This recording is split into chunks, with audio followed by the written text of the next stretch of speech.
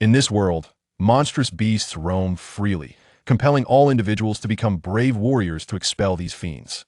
Suzhou arrives in this realm as a gunsmith and inadvertently triggers a mysterious quest, wherein the number of bullets he fires determines his strength. Afflicted by a phobia of insufficient firepower, Suzhou sets his modest goal at firing 1 billion bullets. In pursuit of this task, he repeats a year in school for a total of 5 years. Upon accomplishing his mission, he discovers that all his skills are of the awakened variety. Destruction Ray summons 18 mechanical energy beams, each spanning 100 meters in diameter, to obliterate all existence. Nuclear Railgun calls forth a divine railgun to unleash a 1,000,000-ton nuclear explosion upon all living beings within an 8 million kilometer radius. Gamma Ray Blast initiates a universe-wide gamma ray assault on the target.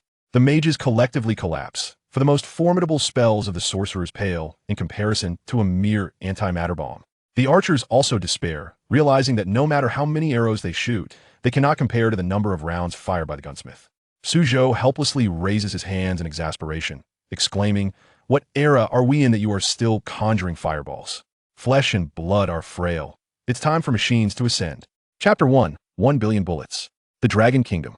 At noon, Jiangchuan High School. Teacher Qin, hello. Is Teacher Qin over there reprimanding a student? Which class is that handsome student from? Could it be that Teacher Qin has taken a liking to him? Puffed.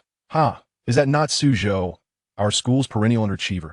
Oh my gosh, I just remembered. He is that senior who has repeated a year for 5 years. Is Suzhou still not graduated this year? My brother, who is 2 years younger than him, is already attending the Transcendent University. He truly is remarkable. In the sports square, a group of students chuckle upon spotting a male student in the corner. Not far from their gaze, a teacher with ear-length hair has cornered a student. The reprimanded student is none other than the 5-year repeater, Suzhou. Class monitor. Is there something you need? Suzhou smiles wryly, feeling as if his heart is a jumble of grains. Still calling me class monitor? What should you call me now? Qin Kursin lightly taps her nameplate on her chest. Teacher Qin. Suzhou averts his gaze as he responds. 5 years. He has repeated for a full 5 years. Do you understand how I have spent these 5 years? My classmates have all become my teachers. You do realize that I am now your teacher, Suzhou. I have graduated from university, while you remain ungraduated. When you awakened back then, you clearly demonstrated the talent of a gunsmith. Why have you yet to fully activate your profession? Qin Kursin berates him. She is truly exasperated by his lack of progress. Indeed, why have I still not activated my profession? Suzhou's eyelids droop slightly as he drifts into memories. He is a time traveler. 5 years ago, he inexplicably traversed into this parallel world where a game invades reality. Here, every individual has the opportunity for a professional awakening upon reaching adulthood. The probability of an average person awakening a profession is merely 30. Should the awakening fail, one continues as an ordinary individual. If successful, one receives an activation quest. Completing this quest allows for the activation of their profession, thus becoming a true transcender. Suzhou's profession awakened 5 years ago is that of a gunsmith. This is a profession of moderate power. Yet his activation task is rather peculiar, a divine quest that has never appeared in human history. The task demands the number of bullets fired during the activation period determines the strength gained after activation. You may set a quota for the number of bullets fired. Upon completion, your profession will automatically activate. This task is unprecedented, never before encountered by other transcenders in history. Suzhou has never been a greedy person. He merely suffers from a phobia of insufficient firepower. In a world where the game merges with reality, those of lower levels truly perish when they die. Thus, he set a modest goal of firing 1 billion bullets. To achieve this, Suzhou squandered the hundreds of millions of wealth his parents left for him before going abroad, spending it all on bullets. Even though bullets are exceptionally cheap in this world, it still reduced his once vast savings to that of a pauper. For years, he has practiced shooting tirelessly. To outsiders, Suzhou merely appears to be stalling, too fearful to transition. For once activated, transcenders must take to the battlefield and eliminate the monstrous threats to human existence. This year, I will definitely graduate. Suzhou holds up 3 fingers in a solemn vow. Over these 5 years, he has fired a staggering 99,999,900 bullets. Just 100 more, and he will achieve his modest goal. He said the same thing 5 years ago. Qin Kursin displays a skeptical expression. The tasks for transcenders in this world are exceedingly simple. Essentially, one merely needs to breathe 10 times or perform 10 push-ups to automatically complete their transition. 2 students who have successfully transitioned nearby can no longer contain their amusement and approach. Ha ha ha, Teacher Chin, don't bother advising Suzhou. Just let this senior be our school's mascot. Students from other schools are already aware of our 5-year repeater. Are you implying that Senior Suzhou has embarrassed himself beyond our school? Not at all. I meant to say that Senior Suzhou is quite famous. He possesses a level of composure akin to that of a tortoise, truly impressive. The student mocks, making exaggerated gestures of praise. They hold in contempt those who do not dare to transition. Are you two quite idle? After you successfully transitioned today, you haven't even cleared the examination realm, have you? Instead of tossing out idle remarks, you ought to focus on conquering the examination realm to secure your graduation certificate. Chin Kursin furrows her brows, stepping forward. Today's students truly lack respect for their seniors. No. The two students, sensing the displeasure on Teacher Chin's face, promptly made their escape. Suzhou, do not take it too much to heart. Chin Kursin turned to comfort him. She had inquired and learned that Suzhou was not being lazy, but rather diligently honing his marksmanship. Rest assured, I will definitely graduate this year. Suzhou said little more. Before departing, he patted his old classmate on the shoulder and prepared to head to the shooting range. Can he truly muster the determination this time? Chin Kursin murmured as she watched him walk away. This was a stark contrast to his earlier evasive manner. It was the first time she had seen her old classmate speak with such earnestness. Upon arriving at the shooting range, Suzhou meticulously loaded 2 Desert Eagles with ammunition. He took a deep breath, his expression gravely serious. To achieve the monumental goal of firing 1 billion rounds, the only valuable possession he owned was the storage ring gifted by his parents. Whether he could reach this extraordinary milestone depended on today. With a swift motion, 10 targets shot into the air, gliding at high speed. Suzhou raised his twin pistols and unleashed a barrage of fire. Bang, bang, bang. The bullets struck the targets with unparalleled precision, shattering them into fragments. These bullets hit the targets without fail. A few even pierced through one target and struck another. You have fired 999,999,901 rounds. You have fired 999,999,902 rounds. You have fired 999,999,903 rounds. Bang, bang, bang. Suzhou continued to direct his fire toward the bullseye. 10 rings. 10 rings. 10 rings. Bang. He raised his hand and fired another round. This bullet veered off target, but upon closer inspection, it was discovered to have struck a fly resting on the target. The game merged with reality, and the enduring effects far surpassed anything calculable from his previous life on Earth. After 5 years, through the baptism of 1 billion bullets, Suzhou had transformed into a sharpshooter with an impeccable record. For such a modest goal, even my classmates have turned into teachers. Suzhou recalled this matter and abruptly seized a nearby machine gun, unleashing a torrent of fire upon the shooting wall. Rat-tat-tat-tat-tat. Rat-tat-tat-tat-tat. Bullets poured forth, the muzzle exhaling an endless tongue of flame.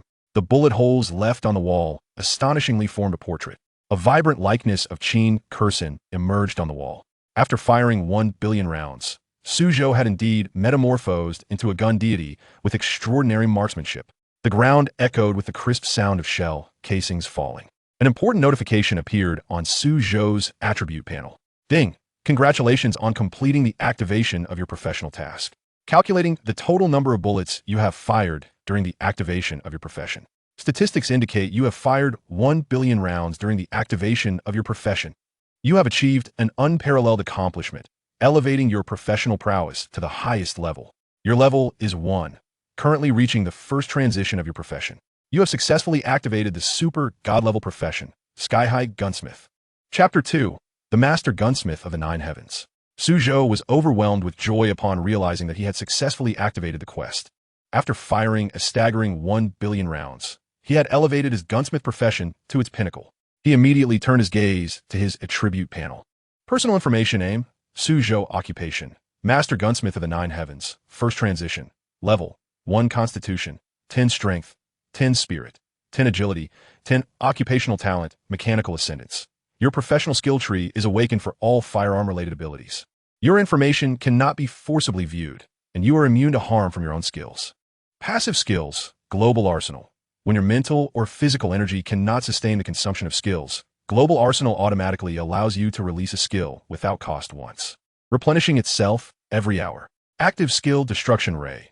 18 colossal beams of annihilating energy, each 100 meters in diameter, descend from the celestial heights to the ground, forming spiraling, expanding columns of energy that attack and lock onto enemies at the user's will.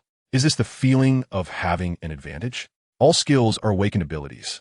Suzhou felt immense satisfaction as he reviewed the effects of his skills. With a global arsenal at his disposal, he possessed the strength of a high-level expert despite being only level 1. More importantly, awakened abilities in this world are exceedingly rare. Not everyone is capable of learning them. Those who master even a single awakened skill inevitably become formidable leaders. Furthermore, as he examined the descriptions of his skills, he discovered the overwhelming power of his awakened ability. What did it matter that his former classmates had become transitional professionals 5 years earlier? He would soon catch up and surpass them significantly. What his strength would be after transitioning was still a mystery. With this thought, Suzhou set off with determination. He was headed to the mystical hall in the city center. As the name suggests, this place could unlock countless secret realms. Upon successfully activating their profession, every individual must undertake an examination within the secret realm to receive a rating. The ratings from lowest to highest are E, D, C, B, A, S, SS, and SSS. The rating is akin to the college entrance examination results for transitional students. To graduate from school, one must achieve at least a C rating. Having been held back for several years, Suzhou felt a sense of obligation to provide an explanation to his former classmates. If he could achieve an SSS rating in the secret realm, it would also alleviate their long-standing worries about him. At the mystical hall, the staff informed Suzhou to wait by the teleportation array, as the secret realm would be opening in 5 minutes. Due to the awakening season for students, the hall was bustling with activity. Suzhou stepped into a massive formation engraved with a hexagram on the ground. Surrounding the formation were numerous crystalline stones from secret realms, allowing transitional professionals to access alternate spaces. He was accompanied by hundreds of students from other schools who had also successfully transitioned. Feeling anxious, he thought to himself, "My classmates have achieved scores above C in the Goblin Kingdom. I hope I can graduate too." I remember that the deepest part of the Goblin Kingdom is filled with thunder, flame, and frost goblins, which are the most challenging to deal with. Let's form a team, but please don't hold me back. I can't afford to have my score lowered. I've heard that defeating the strongest Goblin King in the secret realm guarantees at least an S rating. Any brothers interested in joining? Come on. The Goblin King is terrifyingly strong. Do you think you're as powerful as the geniuses from other provinces? Let's aim for AB rating and leave the secret realm. Achieving that rating would be quite an accomplishment. The Goblin King is far too dangerous. Many students were chattering excitedly, eager to showcase their abilities in the secret realm. Beep. In 10 seconds, all participants will be transported to the secret realm. Please prepare yourselves within the teleportation array. Secret realm, Goblin Forest, difficulty, Tiger's Den. Wolf's Nest, description. This location is teeming with the most numerous and savage goblin monsters in the world. Transitional professionals must exercise extreme caution, for the consequences of being captured by goblins are dire. 10, 9, 8, 7, 6, 5, 4, 3, 2, 1. With a flash of light, over 100 transitional professionals were randomly transported to the outskirts of the Goblin Kingdom.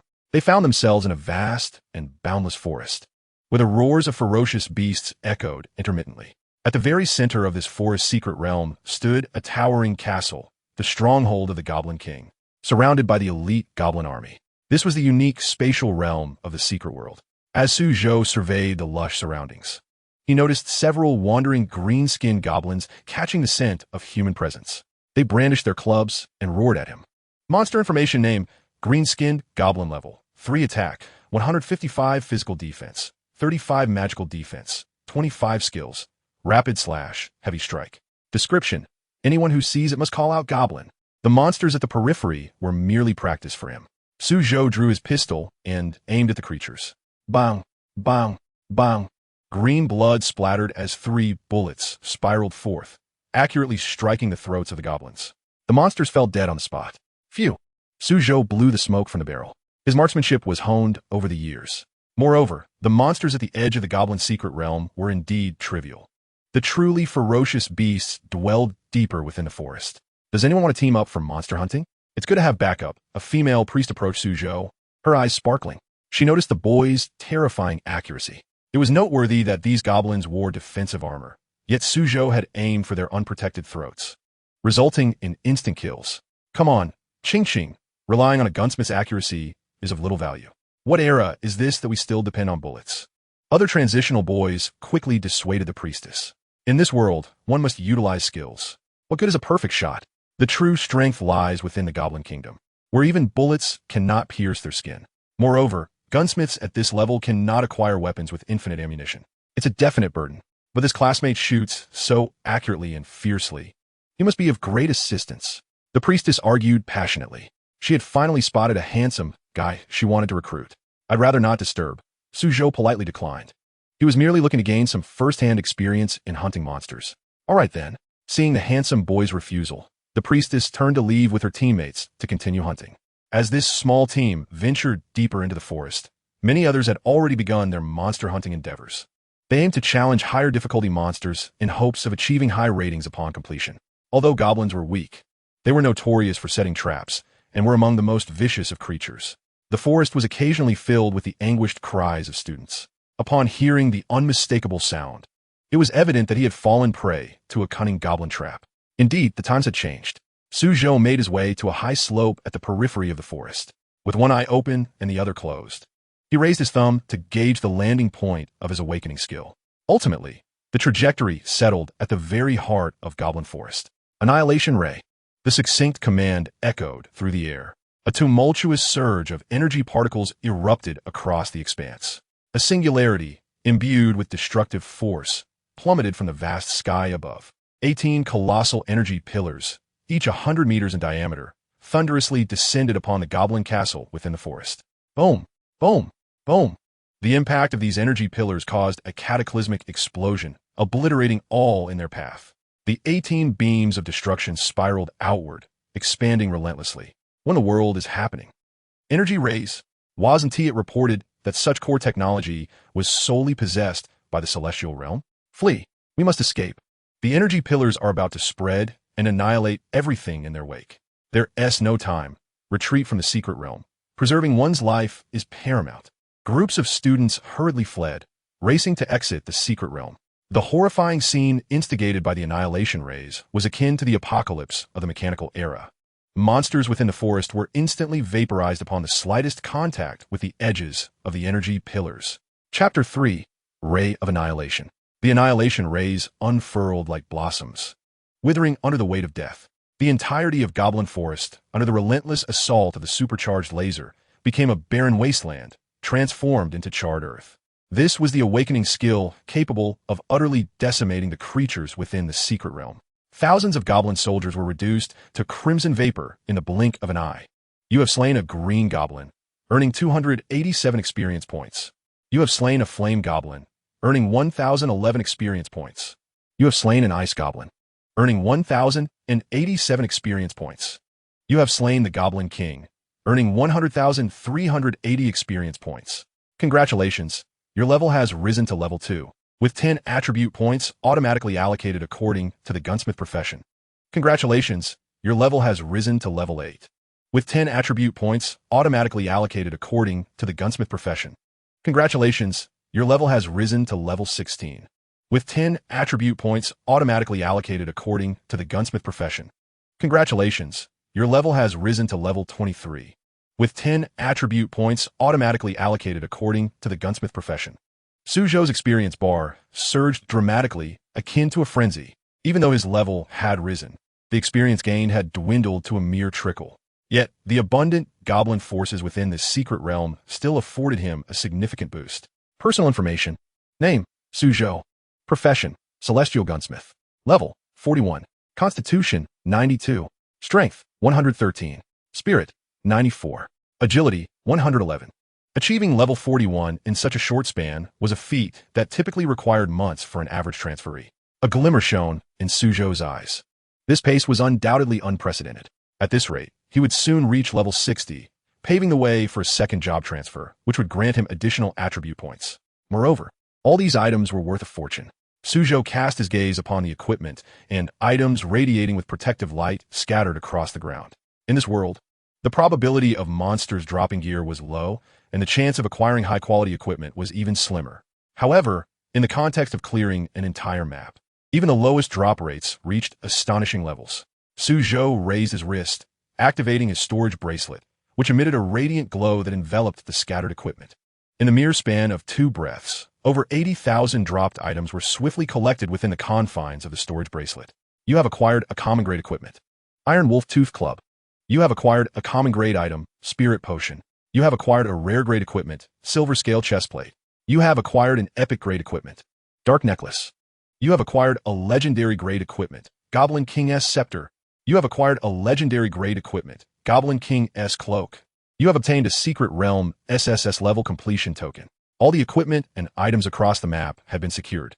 Suzhou examined the contents of his storage bracelet with great satisfaction. He noted the presence of the token, essential for providing closure to an old classmate. Boom, boom, boom. The annihilation rays continued to spread, now targeting the periphery. The entire secret realm trembled violently. The unparalleled awakening skill was dismantling the foundational laws of this miniature secret world. The damage inflicted was indeed substantial. The examination realm was on the verge of destruction. Suzhou's body swayed perilously, as the terrain beneath him felt as though it were undergoing a cataclysmic earthquake. Under the relentless bombardment of destructive energy, the ground of the secret realm was persistently assaulted. Countless streams of lava erupted from the earth, causing the very ground to begin fracturing. Retreat from the secret realm. The secret realm was bound to collapse soon. Suzhou extricated himself from this examination domain. With a flash of light, he returned to the grand hall of the secret realm sanctuary. At this moment, he observed surrounding students fervently discussing awakening skills. The goblin realm we were clearing has actually produced a formidable being with an awakening skill. That must be a joke. It's exceedingly rare to encounter someone with an awakening skill. Even a guild leader at the 500 or 600 level might not possess such a skill. It's true. The power of this mysterious figure's awakening skill is astounding. They must be at least a 7th or 8th transfer. What? An initial 7th transfer powerhouse. Our school's former principal, despite being over 60, has only achieved 3rd transfer strength. Oh, great one. My profession is gunner. Are you here to seek a disciple? I humbly beseech you to take me under your wing. The students who exited the secret realm were exhilarated to have witnessed the legendary awakening skill. When someone suggested that the mysterious figure within the realm might be a reclusive 8th transfer master, the atmosphere erupted with excitement. In this world, once a transferee reaches a certain level, a job transfer becomes mandatory. For example, the 2nd transfer level is 60 until they complete the transfer task. They can never surpass level 60. This is akin to a bottleneck found in martial arts or fantasy realms. Talented individuals can complete their 2nd job transfer by the age of 20. Conversely, ordinary transferees might spend their entire lives without finishing their transfer tasks, forever unable to progress further. Crack, crack, crack. The secret realm's space suddenly fractured. The teleportation pentagram array for transferring job changers dimmed. Boom, boom. Immediately, the entire sanctuary hall shook violently. What is happening? Could it be that the monsters from the secret realm are about to breach the space and invade us? All present transferees turned pale with fear. The monsters in the secret realm still existed in reality, albeit within a different dimension. If a powerful monster were indeed to tear through the fabric of space, chaos would surely ensue within the city. Fortunately, the tremors subsided swiftly. However, the disturbance had still caused considerable unrest among the spectators. When the world is going on, a 3rd transfer powerhouse, tasked with guarding the sanctuary, approached swiftly. The crowd recognized Master Qi and hastily cleared a path. The counterpart is an unparalleled powerhouse stationed in this grand hall. With their presence, there is assuredly no cause for concern.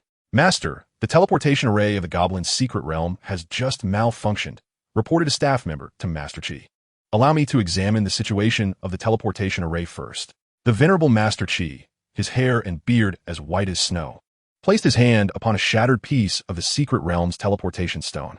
Closing his eyes slightly, he harnessed his formidable mental strength alongside his abilities to scrutinize the condition of the secret realm. Before long, Master Qi's eyes suddenly flew open, his pupils trembling violently. The crowd around him surged forward, inquiring whether a formidable beast from the secret realm was attempting to breach its confines. Master Qi's lips quivered in disbelief as he stammered. It is not a monster seeking to shatter the secret realm. Rather, the Goblin's secret realm has been utterly destroyed. Boom! This revelation resounded in the minds of the onlookers like a thunderclap. The secret realm was gone, just like that. One could hardly believe it. I told you it was true. That expert's awakening ability is indeed formidable. The energy beam akin to 18 colossal pillars crashing down. I wish I could witness such an awakening ability firsthand. Yet I was busy exploring other Goblin secret realms. What a significant loss this is. That expert must have hailed from another province. I have yet to hear of any luminary in Jiangchuan City possessing such an awakening ability. Would such a powerful figure truly need to obliterate an entire goblin secret realm? Could it be that the expert harbored a grudge against goblins, perhaps even being a goblin slayer? It is indeed plausible, as goblins are notoriously vile creatures that enslave both men and women. I have heard that many high-level job changers seek to slay goblins for retribution. To witness an awakening ability in my lifetime is extraordinary. Under normal circumstances, who could ever behold such a remarkable figure in action? The crowd was ignited by a new wave of speculation. A master of awakening abilities capable of shattering secret realms, who wouldn't be bewildered by such a presence? Suzhou paid no heed to the reactions of others and silently exited the secret realm hall. His awakening ability's potency was beyond question. From this point onward, once he submitted his clearance certificate, he could embark on his path of independent advancement without any psychological burdens. Meanwhile, at Jiangchuan High School, within the teacher's office, several educators were tallying the final grades of this year's graduating students. This year, the school had witnessed a number of promising talents, with 4 students already receiving A-level clearance tokens, a rarity in previous years. "Teacher Chin, how many students in your class have cleared?" inquired a jovial educator with a Mediterranean hairstyle. "Only 1 student from our class secured an A-level clearance to graduate. 2 others achieved B-level, while the rest obtained C or D levels." Chin Kursin replied while organizing her documents, aware that the other teacher was merely boasting to her. "Is Suzhou from your class graduating this year? If he doesn't graduate soon, the school's reputation will suffer," remarked another bespectacled male teacher nearby. He could no longer tolerate Suzhou's prolonged stay at the school. It was high time to report this student who had yet to graduate to the principal, and perhaps even expel him. Other teachers chimed in with similar sentiments, having never encountered a student so brazen. "Why should we expel Suzhou? The Federation has long established that awakened students fall under compulsory education, and besides, Suzhou has been diligently laying his foundation these past few years." Chin Kursin argued passionately. She had previously sought to reassure them that he would eventually graduate. "We cannot expel Suzhou. We must find a way to have him withdraw voluntarily," suggested the Mediterranean teacher, suddenly enlightened by a new plan. While he conveniently ignored Chin Kursin's subsequent remarks. "You're new to teaching, Teacher Chin. You may not understand that some students are inherently cowardly and refuse to change jobs. I've seen plenty of students like Suzhou in lower-tier academies," the Mediterranean teacher continued. "I encountered similar students at other schools. Those from inferior institutions are the most fearful of death. However, this is the first time I've seen such a student at Jiangchuan High School. Today's students are incredibly cunning. They relish putting on appearances, afraid of activating their abilities and being thrust into battle against ferocious beasts. Alas, I lament that each generation is weaker than the last. Our generation's job changers were far braver." The other educators shared their experiences as teachers and job changers, acknowledging that activating tasks was exceedingly simple. However, they had not been able to overcome the job change tasks, which is why they became educators. "I was once in the same class as Suzhou. He is not that kind of person." Just as Chin Kursin was about to engage in a debate with the other teachers, a voice from outside interrupted the atmosphere within the office. All the teachers turned their gaze toward the source of the voice at the door, where a striking young man appeared. "Teacher Chin, I am applying for graduation." Chapter 4. The Clearance Achieved Strongly. "Teacher Chin, I am applying for graduation." Suzhou approached Chin Kursin's desk, having overheard some disgruntled remarks from the other teachers outside, and fortunately arrived just in time. "You completed the secret realm? How efficient." A glimmer of excitement flickered in Chin Kursin's eyes.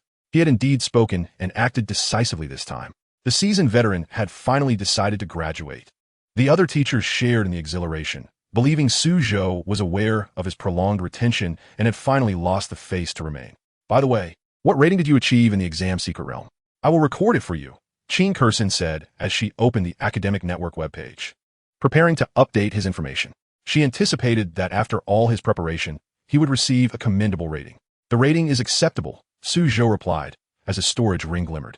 On the desk lay a golden-orange token, engraved with dragon patterns, quietly emanating its brilliance. The clearance token bore the inscription SSS along with Suzhou's name. The dazzling and illustrious top-tier clearance certificate drew the attention of the other teachers, who approached to confirm the astonishing reality before them, their eyes filled with disbelief. "Wait a moment." Suzhou obtained an SSS-level clearance token.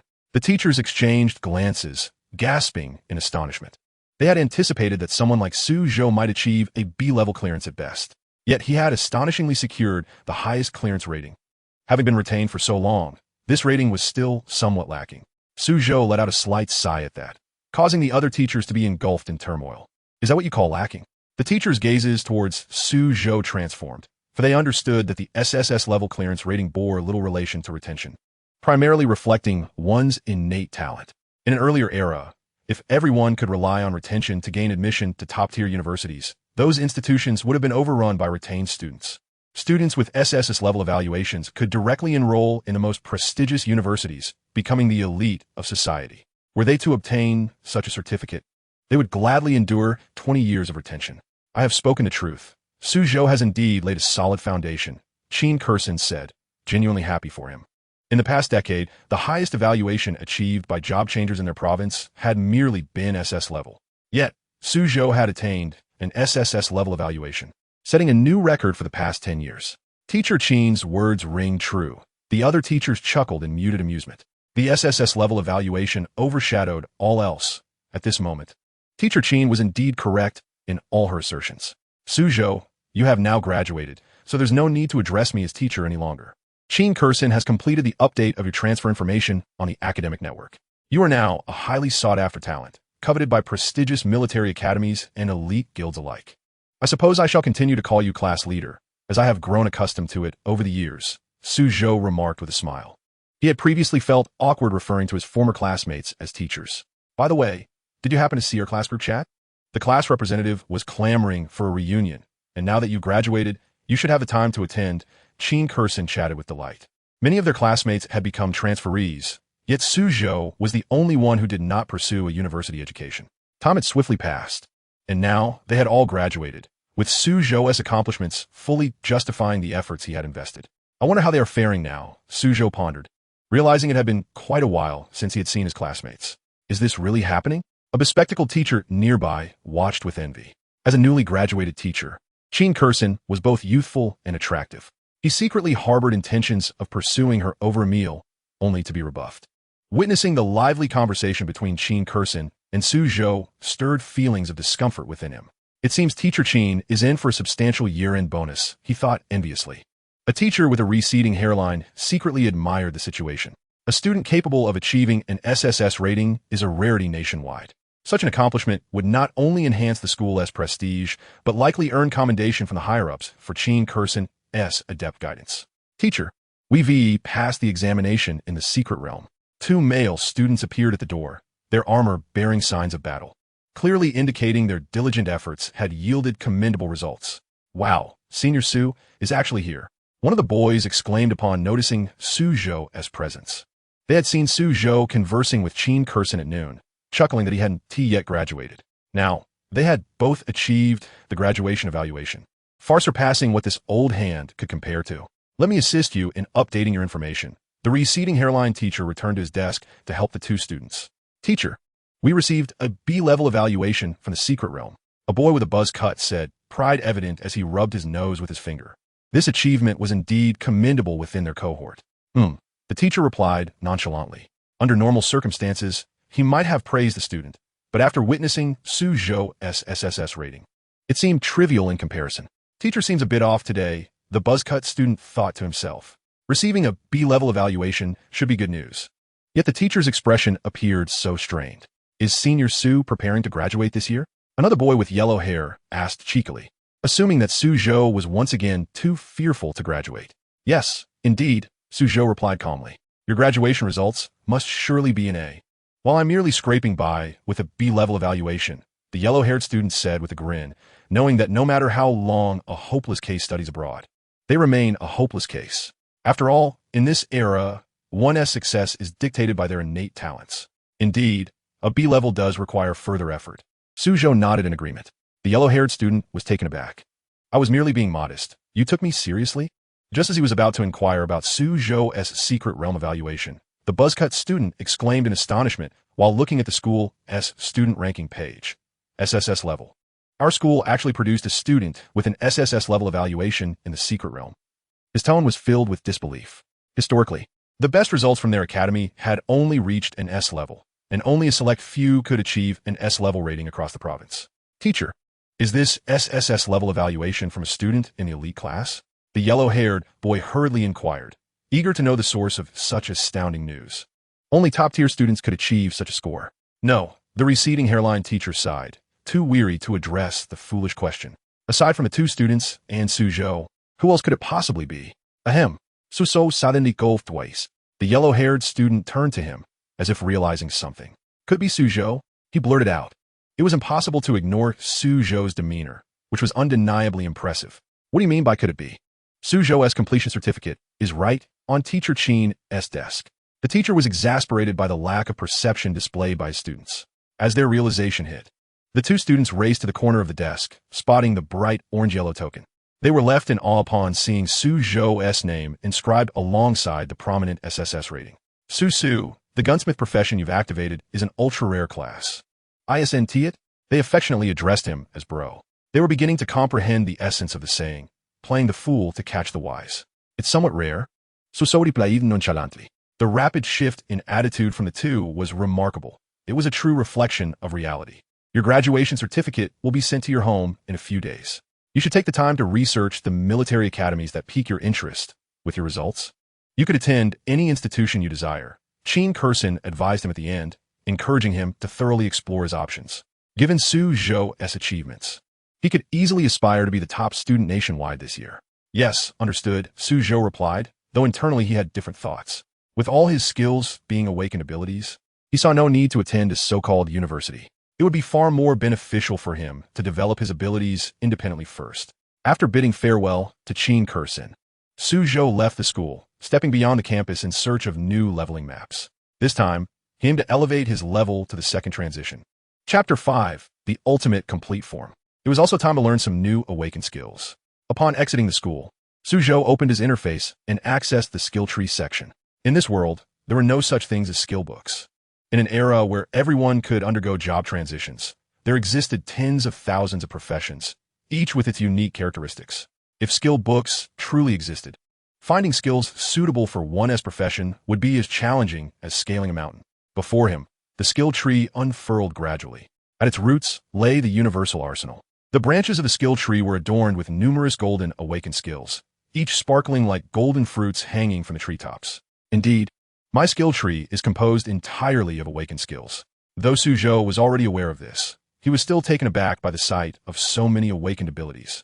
Many transferees only had access to purple ultimate skills on their trees, lacking awakened skills altogether. In this world, awakened skills are incredibly precious, and each individual's awakened skills are unique and non-replicable.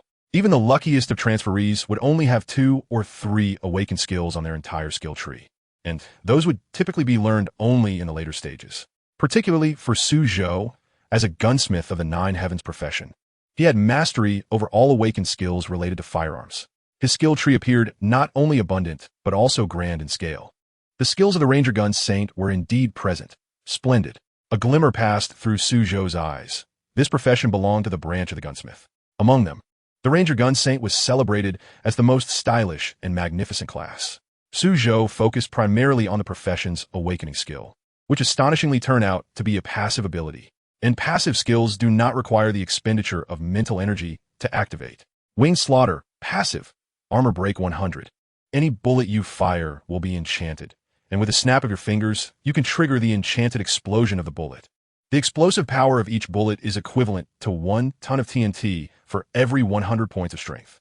You can combine this with movement speed skills to execute dazzling combos. Learning cost, 100 million purple crystal coins. This awakening skill, being passive and not requiring mental energy, meant that even my basic attacks would be explosive.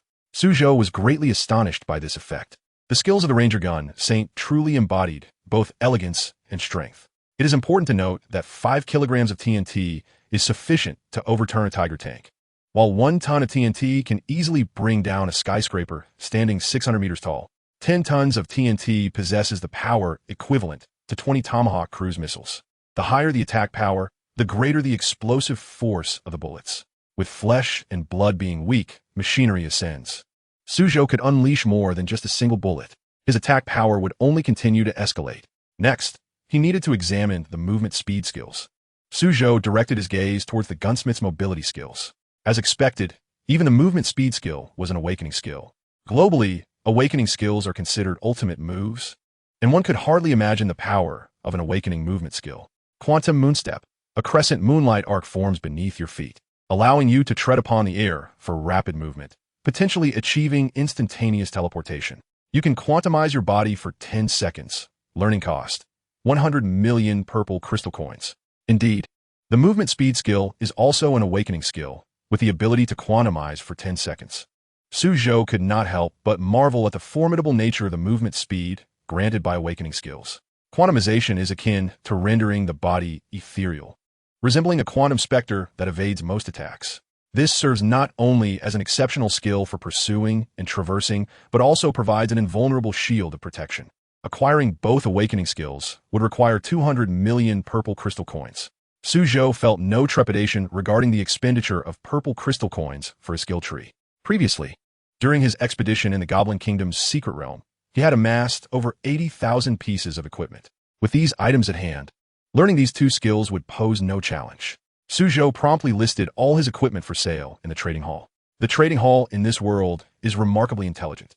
Once equipment is listed, it automatically displays the current market price, which is quite convenient. Suzhou listed all acquired equipment at a 10% discount.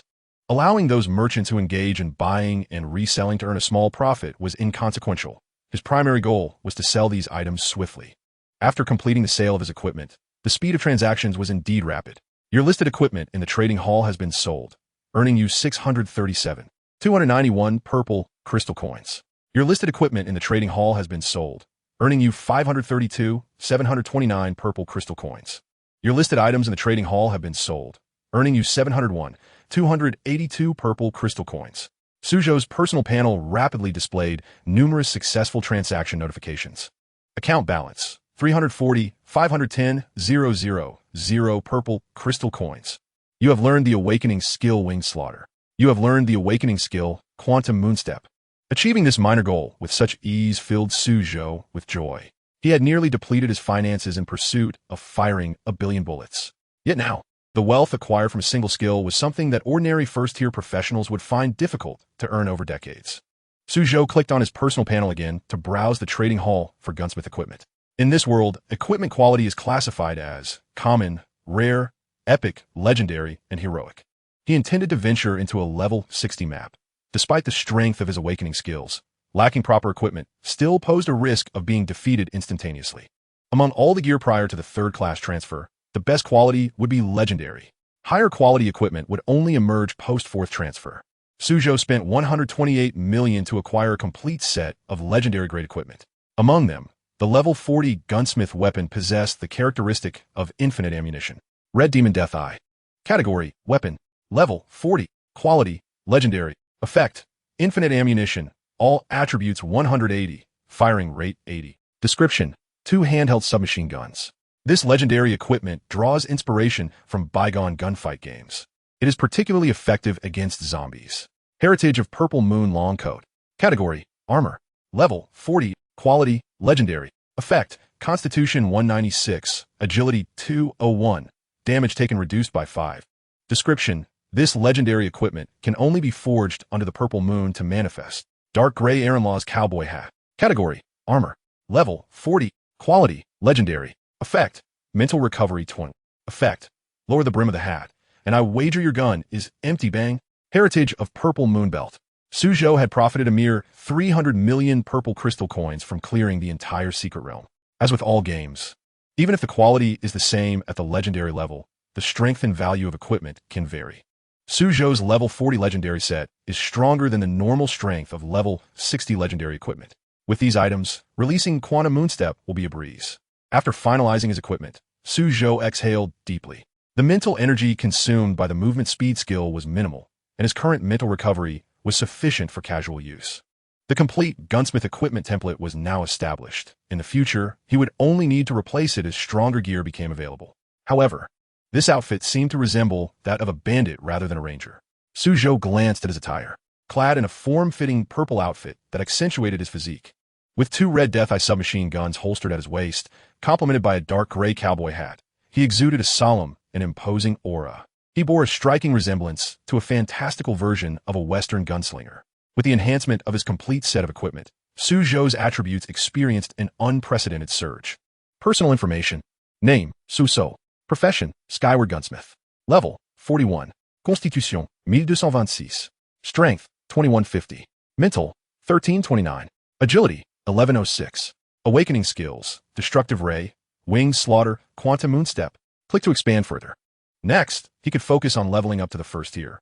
After perfecting his equipment, Suzhou prepared to head to the Black Rock volcano. This map is teeming with numerous bosses. Reaching level 60 and transitioning to the second tier should pose no issue, and more importantly, it would grant him access to a wealth of high-quality equipment. Champa, Tisur, the attributes of human class changers, such as strength, are not equivalent data units to the attack attributes of monsters.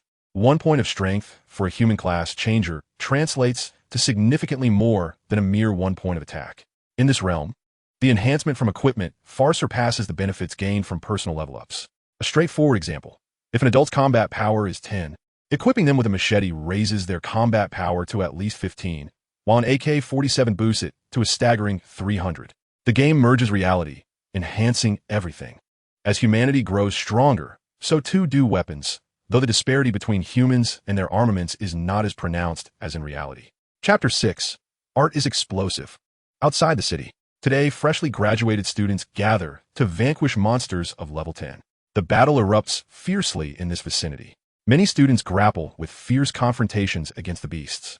The higher the monster's level, the more formidable it becomes. The level 10 monsters outside the city are no longer easily dispatched with just a few strikes. Whoosh! A series of perfect crescent blue arcs slice through the air.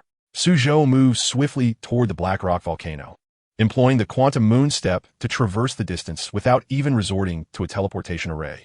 In the air, his tall figure darts with remarkable speed. On this journey, not only does he relish the dream of flight, but he also seeks to master the moon step technique. The blue arcs beneath his feet spread like razor-sharp blades, obliterating any monsters that merely brush against the airwaves created by his steps. What is this skill? I have never witnessed an attack-oriented movement skill before. I struggled for half an hour against an elite ogre, while this powerhouse merely steps through the air and annihilates the creature in an instant. This individual's gear is astonishingly impressive. Is he one of the strongmen from our district? I've perused the compendium of equipment and weapons, and this is all legendary gear, fully equipped with optimal attributes. This individual must be extraordinarily wealthy. The students present watch in awe as the purple figure glides above, effortlessly dispatching numerous monsters below. Is this the boon brought by a powerhouse? Just being in proximity is far more exhilarating than my prolonged struggle against the monsters. Many students scavenge the level 10 equipment dropped by the monsters slain by this figure's mere footfalls. To the strong, these items are negligible, yet for them, they are of great value. With the quantum moon step, Suzhou swiftly arrives at the Black Rock volcano, 200 kilometers away. The game intertwines with reality, expanding the entire blue star by 100-fold, while also amplifying the planet's defenses similarly. The newly formed land exhibits peculiar geographical features, further widening the distances between cities. Now occupied by monsters, Suzhou arrives at a mountain range strewn with blackened stones. In the distance looms a colossal, majestic black volcano. Monster information: name, Obsidian Giant. Level, 60. Attack, 6290. Physical defense, 4011. Magical defense, 3722. Skills, hardening, lava laser eyes, giant hammer smash. Description: it is said that the larger the Obsidian Giant, the greater its power. Name, Greystone Fire Lizard. Level, 60. Attack, 5881. Physical defense, 3222. Magical defense, 3590. Skills, Crimson Venom, Rapid Crawling, Lizard Scales. Description: a creature that has long consumed volcanic ash, possessing high magical resistance, particularly against fire spells. Shortly after arriving in this mountain range, Suzhou observes an influx of monsters. The beasts surrounding him exhibit palpable hostility. The stone eyes of the Obsidian Giant blaze with brilliant light, initiating the attack. Numerous laser beams are unleashed at incredible speed, while other monsters simultaneously launch their assaults. Bayou, bayou, bayou, boom, boom, boom, whoosh. A multitude of terrifyingly powerful projectiles are directed toward Suzhou. His form suddenly becomes ethereal, transforming into a translucent apparition. All attacks seem to pass through him, striking the mountains behind, resulting in explosive reverberations. The monsters retreat in fright, their eyes wide with terror. Before them stands not a human, but a bizarre specter. Is this what it means to quantumize one's body? After 10 seconds, Suzhou experiences the allure of this movement technique. High mobility coupled with exceptional protection. Quantumizing his body consumes a bit more mental energy. The experiment is complete. You may now perish. Suzhou draws two intricately designed crimson submachine guns from his waist. The monsters scatter in panic, fleeing in all directions. Just the fact that this human can negate their attacks is beyond comprehension. Now, the only emotion resonating within the monsters is sheer terror. Do not even think about escaping. Suzhou sweeps his death eye submachine guns forward, unleashing a torrent of fire. The two guns, with infinite ammunition, release a breathtaking display of flames as shell casings rain down like confetti. Whoosh, whoosh, whoosh. A dense barrage of bullets descends like a rainstorm of pear blossoms. When in dire straits, one acts for self-preservation. When affluent, one unleashes overwhelming firepower. The Death Eye, with its infinite bullets and 80 rate of fire, erupts in a frenzy, unleashing a relentless stream of bullets. Monsters are unsurprisingly reduced to mere pincushions, unable to withstand even a moment. You have slain the Obsidian Giant, earning 12,834 experience points. You have slain the Obsidian Giant, earning 13,043 experience points. You have slain the Greystone Fire Lizard, earning 12,981 experience points. You have slain the Cobble Fire Rabbit, earning 13,220 experience points. Congratulations, you have reached level 42. 10 attribute points have been automatically allocated according to the gunsmith profession. Congratulations, you have reached level 43. 10 attribute points have been automatically allocated according to the gunsmith profession. The notification tones ring out in succession. The experience gained from ordinary monsters is still insufficient. Suzhou blows the smoke from the muzzle of his gun. Now, his experience bar doubles with each level up. Slaying all nearby monsters only yields 2 levels. The key is to seek elite and boss monsters. That is where the true experience lies. Moreover, it is crucial to note that ordinary monsters provide no tangible thrill in their defeat.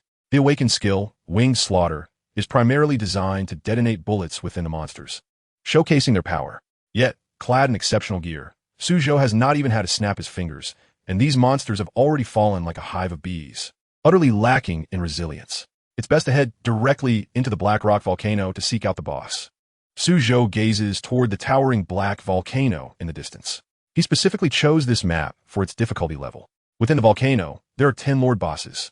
Inside the volcano, there is no lava here, but rather an expansive flat terrain. Surrounding monsters absorb the magma, enhancing their formidable strength. A massive team of over 100 individuals has long been engaged in monster hunting here. The 10 formidable lava behemoths, enshrouded in an unfathomable surge of amplification magic, maneuvered with a commanding presence. Surrounding the lordly monsters were tens of thousands of smaller lava beasts, launching relentless assaults upon the hapless adventurers. The interior of the volcano echoed with the anguished cries and wails of the unfortunate.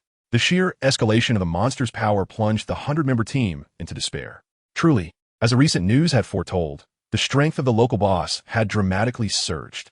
A despairing voice emerged from the team leader, a man of level 60. Every 2 months, their 100-member squad would bravely tackle this map. Just a week prior, news had circulated about an inexplicable rise in the boss's strength, with numerous elite teams succumbing to defeat, advising utmost caution.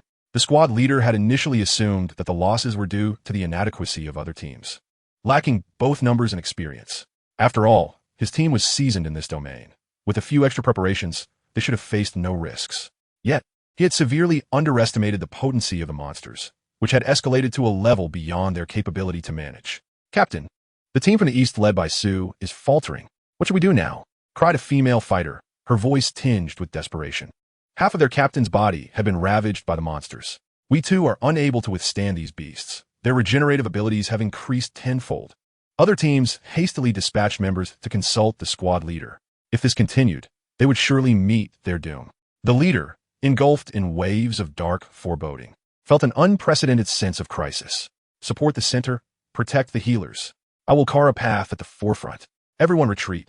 The captain bellowed, raising his broadsword. These monsters could no longer be gauged by ordinary standards. Their only option was to fight tooth and nail for an escape from this accursed place. The captain's order resonated throughout every corner of the team. Upon receiving the retreat command, everyone rallied to protect their support as they made their exit. Roaring with fury, the lava behemoth displayed a cunning intelligence. Sensing the humans' retreat, it commanded the surrounding elite monsters and minions to encircle them. Endless flames and molten rock erupted from the creatures, with some minions even resorting to self-destructive assaults. "Press on," the captain shouted through gritted teeth, dispatching the surrounding minions. The inevitable losses of their team loomed large, and their survival became the paramount objective. Thunderous rumbles reverberated as the lava behemoths showed no mercy to the assembled adventurers. Their colossal forms charged like mammoths, lifting their massive feet to trample. This intensified the already dire situation of the 100-member squad, trapping them further in peril. "Captain, reinforcements are approaching. We are saved," a female fighter exclaimed, her eyes lighting up at the sight of a figure emerging from the cave entrance. The clustered crowd turned towards the entrance of the volcano, where a tall youth adorned with a dark gray cowboy hat, gracefully twirling two crimson-patterned firearms, stepped in with an air of nonchalance. He surveyed the surrounding monsters casually, as if counting them. "Wait, this guy is alone." The crowd was taken aback, initially expecting dozens of allies behind him. "Brother, don't come in here. The Lord's wrath is upon us. Once you step in, escaping will be impossible. You must call for reinforcements." Someone urgently shouted at Suzhou. If he entered this domain, there would be no return. However, the youth paid no heed to the warnings and continued deeper into the volcano. At that moment, the hopes of the crowd plummeted into despair. Nothing was more agonizing than the flicker of hope, only to have it extinguished so swiftly. They had lost all hope for external assistance, and were now left to mourn the impending fate of a reckless youth. Suzhou cast a distant glance at the distraught faces of the crowd. In the next instant, he activated his quantum moonstep, plunging into the throng of monsters. His dual submachine guns unleashed an unending barrage, sending a tempest of bullets swirling in all directions. Shell casings rained down like confetti, as the projectiles tore into the surrounding beasts. Typically, in this realm, the attributes of a lordly monster are approximately 50 times that of a minion. For instance, the disparity between the river crab and the baron, or the river crab and the Nashor in League of Legends. Even in MOBA games, the gap is not substantial for balanced combat. In many traditional MMORPGs, the attributes of lordly monsters often exceed those of minions by hundreds or even thousands of times. The frailty of ordinary minions is starkly contrasted by the resilience of a fully stat boss. Human attributes can only be compared among their own kind. Similarly, a monster's attack and defense attributes are only relevant within their own species. The species of a monster dictates its power. A goblin, even at level 300, cannot surpass an attack or defense of 100,000. Conversely, a dragon ancestor, a primordial phoenix, or a primordial Qilin, even at level 100, could easily obliterate a level 300 goblin. There is no comparison between a 3-year-old human child and a 3-year-old tiger. The sheer physical prowess of the tiger is overwhelming, regardless of a human's age. Chapter 7. The Head of the Undead. Monster information name: Lava Behemoth, Lord. Level: 60 attack, 246, 583 physical defense, 94, 372 magical defense, 121, 280 skills: Earth Shatter, Exploding Lava, Mass Resurrection, Lava Shield, Divine Wrath. Description: resembling ancient dinosaurs, they have feasted on magma for eons, revered as lords yet incapable of flight. Name: Small Lava Beast. Level: 60 attack, 5, 901 physical defense, 4, 089 magical defense, 3, 031 skills: Explosive Lava Toxin, Triple Flame Burst. Self-destruct. Description: creatures that consume magma incessantly. They take great pleasure in serving the lava behemoths with a flurry of gunfire. The spectacle before the crowd was not merely a monster hunt, but rather a stunning display of marksmanship artistry. Suzhou executed an inverted spin in midair, arms outstretched, continuously firing at the surrounding foes. This was no longer a life-and-death struggle with monsters. It was an exhibition of sheer dominance. Empowered by his legendary gear, the minions were reduced to nothing but Swiss cheese.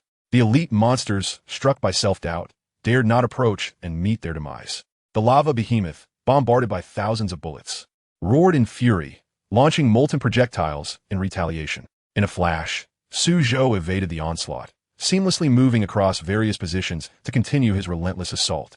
The area resonated with the cacophony of gunfire and the crisp sound of shell casings hitting the ground. Impressive. The onlookers gaped in astonishment, their jaws nearly grazing the ground. The youth's firepower was of a terrifying caliber, and his agility far surpassed that of even a seasoned 6-turn warrior. Most crucially, amidst such a dense barrage, he had not struck any of them. This enigmatic figure has achieved an unparalleled level of marksmanship. We must retreat swiftly. The team leader, a commanding officer, instructed everyone to withdraw. He finally comprehended why their adversary dared to venture alone into an area typically reserved for their 100-member team. The firepower wielded by this solitary individual was akin to that of an entire division. It dawned on everyone that this was not the moment to witness the prowess of this master. They hastily evacuated from the treacherous depths of the volcano. A thunderous roar erupted from the 10 lava behemoths, their wounds fully healed, and the minions that had previously been reduced to mere pulp revived. The malevolent gaze of every creature turned towards Suzhou, brimming with murderous intent. They sought to execute this human in the most excruciating manner possible. Brother, hurry up. The recovery ability of these lava beasts has been amplified exponentially. At the summit of the volcano's opening, numerous individuals appeared, those who had escaped the peril. Although Suzhou was exceptionally formidable, the monster's regenerative capabilities had reached an absurd level, rendering them unbeatable. Otherwise, their experienced group would not have been on the verge of total annihilation. Are you all not going to keep your distance? Do you wish to witness my artistry? Suzhou leaped onto a protruding stone on the mountainside, securing 2 submachine guns at his waist and ceasing his assault. The onlookers above were left utterly bewildered by his proclamation. Below, the creatures continued to howl at Suzhou, attempting to dislodge him with their furious attacks. Art is synonymous with explosion. With a gentle snap of his fingers, an unexpected silence enveloped the monsters, as they felt an unprecedented surge of energy coursing through every bullet within them.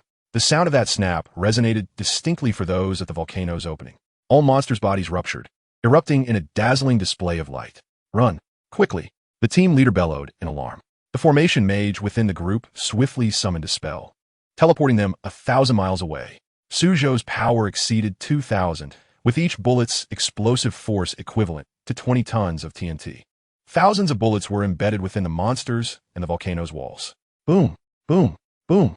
The colossal explosions resonated simultaneously, with each bullet's detonation layering upon the others to produce an epic explosion. The Black Rock volcano, a dormant mountain devoid of magma, now exhibited the most radiant eruption imaginable. In that fleeting moment of explosion, it seemed as though brilliance engulfed the eyes of all. The force of the blast was akin to the synchronized detonation of 10 nuclear bombs. A massive mushroom cloud billowed from the volcano's summit, and the entire mountain erupted in a cacophony of destruction. The boulders propelled into the air rained down like molten meteorites upon the nearby terrain. This area had fallen victim to a cataclysm reminiscent of a meteor shower. Boom, boom, boom. The entirety of the Black Rock volcano region was reduced to rubble. The nearby monsters were vaporized by the searing waves of heat. This lordly monster map has been entirely obliterated. The fleeing 100-member team gazed at the rising mushroom cloud, their pupils contracting in terror. They recognized this as the awakening skill of the recently emerged marksman.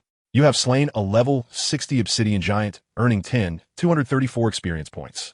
You have slain a level 60 cobble fire rabbit, earning 21 experience points. You have slain 10 amethyst leopards, earning 0 experience points. Level 2 low to gain experience points. You have slain a level 60 cobble fire rabbit, earning 19 experience points. Congratulations, you have leveled up to level 43, with 10 attribute points automatically allocated according to the gunsmith profession. Congratulations, you have leveled up to level 44, with 10 attribute points automatically allocated according to the gunsmith profession. Congratulations, you have leveled up to level 50, with 10 attribute points automatically allocated according to the gunsmith profession.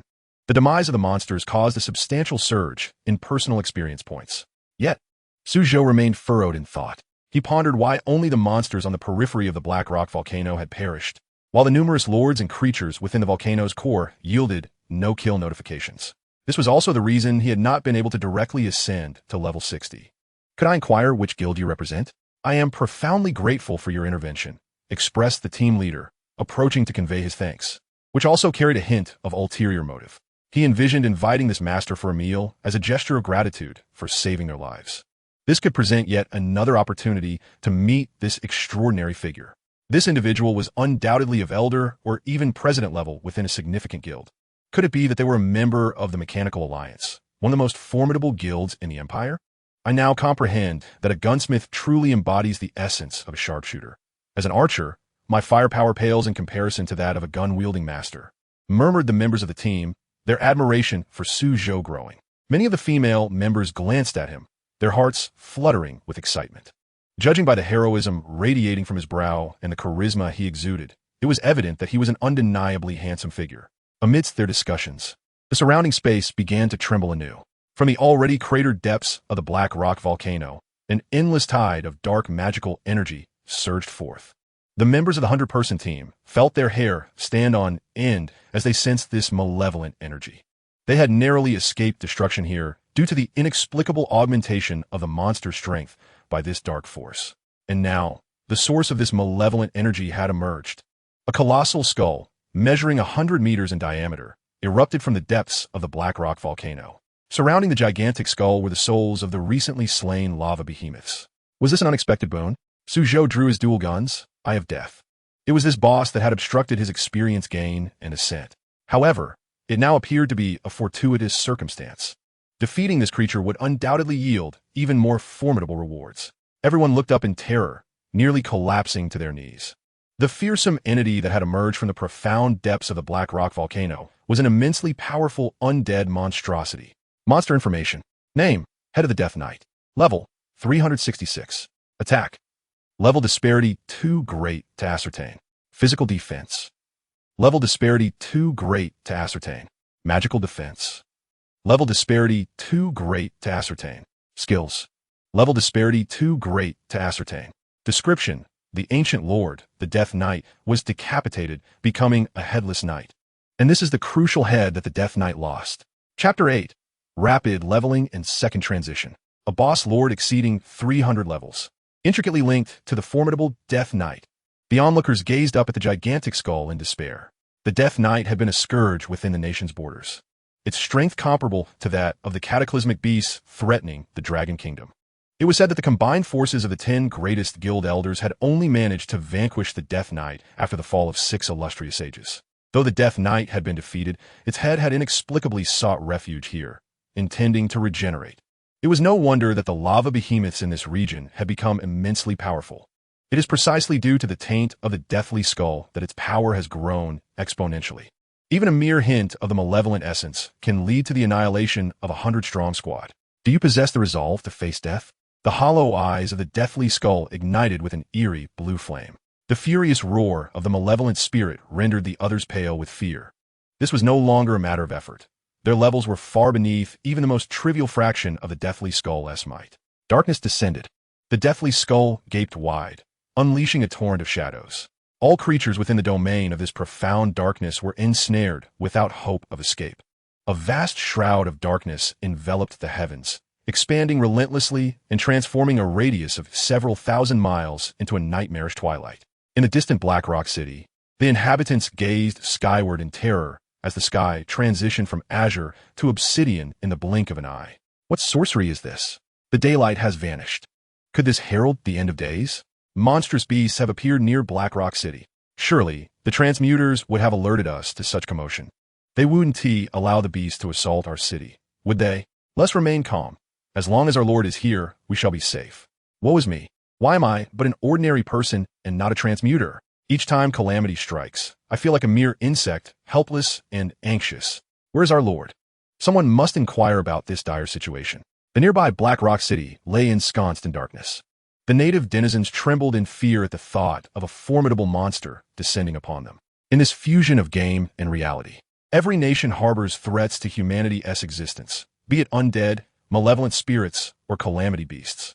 These abominations will continue to descend, while they, as defenseless commoners, lack the means to flee. At the city's edge, could this be the skill of a Death Knight? Wasn't this undead vanquished? A robust man with a bushy beard stood atop the city walls, gazing into the distance, his heart heavy with unease. If the Death Knight has returned, he would be ill-equipped to contend with its power. How intriguing. Has the fragmented essence of the undead creatures fled to our city's vicinity? Meanwhile, an elderly man clad in martial robes, with hair as white as snow, muttered to himself. This venerable figure was the previous lord of Black Rock City. Old Lord, are you not preparing to transcend the sixth transition? Why are you out here? The middle-aged lord, upon hearing the elder's voice, was oblivious to his approach until he turned to see him, at which point he approached with utmost respect. The emergence of the undead creatures can no longer be ignored. The old lord's eyes narrowed as he stroked his goatee. For caution's sake, contact the transmuters from other cities for support. In the volcanic region of Blackrock, a crimson moon hung ominously in the sky. The deathly skull bellowed in a chilling voice, "Arise, my minions."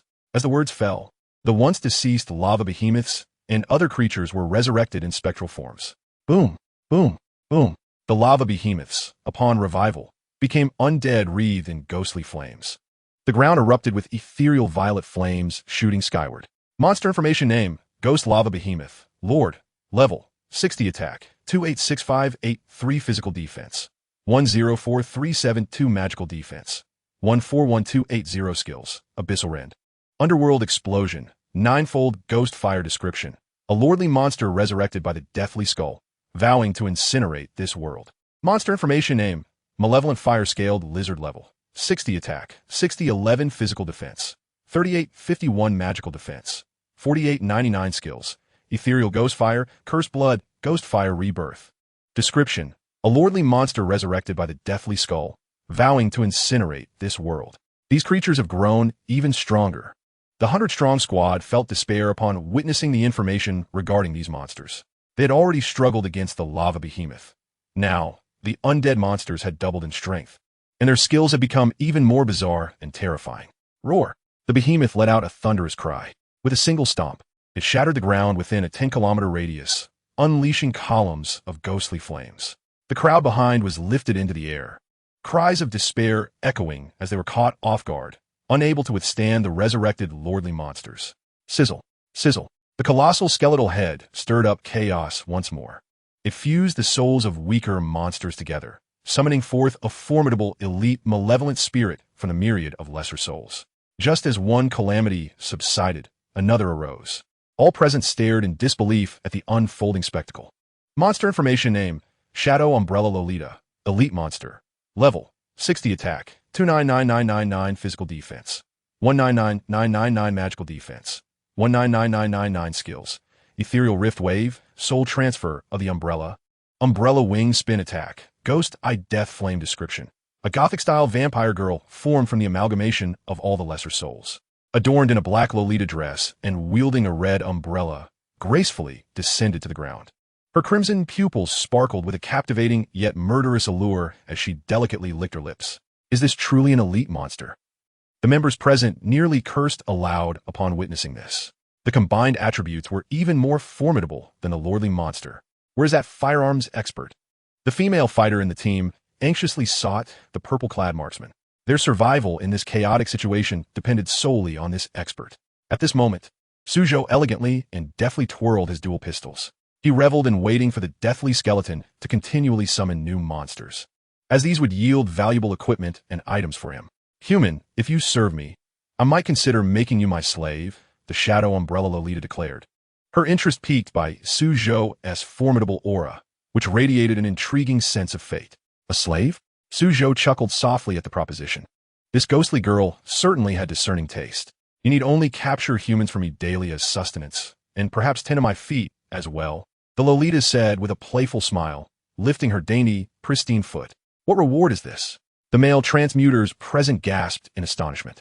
Despite her terrifying power, they had never encountered such a captivating monster. I have no interest in your filthy feet, Suzhou replied dismissively, his disinterest apparent. He had no desire to emulate Ning Kaichun as a death knight. You seek death. The Lolita's black locks bristled in fury. Just as she prepared to unleash her umbrella to obliterate him, a barrage of bullets erupted. Bang, bang, bang, crack. The Lolita's arm, which held her weapon, shattered. Crimson blood gushing forth as she emitted a piercing, terrifying scream.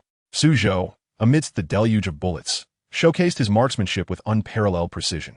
As long as he desires it, the adversary wouldn't even have the chance to lift a weapon in defense. How long must this formidable figure have trained to achieve such precision? The onlookers, all transcenders, were left utterly dumbfounded. Typically, those who wield firearms only practice their accuracy sporadically, as their ordinary attacks do not rival the high damage dealt by this powerhouse. Victory is predominantly secured through skills. Yet, this extraordinary individual, with his unerring shots, could incapacitate foes before they even grasped their weapons, rendering them utterly defeated. Almost perish. From the colossal skull of the Death Knight, a radiant orb, akin to a miniature sun, began to coalesce. It sought to obliterate all present, transforming them into its own undead minions. Suzhou extended his thumb, employing the jump-by-measurement technique. Upon calculating the distance, he resolved to strike first with his awakened skill. Destruction Ray. The words barely escaped his lips when 18 colossal pillars of annihilation descended from the heavens. The gigantic skull was effortlessly pierced by the beams of destruction as if it were but paper. You have slain the Death Knight's skull, earning 10,980,000 experience points. Congratulations! You have leveled up to level 60, with 10 attribute points automatically allocated according to your gunslinger class. You have reached level 60. You must undergo a job change to continue gaining experience for level advancement. You have met the job change requirements. Please proceed to the job change hall for your second job change. Chapter 9. The Origins of Suzhou. The oppressive Black Knight rapidly receded. A pair of figures, an elder and a youth from Black Rock City, exchanged astonished glances. They both perceived shock reflected in each other's eyes. With the great dark heaven dispelled, the creature that had unleashed the realm of darkness might very well have been vanquished.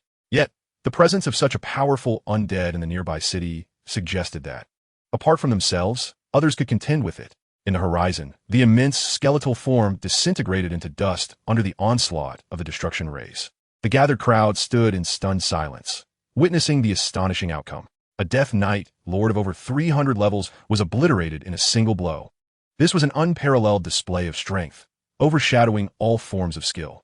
Suzhou raised his wrist, and a glimmer of light enveloped the ground as he collected all the equipment. You have acquired a legendary item. Soul of 10,000 spirits permanently restores 5 mental strength upon use. You have obtained a heroic grade equipment, Undead Leggings. You have received a heroic grade item, Undead Skull. You have acquired a legendary grade equipment, Lava Armor. The ground lay bare, stripped of all equipment by Suzhou. Among his haul were even heroic grade items, which would fetch a handsome price. With a light step, Suzhou activated the quantum moonwalk. The air rippled as his form swiftly vanished from the area. Which city's transcender was this? The old city lord opened his murky eyes, observing the figure that moved with such speed it left only an afterimage. He could discern the outline of the individual, a transcender adorned in a gunslinger scarf. Judging by the features that were visible, this young gunslinger clad in purple appeared extraordinarily youthful. The fact that someone of this age could match his speed was beyond the old city lord's comprehension. What he did not realize was that even Suzhou's travel skill was an awakened technique, a rarity in this age, as no one else possessed an awakened skill focused on movement speed. What happened to the senior? Inquired a middle-aged man, addressing the old city lord. He had only witnessed a fleeting shadow pass by. Nothing. Let us first ascertain what unfolds ahead, the old city lord replied, his thoughts not lingering on the matter, as the immediate priority was to confirm whether the malevolent spirit outside the city had truly been eradicated. Within mere moments, the two arrived at their destination. They found a squad of 100 still standing in place, still reeling from the earlier destruction ray. What transpired? Why are there undead here? The middle-aged city lord descended to the ground, engaging in conversation with the squad's leader. City lord. The leader finally snapped to attention, hastily reporting, the undead was a remnant of the Death Knight, but fortunately, a powerful gunslinger clothed in purple dispatched the evil spirit with a mere gesture. As a leader spoke, he sought to present Suzhou, only to realize that this formidable gunslinger had somehow vanished. The middle-aged city lord frowned, failing to locate the so-called purple-clad gunslinger. It was only the old city lord who suddenly gasped in realization. The purple-clad powerhouse mentioned by the leader was none other than the youth he had just seen depart with incredible speed. Such an extraordinarily powerful transcender had appeared within their territory. On another front, at Jiangshuan High School, the corpulent principal prepared to review the academic performance of this year's graduating class. He exhaled heavily, burdened by considerable pressure. Jiangshuan City was not limited to their institution alone. Each year marked the peak of fierce competition among various universities. Whether he could secure additional resources for the school depended on the scores of the new students this year. Wait, am I seeing things? The principal's brow quivered as he refreshed the web page, confirming that it was not a system glitch or misreading, causing his scalp to tingle with shock. On this year's student performance leaderboard, Suzhou astonishingly ranked first with an SSS level score. Such a remarkable achievement had not been seen in the entire province for many years. The principal made his way to the adjacent teacher's office to inquire further. Upon entering, he found several teachers engaged in lively discussion. This year, with Suzhou achieving the highest score, our school will undoubtedly become the most renowned in the city. Perhaps even students from abroad will seek admission here. Who would have thought that Suzhou's repeated year would turn out to be fortuitous? He is destined for a class that is not merely a ranger gunslinger. After all, that class demands exceptional marksmanship. I always said Suzhou was diligent. You all doubted me before. Thankfully, he was not expelled. I never anticipated he would graduate with such outstanding results. The teachers continued to chatter nonchalantly. What do you mean by expulsion? A man at the entrance cleared his throat, his tone grave. Principal, the bespectacled teacher, jumped in fright. They had merely indulged in a moment of idleness, only to be caught. Chin, the student from your class, achieved an SSS level evaluation. Our school is going to be famous this year. The teacher with a receding hairline quickly interjected to redirect the conversation. With such joyous news, their momentary lapses in productivity paled in comparison. I know, it's Suzhou from Teacher Chin's class, right? I heard you all discussing expelling Suzhou. The principal interjected sternly, his hands clasped behind his back. The expressions of the attending teachers shifted to one of discomfort. To suggest expelling Suzhou, they had all played a part in that discussion. It's nothing. Those teachers were merely joking. Another teacher, Chin Kursin, stepped forward to mediate. Although she had previously disdained the comments made by her colleagues, they were, after all, fellow co-workers. Seeing Chin Kursin intervene, the principal's expression softened slightly.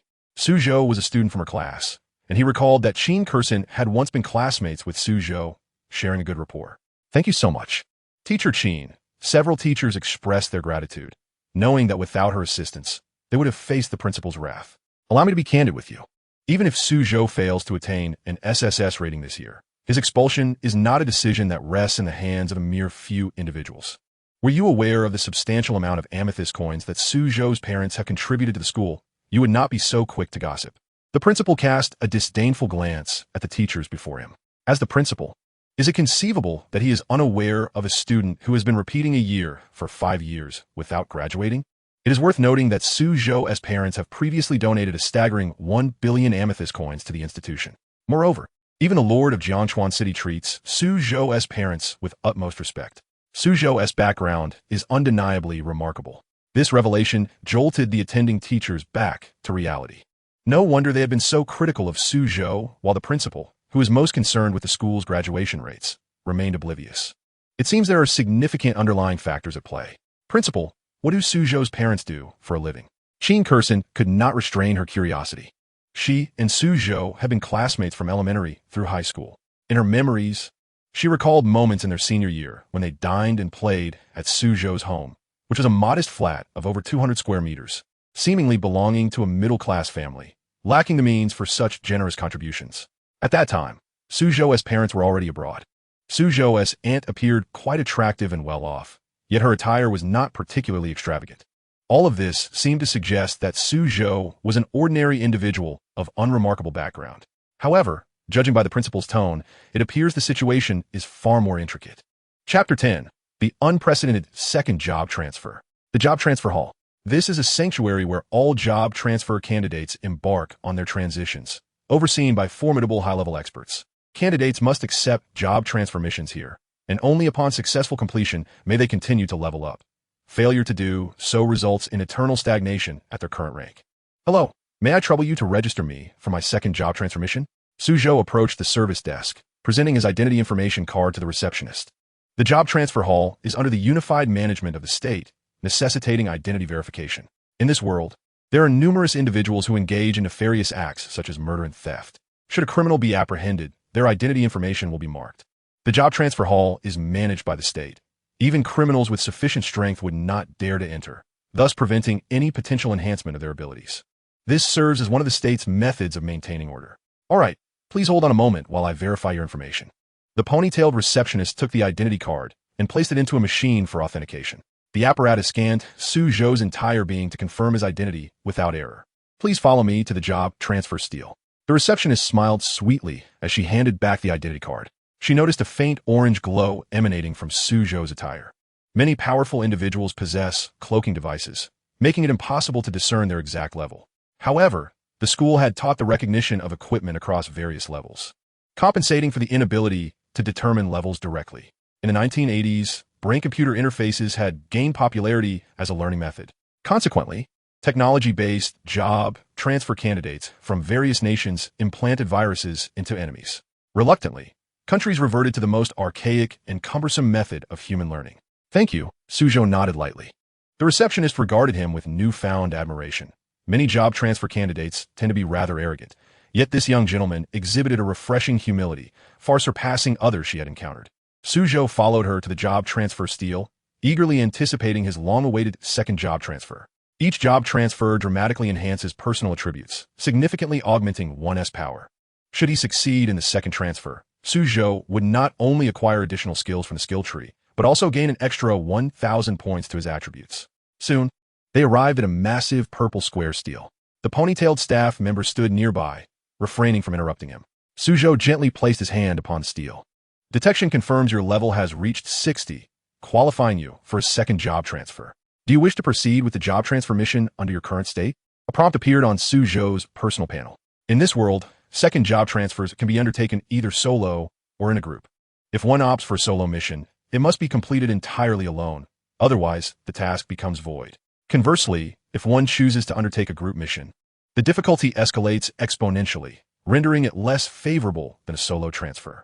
Many individuals find themselves trapped at level 60 for a lifetime due to their inability to complete the job transfer task, without connections to recruit equally skilled talents as teammates. The heightened difficulty of group missions becomes insurmountable. In this realm, there is no scenario where a level 500 individual assists a level 60 in a group, lest the latter faces a mission of double the difficulty. Even the mightiest cannot alter this. Confirm. Suzhou slowly clicked the button on his personal panel. Job transfer mission. Requirement 1. Achieve an SSS rating by conquering the level 60 secret realm, Witch's Forest. Requirement 2. Achieve 100 consecutive victories in the ladder arena. Failure will result in a reset. No wonder so many individuals remain trapped at level 60 for a lifetime. Suzhou mused as he perused the mission requirements. Just attaining an SSS rating is a pinnacle that many job transfer candidates never reach in their lifetime. Securing 100 consecutive victories in the ladder arena is an absurdly daunting challenge. Yet, while these tasks may seem formidable to others, they are mere trifles for Suzhou at this moment. The job transfer mission is also influenced by one's profession. The stronger the profession, the more challenging the transfer tasks become. Greater power brings greater responsibility. A stronger profession entails tougher tasks. Suzhou's transfer difficulty has already reached the apex of what his current level can offer. Nevertheless, Suzhou's professional capability has long surpassed that of his current role. Accepting the job transfer mission, Suzhou departed from his stele with an air of ease. Wishing you swift success in your transfer. The ponytailed receptionist encouraged him. The most arduous period for job transfer candidates is this interim. Some individuals complete their transfer tasks and never return to the job transfer hall. The next time she encounters this charming young gentleman, it will likely be several months hence. Certainly, there are heroes aplenty, and some prodigies complete their tasks within a day. However, such individuals are typically renowned figures from history like Rommel, Guderian, and Zhukov, or top-tier geniuses such as Schrödinger, Planck, and Fermi, as well as Young, who comprehends the principles of parity violation and causality. Thank you. My job transfer mission is rather straightforward. It should not take long. Susodi marked nonchalantly. After all, it merely pertains to the awakening of skills. However, the ponytailed receptionist took this statement as a jest. Shortly thereafter, Suzhou departed from the job transfer hall, setting his sights on the Witch's Forest. Chapter 11. Cyber Quanine, I have been mistaken for a boss. Baishio Heavenly City. This city, located in the western part of the Dragon Kingdom, is not particularly large, yet it houses numerous border job transfer military personnel. Additionally, it boasts one of the most challenging level 60 secret realms, the Witch's Forest. Secret realms are alternate dimensions that harbor creatures yet to descend upon Earth. The once azure planet has seemingly transformed into a destination for monsters across the universe. Thus, in this world, new terrifying game monsters descend every so often, originating from the hidden realms. The equipment you listed in the marketplace has been sold, earning you 179,808 amethyst coins. The equipment you listed in the marketplace has been sold, earning you 943,622 amethyst coins. The item you listed in the marketplace has been sold, earning you 15,904,332 amethyst coins. Suzhou arrived in this city, where information panels incessantly popped up with notifications. He listed the equipment and items dropped from the monsters in the Black Rock volcano on the marketplace. Among the myriad of items, Suzhou replaced his worn gear with what he could utilize. The abundance of quality equipment was overwhelming. He could scarcely make use of it all, and the profits from sales were substantial. Total amethyst coins. 184, 520, 000. The wealth amassed from a single black rock map surpassed that of the entire Goblin Secret Realm. Su Zhou gazed with satisfaction at the figure exceeding 10 billion. Money was indeed the primary motivation for slaying monsters. You have used the item, Soul Essence, permanently restoring 5 mental power. Su Zhou utilized the item obtained from the Necromancer's skull, further enhancing his mental recovery. As long as he continued to level up, he would soon be able to unleash 2 awakening skills in succession. With ample funds, he was ready to learn new skills. Su Zhou summoned the skill tree to examine it. His gaze gradually shifted to the exclusive awakening skill of the mechanic. Thousand-Hand Cyber Avalokiteshvara. The user summons a mech created by heavenly technology to engage in combat, equipped with powerful skills. The user can detonate the mech's energy core at any moment after exiting. Cost: 100 million amethyst coins to learn. This is extraordinary. Su Zhou's eyes sparkled with excitement. Striking an electronic wooden fish, he piloted the Cyber Avalokiteshvara. He wondered if he would encounter a mechanical Buddha in the future. In his mech form, his defense surpassed even that of the shield bearer and warrior. Congratulations, you have acquired the awakening skill, Cyber Mech Avalokiteshvara. Another new awakening skill obtained. The global armory would complete its cooldown in just 1 hour. After learning the new skill, Su Zhou swiftly made his way towards the Witch Forest Secret Realm. This realm was located outside the city at the Monster Altar. Here, there existed a portal more advanced than a teleportation array, accessible to any class changer. But exiting required passing back through the portal. Standing before an oval-shaped portal, Su Zhou slowly stepped through the shimmering veil of light, as if arriving on a peculiar planet. This was the Witch Forest. The sky displayed an unusual pale pink hue. The ground was carpeted with vibrantly colored blue poisonous mushrooms, and the gnarled trees bore terrifying faces. Squeak, squeak. Thousands of soundwave bats emerged from the deadwood. Upon discovering the intruder, they unleashed a cacophony of ultrasonic waves to summon other monsters for a coordinated assault on the human. Monster information. Name: Soundwave Bat. Level: 60. Attack: 5558. Physical defense: 2981. Magic defense: 3019. Skills: Rapid movement, quick evasion, sonic blade, hypersense. Description: It is essential to purchase a breath-holding talisman upon entering the Witch Forest. Otherwise, the sound waves of these bats will certainly bring you great trouble. Name: Enzo Werewolf. Level: 60. Attack: 6021. Physical defense: 3339. Magic defense: 3078. Skills: Full Moon Frenzy, Frenzy Claw. Shattered Fong. The clamor of the soundwave bats attracted other monsters in the vicinity. A large pack of werewolves, stirring up clouds of dust, unleashed a barrage of sharp-boned fangs toward Su Zhou. Activating his speed skill, Moonstep, in quantum state, he stood still as if in another dimension, evading all incoming attacks. Cybermech mode. Suso Wasti no Time.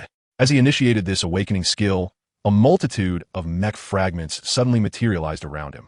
These fragments coalesced to form a cockpit that enveloped him, rapidly assembling into a mechanical version of the Cyber Thousand-Hand Avalokiteshvara.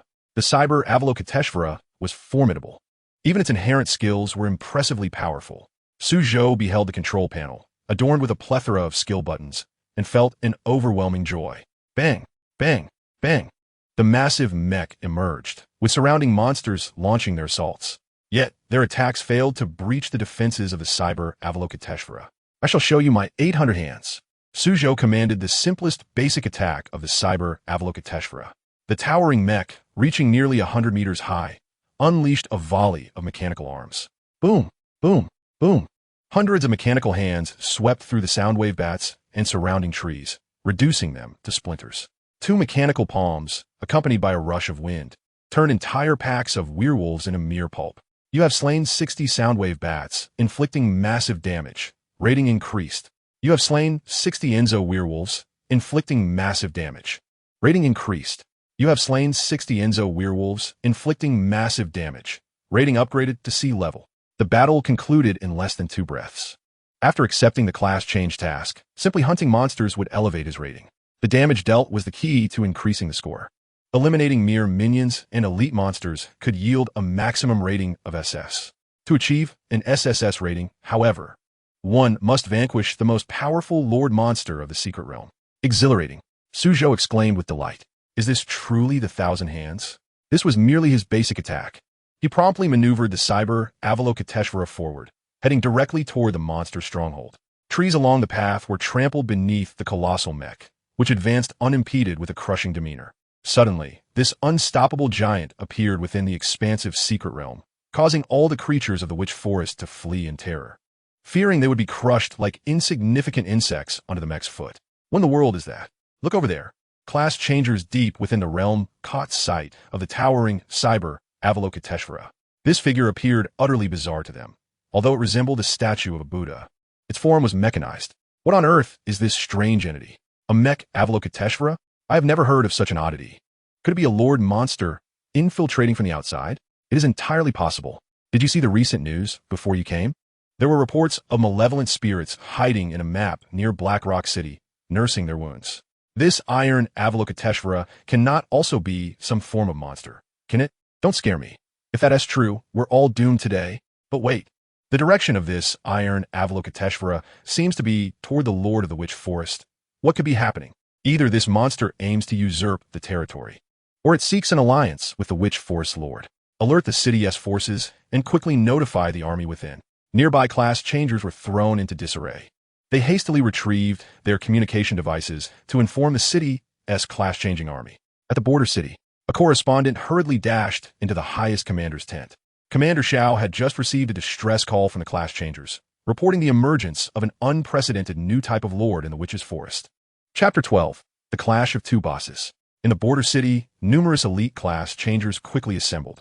The soldiers here were at least second transformation level, and they temporarily formed a force of 10,000. Upon receiving the order to gather, the class changers wore puzzled expressions, bewildered by the urgency of the situation. What could have occurred? Was everything not fine outside the city? Why the sudden mobilization? Had they received some forewarning of a monster siege today? Surely not. Was it not rumored to be the infiltration of a new type of lord? A new lord? Could it possibly be a terrifying high-level aberration? If so, this mission would indeed be perilous. These soldiers gathered, murmuring amongst themselves.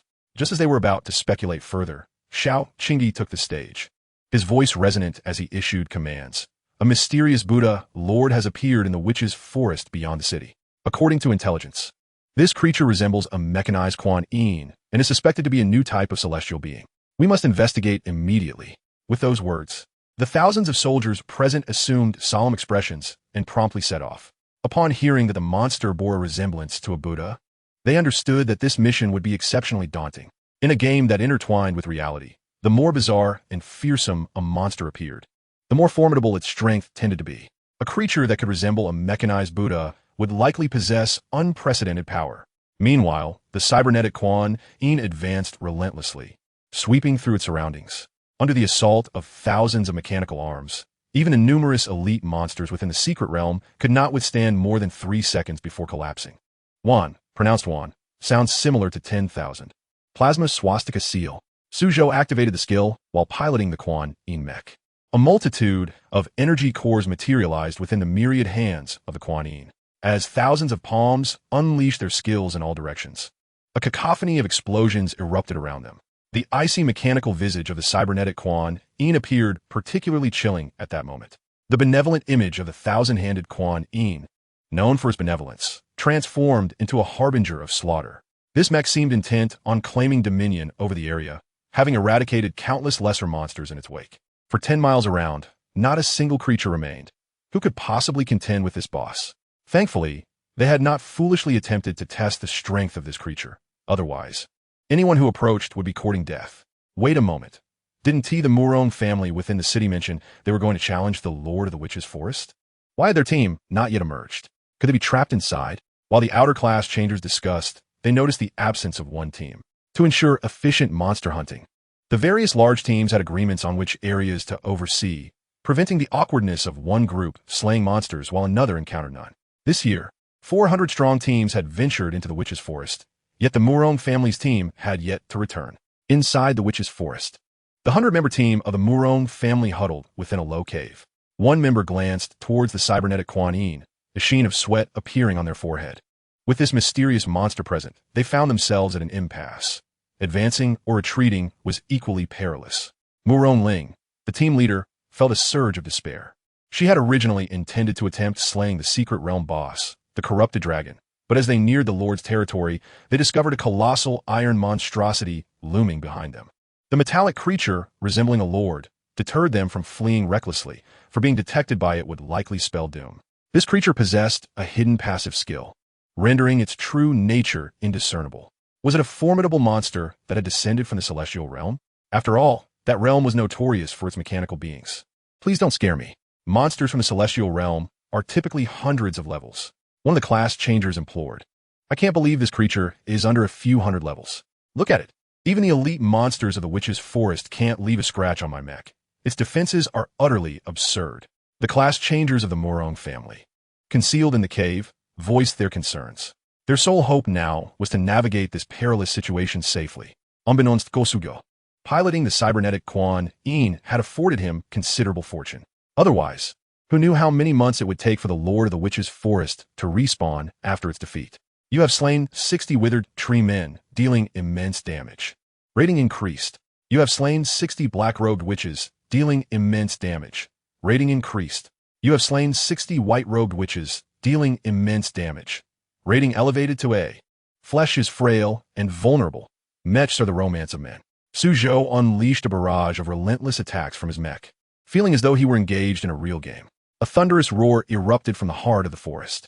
The largest boss within the secret realm, the corrupted dragon, had emerged.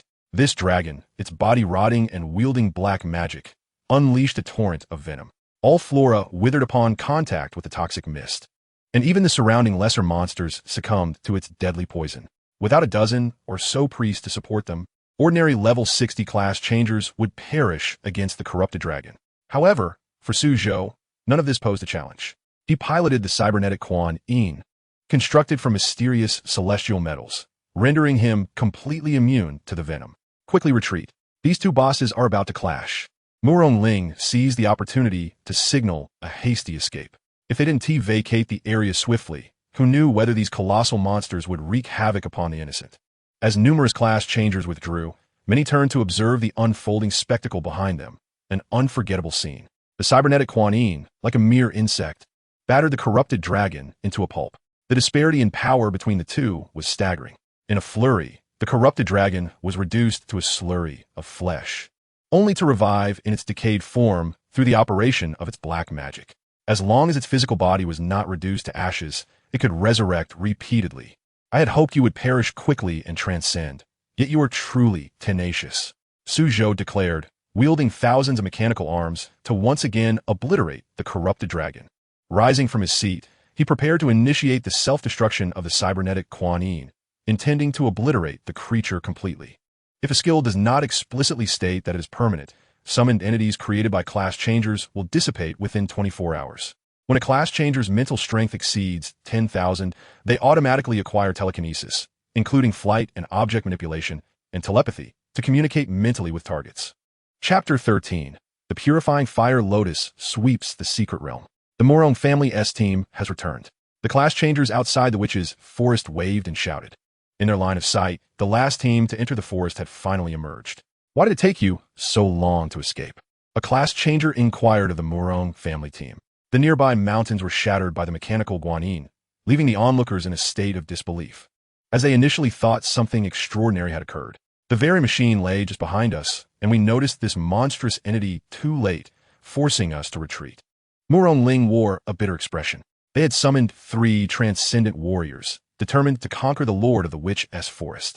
Yet, the sudden appearance of this mechanical beast rendered them too terrified to even breathe.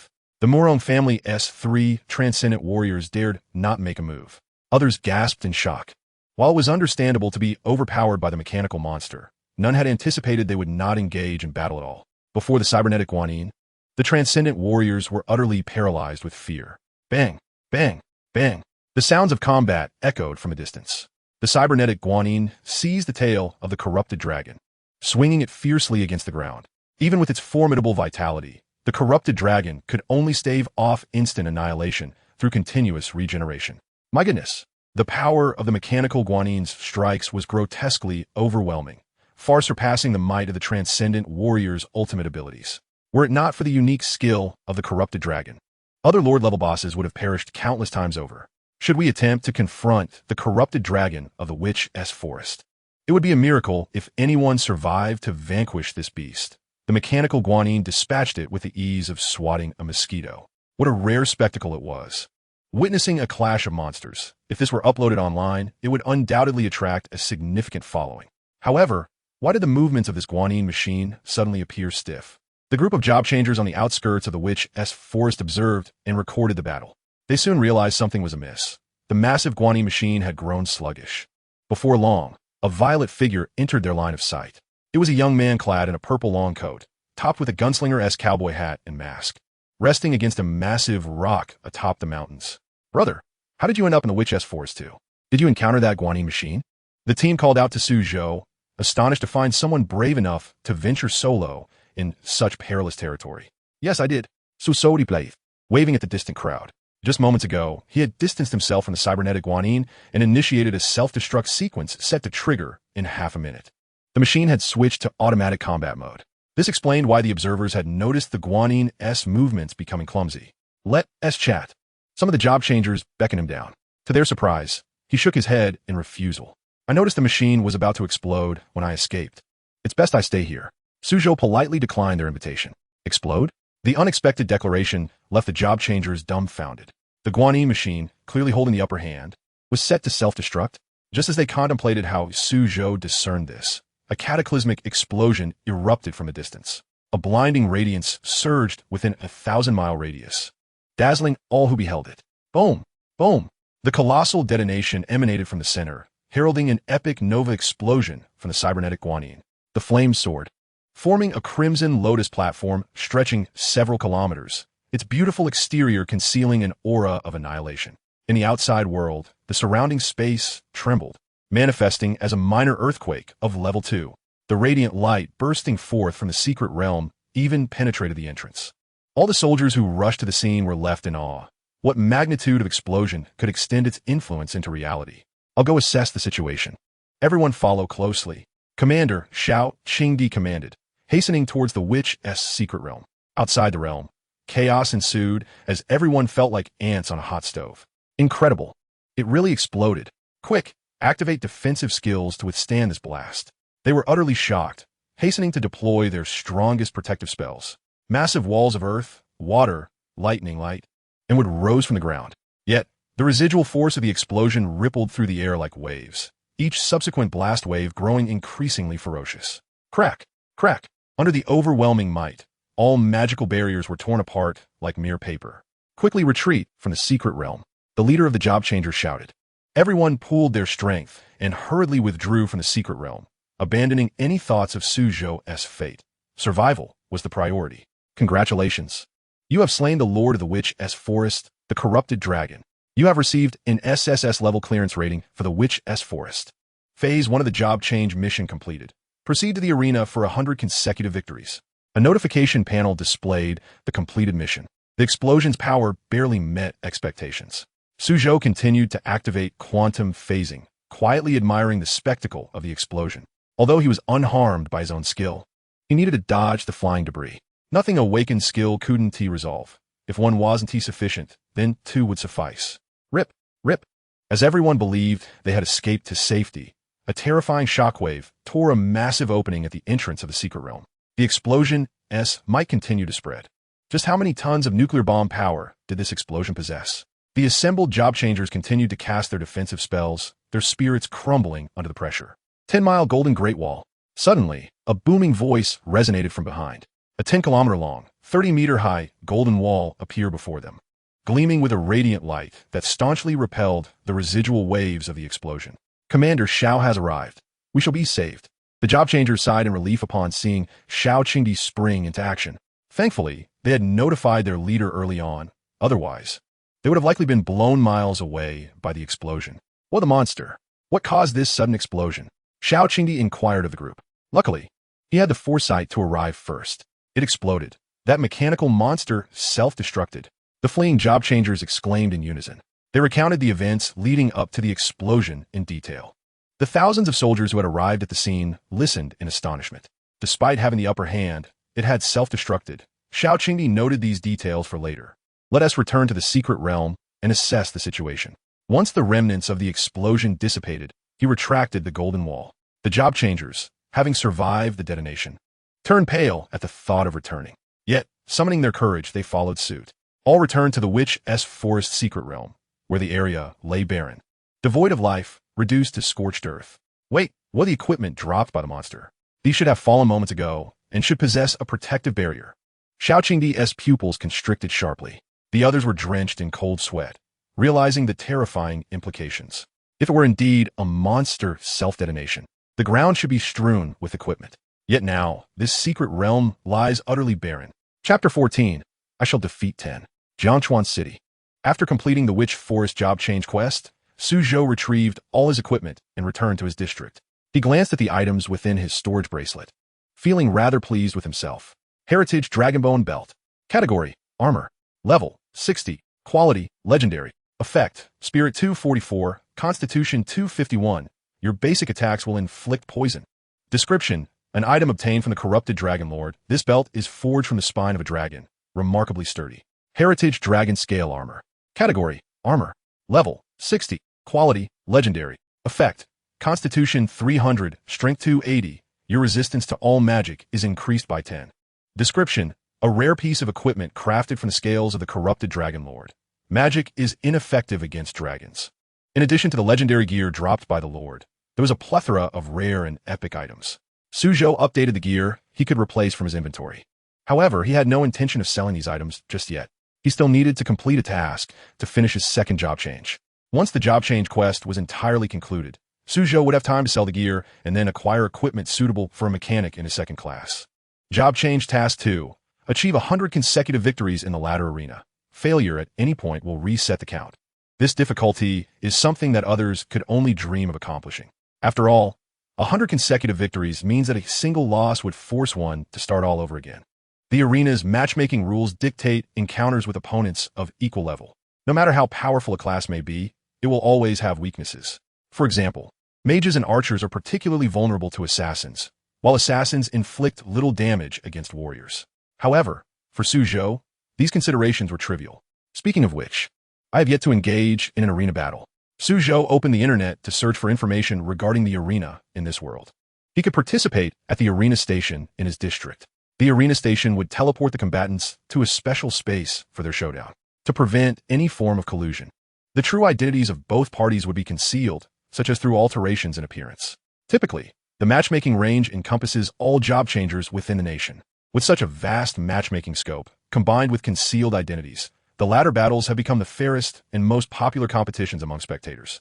Indeed, is it possible for one person to challenge an entire team? Suzhou continued to explore details about the arena. Just as in any online game, individuals could challenge entire teams here as well. A single person could take on a team of up to 10 members. If victorious, it would count as 10 consecutive wins. This arena also features a winning streak reward mechanism. Suzhou further examined the rules. The arena operates on a ranking system that calculates points. The higher the points, the stronger the opponents faced. Moreover, upon reaching a certain number of points, participants would receive titles, items, and various rewards. Notably, arena points reset only at the end of each year. Having gathered sufficient information, Suzhou slightly lowered his hat's brim and set off towards the arena. He still had not acquired a title. Now would be the perfect opportunity to engage in arena battles, earn a title, and simultaneously complete his job change task. As dusk approached, the sun began its descent. On the outskirts of the city, the job changer arena station stood. The building, though modest in size, exuded grandeur in its design and decor. Its limited footprint was due to competitors being teleported to a special space for their battles. The two job changers would be transported to an aerial arena spanning thousands of acres. Suzhou arrived at the registration desk of the arena. The male staff member was exceedingly cordial in his service. Hello, are you here to compete or to reissue an arena plaque? To compete. Very well. Is this your first time in the arena? Yes. Please keep this arena plaque safe. The fee is 100,000 purple crystals.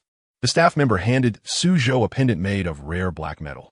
Only by wearing the arena plaque could one participate in combat, and once purchased, it became a personal item for life. One of the plaque's effective functions is to prevent the death of the participants. The body of a competitor in the arena becomes fully dataized. In the event of a fatal injury, they would merely experience a feedback of pain at 100%, but would not die. After paying the fee, Suzhou proceeded to the teleportation portal of the arena. The portals vary in type: 1v1, 1v2, 1v3. Without hesitation, Su Zhou chose the entrance for 1v10. Sir, that portal is for challenging a 10-person team. You seem to have taken a wrong turn. The staff member quickly called out as he noticed Su Zhou approaching that entrance. It seemed improbable that someone attempting the arena for the first time would choose such an ambitious challenge. The 1v10 portal requires facing a complete team of 10 members of the same level. Only a select few geniuses within the country could accomplish such a feat, and even they would not dare to tackle 10 opponents right away. Moreover, to participate in a 10-person team battle, certain attribute requirements must be met. If the opponents are poorly equipped with a total attribute score below 5,000, they would not even qualify for this match. I haven't made a mistake. I am well aware of the arena rules, Su Zhou replied nonchalantly, stepping into the portal. If he truly can enter, this young man might be a formidable expert. The staff member couldn't help but draw in a breath of surprise. It seemed this individual might be a wealthy player equipped with extraordinary gear, daring to take on 10 foes at once. In a flash, Su Zhou was transported to a special space designated for waiting opponents. Beneath his feet lay a hexagram magic circle, and around him stretched an endless expanse of white. Before the battle begins, please choose your arena nickname. Note: upon entering the arena, your appearance will be altered to ensure maximum fairness in combat. To uphold the integrity of fair competition is indeed remarkable. Su Zhou inwardly mused as he began to select his arena nickname. He chose the name Zhu Shu. Ding! The nickname is unique. Registration successful. Matching with an equally skilled opponent in progress. 1 second, 2 seconds. A screen above displayed a timer counting up. Match successful. Your opponents are a level 60 mage, a level 60 warrior, and a level 60 priest. In 600 seconds, both parties will be teleported to Arena 4283. Please use this time to strategize. Indeed, it was a 10-member team. Su Zhou stretched slightly. Normally, one would strategize based on their opponent's classes. However, he was solely responsible for annihilating the adversaries, rendering any preparation unnecessary. On the other side, the 10-member team accepting the challenge was utterly bewildered. According to the displayed interface, their opponent was just one individual. This must be a joke. They were, after all, a top-tier team, ranking in the 60s of the ladder. At that moment, a flood of viewers poured into the livestream. Whenever a 1v10 match occurred, it always ignited a wave of excitement. Since that fellow, the class-changing angel from Imperial Capital University, graduated in his senior year, it has been several months since I last witnessed a 1v10 showdown. This challenger, known as Zhou Shu, is a name I have never encountered before. Could he truly be a newcomer? I had presumed he was one of the prodigies from either Imperial Capital or Magic City University who had previously graced the arena. To my astonishment, Zhou Shu's opponents are none other than Zhao Ritian and his team, consisting of 10 seasoned veterans.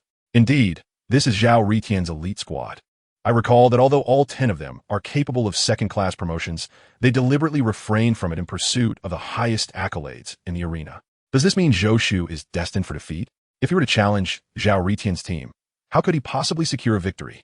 There must be some remarkable reason for this newcomer to engage with a top 100 team right from the outset. Goodness, this speculation is quite unnerving. It truly is a possibility. Your haphazard analysis has left me in a quandary regarding which team to bet on. Chapter 15. Zhou Shu is utterly unimpressive. A mere gunslinger dares to challenge our wolf pack team. Surely, the matchmaking algorithm in the arena must be underestimating us. Zhao Ritian, the team leader, grimaced in displeasure. While there are indeed geniuses capable of challenging 10 opponents simultaneously, their chosen classes are typically extraordinary, such as the Sacred Domain Angel, the King of Ghosts from Fengdu, or the Undead Cataclysm, all of which are exceedingly rare and formidable. However, a gunslinger is at best a mid-tier class. It is usually only the overly arrogant class changers who initiate such challenges. Perhaps this gunslinger possesses some extraordinary qualities. It would be prudent to exercise caution. A female fighter in the team, arms crossed and brow furrowed, echoed this sentiment. The more unusual the situation, the more vigilance is warranted. Rest assured, I'm not so arrogant as to underestimate him. I merely wish to observe what kind of gunslinger has been matched against us. Zhao Ritian stretched his limbs, and after coordinating a dispersed positioning strategy with his teammates to counter the gunslinger's firepower, they awaited the countdown to commence. The audience watching this match was swept up in anticipation as the countdown began. The battle enters its final countdown phase. Zhou Shu versus Wolfpack Team. 10, 9, 8, 3, 2, 1. At the moment the countdown reached its conclusion, radiant light enveloped both parties. They appeared on an enormous, suspended square arena. Disperse! Zhao Ritian bellowed at once. His teammates executed their mobility skills, swiftly spreading out to evade the gunslinger's fire. In less than 5 seconds, they had created a considerable distance between themselves. They glanced at Zhou Shu, wondering if he would unleash a powerful artillery strike. Yet, he merely drew out his crimson twin pistols, unleashing a volley of bullets. The bullets spread in a fan shape, targeting the scattered members of the team. A mere basic attack, are you jesting? Zhao Ritian was rendered speechless at this spectacle. The opponent appeared so feeble that he lacked even the standard heavy artillery skills of a gunslinger. The expressions of the audience transitioned from shock to disbelief, culminating in the notion that perhaps this individual was merely a jester. Time seemed to slow, capturing the scornful expressions of each onlooker in exquisite detail. The bullets, spiraling outward in a fan formation, homed in on each enemy at a distance. With a crisp snap, the stillness of time shattered. Instantly, each bullet erupted as if dozens of miniature nuclear bombs had detonated simultaneously. Zhou Shu turned his back to the Wolfpack team. A true man never looks back in an explosion. Boom! Boom! The sky was ablaze, engulfing the opposing team of 10. In a heartbeat, the outcome of the arena was revealed. All members of the Wolfpack team have been eliminated. Zhou Shu wins this match, achieving a cumulative 10 consecutive victories. In an instant, with succinct words, the audience had yet to comprehend what had transpired before the battle concluded. Today marks yet another day of nuclear annihilation. Zhou Shu twirled the arrows in his hands before returning them to his waist. The brilliance flickered as he was teleported back to the preparation stage for another match. It took a moment for the viewers of the live stream to regain their composure. Soon after, an overwhelming barrage of comments flooded the chat. What in the world? What kind of divine profession is this? This is level 60. This. The intensity of this profession surpasses even historical legends and geniuses like Einstein. How many years until we see a Gauss, a Newton, or an Euler again? This profession must surely be a transcendent nuclear weapons specialist. Is there really such an extraordinary class? I'm losing my mind here. The comments continued to pour in, even as the live stream concluded. Many viewers remained entranced by the recent display of invincibility. If I follow this person's lead, won't I strike it rich?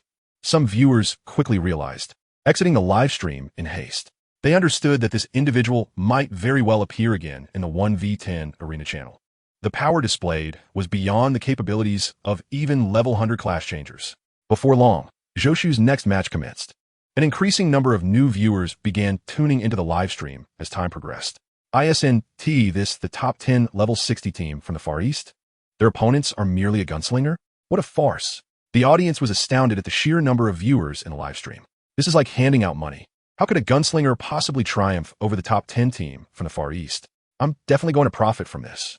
New viewers felt elated, thinking they had stumbled upon an opportunity. When they placed their bets on the Far East team, they were astonished to discover the odds in their favor. Betting 100 purple crystal coins on the Far East team could yield 6,000 coins if successful. The massive disparity in odds left the newcomers dumbfounded, questioning the peculiar circumstances. Everyone, quiet down. Even a small profit is still a profit. Go Far East team, annihilate Zhou Shu. The viewers who had witnessed Zhou Shu's previous match echoed these sentiments, albeit sarcastically. The seasoned audience hoped for more novices to bet on the Far East team, ensuring their own profits.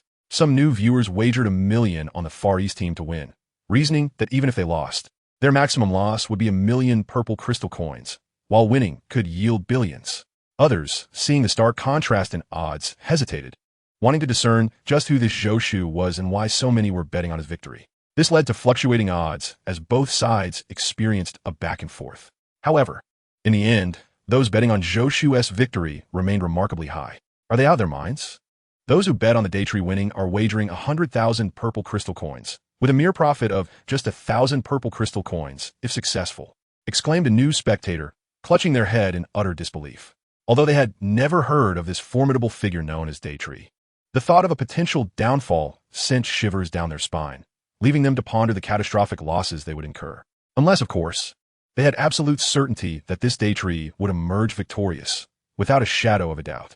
A terrifying notion began to brew in the mind of a new viewer.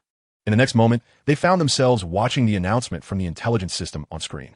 The entire Far East team has been eliminated. Daytree emerges victorious in this round of PK, achieving a remarkable 20 consecutive wins. The live broadcast displayed a cataclysmic explosion of nuclear proportions. Good heavens! Has someone unleashed a nuclear bomb? The new spectator's jaw dropped in astonishment. They finally comprehended the unwavering confidence of those who had placed their bets on Daytree's assured victory. The truth lay solely within the range of the nuclear blast. Daytree is, indeed, the embodiment of truth. Chapter 16. Suzhou's and the live streaming platform for arena battles witnessed a surge in viewership as Suzhou continued to achieve victory after victory. The number of online viewers skyrocketed. 14 million, 17 million, 25 million. At this moment, the seasoned viewers found themselves unable to reap any benefits. The emergence of an exceptionally skilled gunsmith in the arena quickly spread like wildfire. The audience had already come to realize the immense power of Daytree. Even if they wagered their entire fortune of purple crystal coins on Daytree's success, the returns would be negligible. Many had come in hopes of witnessing the legendary Daytree firsthand. Our Dragon Nation is on the rise. Who is this gunsmith, surpassing even the likes of Angels and the Emperor of Fengdu? Not to mention, I feel that even the generals awakened as dragon rulers in our nation would not have been this formidable in their youth. Daytree, he is the pride of our gunsmith profession. Goodness, as an archer, I'm genuinely moved to tears. Not only do I lack the shooting speed of firearms, but this technological style delivers nuclear strikes. While many technological builds are typically of moderate strength, their ease of finding guilds is remarkable. He could easily join the Mechanical Maze Guild. Could Daytree possibly be from Mechanical Maze, considering they are currently researching light particle strikes? The barrage of comments in the live chat became so overwhelming that the text was nearly illegible, as the sheer volume of comments caused the stream to lag. The 8th strongest team in the nation. The entire Starfall team has been eliminated.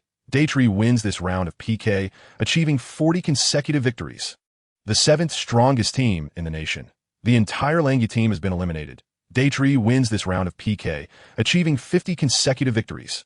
The 3rd strongest team in the nation. The entire Xinyuan team has been eliminated. Daytree wins this round of PK, achieving 80 consecutive victories. The 5th strongest team in the world. The entire Heaven Slayer team has been eliminated. Daytree wins this round of PK, achieving 90 consecutive victories. The 3rd strongest team in the world. The entire Pantheon team has been eliminated. Daytree wins this round of PK, achieving 100 consecutive victories. As one of the world's premier powers, our Dragon Nation has also sent domestic transmuters to participate in various 1st, 2nd, and 3rd-tier world-class competitions. Achieving the best results among 1st-tier teams places them within the top 3 globally. On the screen, the Pantheon team, ranked among the world's top 3, was obliterated within mere seconds as the mushroom cloud ascended. The battles concluded in under 3 seconds. Every viewer erupted in unprecedented cheers with each astonishing explosion, transforming this spectacle into a breathtaking visual feast.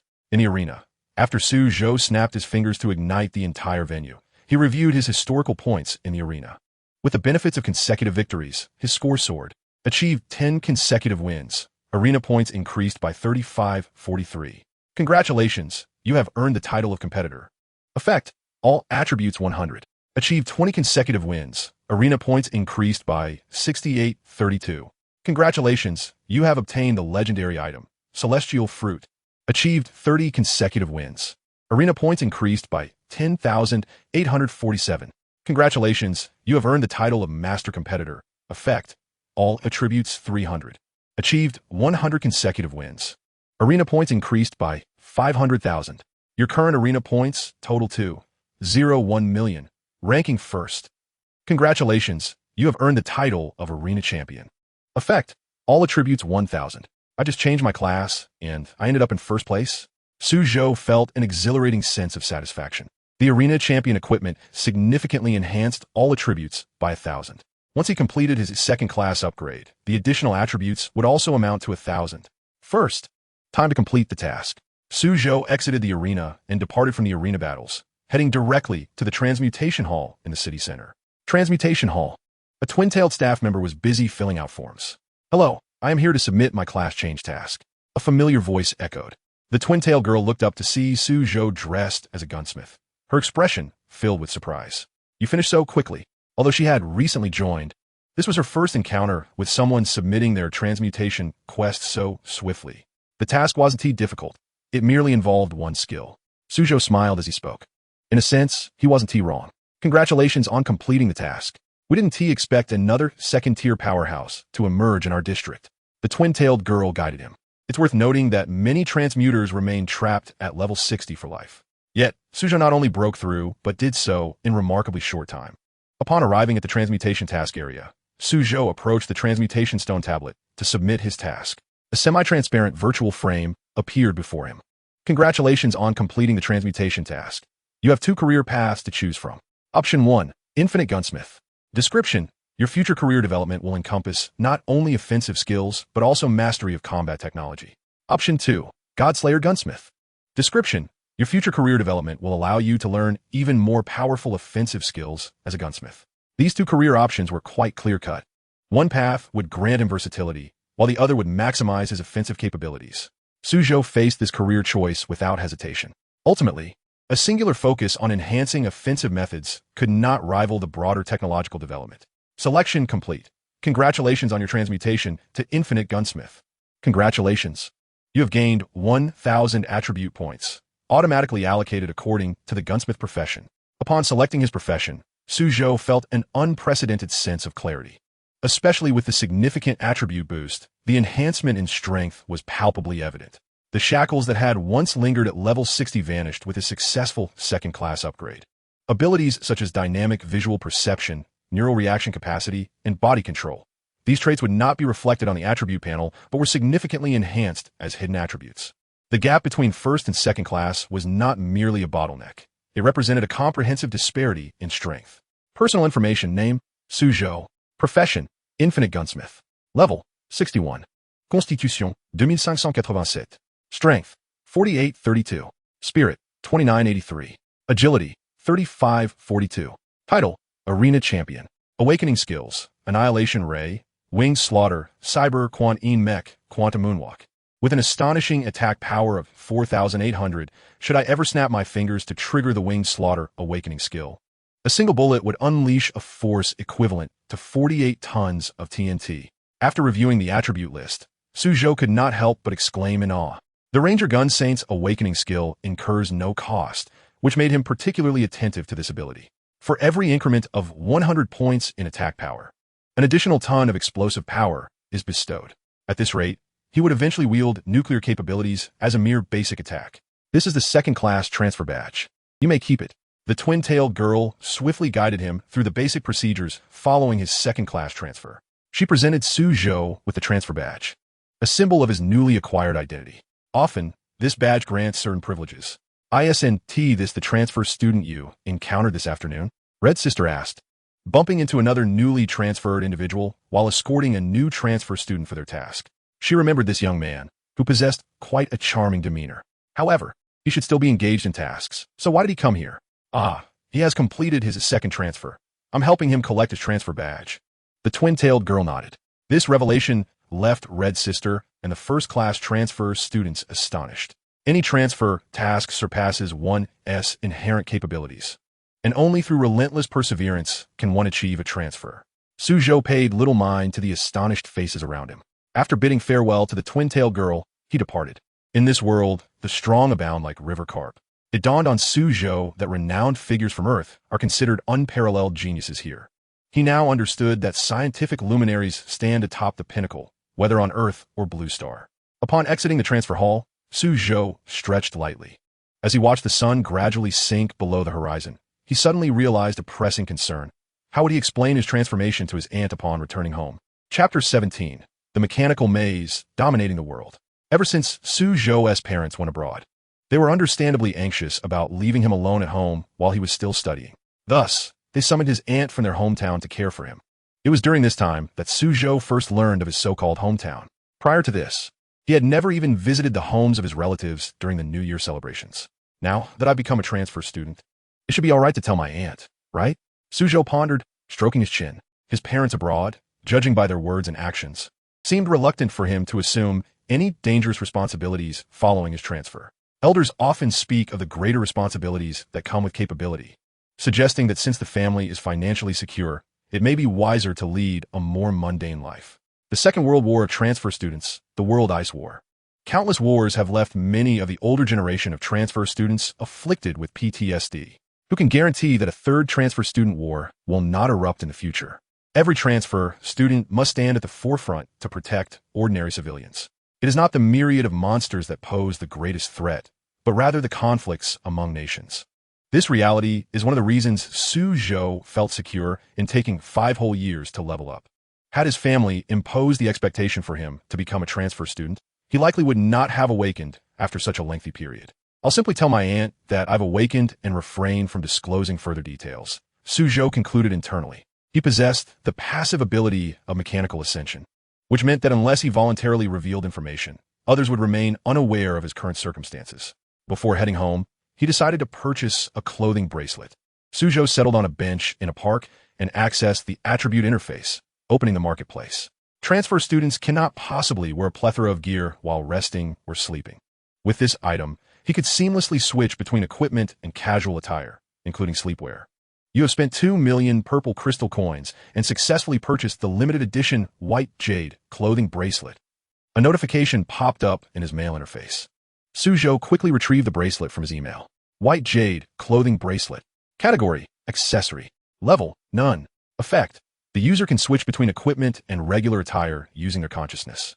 Description: the limited edition white jade clothing bracelet contains 20,000 pieces of high-end, top-tier brand clothing. It includes every imaginable outfit, from shirts to pants and undergarments, all enhanced with magical inscriptions that grant self-cleaning properties. With newfound wealth, he opted for the limited edition. Suzhou donned the bracelet, feeling quite pleased. Such auxiliary items have no level restrictions, making them usable even by ordinary individuals. A standard clothing bracelet costs merely 100,000 purple crystal coins. The additional expense primarily increases the quantity of outfits available within the bracelet. The limited edition not only offers more clothing, but also features exquisite designs and self-cleaning capabilities, justifying its higher price. Given Suzhou's current ability to earn substantial purple crystal coins from a single skill, he was unconcerned about this expenditure. Everything must be arranged for the best. Suzhou activated the clothing bracelet, and a plethora of category options appeared before him. Formal suits, casual wear, home sleepwear, and athletic gear. He selected the casual wear category, choosing an outfit he particularly liked. The gunman gear he wore shimmered, and in an instant, his attire transformed into ordinary casual wear. Ding ding ding. A notification sound from the network resonated. Suzhou discovered it was a message from his old classmate, Qin Kursin. In the chat interface, Qin Kursin: Suzhou, you sly one, hide your true self quite well, huh? So. Suzhou surmised that probably no one was aware of his ability to unleash awakening skills. Due to the nature of the gunman profession, those on the streets typically wear high-collar trench coats and cowboy hats, making it difficult to discern their identities. Suzhou had not deliberately concealed anything. He merely wished to develop gradually and prioritize his own safety. Although there are numerous concept deities monitoring the situation domestically, preventing top-tier powerhouses from infiltrating the Dragon Kingdom, his current level remains too low to contend with even the strongest foes. Until his strength has matured, Suzhou would refrain from ostentatiously showcasing his profession's uniqueness. He continued to read through the chat interface. Qin Kursin: did you know your family has sponsored quite a bit of money to the school? I only found out from the principal just now. Suzhou: I suppose I had an inkling. My parents mentioned before going abroad that they had made some arrangements for me at school. I thought it was merely a conversation with the principal, not sponsorship. Suzhou: by the way, do you know how much my parents contributed? Qin Kursin: I'm not sure. The principal didn't say, but judging by his expression, it must be a considerable amount. It seems likely that wealthy individuals prefer to keep their offspring unaware of their family as affluence. On the other hand, Qin Kursin formed this bold conjecture. For instance, Wang Sikong of the Baida Group only discovered his family's wealth later on. Wealthy families likely enjoy the intrigue of concealing their riches from their descendants. Qin Kursin: you could ask your family. If you really are a rich second generation, don't forget to treat me to a grand feast, grinning. Suzhou: don't worry. I'll take you to the finest Epin Lu restaurant for a meal prepared by a top-tier chef when I have a chance. A new question bubbling in his mind. He had never inquired about his parents' financial status or how much savings the family possessed. However, his parents had generously set aside a considerable sum for him upon their departure abroad, enabling him to effortlessly sustain the 1 billion bullets required to activate his professional mission. Suzhou glanced at the contact information for his family, but ultimately felt disinclined to inquire about their circumstances. With each of his skills being awakened abilities, how could he possibly lack funds? In due time, he could even elevate his parents to become a wealthier generation. When the day arrives that they return home and he takes them shopping, he could nonchalantly declare, "This is my dear father." At that moment, His aunt Jiang Xie would surely regard him with newfound admiration, chuckling to herself. In the Longqiang community, the television blared loudly from the living room. A rustling sound echoed from the entrance. "Aunt, I'm back," Su Zhou announced as he changed into his indoor shoes and walked into the living room. There, he discovered his indolent aunt lounging on the sofa, casually munching on snacks without a care for her appearance. In the past, when he had asked her why someone of her age had yet to seek employment, she had simply replied that she relished living off her family and had no desire to work. Nonetheless, she occasionally returned to her hometown, though she never brought him along to visit relatives. "By the way, Aunt, I completed the activation of my professional mission this year." Su Zhou seized the opportunity to share this news.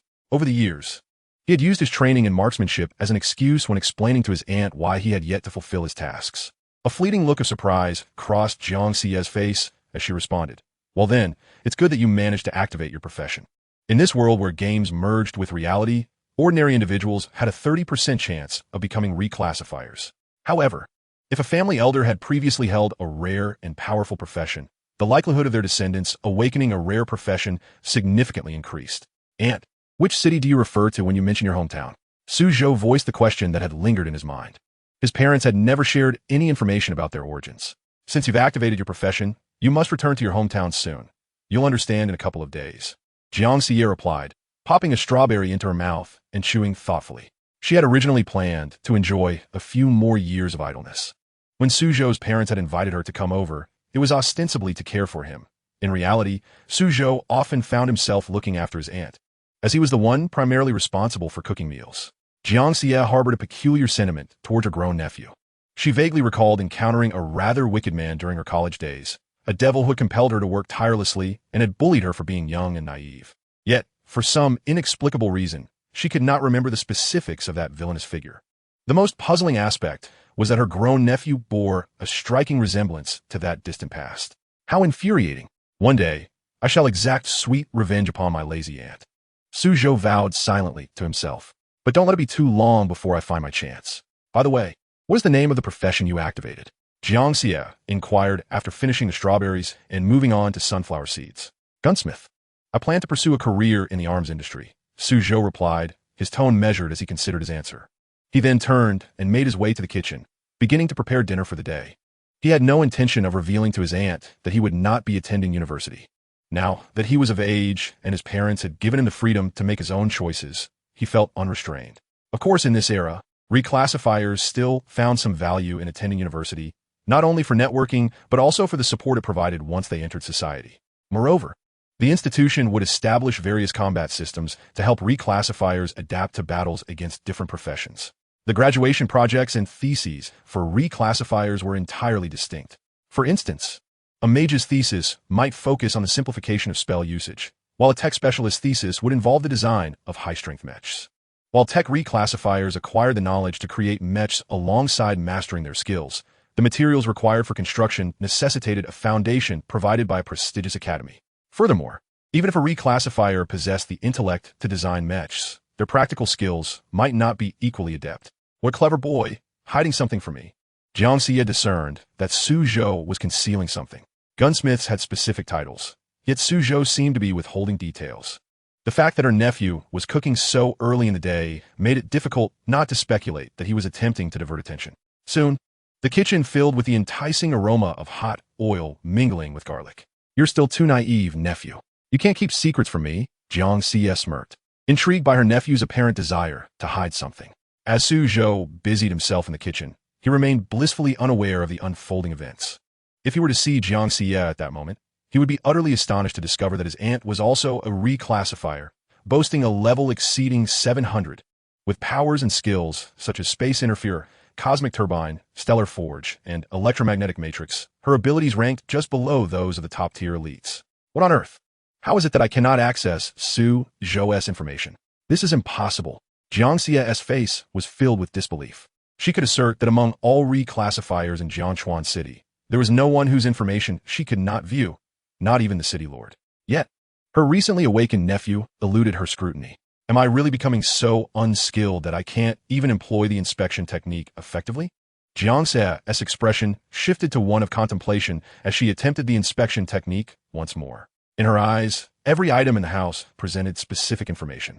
She then turned her gaze to the pedestrians outside the window. The information of reclassifiers and ordinary people on the street was crystal clear to her. Then it's not my issue, Jiangxia mused, slightly furrowing her brow.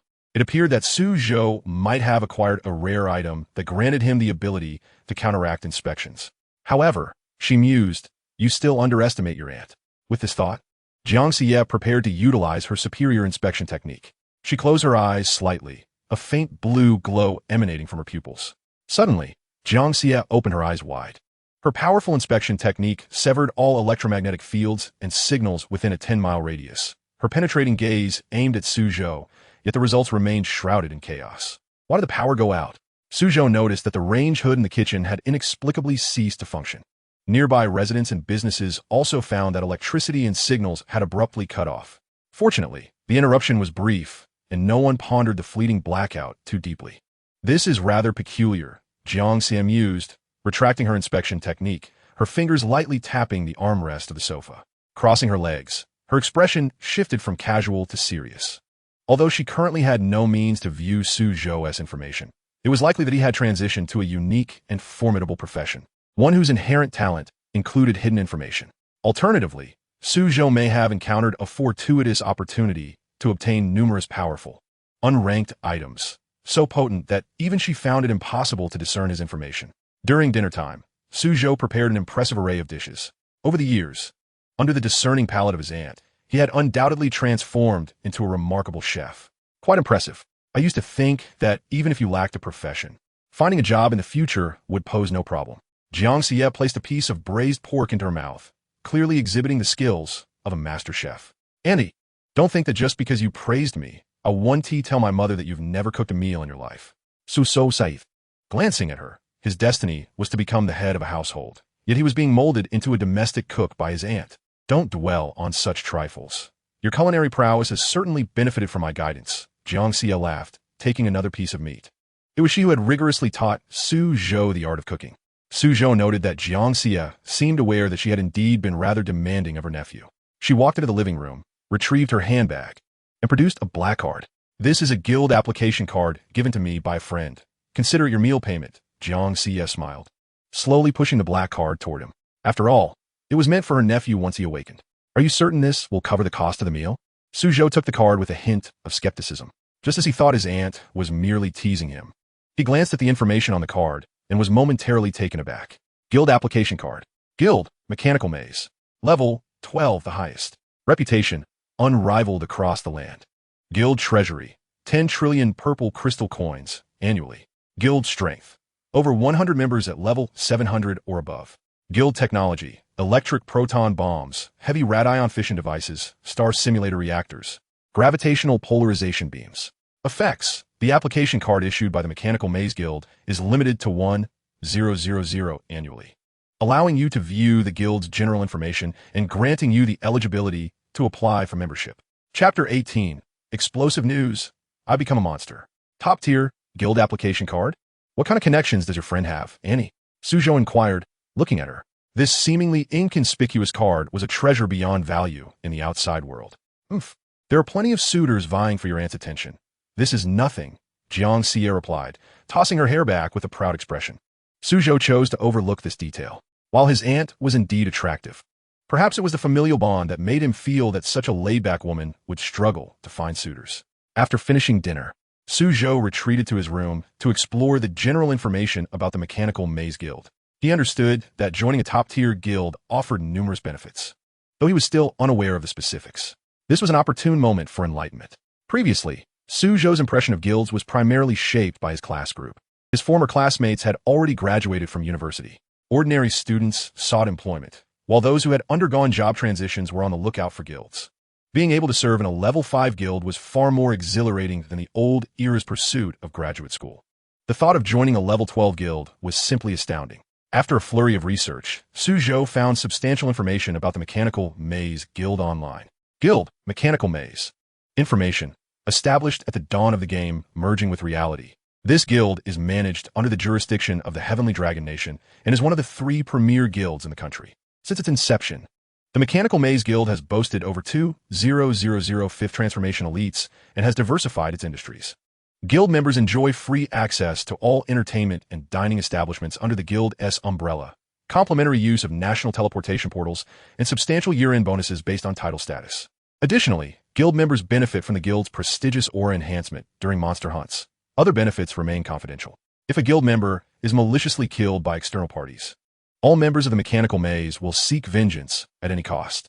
No wonder so many job transitioners outside were clamoring to join. Suzhou couldn't help but exclaim in awe upon reading this. The overt benefits of this guild were astonishing. Moreover, being affiliated with a corporation under the Heavenly Dragon Nation guaranteed a secure future. Most importantly, the safety of life for members of the Mechanical Maze was greatly assured. Tomorrow, he would seize the opportunity to apply for a top-tier guild. After absorbing the online information, this thought solidified in his mind. The enhancement aura of a top-tier guild was an opportunity not to be missed. Unbeknownst to him, night had deepened, the stars shifting as the moon waxed and waned. The next day, a faint light of dawn broke across the horizon. Suzhou rose to prepare breakfast. His lazy aunt was undoubtedly still asleep. As usual, he began to eat without waiting for her. Today's headlines seem rather peculiar. Suzhou mused as he ate breakfast while scrolling through the news. The headlines on the screen were strikingly familiar. Shocking. Goblin exam realm collapses. The cause is the release of an awakening ultimate move. A detailed account of the goblin monster's atrocities. Death Knight's head found at Black Rock volcano. Mysterious expert's bullets comparable to nuclear explosions. With 100 consecutive victories, I am king. The entire internet seeks contact with the one who can defeat 10. Foreigners showcase the world. Yesterday's major news from the Dragon Nation. How are external job transitioners evaluating it? In the city of eternal decay, cyber monsters descend upon the witch's forest. The battle among monsters ends in self-detonation. One headline after another occupied the top positions across major platforms. Even prominent bloggers and marketing accounts were capitalizing on the buzz surrounding these stories. Did I really make a video of piloting a mech? Suzhou was taken aback. Clicking on this trending news, as he delved into the content, he realized that his previous piloting of the Cyber Guanyin had been captured on camera, and his combat mech was mistaken for a high-tech monster descending from the celestial map. This is absurd. All this online discourse revolves around me. Suzhou muttered to himself, shifting his gaze to the comment section. Netizens were fervently discussing the mysterious gunman from yesterday's news. Awesome. Finally, our sharpshooter profession has a heavyweight to carry the banner. 100 consecutive victories in the arena. What kind of monster defeated our strongest first transformation national team? The prominent figure at Black Rock Volcano is likely the same as the one with 100 consecutive victories in the arena. Their equipment is quite similar. I was part of the 100-man squad at Black Rock Volcano yesterday. That expert not only had formidable skills, but also incredible marksmanship. He utterly dominated a shadowy, umbrella-wielding elite monster. Now, many wealthy individuals are buying that expert's matching purple long coat and outfit. The market for the purple moon set has completely sold out. If I had known about this sooner, I would have stockpiled some. I remember a divine angel from the Eagle Nation causing quite a stir. I never expected a super expert, even more formidable than an angel, to emerge in our country. Suzhou is likely comparable to the historical prodigies from the Celestial Realm's Tower of Shadows. We may soon surpass the Bear Nation and the Eagle Nation. Suzhou's astonishing performance from yesterday quickly spread across the internet, gaining momentum and even influencing fashion trends with his equipment choices. Suzhou then turned his attention to other news and discovered that numerous guilds and organizations had initiated recruitment efforts directed at him. Both domestic and international public opinion seemed to have erupted fervently. As the focal point of this attention, Suzhou could not help but feel a surge of satisfaction. However, the greater the commotion, the more composed he remained. It was likely that many individuals would seek him out, with domestic powerhouses generally harboring goodwill.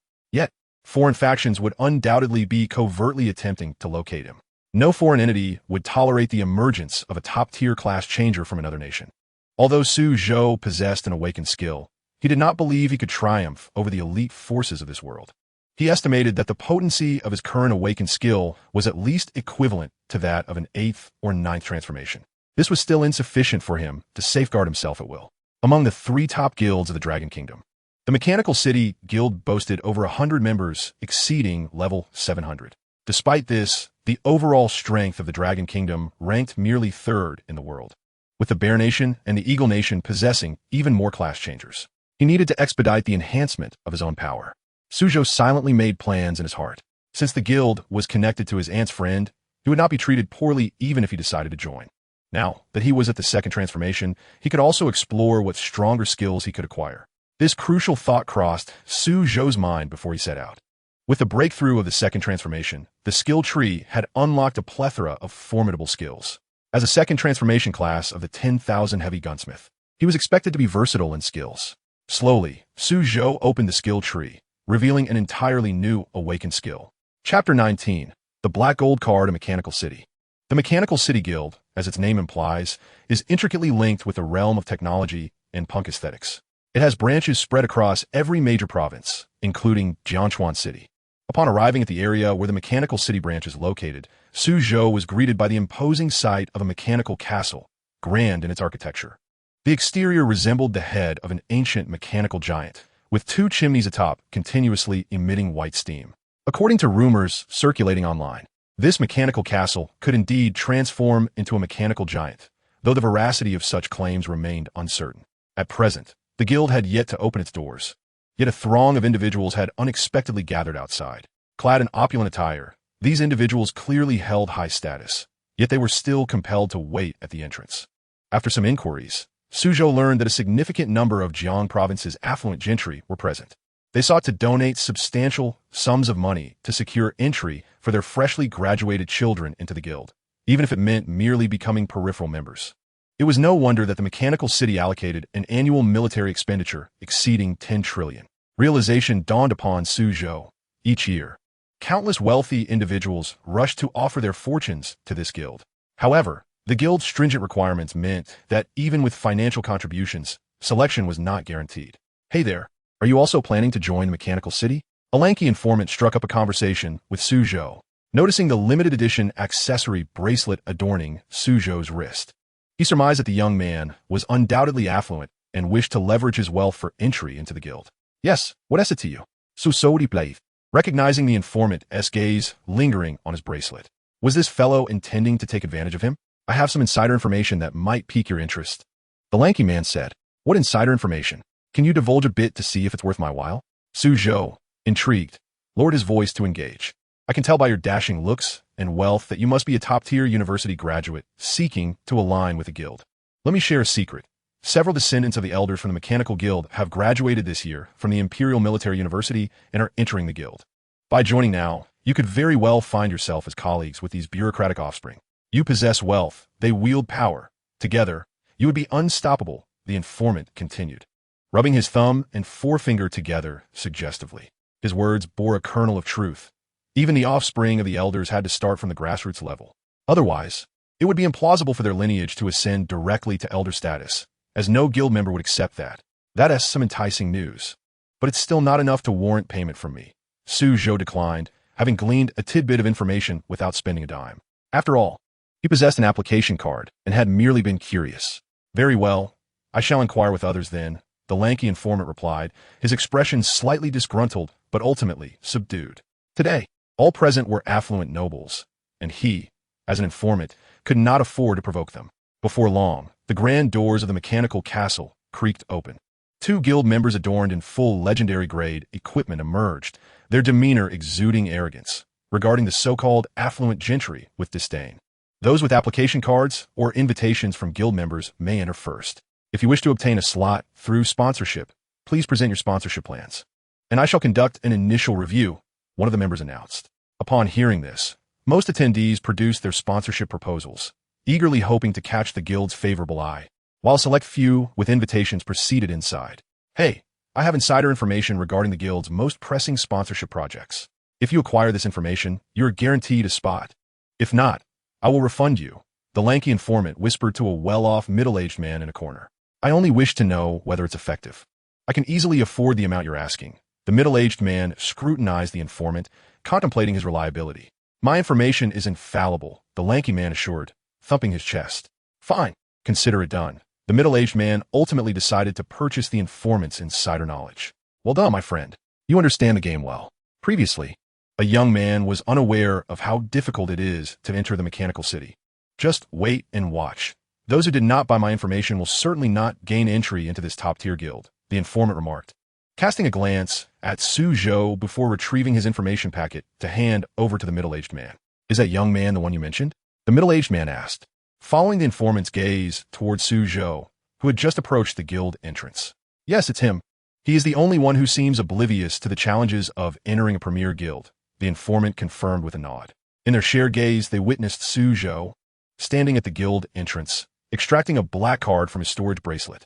Upon seeing the card, the expressions of the guild members guarding the entrance shifted from arrogance to reverence in an instant. Suzhou effortlessly gained entry into the Mechanical City Guild. What kind of card is that young man holding? Didn't you say he wouldn't be able to enter? The middle-aged man questioned the informant, his face etched with confusion. The informant stood frozen, his hand trembling and dropping the information packet he had intended to give the middle-aged man. A black gold application card. Who is this young man? The informant's astonishment nearly caused his jaw to drop to the ground. Being an industry insider, he was well aware of the application cards issued by the Mechanical City Guild each year. What outsiders failed to grasp was that these cards were color-coded, with the black application card representing the highest echelon. The bearer of this card must possess commendable connections with the upper echelons of the mechanized guild to have acquired it. Is there an issue? A middle-aged man called the other back to reality. Nothing at all, nothing at all. The lanky monkey awkwardly picked up the documents and handed them over. He then hastily concocted an excuse to make his escape. Misunderstanding. The lanky monkey assumed that Suzhou was one of the offspring of the guild elders, prompting his desire to flee. Selling information to a member of the opposing faction was already a stroke of luck, considering he wasn't executed on the spot. Upon entering the depths of the mechanical castle, Suzhou discovered that the robots within granted him remarkably elevated privileges. Others, who gained entry through invitations, did not enjoy such treatment. With a sense of unease swirling within him, Suzhou produced the black card from his possession. His aunt had applied for this guild card on his behalf, and it felt akin to an SVP card. Chapter 20. The Battlefield of Evil Spirits, Bullet Time. In the Mechanized City Guild, the various tasks displayed on the screen were the assessments required for membership. You may choose tasks of varying difficulties based on your abilities. Completing any task will grant you entry into our guild, and opting for more challenging tasks will yield greater guild points upon successful completion. The head of recruitment explained the membership criteria to the gathered crowd. Although these individuals had secured their entry through invitations and application cards, they still needed the capability to accomplish tasks independently. The Mechanized City does not harbor idlers. Once all present expressed their agreement, they promptly began to scrutinize the task list displayed above. On a vast electronic projection wall, an overwhelming array of tasks awaited. Each task bore a skull icon in the lower right corner, ranging from a minimum of 1 to a maximum of 10. The greater the number of skull icons, the more arduous the task. There was even a task to hunt the Golden Griffin Lord of the Northwest. Wasn't he that perilously dangerous? What else more? There were tasks to resist malevolent spirits. Such formidable entities could easily spell doom. It seemed that all tasks here fell into the categories of difficult or exceedingly difficult. Only the most gifted students from top military academies might manage the elevated challenges presented here. Regardless, one must attempt it. After all, it is a prestigious guild not to be missed. My family expended considerable effort to secure a Mechanized City Guild invitation for me, and I must give it a try. The 30-odd young men and women inhaled deeply, bolstering their resolve. Here, there were no opportunities for exploitation. Those lacking talent would falter, while the gifted alone had the privilege of formally joining. Just as the crowd was contemplating their next moves, a task was swiftly claimed from the task list. All eyes turned to the projection screen, where a task with a skull difficulty of 10 was taken. Task: proceed to the northeast border and collaborate with guild members there to repel the invasion of malevolent spirits. Coordinates 21,542, 8,750. Difficulty: skull 10. This task was tantamount to a death sentence for ordinary individuals. The gazes of the gathered youth were filled with admiration as they regarded Suzhou, who calmly sought confirmation from the relevant personnel. Excellent. Here is your temporary guild identification badge. You may proceed directly to the northeast border via the teleportation array. The personnel there will inform you of your subsequent tasks. The head of recruitment spoke with appreciation, acknowledging Suzhou as the bearer of the highest tier black application card. Today, the earliest and most challenging task had been claimed by him. Since there is a guild branch there, will I be able to submit the task upon completion? Suzhou inquired before his departure. Of course, as long as the branch personnel are available, came the affirmative response from the official. Very well, Suzhou nodded in silence, preparing to utilize the city's teleportation array to reach his destination. Initially, Suzhou had intended to quietly benefit from the guild while developing modestly. However, He soon realized that being overly discreet would hinder his progress. These guild tasks were not insurmountable. Competent transmuters could accomplish them. After all, the guild primarily sought to recruit talented individuals rather than create obstacles for prospective members. With this understanding, Su Zhou decided to undertake the high-difficulty entry task. As he departed the mechanical castle on his journey to the northeast border of the Dragon Kingdom, Su Zhou stepped into a secluded corner and activated his information panel. He quickly located the awakened skill tree, as it was an opportune moment to learn new awakened abilities. A relaxed smile graced his face. He had previously glanced at the skill tree at home, but had yet to commit to any learning, thinking it prudent to unlock awakened skills only as needed after joining the guild. My current awakened abilities suffice, and it is time to explore some auxiliary skills. Su Zhou examined the additional skills branching from the skill tree. As a second transmutation class, the 10,000 Heavy Gunsmith offered a plethora of auxiliary skills compared to the first transmutation class, the Skyward Gunsmith. Eye of the Apocalypse, passive. Your eyes will be transformed into the Eye of the Apocalypse, allowing for ultra-long range observation. You can disregard levels and information concealment to view the details of your target. Learning cost, 500 million purple crystal coins. How exhilarating. It's another passive skill that doesn't require the expenditure of mental energy. Su Zhou found the mechanical engineer to be exceedingly convenient. As such modifications were a one-time effort, this convenience was invaluable for someone still in their second transmutation. As his second transmutation level increased, the cost of awakening skills also rose. Noticing the required purple crystal coin expenditure, Su Zhou found he had 1.3 billion in his account, sufficient to learn 2 skills. He promptly began selecting his desired auxiliary abilities. Soon, he stumbled upon another intriguing option for himself. Bullet time. All objects will appear to move slowly in your perception. You can choose how much mental energy to expend per second to determine the degree of slowdown. Learning cost, 500 million purple crystal coins. This skill was exceptional for both evasion and offense. Su Zhou held a high regard for this auxiliary ability. The concept of bullet time conjured images of the slow-motion bullet effects in the film The Matrix. His current mental energy recovery rate was 100 points per second, meaning he could effectively perceive surrounding objects at 100 times slower than normal without any expenditure. Watching a video in slow motion at double speed is impressive enough. The prospect of experiencing a 100-fold slowdown is nothing short of terrifying. Furthermore, as his strength grows, he could further amplify this slowdown effect. With sufficient power, even the fastest light in the universe would appear to crawl like a snail in his eyes. Is this the allure of the 10,000 Heavy Gunsmith? If I reach the third transmutation, will I encounter even more fascinating professions? My attributes will soar at that time. Su Zhou's heart raced with excitement. Most professions become increasingly powerful with each transmutation. His starting point was already superior to others' endpoints.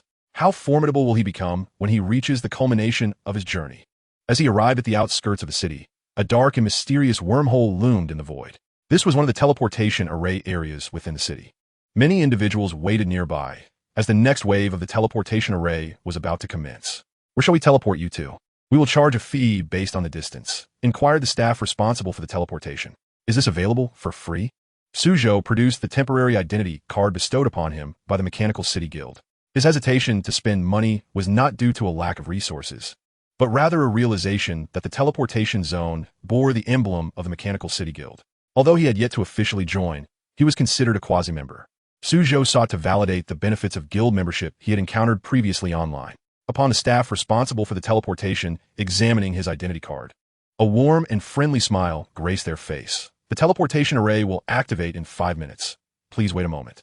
This statement elicited envious glances from those nearby, for the prestige associated with being a member of the Mechanical City Guild was undeniably high. During this brief interlude, Su Zhou perused information on monsters along the northeastern border. He was bound for the front lines, where he would combat the malevolent spirits. The creatures there began at level 100, offering exceptionally bountiful experience. Completing guild tasks would likely elevate him to the 3rd tier level. Chapter 21. Ant, what brings you here? Mo City, a border town, boasted a resident population exceeding 2 million. A colossal blue barrier enveloped the city, warding off the relentless assaults from monsters outside, whose attempts caused ripples to dance across the protective shield. This area was currently besieged by malevolent spirits and a multitude of creatures, with the outskirts embroiled in chaos. With a flash of light, Su Zhou materialized in this region, quickly locating the Mechanical Guild's way station nearby, where numerous youths awaited. They were evidently individuals from other provinces eager to join the Mechanical City Guild. Brother, you two have taken on the task of resisting the spirit invasion, right? Come sit here. A man donned in a blue mage's robe beckoned Suzhou over. As more people arrived, they enthusiastically invited him to join their conversation, as they had some time before departing for the front lines. Does anyone know the specifics of the task we await? Suzhou inquired of the group gathered. Over 20 young men and women were seated in a circle. We need to escort supplies to the main base at the front lines, and our departure is in 1 hour. You arrived at a good time. If you had missed this, you would have to wait until nightfall for new escort missions at the way station. It's still safe within the city, but outside, there are various monster attacks. The surge of malevolent spirits outside Mo City is quite significant. This is nothing. The monsters outside are merely minor threats. The truly formidable creatures are at the front lines. Otherwise, this protective barrier would not withstand the onslaught. The crowd buzzed with conversation. Upon hearing this, Suzhou voiced his concern. Isn't the storage ring for the class changers at the front lines insufficient for transporting supplies? The response revealed that the area within 100 miles of the Lord Monster, Heavenly Might, was under its influence. In such a state, storage rings, trading interfaces, and even teleportation items were rendered inoperative. Unless the Lord was defeated, they could only rely on the most primitive method of escorting supplies. By the way, brother, what's your name? Which combat academy or family do you hail from? A shrewd man asked Suzhou. Most individuals in the group were already aware of each other's identities. My name is Suzhou. I'm just a nobody from the streets, not worth mentioning. He replied nonchalantly. He was indeed unlike the others, who were all graduates from prestigious combat universities. His words momentarily silenced the group, their previously warm demeanor cooling somewhat. All present had gathered to undertake the most challenging guild initiation task, primarily because they were graduates of renowned combat academies or scions of esteemed families. In contrast, Suzhou lacked both an academic background and a notable family lineage. While the others were aware of Suzhou's humble origins, they refrained from uttering any condescending remarks. However, none of the youths present sought to engage him in conversation thereafter. It was a simple matter of differing social standings. There is little incentive to forge connections across such divides. Suzhou situated himself in a spacious corner, indifferent to the subsequent chill in the atmosphere. He neither possessed a distinguished background nor a reputable family name. Even if he did, relationships forged through such tenuous connections were hardly reliable. As the group continued to discuss their upcoming escort task, a tall woman with an icy demeanor, a holy knight, arrived on the scene. Her presence stirred a considerable commotion among those gathered, clearly indicating her prominence. This woman was none other than Jiang Linglong, a graduate from the Imperial Military Tactics Academy. All eyes were drawn to her, including Suzhou S., who was momentarily taken aback. It was not for no reason. She bore an uncanny resemblance to a younger version of his aunt. Yet in both age and aura, she exuded an air of frigid reserve, starkly contrasting with the languid cheerfulness of his aunt. With her cascading black hair and captivating peach blossom eyes adorned with a charming beauty mark, she possessed a strikingly beautiful yet cold visage, exuding an aura of respect. Linglong, I'm from a neighboring school. I was defeated by you in 3 moves during the inter-school class changer league. Do you remember me? A youth greeted her in a flattering tone. Others joined in, attempting to curry favor with Jiang Linglong. I don't remember, she replied curtly, offering no further elaboration. The assembled crowd paid little mind to her aloofness. Undeterred in their attempts to connect, they were all aspiring graduates hoping to join the Mechanical City Guild. And Jiang Linglong was the granddaughter of a high-ranking elder in the guild.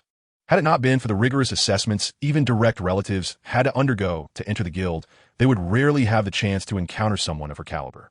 Hey, why are you staring at me? Jiang Linglong shot a glance at Suzhou, irritation evident in her tone. He had been observing her since her arrival. Her remarks startled the crowd, causing all eyes to turn toward Suzhou, who brazenly continued to gaze in her direction. Ahem. It's primarily because Senior Linglong is truly stunning, a square-faced man interjected, attempting to alleviate the tension. He was aware of Suzhou's lack of connections and was merely being kind. If Suzhou had inadvertently offended Jiang Linglong, entry into the Mechanical City Guild would be out of the question. You look remarkably like someone I know, Suzhou stated candidly. Gasps of astonishment filled the air, as the gathered crowd collectively inhaled sharply. Dude, your method of flirting is quite bold. Jiang Linglong shot him an icy glare, having no intention of engaging in further discourse. You're quite something, aren't you? You're not afraid to flirt with a girl, a nearby mage student thought to himself, secretly admiring Suzhou's audacity. Though he too was drawn to beautiful women, He wouldn't dare to reach for someone like Jiang Linglong, the daughter of one of the three most prestigious guild elders. The Jiang family from the capital was a lineage few could aspire to. To Suzhou, this was merely an expression of his thoughts. He understood that she could not possibly be his aunt and, thus, refrained from further scrutiny. However, the striking resemblance between Jiang Linglong and his aunt left Suzhou pondering the underlying mysteries within. The atmosphere at the scene soon returned to normal. Suzhou took a moment to express his gratitude to the square-faced man. Although it mattered little whether the square-faced brother chose to assist or not, Suzhou appreciated his goodwill. The earlier incident was trivial, yet Jiang Linglong's proud disposition led her to avoid interactions with unfamiliar men. Thus, a reminder was warranted.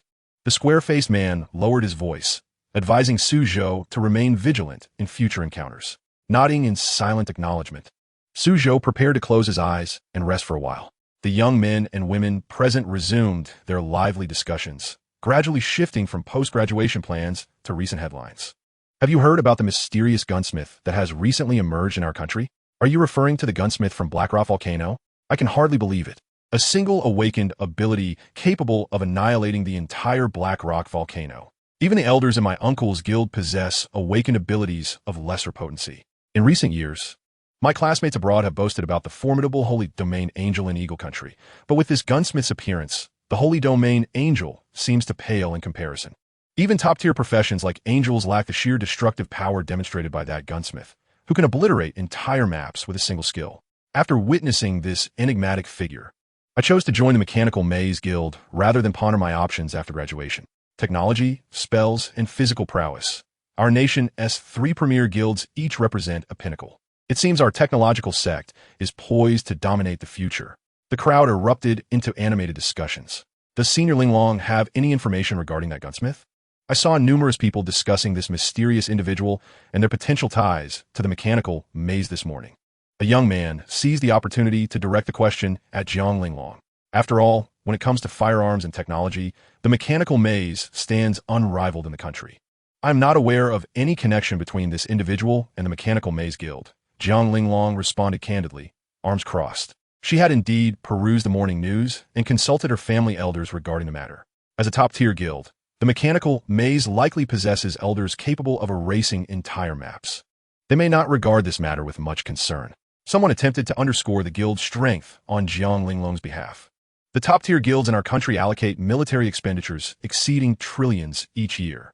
You are mistaken. The guild is quite concerned about this newly emerged gunsmith. Moreover, I hold a vested interest in this individual, Jiang Linglong remarked enigmatically, drawing the attention of several attendees. This insinuated that the Mechanical Guild had already commenced efforts to locate this formidable figure. If one of the top guilds, the Mechanical Maze, was reacting in such a manner, the other two major guilds might also be preparing to take action. All prospective members, please prepare yourselves. We will be departing in 5 minutes. Once we step outside the city, you should be well aware of the external lord's overwhelming authority and the ensuing restrictions. It is time to get ready. A guild member at the door reminded the group within. The supplies they were escorting could not afford even the slightest error. Should anyone become a liability, not only would they be barred from joining the guild, but they might also risk their lives. Many attendees rose to make their final preparations. Jiang Linglong lifted her delicate wrist, and her storage bracelet emitted a faint glow. In the next moment, she donned a custom outfit that exemplified both strength and agility. Senior Linglong, have you reached the 4th tier in strength? The crowd noticed the subtle crimson-golden glow emanating from her equipment. The necklace adorning her neck was a renowned 4th tier accessory. Those at the 3rd tier and below could only wear legendary-level equipment, while those above the 3rd tier could obtain Valiant-level gear upon entering a new phase. The crimson-golden glow was indicative of Valiant-level equipment's unique luminescence. This is nothing, Jiang Linglong replied calmly. After an extensive 4 years at university, with her family ties to the upper echelons of the Mechanical Maze, if she could not achieve a promotion annually, what would that signify for the descendants of the Jiang family? The prodigy's advancement rate was indeed formidable. The other young men and women present couldn't help but shudder. Reaching the 4th tier marked the entrance into a new realm. Those who could break through the daunting challenges of the 3rd tier to attain the 4th tier were exceedingly rare. Typically, graduates from combat-focused universities only reached the 2nd tier, while even the exemplary graduates from advanced military academies found it challenging to attain the 3rd tier. The prospect of honing their combat skills to advance beyond the 4th tier could take decades. Yet here was Jiang Linglong, so young, yet already a 4th tier powerhouse. I'm glad I didn't attend a combat university. Achieving the 4th tier in 4 years. Who knows how many tiers I would reach in 4 years? Suzhou mused inwardly, a thought stirring within him. The Eye of Revelation, also known as the Eye of Prophecy, effortlessly revealed information about 4th tier powerhouses. Character information, name, Jiang Linglong, profession, wisdom, angel level, 279, peak of 4th tier, physique, 18735 strength, 25046 spirit, 18433 agility, 15690 external aids, wisdom, angel armor, holy light matrix, nano wings, photon torpedoes, fortress cannon skills, holy mark prism, judgment chain, Michael's holy spear, dimensional cross slash, heaven's light sword auras, wisdom blessing, light blessing, courage blessing, divine protection, elemental surge, resilience. To think this young lady has already reached the peak of the 4th tier. Suzhou surreptitiously reviewed her information. No wonder the others held Jiang Linglong in such high esteem. She had long attained the peak of the 4th tier, yet had yet to complete her 5th tier quest, preventing her from further advancement. Once she accomplished her promotion task, she would ascend to become a 5th tier powerhouse. Her strength would rise once more. After exiting the city, he resolved to slay fierce beasts for experience. Suzhou silently made this decision. Given that the top genius of this world reached the peak of the 4th tier at such a young age, he could not afford to lag behind, especially now that he possessed a divine class profession. The 4th tier represented a significant threshold. Even experts could falter at this stage. Each promotion posed challenges far exceeding one's current level. This meant that each time a class change occurred, the individual must exhibit strength far surpassing that of their current rank. Not everyone could disregard the daunting promotion tasks like Suzhou did. In the final moments, Suzhou spent 50 million purple crystal coins to procure a new weapon. Heritage Diamond Revolver, category, weapon, level, 60, effect, infinite ammunition. All attributes 310, firing speed 110. Description, crafted with the utmost luxury and exquisite artistry, forged from 8 hearts, 8 arrows, and 8 diamonds. You deserve to possess it. Infinite ammunition indeed defines a true marksman. Suzhou secured the diamond revolver at his waist. As a gunsmith, he excelled in marksmanship far beyond that of archers. The most exhilarating aspect of such a profession was the ability to select firearms with rapid firing rates. From there, everything hinged on the trigger. Gather round, everyone. All members assemble. Outside, guild members began to call the newcomers together. Next, it is imperative to rely on these prospective members to safely escort supplies to the forward base. At the entrance of the station, 20 camels resembling giant tortoises, each the size of a truck, stood ready to transport the goods. The exoskeletons on their backs could open, serving the dual purpose of storing and safeguarding the cargo within. Suzhou and his companions were scattered around, their primary duty being to protect the camels and the valuable supplies they carried. Many felt a surge of joy knowing that the prodigy Jiang Linglong had joined their ranks, significantly enhancing their safety. The team leader, a member of the guild, guided everyone to the city gate. Activate the energy shield. A soldier stationed at the gate bellowed. The massive metal gate, forged from rare materials, creaked open slowly, and a portion of the energy barrier dissipated. Before their eyes lay a scene of devastation, with crumbling walls and remnants of monstrous corpses. Exit the city immediately. Hurry. Chapter 23. The proper use of the Eye of Revelation. Outside the city, the ground was littered with the remains of ferocious beasts. These monster carcasses had been cleared from a section of the area by the soldiers stationed at the border during their wait inside the city. The preparatory guild members urged the camels to swiftly depart the city. They understood that lingering too long could attract more beasts, making escape impossible. Having successfully exited the city, they had overcome a significant hurdle. Only 2 miles outside Mo City, the group's tension began to ease. Initially, they were deeply concerned about encountering monsters that could destroy the supplies they were transporting. If any damage occurred, it would signify the failure of their guild mission, effectively barring them from entering the Mechanical Maze Guild. Everyone was reminded to remain vigilant against monster attacks, as the path ahead held numerous challenges. The leading guild member cautioned against complacency. Previous supply transports had suffered consecutive failures due to monster assaults midway. Jiang Linglong, the granddaughter of a guild elder, was present this time, partly due to the need for a powerful class changer's assistance after repeated setbacks. As the supply convoy approached a vast forest of colossal trees, creatures hidden within the underbrush and dense branches launched an assault. Roar, hiss, Hundreds of ferocious beasts suddenly attacked the supply convoy. Those stationed beside the camels were prepared, unleashing their skills to swiftly eliminate the monsters. A man with a square jaw and Suzhou stood at the rear of the protective formation. After dispatching several monsters, he realized that Suzhou's prowess was far beyond what they had previously assumed. "Brother Su, your marksmanship is impressive," he praised. As a top student from Tiandu University, he had to exert considerable effort to slay the monsters, while Suzhou simply drew his diamond revolver and effortlessly dispatched the approaching beasts with a few shots to their throats. "My skills aren't exceptional, so I've focused extensively on my basic attacks," Suzhou replied with a smile, saying little more. In reality, the monsters he had just eliminated were no more challenging than drinking water. Weapons in this world with armor-piercing effects were exceedingly rare, while the effect of winged slaughter granted bullets a remarkable 100 armor penetration. This meant that any of Suzhou's basic attacks inflicted true damage. Merely relying on basic attack skills, which ignored armor reduction, could obliterate even top-tier professions. "With Sister Linglong here, we are secure. Just now, a monster wolf king charged at us and was swiftly dispatched. A member ahead could not help but extol their companion's capabilities." Jiang Linglong's image, already formidable due to her status and strength, appeared even more illustrious in the eyes of others. Ding ding dong. The bells hanging from the camels' necks rang out. The group arrived at a fork in the road, both paths leading to the front lines. One was a quicker, albeit more perilous route, while the other was a safer but slower main road. The camels suddenly halted, exhaling hot air through their nostrils. This domesticated beast possessed a unique ability to sense danger. The camels refused to proceed, indicating the presence of formidable monsters ahead. The onlookers quickly assessed the situation. However, the pressing dilemma they faced was that, despite their awareness of the powerful monsters ahead, they could not ascertain their precise location and could only rely on their instincts. What bad luck to encounter such a decision so soon. The leading guild member furrowed his brow. The path to the battlefield was fraught with numerous forks. Choosing wisely could mean life or death. Previously, failures in transporting supplies had only occurred at the last few forks due to erroneous judgment. This time, they were unexpectedly faced with the need to choose a path so quickly. "Perhaps we should take the main road.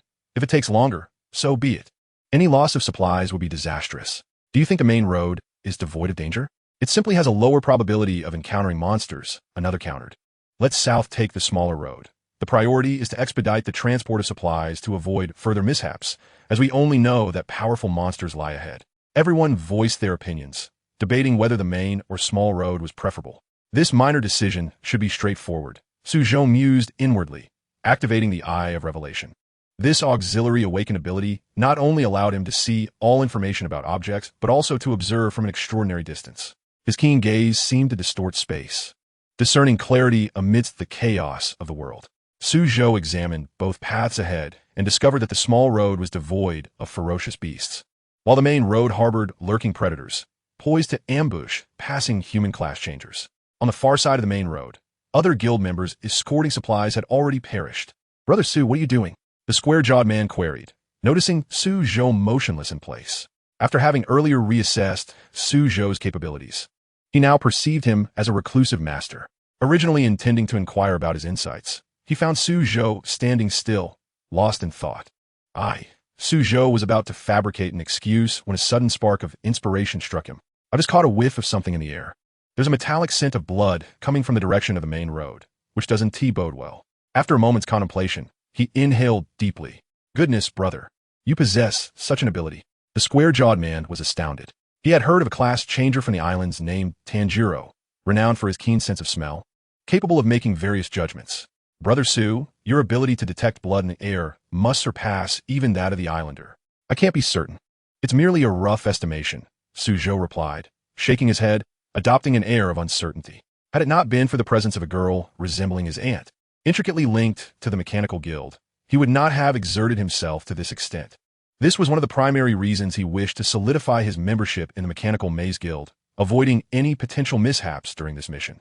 "Your insights are far superior to mere speculation. With such evidence, it's worth a try." The square-jawed man stroked his chin, arriving at a conclusion. He quickly reported Suzhou's findings to the team leader. The others, astonished by Suzhou's acute sense of smell that could distinguish the scent of blood in the air, expressed their amazement.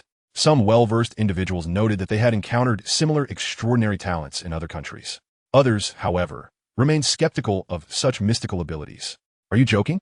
I can't smell a thing.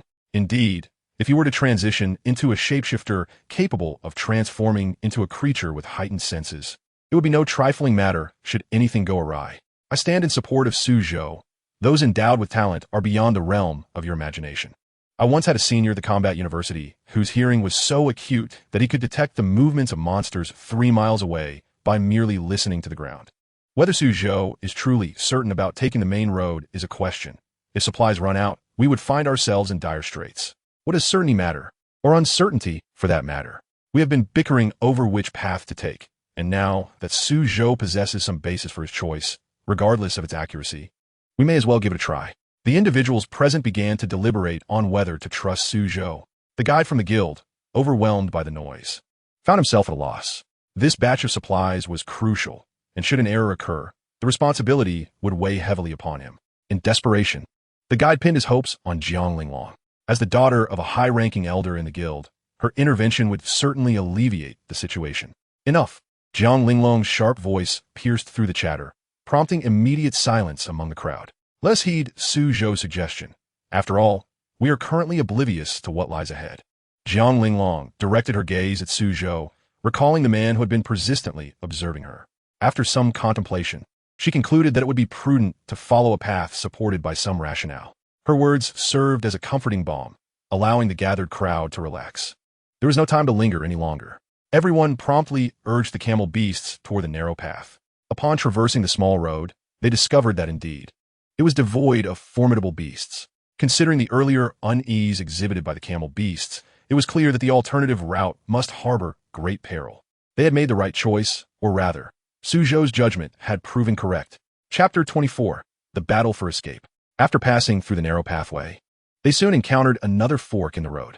The camel beasts once again halted, displaying signs of anxiety.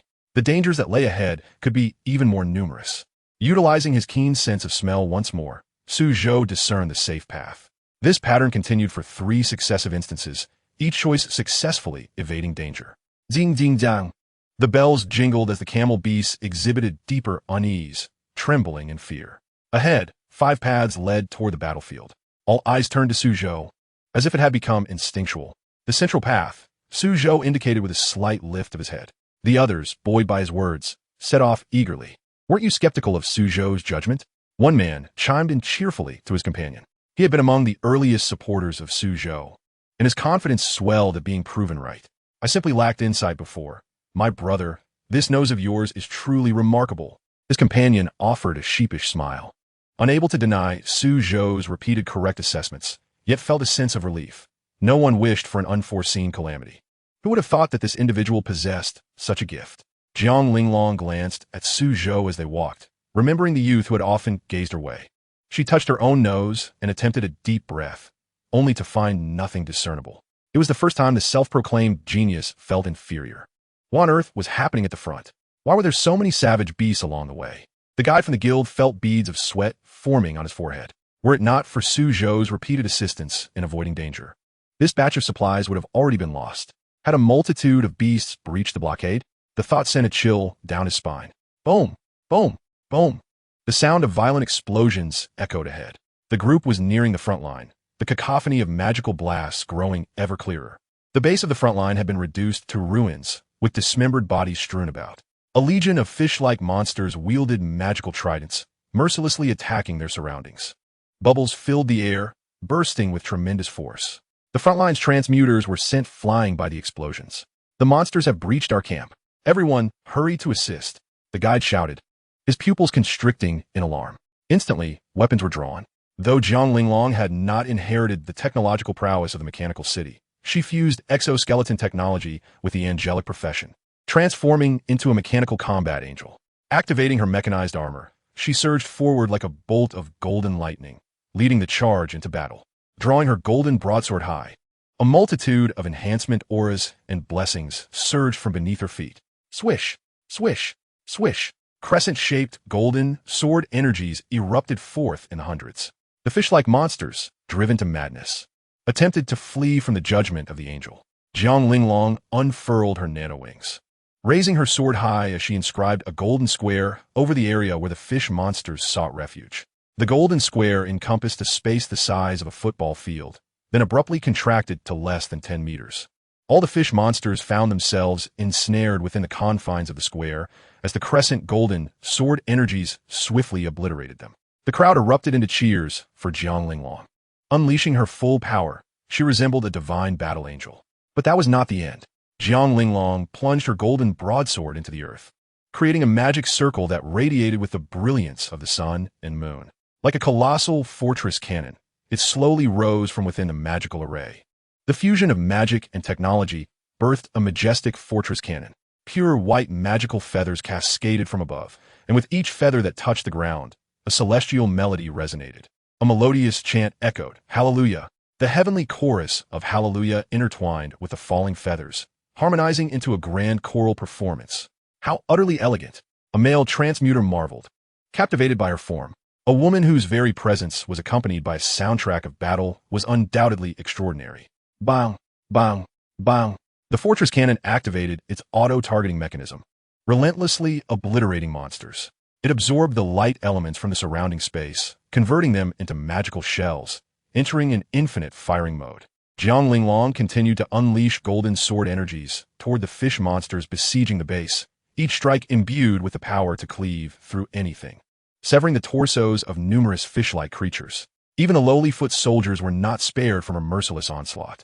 The onlookers, unwilling to be outdone, rushed forward to slay the monsters. Reinforcements have arrived. Our reinforcements are here. The surviving transmuters within the camp exclaimed with fervor. The monsters surged forth once more, their rampage threatening to devastate what remained of their camp.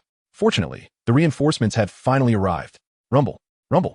A legion of 40,000 fish-like soldiers charged forward once again. The fish scouts had detected the arrival of human reinforcements. Upon their report, the fish lord summoned other soldiers, intent on breaking through this line of defense. They were the formidable leaders under the dominion of the great king, the Dark Lord. And now they would see who truly held the mantle of hunter and who was the monster. Everyone rallied together. This time, we shall vanquish them. The morale of the frontline transmuters surged as they launched a counteroffensive. An unprecedented battle erupted throughout the entire faction. Suzhou drew his weapon and leaped into the throng of monsters, unleashing a ferocious onslaught. Shell casings flew as if they were worthless. And the astonishing precision, coupled with 100% armor penetration, was simply a perfect combination. You have slain a level 150 blind-eyed merman, earning 543 experience points.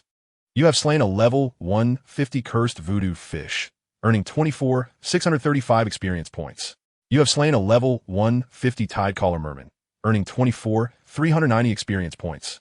Congratulations, you have leveled up. Congratulations, you have reached level 68. 10 attribute points have been automatically allocated according to the gunslinger class. Congratulations, you have reached level 69. 10 attribute points have been automatically allocated according to the gunslinger class. Suzhou moved as if in a realm untouched by others. His steps light and strikes fierce. The twin guns spewed forth torrents of bullets, akin to a Gatling gun sweeping the battlefield. With the combined efforts of numerous transmuters, all invading monsters were soon annihilated. How did the monsters manage to breach the base of our camp? Where are the other cadre members? Inquired a guild member who had arrived here with supplies.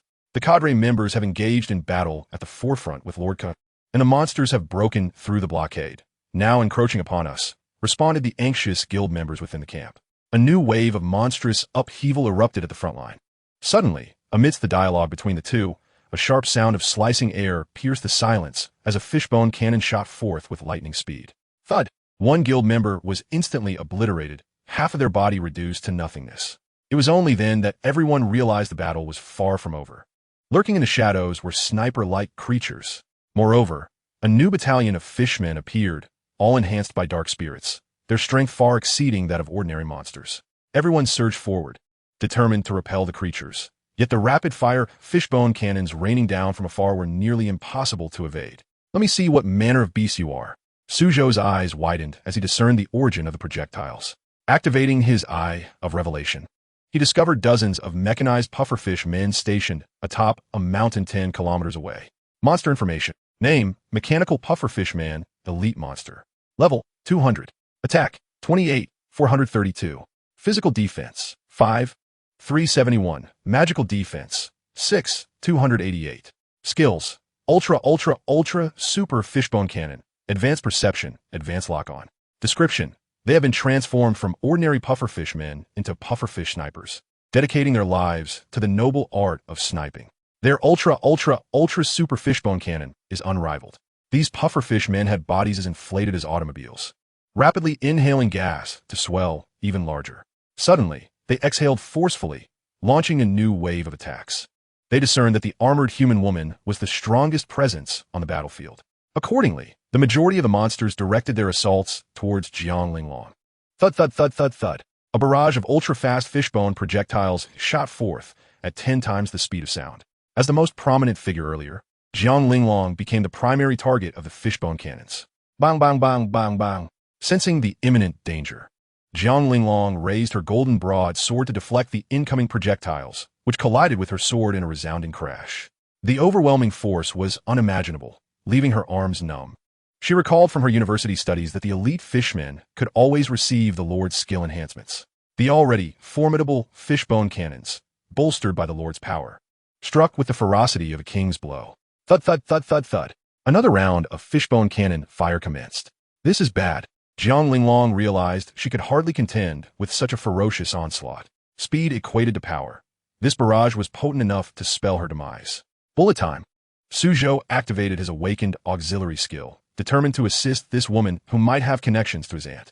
His senses heightened exponentially, rendering everything around him in a slow-motion tableau.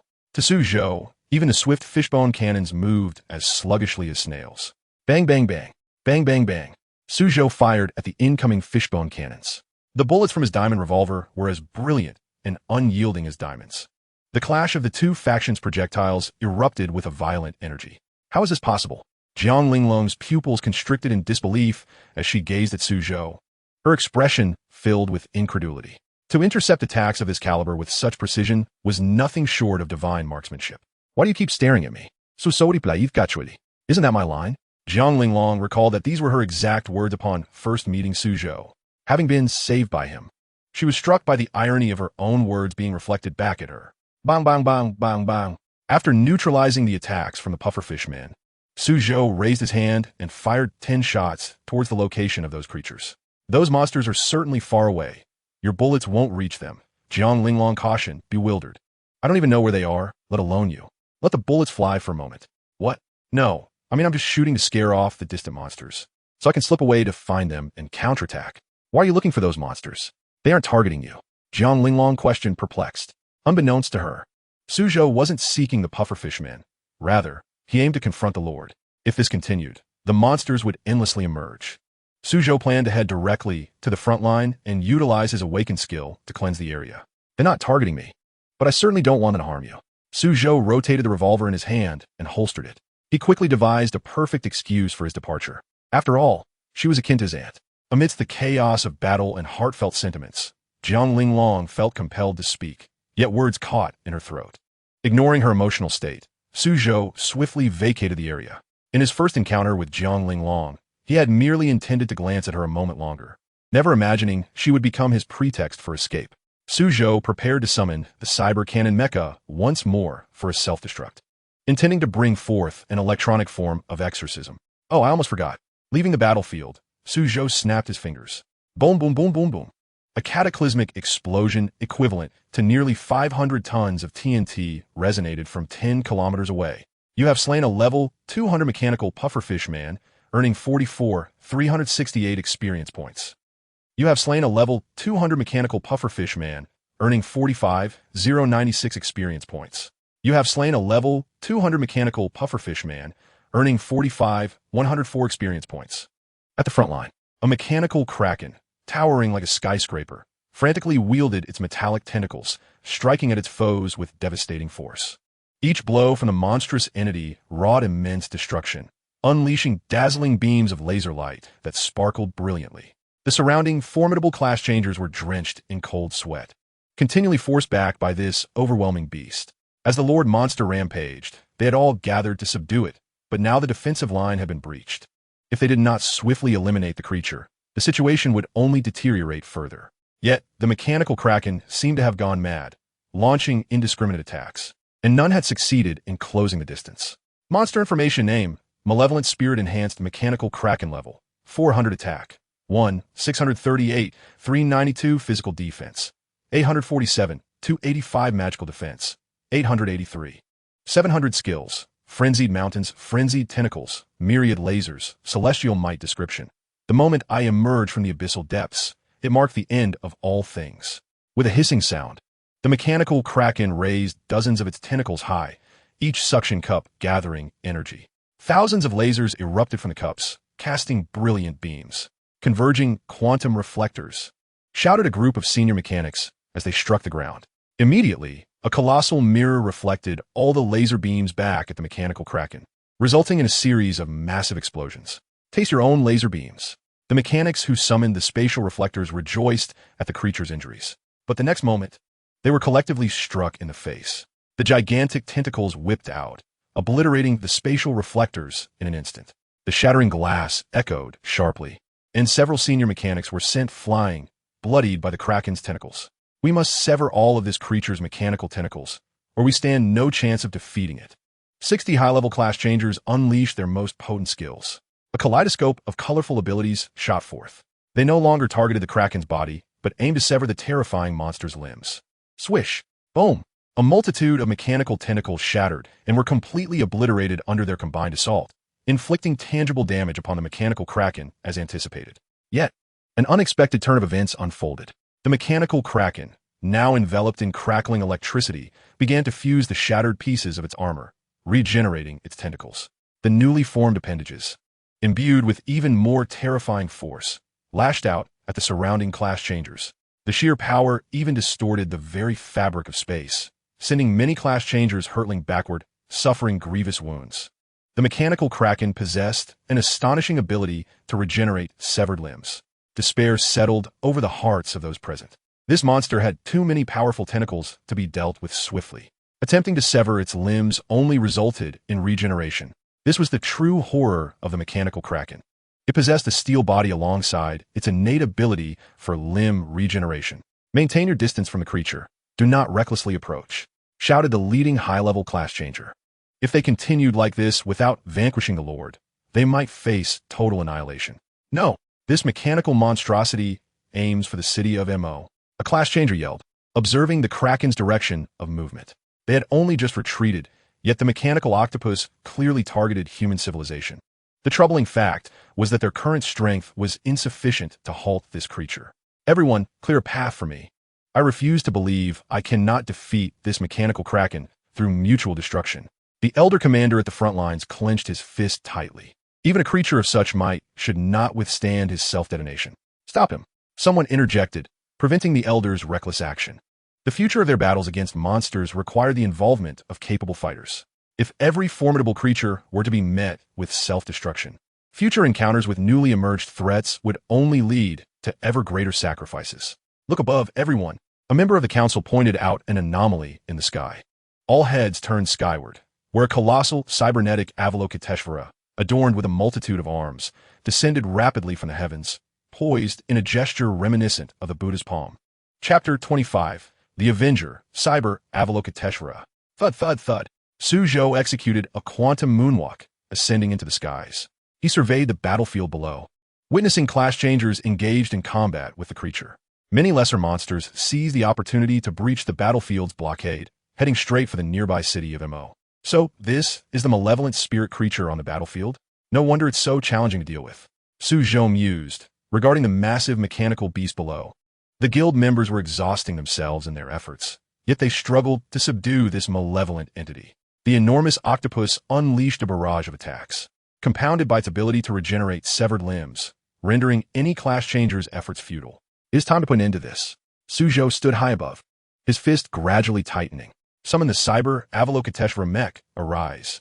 Crack, crack, crack, crack, crack. With the utterance of his command, a myriad of metallic components materialized in the air. All parts assembled into a towering statue of Avalokiteshvara, hundreds of meters tall, the cold metallic texture glistening in the sunlight, refracting hues of icy brilliance. Buzz! The mechanical eyes of the Cyber Avalokiteshvara ignited with radiant crimson light, locking onto the mechanical kraken below. Suzhou instructed the mech to initiate autonomous combat. allowing the colossal fortress-like machine to descend from the sky. A throng of class changers battled the mechanical octopus, which surely must have been dispatched from the Cold Nation. This small nation, emboldened by the support of the Eagle Nation and the Western Alliance, sought to utilize these malevolent creatures to vex them. The guild officials, panting heavily, clenched their fists. As the third largest nation in the world, the Dragon Nation constantly faced disturbances from the Cold Nation and smaller Southeast Asian countries along its borders. Even along the coastlines, they often endured harassment from the Cherry Blossom Nation. The absence of high-level fighters on this battlefield was primarily due to the incessant troubles caused by numerous small nations along the Dragon Nation's borders. Other regions were besieged by even more formidable malevolent spirits and disaster beasts, necessitating the protection of powerful warriors. This malevolent entity had originally manifested within the territory of the Cold Nation, but had suddenly crossed over to the Dragon Nation's border. Class Changers present surmised that this was the Cold Nation's scheme to drive these potent, malevolent monsters towards the Dragon Nation, diverting disaster eastward. Every small nation bordering the Dragon Nation had acted similarly, and the extensive borderline made it difficult for even a powerful entity like the Dragon Nation to respond comprehensively. Damn it, when I achieve my 6th job change, I will undoubtedly take revenge on these petty nations for their ambushes. Stop imagining. The Eagle Nation has deployed numerous powerful troops, which emboldens these small nations, someone cautioned. First, we must hold back the mechanical kraken. It seeks to advance. The class changers shouted as they witnessed the mechanical octopus attempting to push forward. The elder on the outskirts of the mechanical maze, hoping to utilize his demolition expertise, proposed a mutual destruction strategy. Elder, you cannot perish alongside this creature. That would be falling into their trap. Many voices urged in alarm. Losing even one elder would diminish their combat strength, and they were loath to lose such a venerable figure. Above, everyone look up. A member of the cadre has spotted something unusual in the sky. All eyes are raised, and a small black that is rapidly expanding. It is a colossal mechanical Avalokiteshvara, plummeting towards the ground at an alarming speed. Quick, evacuate. The crowd, taken aback by the astonishing transformation, shouts in unison. In an instant, everyone unleashes their utmost speed skills to hastily retreat from the battlefield. Crack, crack, crack. The mechanical kraken also senses the anomaly and looks up. Immediately, it sees the mechanical Avalokiteshvara's hand forming a seal and descending upon it. Boom! An earth-shattering explosion ensues. The wind pressure snaps nearby trees in half, while the swirling dust rises to heights of over 10 kilometers. A ferocious explosion erupts at the heart of the mechanical kraken. The nearby adventurers, caught off guard by the sudden appearance of this mechanical beast, are left bewildered.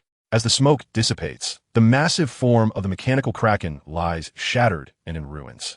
The cyber Avalokiteshvara stands majestically on the battlefield, unscathed and exuding an air of solemnity. Where did this mechanical Avalokiteshvara come from?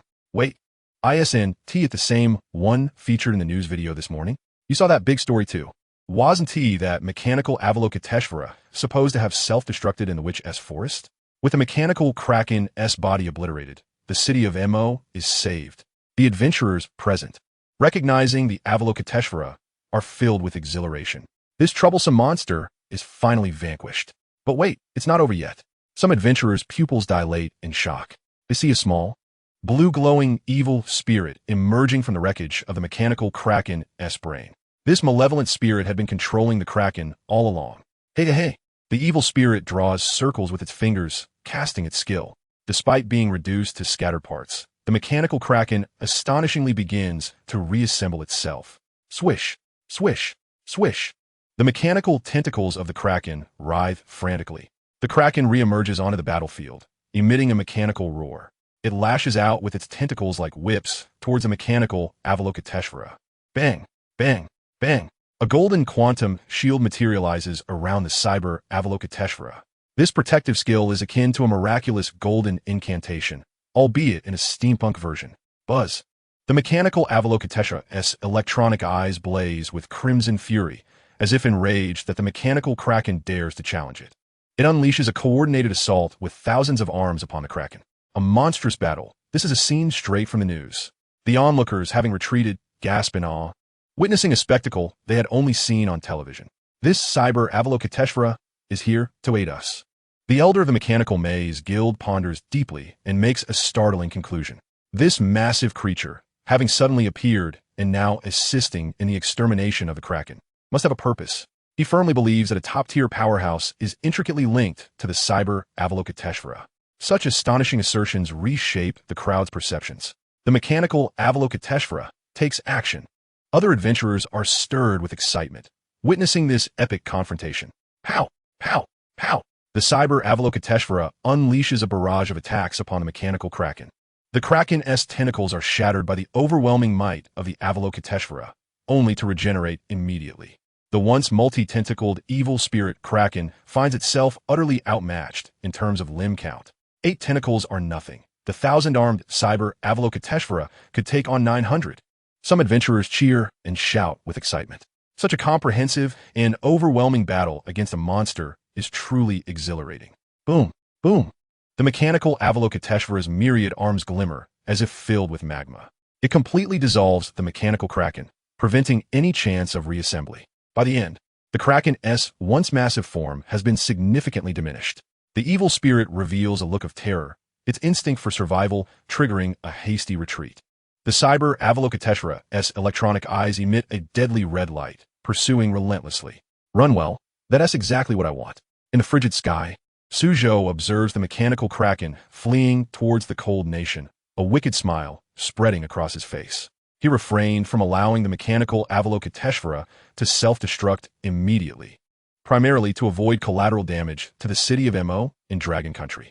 But now that the evil spirit monster is retreating towards the cold nation, it becomes necessary to maintain peace with a grand cybernetic explosion. Here it comes. A glimmer flashes in Suzhou's eyes. Below, the mechanical kraken makes its escape to the border of the cold nation, while the cyber Avalokiteshvara closes in, extending all its arms to tightly grasp the kraken. Suzhou snaps his fingers lightly, issuing a self-destruct order to the cyber Avalokiteshvara, for the sake of a nuclear peace for the world. Chapter 26. Energy Relics, Lotus Shockwave. In the Cold Nation, the Tactical Command Building. What is the current situation with the various evil spirits? Have they managed to destroy any border cities of the Dragon Nation? A cold, indifferent member of the Cold Nation as council sits in the shadows, fingers interlaced on the desk. The military of the Dragon Nation and the 3 major guilds have dispatched personnel to exterminate the evil spirits, and the border city has yet to be breached. The subordinate reporting lowers his head, relaying the truth.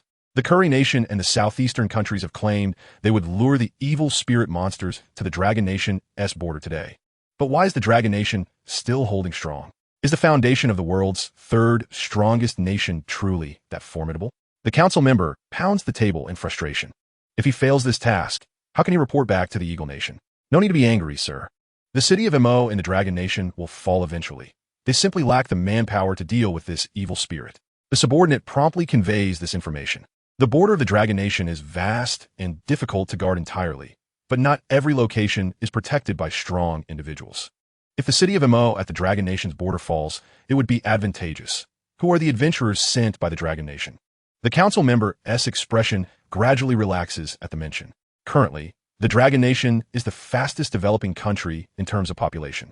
Neither they nor the Eagle Nation behind them will allow this nation to grow any further.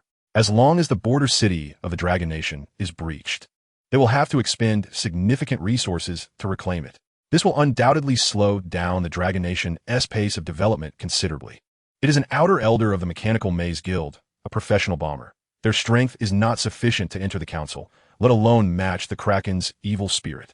The subordinate continues to relay the collected information.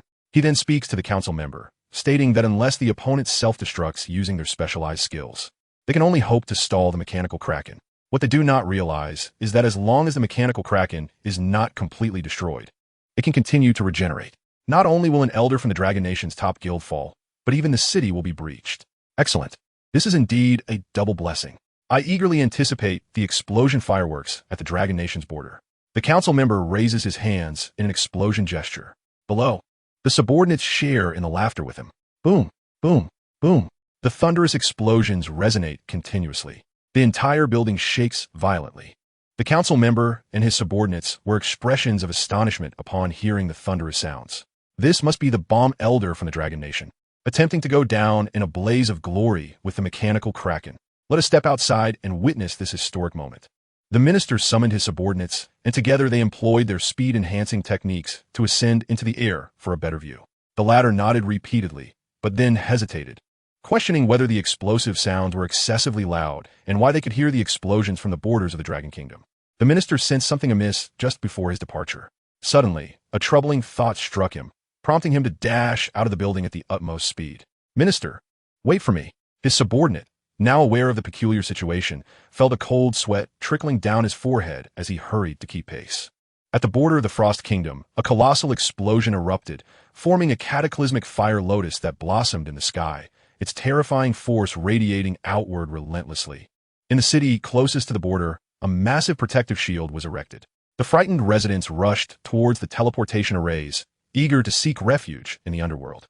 However, as the shield came into contact with the residual force of the explosion, it shattered like fragile glass. Despite the valiant efforts of the Frost Kingdom soldiers who risked their lives to maintain the protective barrier, they were unable to withstand the overwhelming onslaught of the blast. Bang, bang, bang, bang, bang, boom, boom, boom, boom, boom. The walls of air compressed into a high-density, explosive ripple. Ultimately, the protective shield around the border city could no longer endure and shattered with a resounding crash.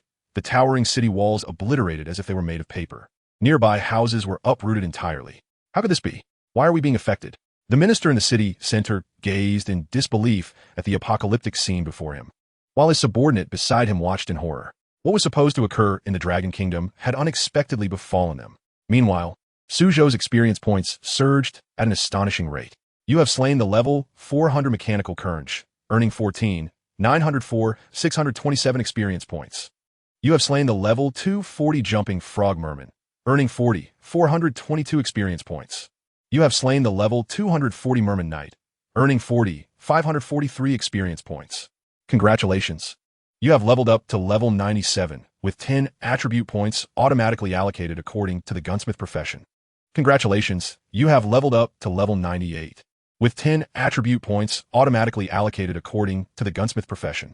Congratulations, you have leveled up to level 130, with 10 attribute points automatically allocated according to the gunsmith profession. You have met the requirements for class advancement. Please proceed to the advancement hall for your third class change. A direct third class change. Suzhou felt an immense sense of relief. While others ground through countless maps to gain experience, he merely needed to defeat a single map's boss to reap the rewards. Dust filled the air as he activated his body's quantum state and summoned his storage ring to collect all the equipment from the battlefield. You have acquired the heroic level equipment, Void Piercing Ring. You have acquired the heroic level equipment, Twin Void Inferno Dragon. You have acquired the legendary level equipment, Merman Ancestor's Trident. You have acquired the heroic level item, Kern's Mechanical Core. An immeasurable bounty of items filled his possession, and Suzhou was elated at the prospect of obtaining an abundance of heroic level gear. The mechanical Kernch, as a mechanical monster, had dropped numerous usable items. Once his third class change was complete, he would carefully review which equipment to keep. After completing his final tasks, Suzhou swiftly returned to the border camp. Upon his arrival, he found that the monsters had been largely eradicated. The most threatening mechanical octopi had been eliminated, and the other guild's elite members dispatched the lesser monsters with ease. With the chaos at the border subsided, the guild leader announced to the gathered crowd that they had all passed the membership assessment. The greatest trouble in Mo City had been resolved, and these individuals had fulfilled their duty and could remain in the guild. "Brother Su, you're back. I was worried sick about you." A burly man with a square face clapped Suzhou on the shoulder. They had overheard that he had ventured out of the camp to seek out enemies for the sake of Jiang Linglong's safety. With everything settled and the monsters exterminated, Suzhou smiled without elaborating further. Long live the Mechanical Maze Guild.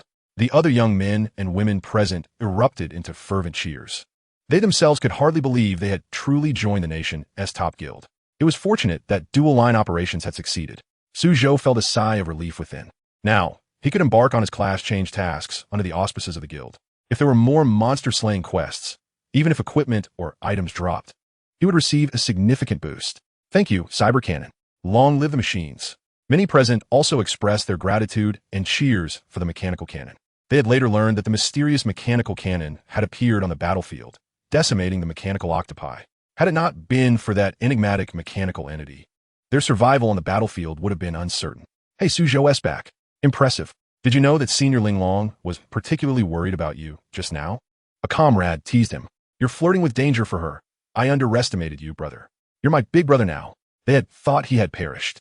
But now that he was alive, they were relieved to welcome him as a member of the guild. "Suzhou, come here for a moment," Jiang Linglong said. Biting her lip, she felt compelled to have a private discussion with him due to his earlier puzzling remarks. Chapter 27. The Awkward Moment of Jiang Linglong. "Suzhou, come here for a moment." Jiang Linglong sought him out for a private conversation in a secluded corner, blaming him for his earlier inexplicable words. She now found herself at a loss for words. A wave of surprise rippled through the other young men and women present. Many had indeed overheard Suzhou's battlefield confession. But now that Jiang Linglong was seeking him out alone, could there be something brewing between them? They departed the military tent, walking towards a remote corner of the camp. The others gathered at the entrance of the tent, peeking in. In a secluded corner of the camp, Suzhou followed her. In his line of sight, Jiang Linglong stood with her arms crossed, her expression cool and composed. The gentle breeze tousled her long hair, cascading like a waterfall, a breathtaking sight. "I advise you not to waste your thoughts on me. Your combat talent is formidable, but if you spend your time on romantic pursuits, you will ruin your future. Do you understand?" Jiang Linglong stepped forward, implying her point. She preferred to be direct in matters of affection, believing that clarity was more responsible toward Suzhou. As her words settled, a murmur of chatter rose among those peeping from the tent. It seemed that Jiang Linglong had indeed chosen to reject him. Poor Suzhou, whose budding feelings were extinguished before they could flourish. "What are you talking about?" Suzhou frowned, confusion written all over his face. He had intended to explain that he was preoccupied with leveling up and had no interest in romance. But just before he could speak, he suddenly realized that she was still under the impression of his earlier declaration to protect her. "You're not trying to play dumb and persist in pursuing me, are you?" Jiang Linglong's brows furrowed, her beautiful almond eyes narrowing into slits. She was deeply moved by Suzhou's act of saving her. Yet if he were to cling stubbornly to her, that would be unacceptable. "No, you misunderstand," Suzhou clarified once he grasped the situation. "In my heart, I have always held you in the same regard as my aunt. Whether gazing at her or assisting in her protection, his primary sentiment stemmed from the fact that she resembled his aunt. "You have feelings for your aunt?" Jiang Linglong exclaimed incredulously. She never anticipated that this young man would possess such peculiar tastes. Damn it! Upon hearing this, Suzhou immediately clenched his fist. The girl's reading comprehension was appallingly poor. "What I meant to say is that you misunderstood. I do not harbor any feelings for you. Did I not mention that you bear a striking resemblance to someone I know? I was referring to my aunt. I primarily protected you because you looked like her, hence it was only natural for me to save you." Fearing she might doubt him, Suzhou prepared to retrieve his phone and show her a photo. "Huh?" Jiang Linglong was utterly bewildered by this turn of events. As she realized the implications, a rosy hue spread from her delicate earlobes, enveloping her entire charming face. "Oh my heavens, this is beyond embarrassing." The onlookers who had been eavesdropping collectively gasped in astonishment. There are few things in the world more awkward than misunderstanding someone's affections, leaving one appearing vain and overly concerned about the other. "Here, take a look and see if you truly resemble my aunt." Suzhou found a photo and was ready to show it to her. However, Jiang Linglong, overwhelmed with shame, swatted the phone from his hand without even glancing at it. "My apologies, it appears I've been too self-absorbed. It's all my fault, please. Just don't provoke me any further." Flustered and humiliated, Jiang Linglong swiftly turned and fled the scene. The day's misguided sentiments would linger as an indelible shadow in her life. "You should at least check out the photo. I truly am not deceiving you." Suzhou picked up his phone, feeling quite exasperated. The bystanders were left in a state of confusion, having witnessed a remarkable twist of events. In one moment, they felt sympathy for Suzhou's rejected confession. In the next, they were watching Jiang Linglong awkwardly exit. "Bro, you're tougher than steel and straighter than a ruler." The crowd finally approached to tease him after Jiang Linglong departed. They felt a wave of embarrassment for her, knowing that anyone in her situation would face social ruin. "Did I not say from the beginning that she looked remarkably like someone I know?" Suzhou displayed the photo for everyone to see. It was a picture of Suzhou and his aunt, and at first glance, Jiang Linglong did indeed bear a striking resemblance to her. "She really does look similar," one of the girls exclaimed in surprise. She recalled watching shows where ordinary people resembled various celebrities. To think such a phenomenon could occur in their midst. "I told you I was right," Suzhou retorted defiantly to the youths present. They responded with a collective 6. Later on, Suzhou and his companions received their official guild identity badges. These badges could be verified both in physical form and online.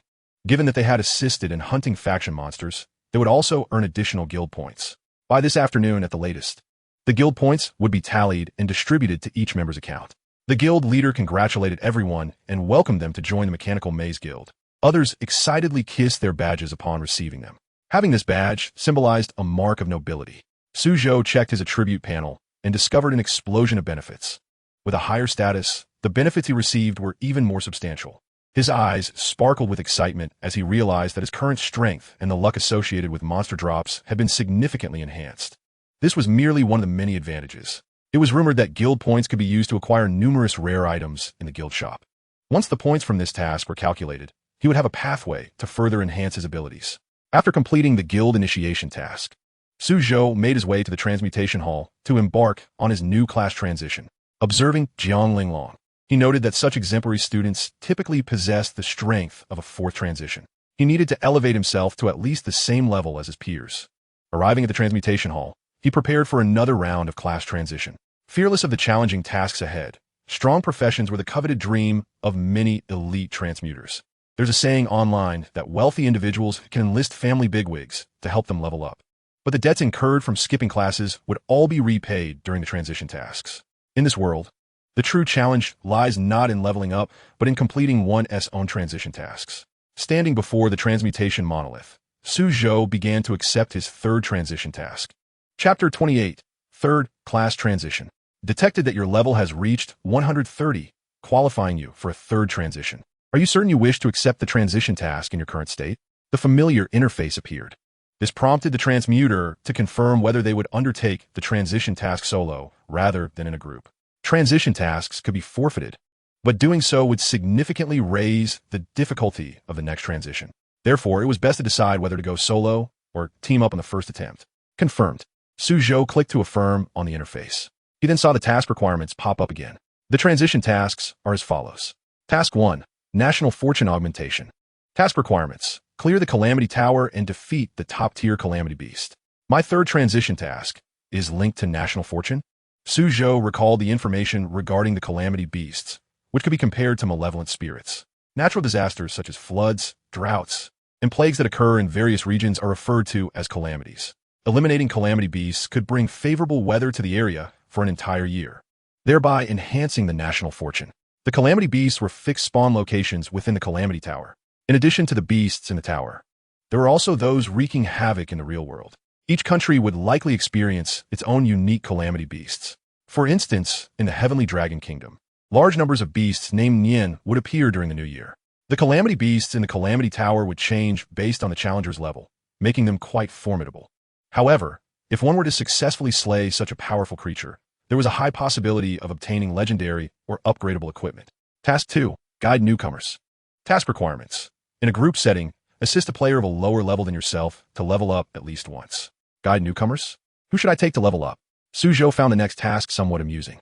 Just like every game include a mission to assist beginners, this game, which melds with reality, was no exception. Others would rejoice at encountering such a straightforward transition task, but for Suzhou, completing tasks solo was far easier than teaming up. If necessary, he could simply find someone to assist. He quickly dismissed the second task conditions. His immediate priority was to tackle the Calamity Beasts. Exiting the transmutation hall, Suzhou began to assess the substantial equipment he had obtained from defeating the mechanical Kernak. Among them were several legendary and even heroic-grade items suitable for the gunslinger profession. However, the heroic-grade equipment could only be worn after the third transition. Suzhou decided to sell off any equipment he did not need at the trading post. Equip the legendary gear that can be donned first. Legacy Hellfire Shotgun. Category, Weapon. Level, 130. Quality, Legendary. Effect, Infinite Ammunition. All attributes, 650. Rate of fire, 120. Damage, 20. Description, 2 black shotguns forged by the infernal blacksmiths of the abyss, said to be immensely powerful. Ultra Nano Knight Cloak. Category, Armor. Level, 130. Quality, Legendary. Effect, Constitution, 700. Spirit, 700. Mental Recovery Speed, 10. Ability to activate a 10-second invisibility effect. Description, renowned in the celestial realm, the most technologically advanced domain in the universe. This garment is quite famous. This time, I have saved money that would have been spent on equipment. With the new gear equipped, Suzhou's spirits lifted considerably. The market value of these items exceeds tens of millions, truly a case of pricelessness. Many who are stuck at the third transfer find these items to be one of the best choices for stabilizing their combat prowess. For Suzhou, These items are perfectly suited for transitioning through the third transfer tasks. Once he breaks through to the third transfer, he will be able to don the gear of a hero. Equipment of this caliber will grant even more formidable effects and attribute enhancements. The equipment you listed for sale in the trading hall has been sold, earning you 9 for 185, 290 violet crystal coins. The equipment you listed for sale in the trading hall has been sold, earning you 13, 892, 316 violet crystal coins. The items you listed for sale in the trading hall have been sold, earning you 12, 321, 313 violet crystal coins. Your current account balance stands at 1.8 billion. If I were to sell the heroic gear within my bracelet, I could probably accumulate around 3 billion. Suzhou mused to himself as he received the violet crystal coins via email. With this newfound wealth, he accessed the skill tree. Previously, he had spent 1 billion violet crystal coins to learn 2 auxiliary awakening skills. Now, he is ready to learn the second transfer's awakening skill to surmount the third transfer barrier. Supernova Nuke, passive, infinite grenades. You can conjure various celestial technology grenades in your hands, electromagnetic grenades, flame grenades, frost grenades. The power increases with your level. Active. When you unleash your awakening skill, you will throw a supernova nuke grenade, triggering an apocalyptic explosion. Description. Although the supernova nuke cannot produce the true force of a planetary explosion, it is sufficient to incite an event surpassing the Tunguska explosion. Remarkable indeed. Suzhou's eyes brightened in admiration for the power of his current profession. The mere passive effect of this skill is exceedingly formidable. Possessing infinite grenades, simply throwing them onto the battlefield surpasses the various minor techniques of mages. The active effect can incite an apocalyptic explosion beyond Tunguska. Such self-sustaining awakening skills are indeed delightful.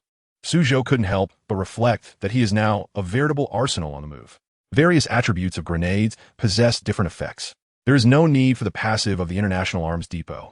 With just infinite grenades and the TNT-enhanced power of his bullets, Suzhou is far more terrifying than any lord.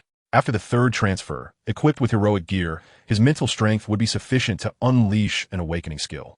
Suzhou contemplated this crucial matter. He is now treading further down the path of invincibility. The impending calamity should be resolved swiftly. Suzhou searched for the address of the National Calamity Tower.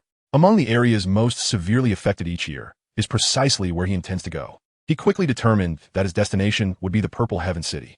This region is prone to floods and locust plagues every rainy season. Although there are job changers to assist, the entire planet is intertwined with the game. The floods and locusts that erupt are far beyond the intensity of a normal world. The floods alone are dozens of times more terrifying than before the game's integration with reality. And the annual locust plagues consist of swarms of magical insects that can even devour humans.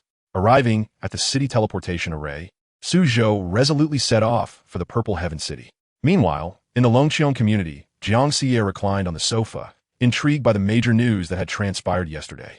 The head of the Necromancer Knight appears at Black Rock Volcano, mysterious strongman-s bullets comparable to nuclear explosions.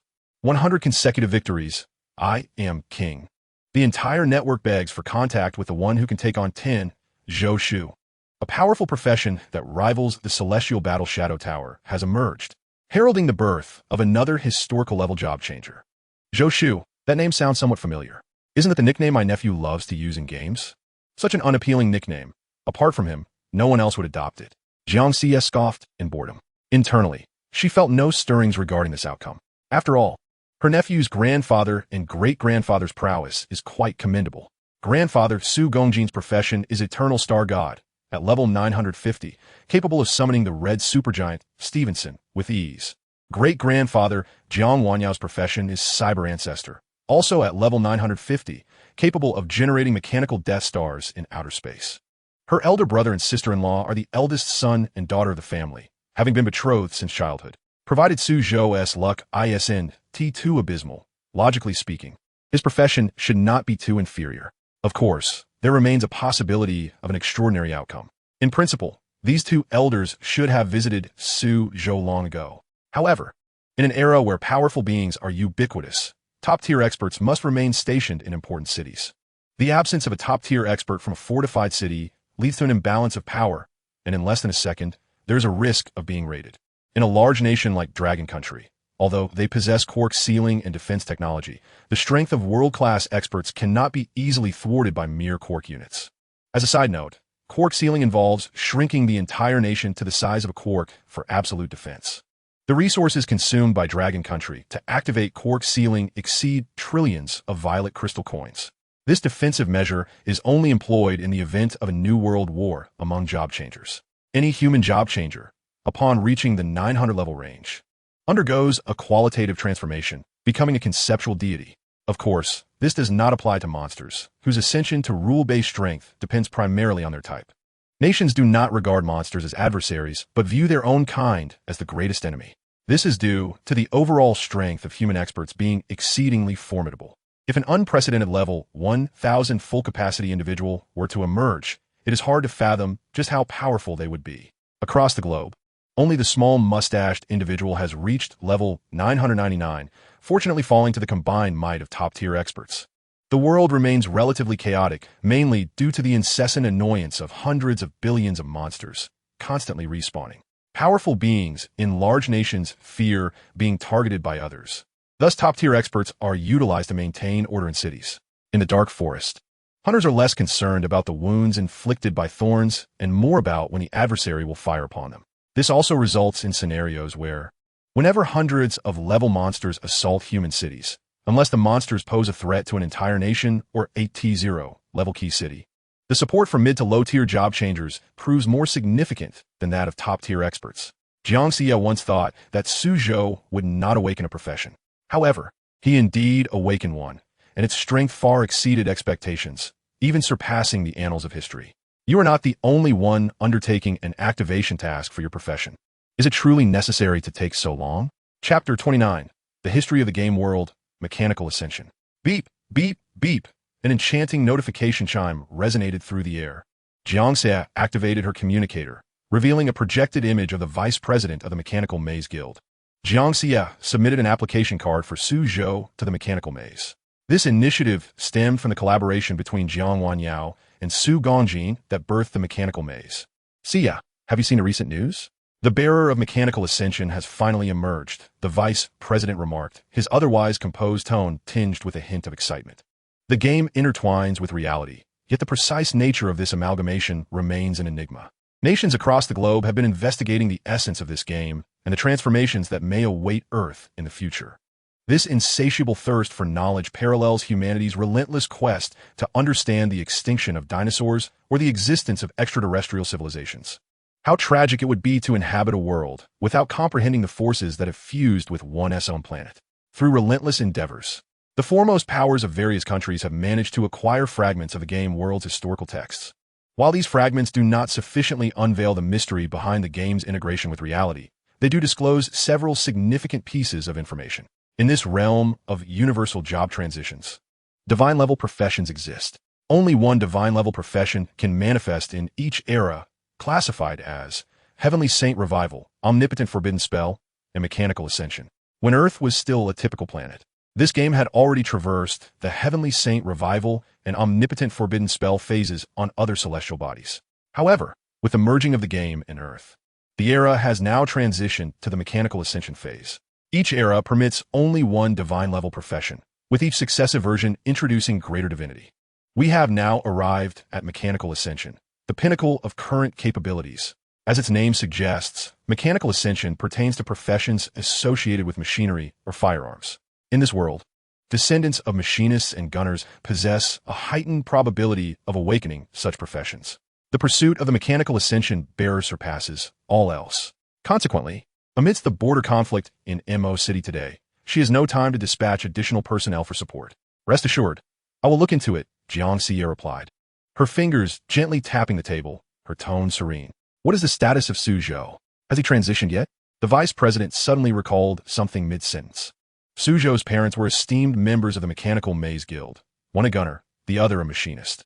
During the Ice War, his mother, Jiang Yuexin, sustained an injury that left her with a chronic ailment, prompting both to resign from their guild positions. His father, Su Shaoqing, took his wife on a journey across various nations in search of specialized priestly healing for her. As a child, Su Zhou had no one to care for him, so Jiang Xia took it upon herself to look after her nephew.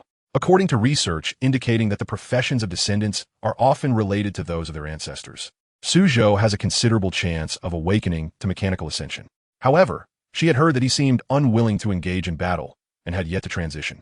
He has indeed transitioned. Let me gather all the information before informing you, Jiang Xie declared, playfully disconnecting the communication before the vice president could respond. She was reasonably certain that Su Zhou possessed mechanical ascension. All that remained was confirmation. A family truly full of watchful eyes. Jiang Xie finally produced a rare metal badge, emblazoned with the emblem of the Mechanical Maze Guild. This ranked even higher than that of an elder. The tablet on the table automatically shifted to the next breaking news segment. News flash. At 9 a.m. today, the border of Mo City, safeguarded by the Mechanical Maze Guild, has once again encountered the self-destructed cyber Quan Yin mech from the Witch Forest. This monster has re-emerged. The Mechanical King was driven to the border of the Cold Country by the cyber Quan Yin. The self-detonation incident has recurred, prompting citizens of the Cold Country to seek refuge underground, resulting in significant urban destruction. Following this was an international press conference featuring diplomats from both nations. The footage swiftly transitioned to the Cold Country, where a representative vehemently condemned. This is all a conspiracy by the Dragon Country, and we must express our strong denunciation. The representative of the Dragon Country retorted during the conference, "There is no conspiracy. The malevolent spirits first emerged on Cold Country territory, yet they attempted to drive these spirits towards the borders of Dragon Country. This is merely self-sabotage." Jiang Xie picked up her tablet to examine the specific details, noting numerous public opinions below. Cold Country should have addressed the malevolent spirits appearing on their own borders long ago, yet now they begin to accuse others. Aren't you fond of paying protection fees to Eagle Country? Eagle Country can't even handle a Quan Yin. What would happen if a Buddha mech arrived? The cyber Quan Yin has justly descended. Today, many borders within the country are besieged by large monsters. We should celebrate that we aren't embroiled in the troubles of these pathetic nations. Cold Country, the sycophant of the Eagle Country, has now reaped what it sows. It still has the audacity to complain. How shameless. Creating a figurine of the cyber Quan Yin boss. This leader is truly impressive. I've decided that from now on, I shall only strike an electronic wooden fish and pray to the cyber Quan Yin. Haha. The comments section was inundated with new remarks every second. Though these smaller nations were weaker than the Dragon Country, they often found themselves manipulated by larger powers, obstructing the Dragon Country's growth. The domestic populace finally witnessed Cold Country face the consequences of its actions. Among the comments, many users shared opinions from external networks. On one such platform, the citizens of Sakura Country reveled in schadenfreude towards Cold Country. Although both nations were puppets of Eagle Country, they harbored mutual disdain and engaged in fierce exchanges of insults. Meanwhile, the citizens of Dragon Country observed the spectacle, bemused by the conflict between the Little Cherry Blossoms and the Little Pounders. The Mechanical Maze Guild was tasked with guarding Mo City, and the most challenging task for new members was to assist in safeguarding the border towns. Jiang Xie gently tapped her metallic tablet, pondering whether this monster could have been summoned by her eldest nephew. With this thought in mind, Jiang Xie arose and headed directly to the branch of the Mechanical Maze Guild. By utilizing her privileges, she would ascertain whether her nephew had ventured to Mo City, thereby uncovering all the answers. In the realm of world-class powerhouses, Curry Country possesses half, while the rest are located within the Federation of 5 nations. Understanding world-class powerhouses as akin to the nuclear threats of a bygone era makes it far more comprehensible. Chapter 30. The Tower of Calamity. Isn't storming the tower merely a matter of minutes? The Purple Sky City. Outside the Tower of Calamity, the ancient tower stands at the heart of a long-destroyed city ruin. The straight and towering structure of the Tower of Calamity rises like a colossal pillar reaching towards the heavens, its dark pinnacle engulfed by the clouds. This ancient tower, teeming with monsters, boasts a total height of 1,000 meters and consists of 99 floors. As job changers enter the tower, each level transports them into a realm akin to a miniature world. Entry is permitted only during the day. Those who remain inside after nightfall will be automatically expelled. The Tower of Calamity refreshes a variety of monster lords each day. The Apex Disaster Beast enhances itself in accordance with the number and levels of challengers. Joining a guild indeed facilitates access to such maps and their specific information. Su Zhou held a pamphlet detailing information about the Tower of Calamity. He has now begun to experience the initial benefits of the guild. Not only is the teleportation free, but he can also acquire a booklet detailing the information about the Calamity Tower without charge when he wishes to grind monsters in a certain map. Ultimately, he can simply rely on his awakening skills to sweep through the challenges ahead. With a graceful stride, Su Zhou swiftly arrived at the entrance of the tower. In front of him stood an oval-shaped portal of light. Upon passing through this gate, Suzhou found himself in a vast area reminiscent of a desolate wasteland. Except for the highest level, monsters in the Calamity Tower respawn at an astonishing rate. As he surveyed the surroundings, he was met with a swarm of creatures. Goodness, no wonder this is the lair of Calamity Beasts. The monsters spawn in waves every half a minute. There seems to be an endless supply of these creatures, and I can barely make it past the first level. The monsters on the first floor are not particularly strong, but those on the subsequent levels are even more formidable. How terrifying must the strength of those who previously ascended the tower be? Numerous second-job warriors sought to conquer the tower, vigorously battling the surrounding level 60 monsters. Boom, whoosh, bang. The atmosphere was filled with the dazzling lights of various skills and the thunderous sounds of explosions. The monsters here were so weak that Suzhou felt no need to engage. Bullet time. Suzhou closed and then opened his eyes, perceiving all skills and monsters as if time had slowed down 100-fold. With his hands tucked into his pockets, he leapt high and activated his moon step. His ethereal form glided seamlessly between monsters and their attacks. Many second-job warriors stared in astonishment as the black-clad gunslinger effortlessly maneuvered through the chaos.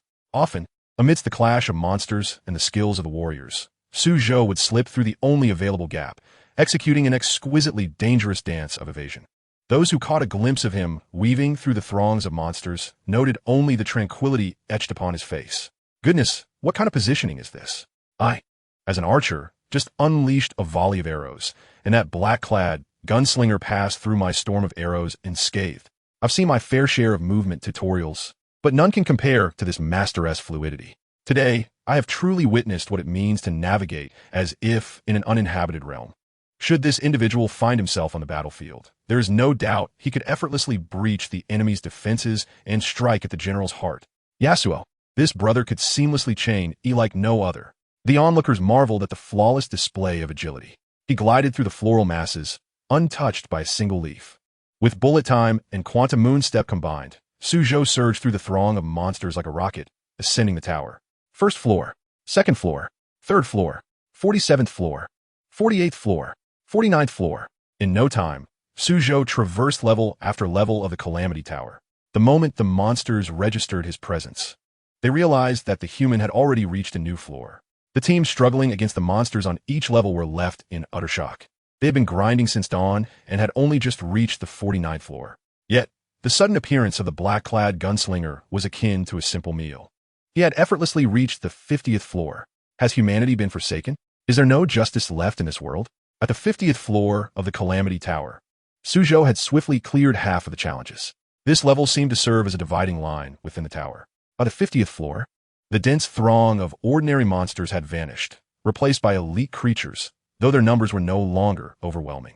I merely wish to grind some experience on the 55th floor. I do not wish to conquer the tower. Please, spare me, came a desperate shout from a nearby man clad in rogue attire, who was being pursued by a dragon knight. The dragon knight's eyes gleamed with determination, and his dragon exhaled a chilling gust that instantly froze the rogue's ankles. The rogue was subsequently caught by the dragon knight. It is your fortune to be noticed by our guild, and in the Calamity Tower, cooperation is not optional, the dragon knight declared with a fierce expression. He had chased this pawn from the 55th floor and finally captured him. There is no cooperation here. Why should we second-job warriors be the ones to charge forward while your guild's experts linger behind? You only seek to capture pawns, protested the rogue players. Their guild aimed to conquer the tower and slay the Calamity Beasts, now setting their sights on the vulnerable individuals among them. Suzhou glanced at the two embroiled in conflict nearby, just as he was about to focus on ascending the tower for his job quest. The Dragon Knight called out to him. Hey, you in the gunslinger class, you're planning to ascend the tower as well, right? The Dragon Knight adjusted his golden helmet and spoke earnestly. He had immediately recognized Suzhou's impressive second-job gunsmith equipment. Yes, what is it? Suzhou twirled the Hellfire shotgun in his hand, not intending to involve himself in their mess. Yet the knight had the audacity to approach him. The Dragon Knight raised his round shield and stated impassively, since you're also here to ascend the tower, then join this rogue and collaborate with our guild. Just so you know, you have no opportunity to refuse. As he finished speaking, four members of the guild rushed down from above. Their speed could not compare to that of their Dragon Knight companion, hence they arrived a moment too late. Brother Longshao, you're always reliable at crucial moments. The four exclaimed joyously upon seeing that the Dragon Knight had captured the fleeing pawn. You too, come with us, the Dragon Knight said, relieved now that his companions had arrived. Given their current strength, these two novices would surely not dare venture westward. So, you all have companions? Very well, let us proceed. Suzhou chuckled upon hearing that the group had allies. His principle has always been that those who provoke him must face the consequences. You're quite savvy, haha. The 5 members of the guild were pleased with Suzhou's demeanor. They swiftly cleared the monsters in their path and made their way to the 55th floor to regroup with their comrades. Along the way, the rogue seated on the dragon's back looked utterly dejected, while Suzhou remained composed. This sparked dissatisfaction in the rogue. Big brother, we are about to become fodder for others. How can you remain so calm? He strongly suspected that Suzhou was too inexperienced to grasp the gravity of the situation. Suzhou smiled benevolently at his words. Who knows who will be the one to eat whom? Chapter 31, Supernova Nuke. Calamity Tower. 55th floor. 100 members of the guild waited patiently. When they saw their companions return, joy lit up their faces. The Dragon Knight, riding his 2-winged green dragon, swiftly arrived at the destination. Well done, Longshao. Now we can confidently ascend the tower, boomed the leader, a burly man adorned with tattoos. Even if they could not defeat the Calamity Beasts and acquire rare equipment this time, they were certain to elevate the Calamity Tower to unprecedented heights. Upon arriving at the gathering spot of the guild members, Suzhou discovered that more than a dozen second-job warriors had been captured as fodder by the guild. Most of these captured individuals were at second or third job levels, while the guild members boasted significantly higher strength. Activating the Eye of the Apocalypse, Suzhou scrutinized the guild members. Character information: name by Ejian. Level 280. Constitution 17,432. Strength 22,347. Spirit 9,090. Agility 10,432. Skills: Shield Slam, Fearless Charge. Taunt. Name: Feng Huangyu. Level 288. Constitution 23,658. Strength 14,347. Spirit 24,390. Agility 16,432. Skills: Falling Stars of Fireflies, Roar the Flame Dragon. Ripple of Water Patterns. Name: Chioxia. Level 301. Constitution 24,346. Strength 25,309. Spirit 12,984. Agility 19,786. Skills: Demon Sealing Cross / Bloodthirsty Frenzy. Divine Blade Light / There are still numerous 5th transformation class changers. After reviewing the information of the members of the Mad Extreme Guild, Suzhou's eyes glimmered with a spark. These individuals intended to use them as cannon fodder to deplete the strength of the monsters ahead. Suzhou was determined to demonstrate to them the true meaning of a Pyrrhic victory. Form a line and stand ready to advance. The members of the Mad Extreme Guild herded the captured cannon fodder, pushing them to the front lines. A group of reluctant men and women took hesitant steps forward. If I had known, I wouldn't have come to this tower today. Woe is me. I finally managed to reach over 50 floors, thinking I could break my record, only to find it was my death knell. The emotion of despair enveloped the class changers forced into the front line as they faced the monsters. Their situation resembled that of a battlefield, where they were compelled to act as meat shields. These bandits clearly possessed the strength to confront the monsters. Yet, in a bid to conserve their stamina and mental energy, they were coerced into becoming fodder. Rustle, rustle, roar, roar. The elite monsters within the tower caught the scent of human presence. The creatures turned their gaze in unison towards the approaching humans. Everyone charge. The equipment that drops is ours. Anyone who dares to flee shall meet their end. The guild leader roared, driving the frontline class changers to confront the monsters. Reluctantly, all the cannon fodder class changers advanced to engage in battle. With a swift motion, a figure clad in black dashed forth. Suzhou, as if entering a realm devoid of opposition, drew his dual shotguns of hellfire and unleashed a barrage of gunfire. Bang, bang, bang, bang, bang. The sound of gunfire filled the battlefield in an instant. The passive ability of Winged Slaughter rendered the physical defenses of all monsters to 0. The immense damage caused the monsters to fall one after another in quick succession. Is there such a powerful class changer among this group of cannon fodder? The members of the Mad Extreme Guild were filled with ecstatic disbelief. Such high-quality, naturally gifted labor was simply too delightful for them. Why work so hard? The loot belongs to others. The frontline class changers felt even more despondent. The quicker the monsters were slain, the stronger the ones they would face next. Wait, that guy took all the equipment, not leaving a single piece for us. Damn it, this black-clad gunman has no intention of obediently complying. The members of the Mad Extreme Guild glared in fury as they watched their equipment fall into another's possession. After swiftly eliminating the monsters in the vicinity, Suzhou prepared to descend to the next level. Before leaving, he couldn't resist uttering a taunt. Don't even think about claiming any of the equipment. Just trail behind me and eat dust. With that parting remark, Suzhou dashed down to the next level without a backward glance. Damn it, tear him to shreds. The members of the Mad Extreme Guild exploded in rage, issuing a kill order. They surged forward, relentlessly pursuing Suzhou. Everyone hurry. In just a few seconds, the monsters will respawn. The good loot from the elite monsters past the 50th floor is ours. How dare he steal our kills? We must eliminate this gunman today. The members of the Mad Extreme Guild shouted in fury as they chased after him. Run, let us get out of here. The cannon fodder class changers, seizing their chance to breathe, hurried down the tower. They were well aware of the vengeful nature of the Mad Extreme Guild. If they caught the black-clad gunman, they would surely seek to replace him with cannon fodder.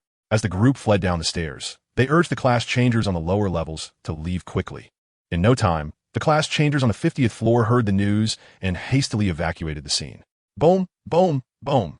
At the 60th floor of the Catastrophe Tower, the pursuing members of the Mad Extreme Guild were met with the onslaught of several fiery grenades. The searing heat incinerated the weaker guild member alive.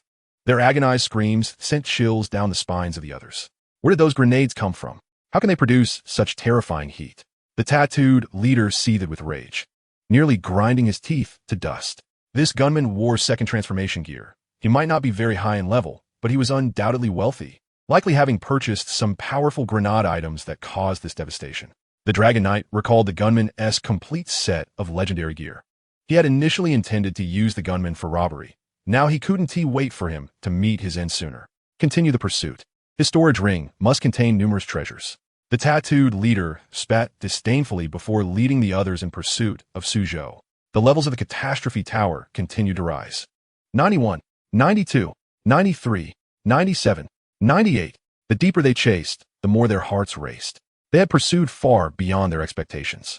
Were they truly closing in on the peak level where the disaster beast resided? Is that gunman really a second transformation class changer? They hadn't used identification skills earlier, but was indeed clear that the black-clad gunman was equipped with second transformation gear. The crowd found it hard to believe what they were witnessing. They had followed the black-clad gunman without encountering any monsters, indicating that he had dispatched elite monsters in mere seconds. Since when did the monsters in the Catastrophe Tower become so easily manageable by a second transformation gunman? Roar, roar. At the 99th level, the wrathful roar of the disaster beast echoed. Does this kid dare to confront the disaster beast alone? The members of the Mad Extreme Guild reached the entrance of the 99th floor. Before their eyes loomed a colossal disaster beast, the Coelho, towering at 100 meters in size. This beast's level varied according to the challenger's rank. The group cast identification skills to ascertain the monster's level, discovering it was a staggering 130. This confirmed their suspicions. The black-clad gunman was indeed a second transformation class changer, just waiting for you to arrive. Suzhou activated his quantum form, a smile gracing his lips. The others turned to Suzhou, witnessing a heart-like entity, radiating an intense heat, slowly coalescing in his hand. This heart resembled a miniature sun, shining so brightly that it was nearly blinding. The power generated within this solar heart was akin to that produced by nuclear fusion. Every observer's pupils contracted in realization. They understood that this solar heart could very well spell doom, even for a 9 transformation powerhouse. The obliterated supernova core explosion. Suzhou hurled the radiant solar heart into the fray. In the next moment, the entire interior of the tower was engulfed by a blinding radiance. The towering disaster god tower, nearly 1,000 meters high, erupted with an explosion of light. Chapter 32. The Cataclysmic Tower's Eruption, Equipment of No Rank. Outside the tower, a multitude of elite job changers gathered. These individuals were the relatives and guild elders summoned by those who had managed to escape the tower. Had they not escaped, their demise within the small world of the disaster tower would have gone unnoticed. Fortunately, a shadowy gunslinger intervened, allowing them a chance at survival. Uncle, if you see a black-clad gunslinger, do not attack him. If it weren't for that young man, I might have lost my life, spoke a warrior who had fled the tower. Upon escaping, he immediately called for his most powerful uncle. Is everyone here? Let's wait a moment before we go rescue that gunslinger. A man dressed as a professional thief proclaimed loudly. They all owed their escape from the disaster tower to Suzhou's assistance. It was likely that he had already been captured by the ruthless members of the Frenzied Guild, and they felt obligated to rescue the black-clad gunslinger. That young man must not come to harm. A holy female priestess who had escaped the tower intoned, forming a gesture of prayer. She had come to understand that the young man had fought valiantly to attract the attention of those nefarious foes, allowing him a chance to flee. I swear, if the black-clad young man emerges safely, I shall marry you, declared a plump girl, her height and weight both measuring 160. She had been captivated by Su Zhou's beauty and demeanor at their first encounter within the Disaster Tower. The Disaster Tower was nestled within the ruins of an ancient city, and at this moment, a continuous stream of job changers arrived, encircling the tower to prevent any escape from within. The Disaster Tower. Why is it glowing so intensely? Cried an observant job changer. Just as the others were deliberating on forming a powerful team to storm the tower, a sudden upheaval occurred. The enormous tower, as dark as ink and soaring to the heavens, suddenly resembled a red-hot iron brand. The ancient walls began to crack, unleashing a brilliance akin to the sun. The tower is about to explode. Everyone retreat. Even the slowest of job changers recognized the imminent danger within the tower. All the high-level job changers hastily fled the area with their backs to the danger. The Disaster Tower, meant to contain calamities, was now experiencing an unprecedented surge of light. A colossal mushroom cloud erupted, resonating over 100 miles. The immense heat wave swept away the ancient city's structures surrounding the tower. Nearby monsters were vaporized in an instant. How is this possible? The Disaster Tower has actually been destroyed. A first-rate job changer couldn't even scratch it, yet it has exploded.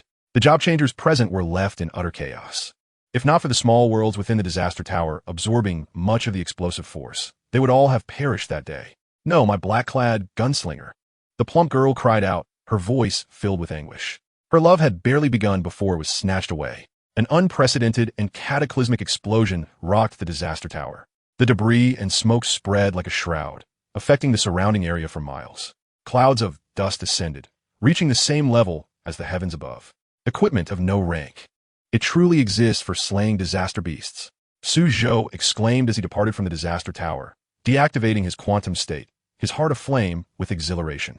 In the end, he had collected the rankless equipment dropped by the Kuelong disaster beast into his storage ring. Now that was what it meant to truly triumph. Suddenly, a gentle rain began to fall on that bright sunny day, washing away the dust and revealing a sky as clear as crystal. Multiple rainbows, symbols of good fortune, appeared in the air. Only then did the gathered job changers realize that, amidst the explosion, the disaster beast had surely been obliterated. The purple heavens will no longer suffer floods or locust plagues. They cheered, celebrating the long-standing menace of the disaster beast that had plagued their realm. Many also paid their heartfelt tributes to the black-clad gunslinger who had perished in the explosion. Achoo! Just as Su Zhou prepared to return to Jianchuan City, he inexplicably sneezed. That shouldn't happen. My physique is robust enough to withstand the cold. Unbeknownst to him, he had already been regarded as a heroic figure who had fallen victim to the mysterious explosion by other job changers. Some even recited the Great Compassion mantra in his honor. Never mind that. I must equip this rankless gear at once, Su Zhou declared, retrieving a verdant ring from his storage ring. The jade patterns on the ring depicted a single-legged disaster beast. Ring of the Disaster Beast, Kuelong. Category, accessory. Rank, rankless. Quality, calamity. Effect, 100 mental recovery. Description, legend has it that every appearance of Kuelong is accompanied by fierce winds and torrential rains. It shines with the light of the sun and moon. Its roar as deafening as thunder. A 100 mental recovery speed. Upon seeing the effect, Su Zhou promptly donned the rankless ring. Once he underwent his third job change, he would no longer require the resources of the international military's treasury. His mental power alone would suffice to unleash his awakened abilities. At that point, with the added benefit of the Disaster Beast Ring's doubled mental recovery speed, he anticipated that with just a few more job changes, his mental recovery rate would be entirely self-sufficient. That would be the true embodiment of an invincible mode unleashed. However, the quality of this special equipment was indeed referred to as calamity. Su Zhou gazed at the ring in his hand, relishing the sensation of his mental power continuously replenishing. Due to his current level limitations, he could typically only don legendary-grade equipment. However, after reaching the third job change, he would gradually acquire even more formidable gear. Legendary, heroic, extraordinary, peerless, sacred artifacts. The Disaster Beast Ring's calamity quality did not belong to the standard equipment categories. Perhaps this was due to the unique nature of the disaster beasts within the Disaster Tower. Your guild points have been calculated. You have earned 120,000 guild points. His personal information panel notified him of the guild points gained from accepting high-difficulty tasks and delivering supplies to the battlefield to protect the faction. Has it already been calculated so quickly? Suzhou was pleasantly surprised by the influx of good news. He had long heard that the guild shop offered rare items not commonly found in the outside world. To acquire goods from the guild shop, one needed to earn guild points. With 120,000 guild points, he should be able to purchase quite a number of valuable items. Just as Suzhou prepared to check the guild shop, he received a call from class leader Qin Kurson. "Hello, Suzhou, are you free this afternoon?" "Not yet. What is the matter? Didn't I mention a class reunion at school? You've forgotten so soon." "Ah, I just remembered. Is it today? I knew you wouldn't check the class group. We're meeting at the Xinghui Hotel at 4 this afternoon. Everyone will be there, so don't be late." "All right. See you then." Suzhou smiled as he hung up the phone. It had been many years since he had seen his former classmates and friends. With 2 hours remaining before the class reunion mentioned by Qin Kurson, Suzhou seized the opportunity to browse the guild shop for enticing items to purchase. The interface of the guild shop gradually unfolded before him. At the pinnacle of the display, an item instantly captivated Suzhou's attention. Ring of Azure Radiance. Category: Accessory. Level: None. Quality: Sacred Artifact. Effect: Doubles mental recovery speed. Chapter 33. Underground Metropolis. In the Dragon Kingdom, beneath the city of Nanshan, the underground Dark City emerged. The invasion of games into reality and the incursion of monsters into human cities had become a frequent occurrence. The fierce battles between job changers and monsters inevitably impacted numerous innocent civilians. In response, the underground city was born. In this world, the abilities of job changers were formidable, making it relatively easy to establish a flourishing underground metropolis. However, acquiring property in the underground realm often required even more purple crystal coins than on the surface. This led to the emergence of the term Noble Lower District Online. At the top of a commercial skyscraper in the underground Dark City, 30 foreign individuals discreetly gathered around an enormous oval conference table. All hailed from the Western Alliance, ostensibly residing in the Dragon Kingdom for business purposes. You all must have seen the recent headlines. A superlative job changer has emerged within the borders of the Dragon Kingdom. They may be the very person we seek, remarked a golden-haired youth, his arms crossed and tone grave. As games intertwined with reality, nations endeavored to grasp the essence of this game-merged world, discovering fragments of a game history tome. This tome contained records of god-tier professions, indicating that an immensely powerful mechanical ascendant would manifest in this era. To prevent rival nations from producing such a profession, many covert job changers were dispatched to infiltrate foreign lands. Yet, the identity of the individual remained shrouded in mystery, and their exact location in the cities was still unclear. A fellow job changer present furrowed his brow. He too had pondered this matter. But the recent headlines from the Dragon Kingdom had emerged in disparate regions, making investigation akin to searching for a needle in a haystack. "My assistant's job is that of a detective. He has already devised a method to identify our target." The golden-haired man gestured toward his assistant clad in a black suit. In this world, job professions were categorized into combat and lifestyle types. Lifestyle professions included, but were not limited to, detectives, pastry chefs, and blacksmiths. Job changers who awakened the detective profession possessed far superior judgment compared to ordinary individuals. The male assistant adjusted his gold-rimmed glasses and produced an electronic pen capable of projecting a phantom screen, gently pressing a button. The wall-mounted screen showcased a wealth of information. Yesterday, the Dragon Kingdom experienced over 200 major incidents, with 32 significant events related to firearms and machinery, the assistant stated, transitioning the virtual screen to the next slide. The displayed images prominently featured the Black Rock Volcano Incident, the Arena Incident, and the Witch Forest Incident. Mysterious powerhouses capable of annihilating entire monster zones had inexplicably surfaced in major cities. Notably, both the Black Rock Volcano Incident and the Arena Incident were linked to a masked gunman in purple attire, while the Cyber Guanyin Lord spotted in the Witch Forest had also been recorded, as evidenced by the footage captured at the corner of the frame. After his explanation, the assistant pointed with a laser pen at the indistinct corner of the Witch Forest footage. Although the video lacked clarity, the assembled individuals quickly recognized that it depicted the same person. All present were seasoned job changers of at least 6 transitions, intimately familiar with the appearance of all equipment. This signified that the monsters appearing in the Witch Forest were, in fact, artificially summoned. As the realization dawned upon the attendees, a chill ran down their spines. The ability to summon a being on par with a lord, such as the Cyber Guanyin, spoke volumes of the terror and power involved. It was likely that only an 8-transition Abyss Summoner, at the cost of their own lifespan, could summon a hellish lord to rival such a creature. turning their attention to the morning news from the Dragon Kingdom and the Cold Country. The assistant revealed that the cyber Guanine had once again appeared at the borders of Mo City. He projected the latest news footage once more. As the words left his lips, the others began to grasp the implications. Mo City was predominantly guarded by members of the Mechanical Maze Guild from the Dragon Kingdom. The individual capable of entering that battlefield and summoning mechs was highly likely to be a member of the Mechanical Maze Guild. I trust you all have surmised that by investigating the guild members present in Mo City, we can pinpoint our target, the assistant concluded, gradually dimming the projection and stepping aside. The golden-haired youth continued. I've already dispatched individuals to probe this information, and I anticipate news shortly. It is imperative that we summon all the formidable individuals lurking within the Dragon Kingdom. Once the investigation concludes, we must act swiftly to eliminate the threat. We cannot afford any delays, as the rate of advancement for mechanical ascendants is alarmingly rapid. Even a moment's hesitation could be detrimental. The attendees, representatives of the Western Alliance, comprised of various Western nations, understood the gravity of their situation. Some hailed from the Sun Never Sets Empire, while others were from the Forge Nation. In selecting the powerful individuals to dispatch, collaboration was essential. The celestial shadow tower of the illusory realm had chronicled the legacies of all past prodigies. Ordinary prodigy job changers could typically advance several transitions in their early stages. Today, facing the god-tier profession of mechanical ascendants, they hoped everyone would contribute their utmost.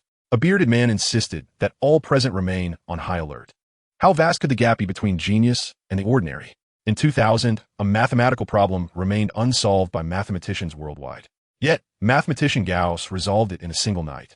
Later, sheepishly remarking, "Apologies, teacher, for taking so long." It was astonishing. A problem that had stumped the world for 2 millennia was solved in a mere night. Even the so-called provincial champions paled in comparison to Gauss's brilliance. True geniuses, even while still in school, could accomplish feats that paralleled the efforts of ordinary individuals over 2 millennia. The strength of god-tier professions was so formidable that it could be said to overshadow the might of entire clans. Unfortunately, the top-tier powerhouses were restricted from entering the Dragon Kingdom. Even if they did, they would be under surveillance. Yet, their strength was not to be underestimated. They possessed ample resources to challenge the mechanical ascendants.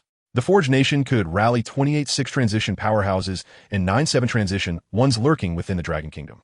The Hans Nation could gather 13 7-transition and 2 8-transition powerhouses. The Windmill Nation had 12 6-transition job changers embedded within the Dragon Kingdom. Representatives from each country of the Western Alliance revealed their resources. They understood that if they did not swiftly eradicate this terrifying existence, they might never have another opportunity to do so. This marked the first time the Western Alliance had mobilized its resources without reservation.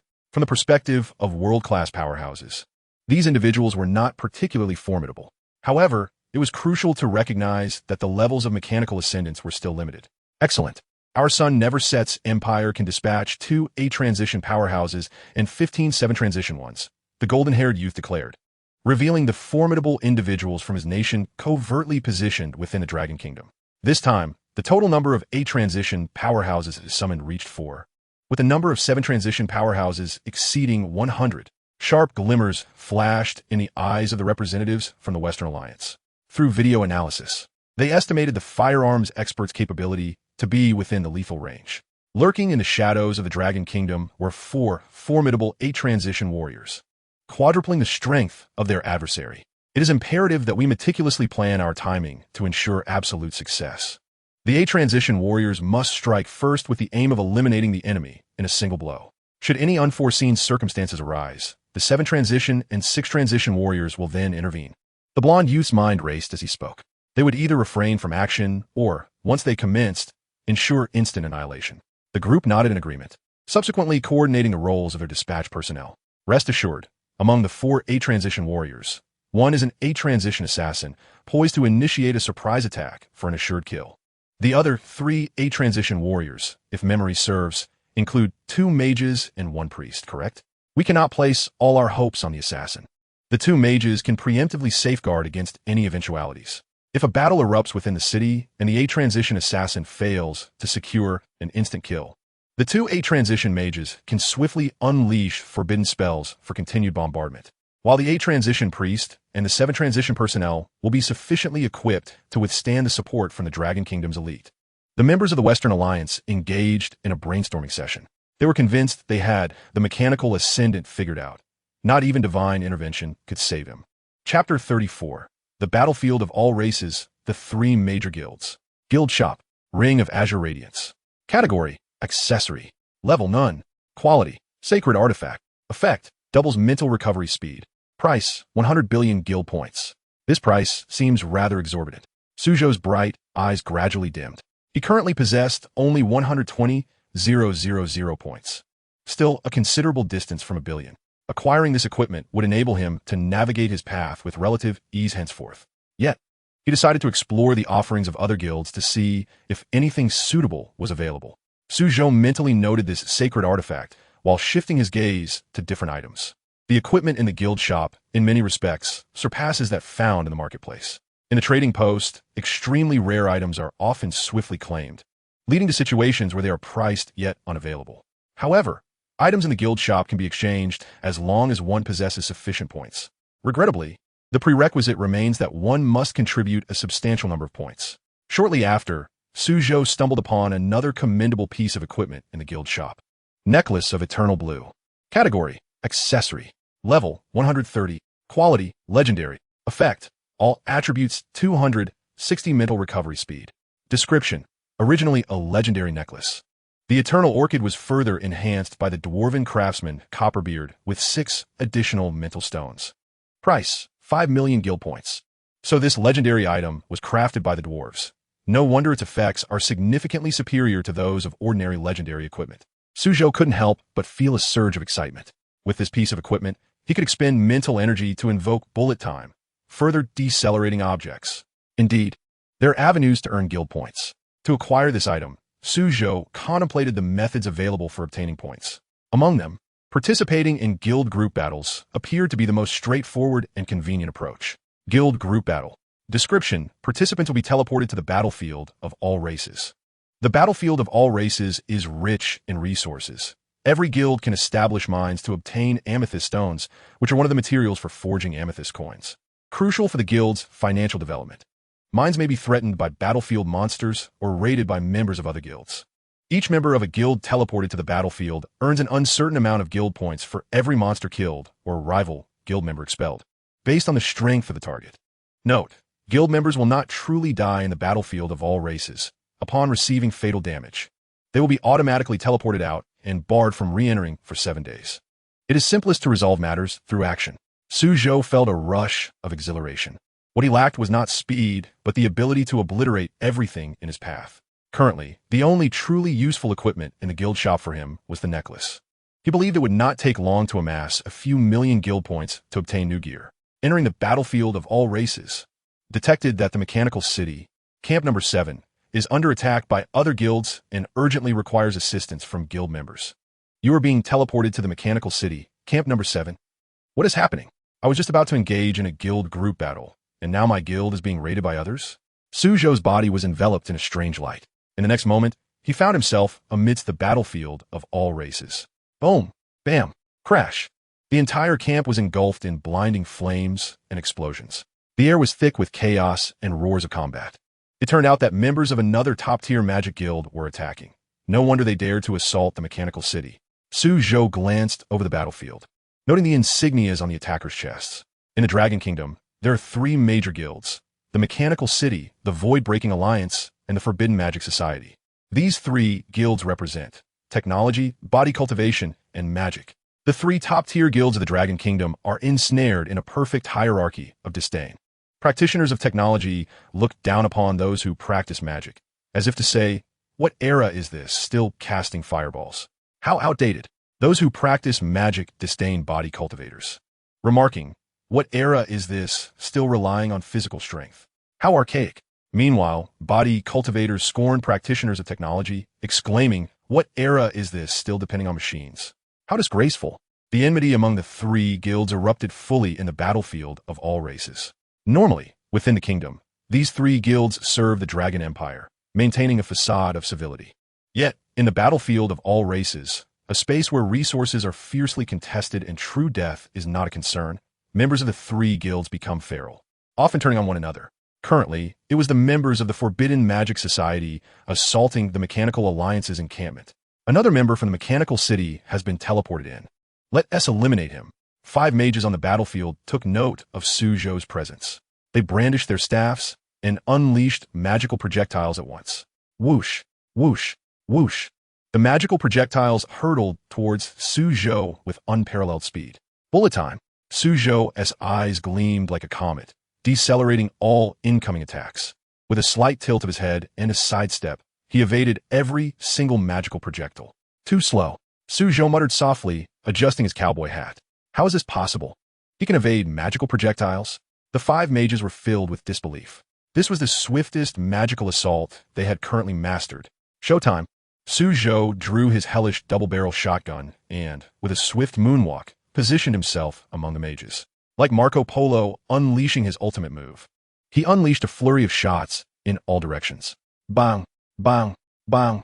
In but a fleeting moment, the 5 mages shattered like glass, their forms disintegrating into countless shards of light as they were collectively obliterated and teleported out of the battlefield of all races. You have eliminated a junior member of the Forbidden Magic Society, earning 2,000 points. You have eliminated a mid-level member of the Forbidden Magic Society, earning 8,000 points. You have vanquished a mid-level member of the Forbidden Magic Society, earning 8,000 points. In another corner of the battlefield, do you not look down upon us mages? Then allow you to experience the might of the Comet Fire Explosion technique. A dozen mages stood together, their feet enveloped by overlapping hexagonal magic circles. Immediately, several fiery meteors plummeted from the sky like shooting stars. Boom, boom, boom. The sound of widespread explosions reverberated throughout the arena. The members of the Mechanical Guild were not to be outdone. They promptly summoned their mechanical legions to retaliate with firepower. Do not fall for the ruse of those mages. We must protect the mine with all our strength until the senior members arrive to assist, shouted a member of the Mechanical Maze Guild. Many of their high-ranking officials had gone to assault the Martial Arts Breaking Alliance's physical training camp, and somehow their lack of forces was discovered by the mages. You all go protect the mine. I will deal with the mages casting the Comet Fire Explosion technique. Jiang Linglong had fought on the battlefield for quite some time, inhaling deeply to bestow upon herself 30 blessings. Gripping her golden greatsword tightly, she unleashed the Sacred Mark Radiance Cross / in an attempt to obliterate the mage assembly. A female paladin dares to take us down? The mages huddled closely together, swiftly chanting spells. A hemispherical sacred barrier rapidly formed around them, repelling the Sacred Mark Radiance Cross / Boom! Jiang Linglong raised her sword to block the rebound, feeling a trickle of blood escape from her palm. Comet Fire Explosion technique. The mages prepared to release their ultimate attack to eliminate the female paladin once and for all. Suddenly, a figure soared above them. Bang, bang, bang, bang, bang. Hundreds of shotgun pellets erupted forth. The mage's proud sacred barrier proved utterly ineffective against the enchanted armor-piercing rounds. One by one, the mages were sent packing by the hellish shotgun. Chapter 35. Do they truly consider us heir? After Suzhou dispatched the enemy mages, the pressure on the Mechanical Guild's faction significantly diminished. The members of the Mechanical Maze Guild were awestruck by Suzhou's overwhelming power. This person must have a small country's worth of marks. Jiang Linglong adjusted her forehead, recalling the awkward misunderstanding. Whenever she saw Suzhou, she couldn't help but remember her own embarrassing moments. Surely not. Suzhou paused, his words trailing off. He contemplated the possibility of mistakenly believing that a girl was confessing to him. Not only would it be uncomfortable to fight, but even standing nearby would feel peculiar. Even though the myriad races on the battlefield would not truly die, they could still engage in conversation here. Is a Mechanical Maze Guild too arrogant, treating us like air? The members of the Forbidden Book Society arriving to assist were taken aback. The two were merely chatting in place, an outrageous affront. How can you criticize me? Such a prime opportunity for a sneak attack wasted on banter. Susori torti defiantly. Neither side was in a superior position. Jiang Linglong couldn't help but chuckle at his words. Their opponent's thought process was quite impressive, enabling timely retorts. No, I was merely trying to be helpful. And I would try to warn you about your sneak attack. Huh? Are you going to eat that oil cake? Say it again, if you dare. Are you out of your mind? Very well, say it 1,000 times. Damn it, you're playing me. The Flame Mage of the Forbidden Book Society began chanting a spell, raising a hand to obliterate the opponent. Bang! Suzhou, without any flourish, shot directly at the mage's forehead. The gun was swift beyond 7 paces, precise and rapid within. The The flame mage was thus eliminated, not even having the chance to react. Members of the Forbidden Book Society, including Jiang Linglong, stared in disbelief at Suzhou. Even though the myriad races on the battlefield won't truly die. Why are you so engaged in conversation with me? Suzhou mused, dragging Jiang Linglong into the discussion. Naturally, the more firepower, the better. What you said is precisely our sentiment. The members of the Forbidden Book Society were driven to madness. This guy is truly adept at manipulating emotions. Sister Jiang, since my presence makes you uncomfortable, I shall not disturb you any longer. Suzhou waved his hand at her, then activated his quantum moonstep, making a hasty retreat. His graceful silhouette seemed to convey, "Rest assured, my friend, I've already drawn the hatred of these individuals away from you." Boom! Boom! Various magical elements rained down furiously. Clearly, the remaining Jiang Linglong was being treated as a target. "You scoundrel! Stay here." Jiang Linglong summoned the Fortress of Heaven cannon to defend against the onslaught. She sprinted desperately, grasping the opponent's hand to restrain them. "Did you not say you consider me your aunt? Is this how you treat your aunt?" "Indeed. My aunt often pulls such tricks on me, and seeing you reminds me of her. So it's a family tradition of mutual betrayal?" Jiang Linglong found herself at a loss for words at this explanation. She never expected that the opponent would deceive her as well. Several magical light bullets suddenly shot forth. Suzhou reacted swiftly, firing back to cause the explosions to cancel each other out. "You two shameless lovers, don't even think about escaping." The pursuing mages wore expressions of fluctuating emotions. Were it not for the mages lacking unparalleled powers, their rage would have been sufficient to unleash massive spells. Whoosh! A beam of magical light pierced through the heavens and the earth. This was the unique signaling method of the Forbidden Book Society. Realizing Suzhou possessed some skills, they began to rally reinforcements. "Do you know you've intensified the strength of this area?" Jiang Linglong couldn't help but lecture. More and more mages would soon converge here. "Isn't having strength a good thing?" Suzhou casually twirled his handgun, stating, "I've been holding back for 5 years." "What do you mean by holding back for 5 years?" Jiang Linglong gave him an odd look. "Ice and fire giants." The mages on the battlefield conjured elemental magic to summon. 10 water element giants and 10 fire element giants came crashing down. The entire battlefield was thrown into chaos once more. Bang! Bang! The gunfire erupted, filling the battlefield. Suzhou activated his quantum moonstep to its utmost, darting across the battlefield with the swiftness of a thunder god, wreaking havoc. Shell casings rained down as element giants and mages fell one after another. Bang! Bang! Suzhou arrived beside Jiang Linglong, blasting 2 shotgun rounds into the heads of the colossal elemental giants. So powerful! Jiang Linglong marveled at how effortlessly the 2 giants were dispatched. The opponent's strength was evidently unfathomable. Suddenly, as if a spring breeze had arrived overnight, 1,000 trees bloomed with pear blossoms. The nature mage spread his arms wide, unleashing his lifelong mastery. He condensed the intricate spell incantations into a brief ancient poem of the Dragon Kingdom. Whoosh! Whoosh! Towering ancient trees burst forth from the earth. In less than 2 breaths, the battlefield transformed into a sea of trees. White pear blossoms bloomed continuously, preparing to greet the impending gusts. Whoosh! Whoosh! Members of the Mechanical Maze Guild hastily produced large-caliber flamethrowers. A 30-meter-long flame serpent rampaged like a fiery dragon, voraciously consuming ancient trees. Meanwhile, others relentlessly summoned small, self-destructing robots, attempting to obliterate all vegetation in their path. They were oblivious to the machinations of the Magic Forbidden Book Society, yet they could not allow their plans to succeed. Let magic rise to greatness once more. A wind mage soared into the sky, inhaling the surrounding air like a leviathan. With a sudden exhalation, a biting cold wind surged forth, seemingly on the verge of becoming a tornado. The handheld flamethrowers of the crowd were abruptly encased in frost, freezing solid in the tempest's icy embrace. White pear blossoms adorned with ice crystals appeared to transform into frost flowers. They swirled in the wind, cascading and twirling as if engaged in a tango. Members of the mechanical maze were touched by the eerie petals of the pear blossoms, their bodies gradually succumbing to ice. Had they not been clad in the latest armor, their muscles would have frozen instantly. The frigid temperature radiating from the frost flowers intensified as time elapsed. The nature mage personally commanded tens of thousands of these ice blossoms to launch an assault. Clang! Clang! Clang! The Mechanical Maze Guild refused to yield to the oppression of these mages. They abandoned any restraint of mental energy and unleashed their technological prowess. Hundreds of technological towers erupted from the ground.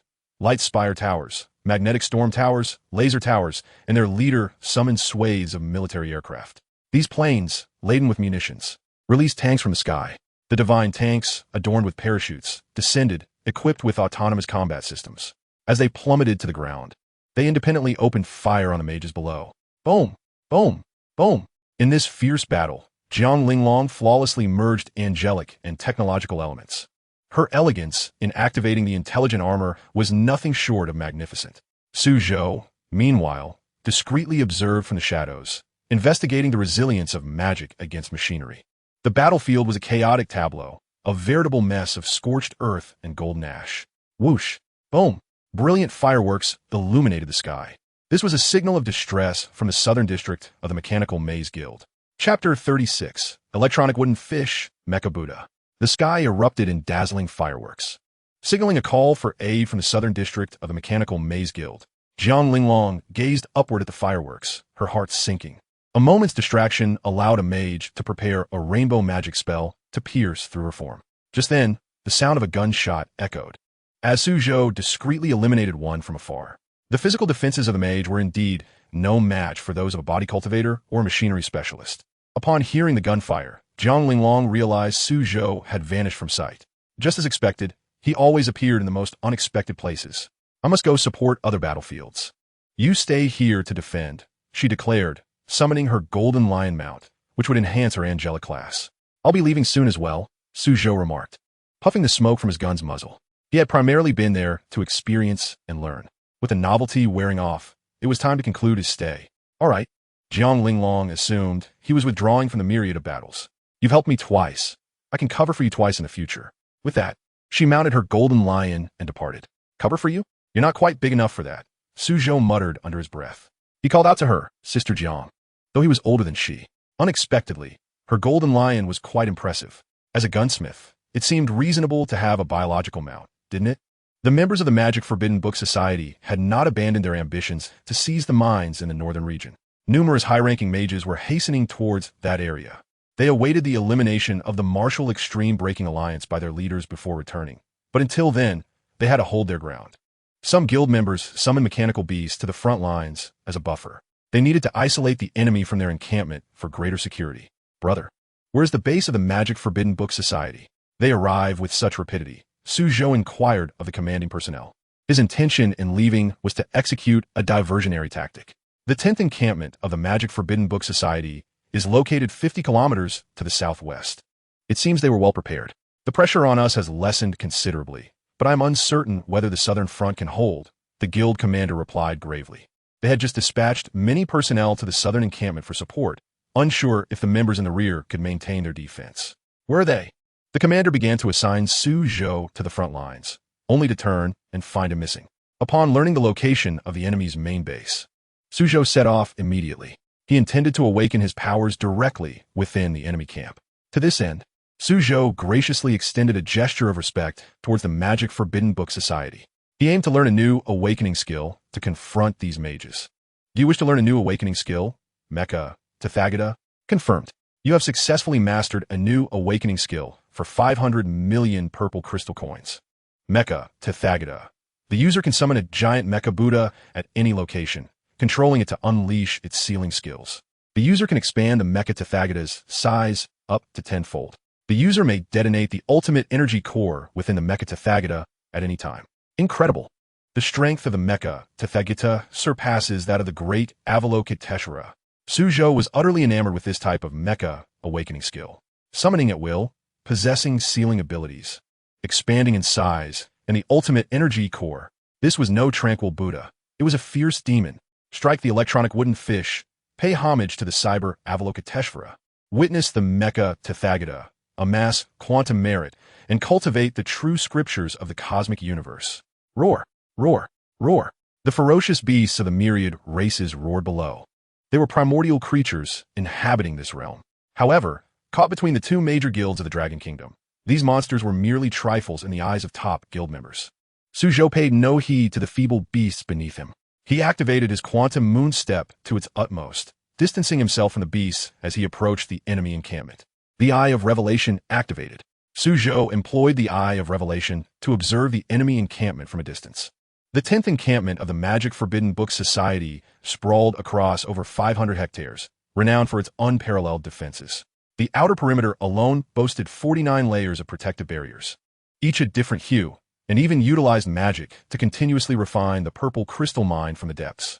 The mages within the encampment possessed extraordinary prowess. Character information. Name, Zhuge Hui. Level, 283. Constitution, 16,601.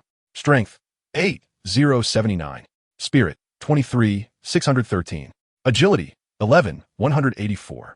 Skills, Domain of Wood, Azure Tablet Portal, Growth of 10,000 Trees. Name, Ni Yichin. Level, 345. Constitution, 24,658. Strength, 12,987. Spirit, 31,402. Agility, 17,488. Skills, Arcane Link, Life Barrier, Falling Stars of Fireflies. Name, Ming Huanwen. Level, 410. Constitution, 30,346. Strength, 10,984. Spirit, 40,009. Agility, 23,786. Skills, Magma World, 10,000-foot Fire Dragon Dance, Breath of the Fire God. Those who can enter the Forbidden Grimoire Society of Mages are truly the elite of the elite. Their attribute panels far surpass those of other class transitioners of the same rank. The combined might of all second-tier guilds in the country pales in comparison to the strength of a single camp from the Forbidden Grimoire Society. After reviewing the information on this camp's formidable members, Suzhou revealed a relaxed smile. This time, rather than operating the mecha like the Buddha, I shall bestow upon you the grandest of greetings. Forbidden Grimoire Society, Camp Number 10. Several mages were engaged in fervent discussions regarding the situation at the front lines. Steward, what is the latest update on our brothers who attacked the Mechanical Maze Guild's territory? Should I go lend them support? A sense of unease crept into a mage's heart. They had dispatched members to assault the 7th, 8th, and 9th camps of the Mechanical Maze, and yet, there had been no news from the smallest and least defended 7th camp, which should have already been captured. We should remain vigilant at our base. The Mechanical Maze Guild has sent its core members to attack the Dimensional Void Alliance, leaving us an opening to exploit. We must not be foolish. Besides, we have ample reinforcements from other experts this time.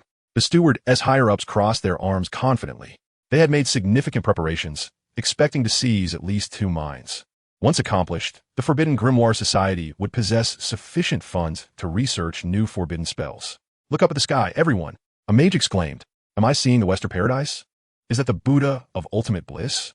Wait, something's off. The Mecha Buddha is growing larger. It wasn't he that the Buddha was expanding. It was about to crash down upon them. The mage members guarding the camp cried out in terror.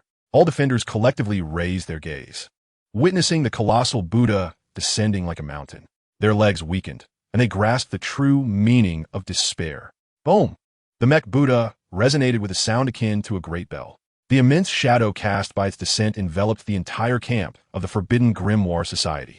Crash! The Mech Buddha struck the 49th layer of the magical protective barrier, 500 meters above the camp. The Mech Buddha erupted in a brilliance akin to a supernova, causing everything in the vicinity to fade.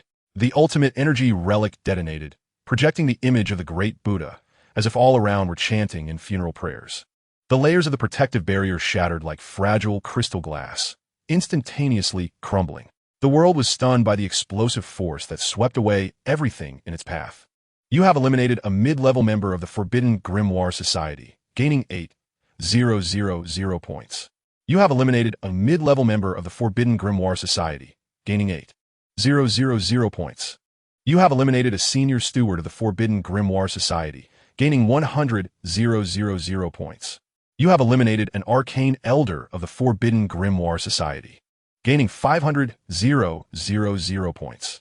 You have eliminated an elemental elder of the Forbidden Grimoire Society, gaining 800,000 points. Chapter 37. Mechas are the romance of men. Southern battlefield of the Mechanical Maze Guild. Explosions erupted, and flames soared high. Members of the 2 premier guilds engaged in fierce combat. Falling Stars of the Fireflies. A man clad in magical robes raised his hand to unleash a powerful spell. A swarm of emerald fireflies darted across the sky, resembling colossal meteors crashing down. Over 20 members of the Mechanical Guild guarding the Amethyst Mine were sent flying. Ha ha! You guild are left with just a few stewards. and you still dare to dream of stopping us. Is this the technological prowess of the Mechanical Maze Guild? It seems rather lacking.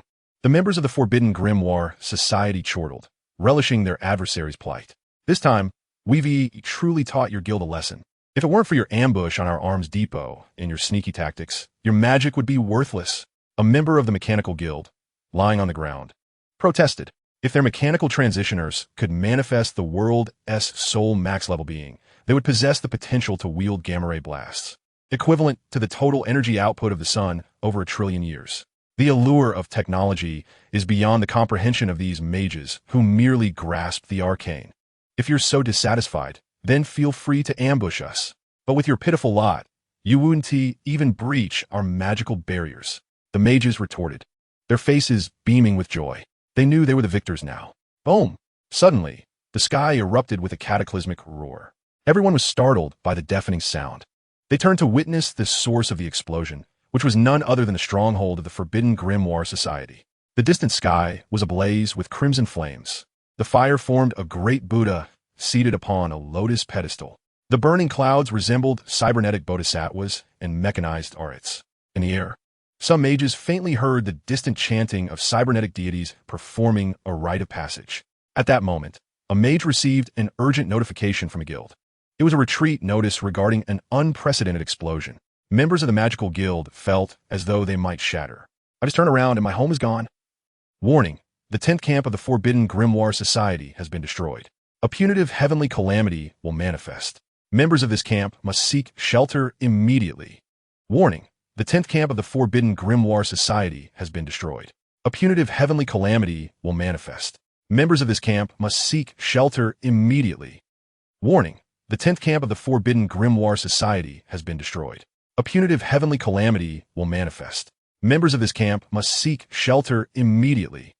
3 significant announcements reverberated across the battlefield. Members of the Mechanical Maze Guild were as bewildered as their enemies. Who on earth orchestrated this explosive artwork? Meanwhile, Suzhou narrowed his eyes, admiring the explosion of the energy relic. Indeed, mechas embody the romance of man. He exhaled a breath of stale air and transported himself out of the battlefield. This explosion had garnered him a substantial amount of points, now sufficient to redeem that exquisite legendary accessory. In a flash of light, Suzhou returned to the real world from the battlefield. He found himself in a park within the city, taking a moment to reflect on his gains. Guild points, 17,630,000. Just one skill unleashed 10 million points. If I manage to accomplish this target a few more times, I'll have reached my goal. Suzhou felt a surge of satisfaction as he beheld the numbers on the panel. He decisively redeemed the exquisite legendary necklace first. Ding! You have spent 5 million guild points to acquire the Eternal Blue Necklace. Eternal Blue Necklace. Effect. All attributes 260 mana recovery speed. This mana recovery effect is significantly superior to that of standard second transition legendary equipment. Suzhou donned the new necklace. Other transitioners would need at least a decade to amass 5 million guild points. Such top-tier legendary equipment rivals that of third transition gear. Those who remain stuck at the pinnacle of second transition, unable to break through, would aspire to possess this top-tier equipment. However, this legendary gear is only available in the top guild's marketplace. To acquire this exceptional legendary equipment, one must first possess the qualifications to join a prestigious guild. Ding ding ding. The melodious sound of a mobile phone rang out. Suzhou, puzzled, pulled out his phone and was taken aback to discover it was a call from Qin Kursen. Glancing at the time, he noted it was already 3:50 p.m., leaving just 10 minutes until the class reunion at the Xinghui Hotel that Qin Kursen had mentioned. Hello, class monitor, I'm already on my way. Suzhou answered the call with practiced ease. Where have you been, Suzhou? I tried calling you, but you were out of service range. Everyone else is almost here, so you better hurry. Qin Kursen's voice came through the phone. Don't worry, I'll be there shortly. Suzhou reassured her before gently ending the call. He reflected on how inadequate it felt to simply fly off to meet his classmates. Since becoming a transmigrator, he had yet to acquire a mount, which served as both a symbol of one's status and an essential means of transportation. With plans to purchase a house in the future, having a mount to guard it would be indispensable, a necessity for any transmigrator. He recalled how impressive Jiang Linglong's Golden Lion mount had been and wondered if it was still available for purchase. Suzhou had witnessed the majestic creature during the 10,000 races battlefield and now browsed the mount contract options in the guild's marketplace, where he encountered a plethora of contractual mounts. Colorful Phoenix Scale Butterfly Contract Scroll, level 100. Priced at 1,000,000 guild points. Thunderbird Contract Scroll, level 100. Priced at 3,000,000 guild points. 5-Color Divine Deer Contract Scroll, level 100. Priced at 5,000,000 guild points. Golden Lion Contract Scroll, level 100. Priced at 10,000,000 guild points. Silver Moon Bone Leopard Contract Scroll, level 100. Priced at 10,000,000 guild points. Among the myriad of mounts available, those priced at 10 million guild points were truly exorbitant. Even if placed on the trading market, such a mount could be valued at over 1 billion purple crystals. Ding! Detecting your selection of the Golden Lion for purchase. Please confirm the gender of the mount. Male, female. Male mount, Suzhou decisively declared. A grown man riding a lioness was simply not acceptable. Ding! Gender confirmation successful. You have spent 10,000,000 guild points and successfully purchased the Golden Lion Contract Scroll. Suzhou's purchasing habits leaned towards the expensive rather than the best. Believing that a single skill could easily recoup the investment, he felt comfortable spending lavishly, as he had learned to live frugally despite having wealth. His choice of the Golden Lion was primarily a testament to his trust in Jiang Linglong's discerning taste. His own knowledge of mounts was minimal. Yet he was confident that following her lead would not lead him astray. You have used the Golden Lion Contract Scroll and can summon the Golden Lion at any time. Upon successfully acquiring the item, he immediately utilized it. As he shattered the scroll, a skill panel prominently displayed the mount's summoning ability. Dahuang, come out and let me see you, Suzhou whimsically nicknamed the Golden Lion, despite the name sounding rather canine. With a flourish, a hexagram formation materialized in the air. Within the formation emerged a magnificent beast, 5 meters in size, its body seemingly forged from gold, exuding a regal presence. The sudden appearance of such a creature startled many passers-by in the nearby park. Recognizing the Golden Lion as one of the most esteemed mounts, they soon calmed down, casting envious glances at the sight, their expressions akin to those witnessing a wealthy heir. Roar! The Golden Lion emitted a deep, beastly growl, feeling insulted to be summoned with such a name. This is a name fit for a dog. Even if you're my master, it does not grant you the right to demean me.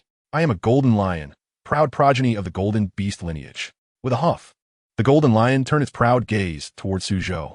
Suddenly, the overwhelming aura emanating from Suzhou rendered it breathless. More importantly, as a contracted mount, the Golden Lion began to forge a bond with its master, sensing a hint of the apocalyptic aura that enveloped Suzhou. The Golden Lion's pupils dilated in terror.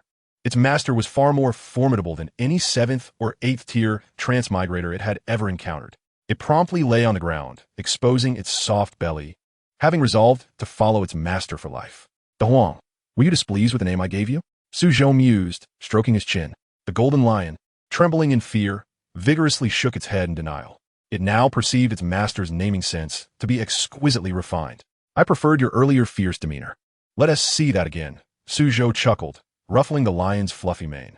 With a swish, the Golden Lion promptly straightened its posture, displaying an impressive demeanor. Well done, Suzhou declared, mounting the Golden Lion's back. Charge, he exclaimed in a manner reminiscent of television shows. The Golden Lion, perplexed, thought to itself, is this how it is? Others ride their mounts like horses, but I am to be treated like a dog. With a neigh that was more akin to a horse than a lion. The Golden Lion complied, albeit with a rather ungraceful sound. Under Suzhou's guidance, it soared through the air, swiftly making its way to the Xinghue Hotel. Chapter 38. Suzhou se exhibe. Drawing an elegant arc through the sky, the Golden Lion shimmered brilliantly in the sunlight. Seated atop it, Suzhou appeared as the most dazzling figure on the aerial thoroughfare. My goodness, the Golden Lion. We have such a level of mount within our city. This is one of the top-tier mounts. Absolutely stunning. When will I ever have enough money to afford such a mount? Riding this would guarantee my success with the ladies. The world of the affluent was indeed enviable. Such mounts were auctioned for over $1 billion in the last sale. The citizens below cast envious glances as they marveled at the sight. Or Lamborghinis or Ferraris compared to these extraordinary beast mounts. In the sky, other transmigrators rode their mounts. Yet even the likes of blue oxen and yellow cranes veered away upon sighting the Golden Lion, instinctively recognizing the innate bloodline pressure it exuded. Common beasts harbored a natural fear of the Golden Lion. As a transmigrator approached on a fiery steed, the Golden Lion merely shot a glance, compelling the fiery horse to yield the way. With nostrils flaring in disdain, it held its head high, aware that the little fiery horse was wise enough to recognize its place. How unfair. Some transmigrators watched Su Zhou pass by, feeling a pang of envy as their fiery steeds took an exaggerated detour. Despite being third-tier strong, they found themselves yielding to this wealthy heir. The Golden Lion galloped unobstructed, swiftly arriving at their destination, the Xinghue Hotel. Leaping down from the air, it landed gracefully at the entrance, where two receptionists initially gasped in surprise, only to have their eyes sparkle with admiration. This dashing young man's mount was indeed the most expensive on the market. This mount is a privilege reserved for esteemed guild members or scions of illustrious families, serving as a symbol of status. Greetings. Are you here to seek someone or to make a reservation? The hall manager, possessing keen insight, promptly approached. He glanced at the Golden Lion beside the young and handsome Su Zhou, and just as he contemplated the fortune that must accompany such a display, he made an even more astonishing discovery. A reunion of old classmates was taking place in the VIP room 666. After Su Zhou spoke, he effortlessly summoned the Golden Lion into his contract space. Ah, you're a member of the Mechanical Maze Guild? The hall manager recognized the guild insignia adorning Su Zhou's chest. It was evident that someone capable of acquiring a Golden Lion was far from ordinary. Indeed, are you also affiliated with the enterprises under the Mechanical Maze? Su Zhou regarded him with a curious glance. He had previously investigated the benefits offered by the Mechanical Maze Guild, which included complimentary access to its affiliated establishments. Earlier, while traversing to other cities via teleportation, Su Zhou had specifically chosen the teleportation point managed by the Mechanical Maze. We are part of the Star Hunter Guild, which collaborates with the Mechanical Maze Guild. I can assist you in securing the VIP room 999 at our hotel, where all dishes will be offered at the lowest discount. The hall manager expressed the utmost respect towards Su Zhou. Their hotel's premier suite was exclusively reserved for esteemed guests, and it was evident that Su Zhou, being a member of the Mechanical Guild, was indeed the most distinguished guest. There's no need for such formality. The regular room will suffice. Su Zhou raised his hand and swiftly adjusted his attire to a casual ensemble using his clothing bracelet. He silently mused. No wonder so many vie to join the Mechanical Maze. The advantages that accompany being part of such a formidable guild are truly remarkable. Very well, this way, please. The hall manager, understanding the situation, led the way without further elaboration. Su Zhou nodded and followed him into the elevator. Here we are, VIP room 666. The hall manager smiled as he opened the door for Su Zhou. Upon his entrance, the classmates gathered around a large round table instantly called out to him. Ha! The junior has arrived. Come, sit beside the senior. I missed you, Su Zhou. Come over here. It's been years since we last saw each other. The classmates bantered, having been close to Su Zhou during their high school days. Su Zhou, having repeated a year, had missed the chance to attend university, which is why they affectionately referred to him as their junior. Since you all insist, I suppose I must sit beside Teacher Qin. Su Zhou chuckled as he took a seat next to Qin Kursin. Having repeated for 5 years, the class monitor, Qin Kursin, had now become his teacher, a fact well known among their peers. Several female classmates giggled at his remark. Well, you've certainly become quite the jokester, Qin Kursin said. Her cheeks tinged with a faint blush as she playfully punched him. It was a reunion, yet he remained so irreverent. After being held back for so long, it's surprising you still have the spirit to joke around. A strikingly beautiful girl with long hair rolled her eyes, her tone laced with sarcasm. As she spoke, the atmosphere grew tense among the other classmates. The girl was Zhuang Qing, Su Zhou's ex-girlfriend. I recall Zhuang Qing only attended the Transcendent University for less than 2 years before breaking up with Su Zhou, one classmate murmured. And she even brought her boyfriend today. The competitive nature of women seems to compel them to showcase how well they are faring to their exes. Her boyfriend seems to have undergone the second transition. I doubt I'll ever achieve that level, another classmate whispered. After graduating high school, Su Zhou, due to his repeated year, did not attend university, while Zhuang Qing, having awakened as an ice mage, promptly enrolled in a combat university. Perhaps she encountered more affluent and influential seniors there, leading to her swift breakup with Su Zhou in her second year. So, have you graduated this year? Zhuang Qing asked, crossing her arms with an air of discontent. In the past few years, whenever she was asked about her ex-boyfriend and his profession, she would recall Su Zhou's timid nature and his 5 years of repeating a year, which left her feeling somewhat embarrassed. I have graduated, Su Zhou replied coolly. After all, he had once claimed first blood against her. Although their paths had diverged, he felt he had still come out ahead. Oh, you've actually graduated? Impressive. I thought you were still a junior in high school, Zhuang Qing remarked. Why not consider enrolling in my university? Then you'd be my junior. Hee. If I remember correctly, you awakened as a gunsmith, right? What is the full title of your gunsmith class now that you've awakened? The classmates erupted into lively conversation. Congratulations, Suzhou, on finally graduating. What was your evaluation? It must be at least B-level. Otherwise, you'd better drink a couple of rounds. The atmosphere became animated as many classmates directly inquired about Suzhou's accomplishments. He graduated with excellent marks this year. Qin Kursin interjected while chatting with another classmate. Xianti finished her sentence when Zhuang Qing's boyfriend, a young man clad in a pristine white mage robe, stood up. You must be Suzhou. I'm Qian Zihao, Zhuang Qing's boyfriend. She has mentioned you before. Congratulations on your graduation and your admission to the combat university. Qian Zihao spoke with a smile, though his tone carried an undertone of condescension. Graduation isn't that remarkable. Isn't it cumbersome to wear all that gear just to dine? Suzhou couldn't help but chuckle at the sight of Qian Zihao dressed in his second transition mage attire merely for a meal, as if he feared others would not recognize him as a powerful mage. Upon hearing this, Qian Zihao's expression darkened. What would you know, you just graduated. Mage equipment isn't as heavy as a warrior's armor. It doesn't hinder dining, all right? Zhuang Qing retorted with a scowl. She was taken aback that Suzhou, a newcomer, would dare question the actions of second transition elite.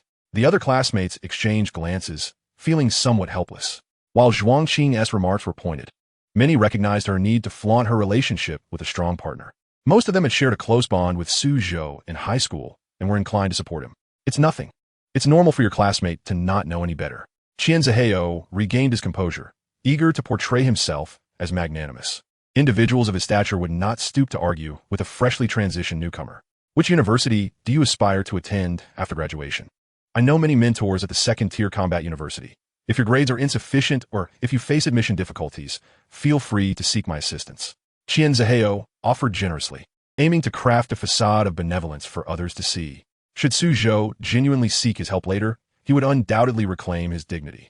Suzhou achieved an SSS-level evaluation in the examination secret realm. A chorus of astonished exclamations erupted as classmates surrounding Qin Kursin gazed at their phones. Earlier, while Suzhou conversed with Qian Zihao, the group had overheard Qin Kursin mention Suzhou's impressive results and his ranking as the top student. Initially, they assumed Qin Kursin was jesting.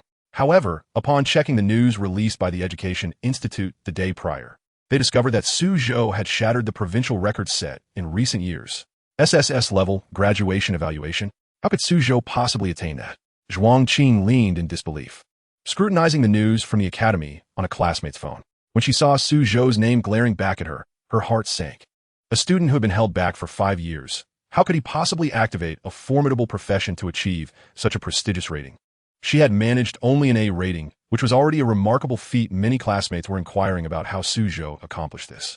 Even if they reached their peak now, they would not be able to attain that evaluation.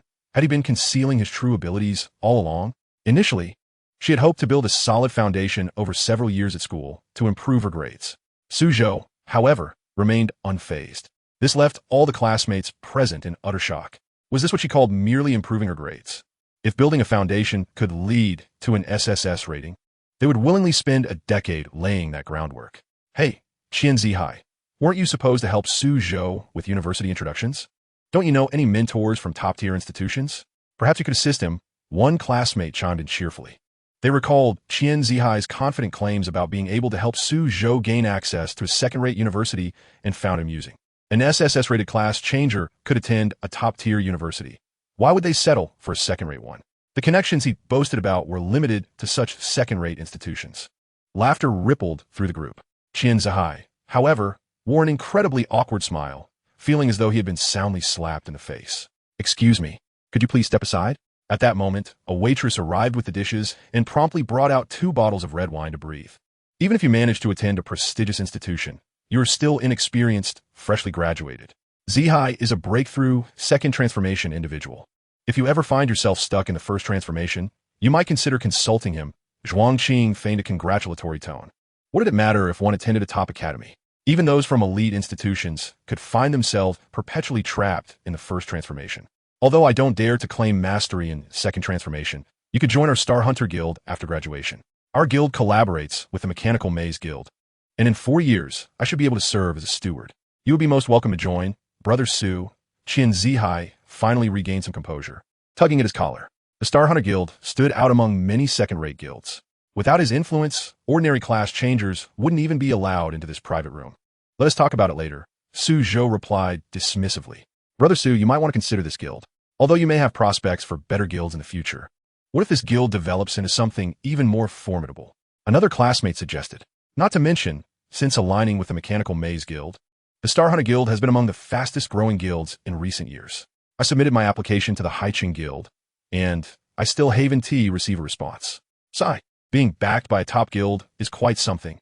I graduated from a first-rate class changer university and still lack the connections or wealth to apply for a top guild. The crowd murmured. After graduation, if one didn't join a reputable guild, they could easily perish outside the city with no one to care. This represents one of the most perilous aspects of becoming a class changer. Joining a good guild ensures that others must think twice before attempting to kill or rob you, given the weight of your guild behind you. Furthermore, the benefits and enhancements provided by guild membership are substantial. Wow. This wine actually offers a 10 mental recovery effect for 3 hours after consumption.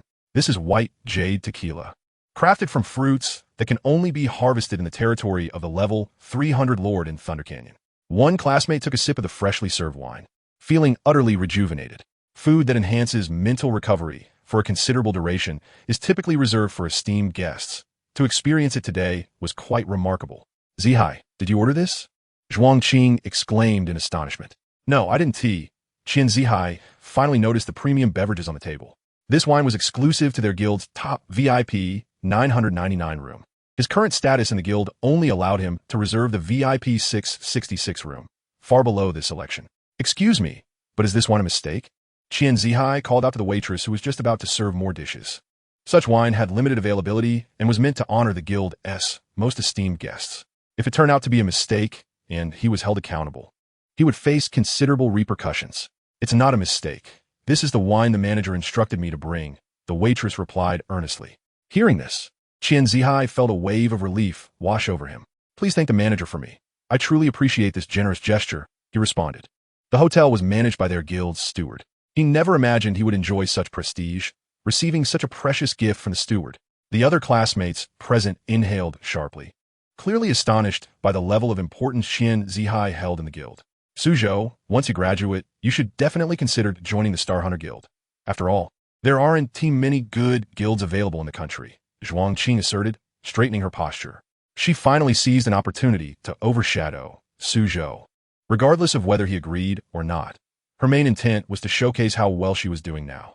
No need, I'll just join a random guild. Suzhou replied languidly from his seat. This statement left the classmates in the room perplexed. Wasn't he Suzhou just graduating? How could he have found a guild so quickly?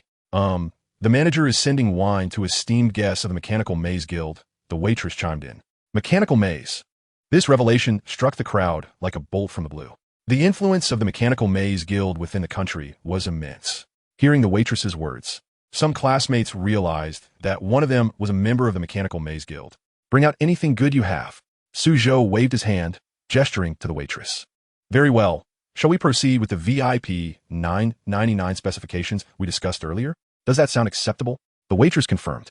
Their manager had previously invited Suzhou to consider utilizing the hotel's top private room. Suzhou had initially dismissed the idea as too troublesome, but now it seemed they could entertain in the most luxurious manner. This was a tremendous honor for the hotel.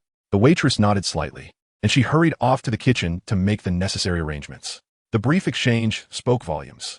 A profound silence enveloped the room. After a long pause, an uproar erupted.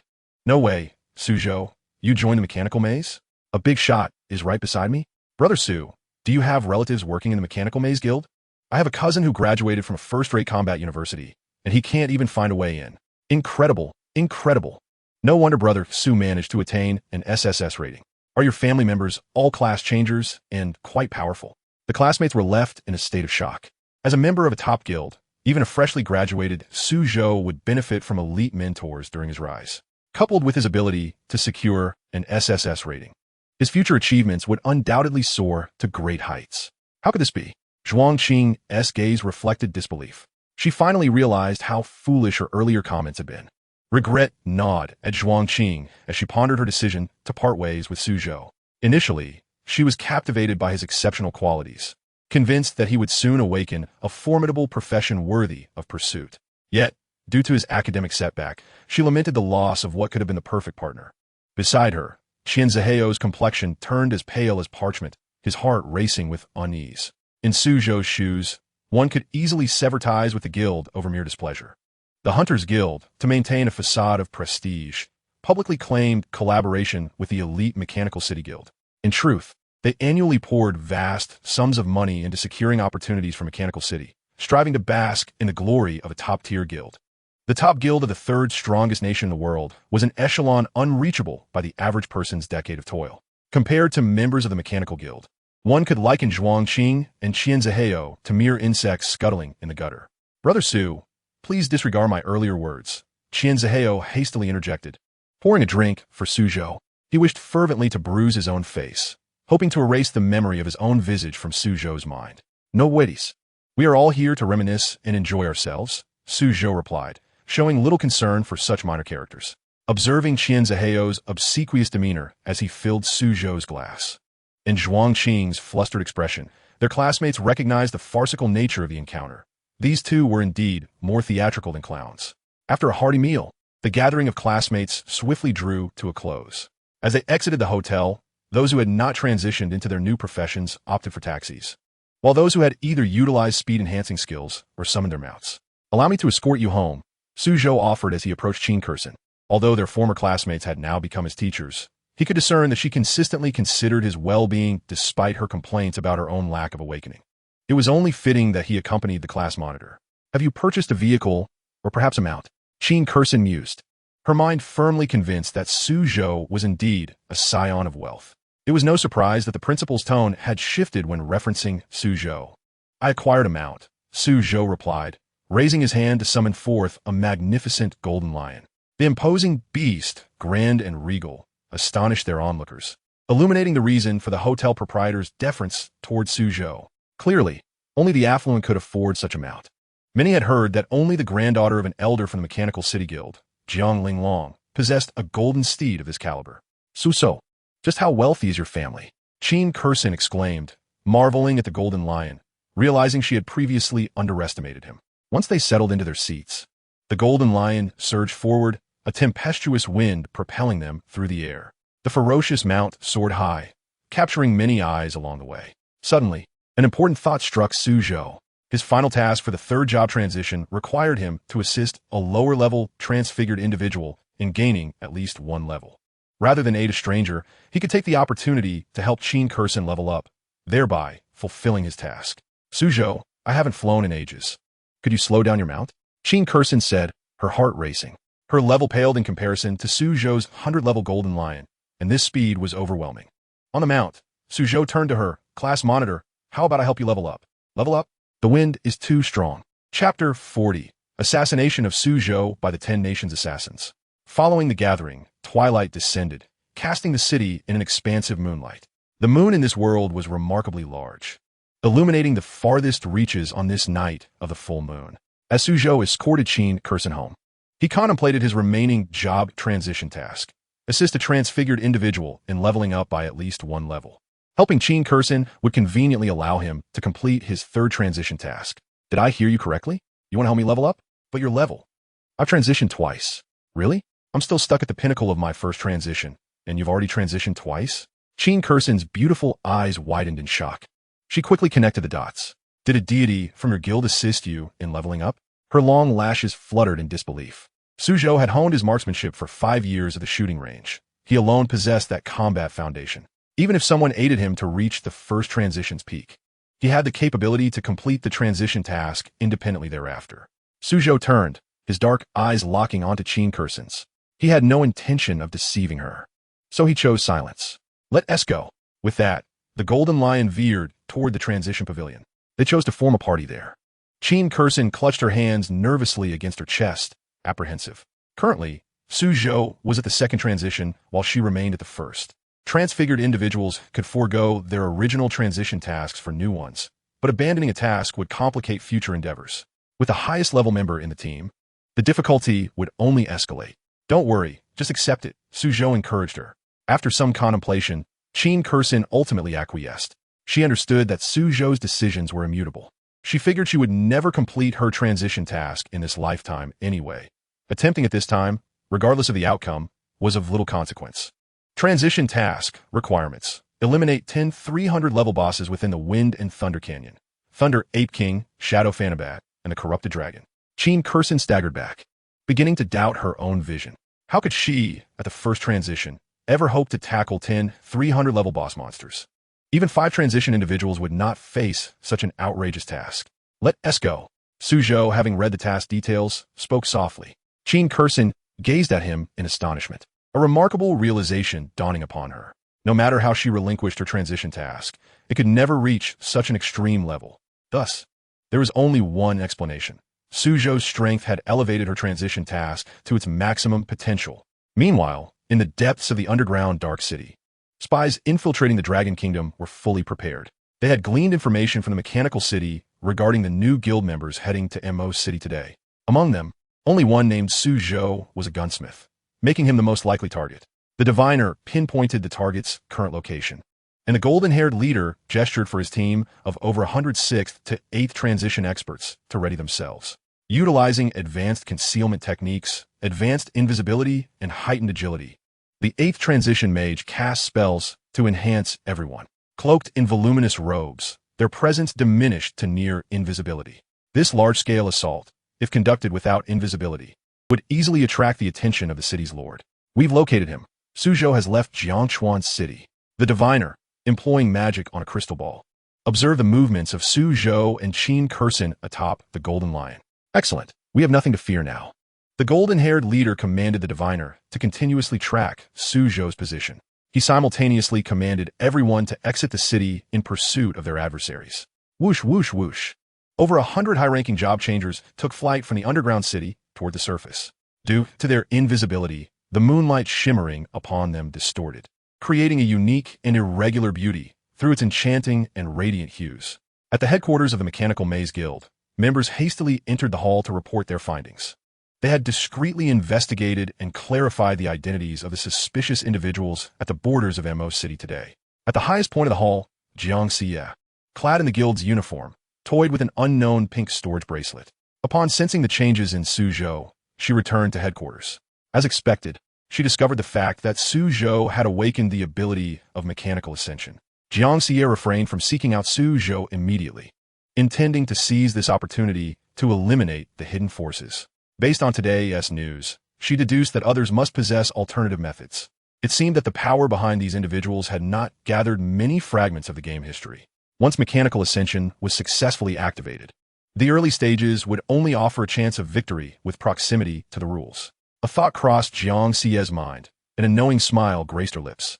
The cultivator, who had endured countless tribulations over a millennium, ultimately ascended as one of the 10,000 heavenly soldiers of the Flower and Fruit Mountain. There were numerous examples to illustrate the immense strength of this divine class. The dozen or so elders seated below slowly rose. They were unaware of how much higher mechanical ascension could elevate them compared to world-class powers. Nonetheless, the existence of their adversaries undoubtedly constituted a significant pillar of strength for the guild. "It is good to have you back," an elderly man sighed, his murky eyes wide open. At this moment, other guild members approached the armory entrance. The massive vibranium door, weighing hundreds of thousands of tons, opened slowly. Towering mechas, each standing 10 meters tall and exuding a metallic sheen, dazzled all who beheld them. The members of the Mechanical Maze Guild quickly located their designated mechas, entering their cabins with precision as the strange metallic eyes of the colossal machines gradually illuminated with a brilliant azure glow. The elder-level figures, possessing extraordinary strength, did not require mecha assistance. Jiang Xie raised her hand, summoning her steed, the silver moon-bone leopard, while she scanned the distance, listening to the diviner's report on their position. All the mechas surged into the sky, a grand procession heading towards the horizon. In the Wind and Thunder Canyon, the tumultuous storm roared within, accompanied by lightning striking from the heavens. The echoes of various beast roars reverberated through the canyon, capable of shattering clouds. This place, due to its terrifying geographical features and the 10 tyrant lords of the canyon, was regarded as a forbidden zone. Was it truly safe for Suzhou to venture there alone? Qin Kurson felt a surge of anxiety. Just moments ago, Suzhou had instructed her to wait here while he entered the canyon alone. The golden lion beside her emitted low growls, wary of their surroundings. It had been stationed here by Suzhou for protection. Otherwise, the creatures outside the canyon, all above level 100, could easily tear a first-tier job changer to shreds. Bang, bang, bang, bang, bang. The continuous explosions of shotgun fire erupted within the canyon, accompanied by the roars of ferocious beasts. The murky dragon lord soared above, its body bound by long chains, spewing forth searing breaths. Were it not for these chains restraining it, the 10 ferocious beasts would have wreaked havoc beyond the canyon long ago. Gunfire continued to erupt, culminating in a massive explosion as the murky dragon dove downward. Could Suzhou be in danger? Qin Kursin fidgeted restlessly, her gaze fixed on the golden lion that served as her mount. Roar! The golden lion crouched low, its eyes trembling with apprehension. Did Suzhou encounter trouble? The human woman should be more concerned about why the 10 ferocious beasts of the Wind and Thunder Canyon had not yet perished.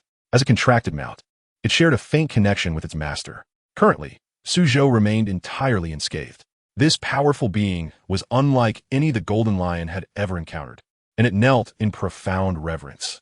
If Suzhou were to reach a level above 1,000, the lion would have no doubt that its master would become a legendary deity. After the despairing roars of the ferocious beasts echoed through the canyon, Qin Kursin's eyes widened in astonishment. In her sight, Suzhou appeared unharmed, casually twirling dual pistols as he approached her. It's done. We can prepare to leave.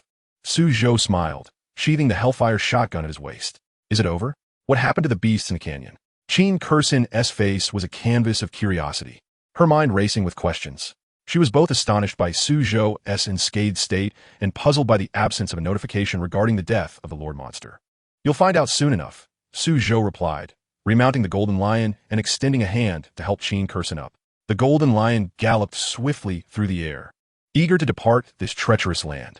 Above the Wind and Thunder Canyon, the murky dragon, riddled with bullet holes, summoned the last vestiges of its strength to crawl to the canyon's edge, releasing a hoarse, desperate roar.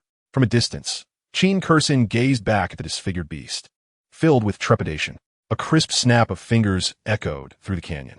All the monster's bodies split open, releasing a torrent of blinding white light. En astonishing explosion érupted, reverberating through the air.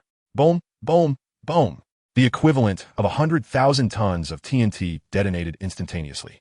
A colossal mushroom cloud ascended from the canyon's center, obliterating all in its wake. The entire canyon map was flattened in an instant. Qin Kursin nearly tumbled from her mount at the sight. This was far more powerful than anything she had witnessed on the news, surpassing even the holy winged angels, the necromancers, and the dragon shepherds. After a lengthy moment, she began to regain her composure. Suzhou, if you are this formidable, why did you only activate your profession this year? Qin Kursin earnestly inquired. No sooner had she posed the question than the golden lion suddenly halted, its fur bristling as it warily surveyed the surroundings. It sensed the approach of an exceptionally powerful high-ranking job changer, an overwhelming number, at least 100. Chapter 41. The Mecha Buddha, one man destroys 10 nations. The golden lion abruptly came to a standstill, its entire being on high alert, sensing an unprecedented enemy closing in, their numbers staggering. Suzhou detected the dangerous signal transmitted by his mount. His eyes glimmered with azure light as he invoked the Eye of Revelation. Under the awakening technique of this ocular skill, nothing could escape his keen perception. Character information. Name, Christine Johnson. Level, 379. Constitution, 25,142.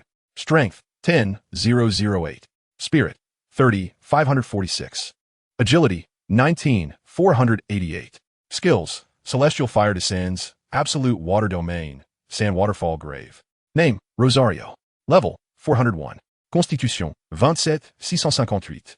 Strength, 34,987. Spirit, 16,038. Agility, 20,488. Skills, Breaking the Army's Dragon Dance, Blood Fury, Starshine Blade. Name, Michelle Skeggs. Level, 449. Constitution, 20,551. Strength, 38,082. Spirit, 38,009. Agility, 18,786. Skills, Starfire Blade. Judgment of Fate, Gate of Heaven. A group of foreign job changers approached at an astonishing speed. Were they here to seek me out? Susou smiled gently.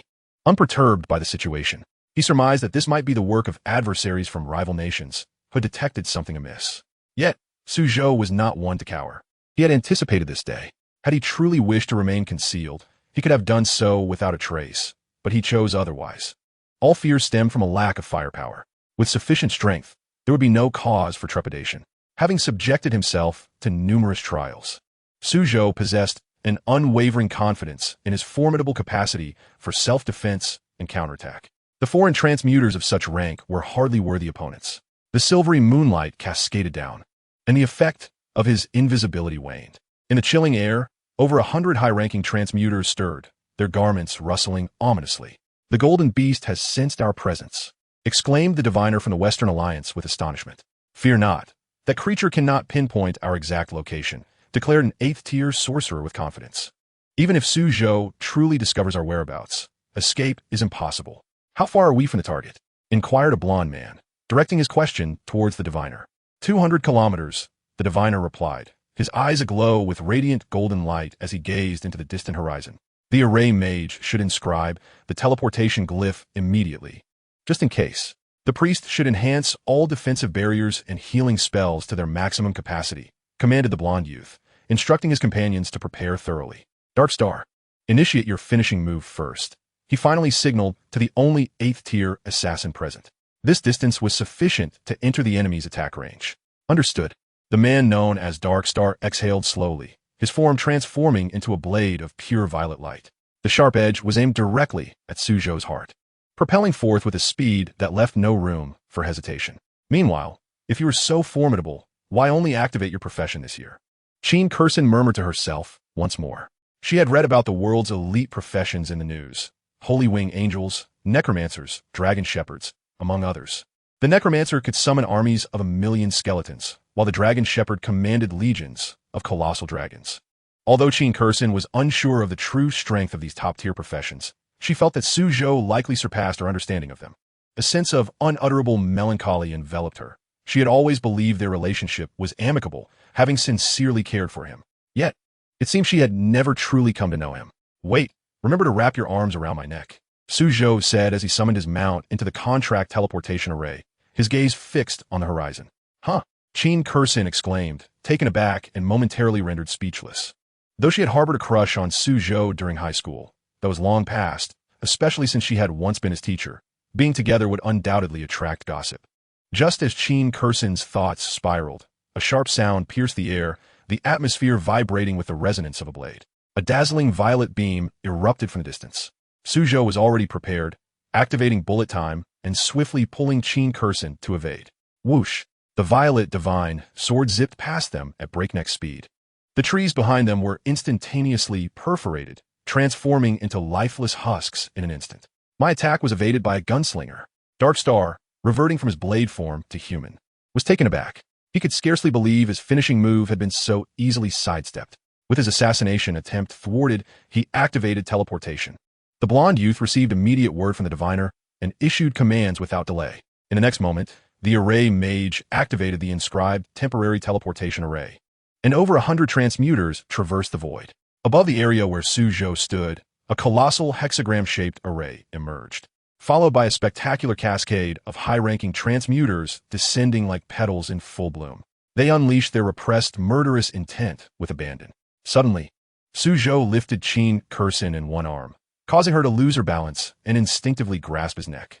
It was only then that she grasped the meaning behind his earlier words. "You asked why? This is the answer." With his other hand, Suzhou drew his Hellshot shotgun, brimming with energy. "Everyone attack, Suzhou. Do not spare the woman," cried the blond youth as he brandished his sword of judgment, unleashing a flurry of sword energy. The other transmuters swiftly followed suit, unleashing their ultimate techniques in a torrential downpour of skills raining down from above. For the first time since awakening, Suzhou pushed the quantum moon step to its zenith.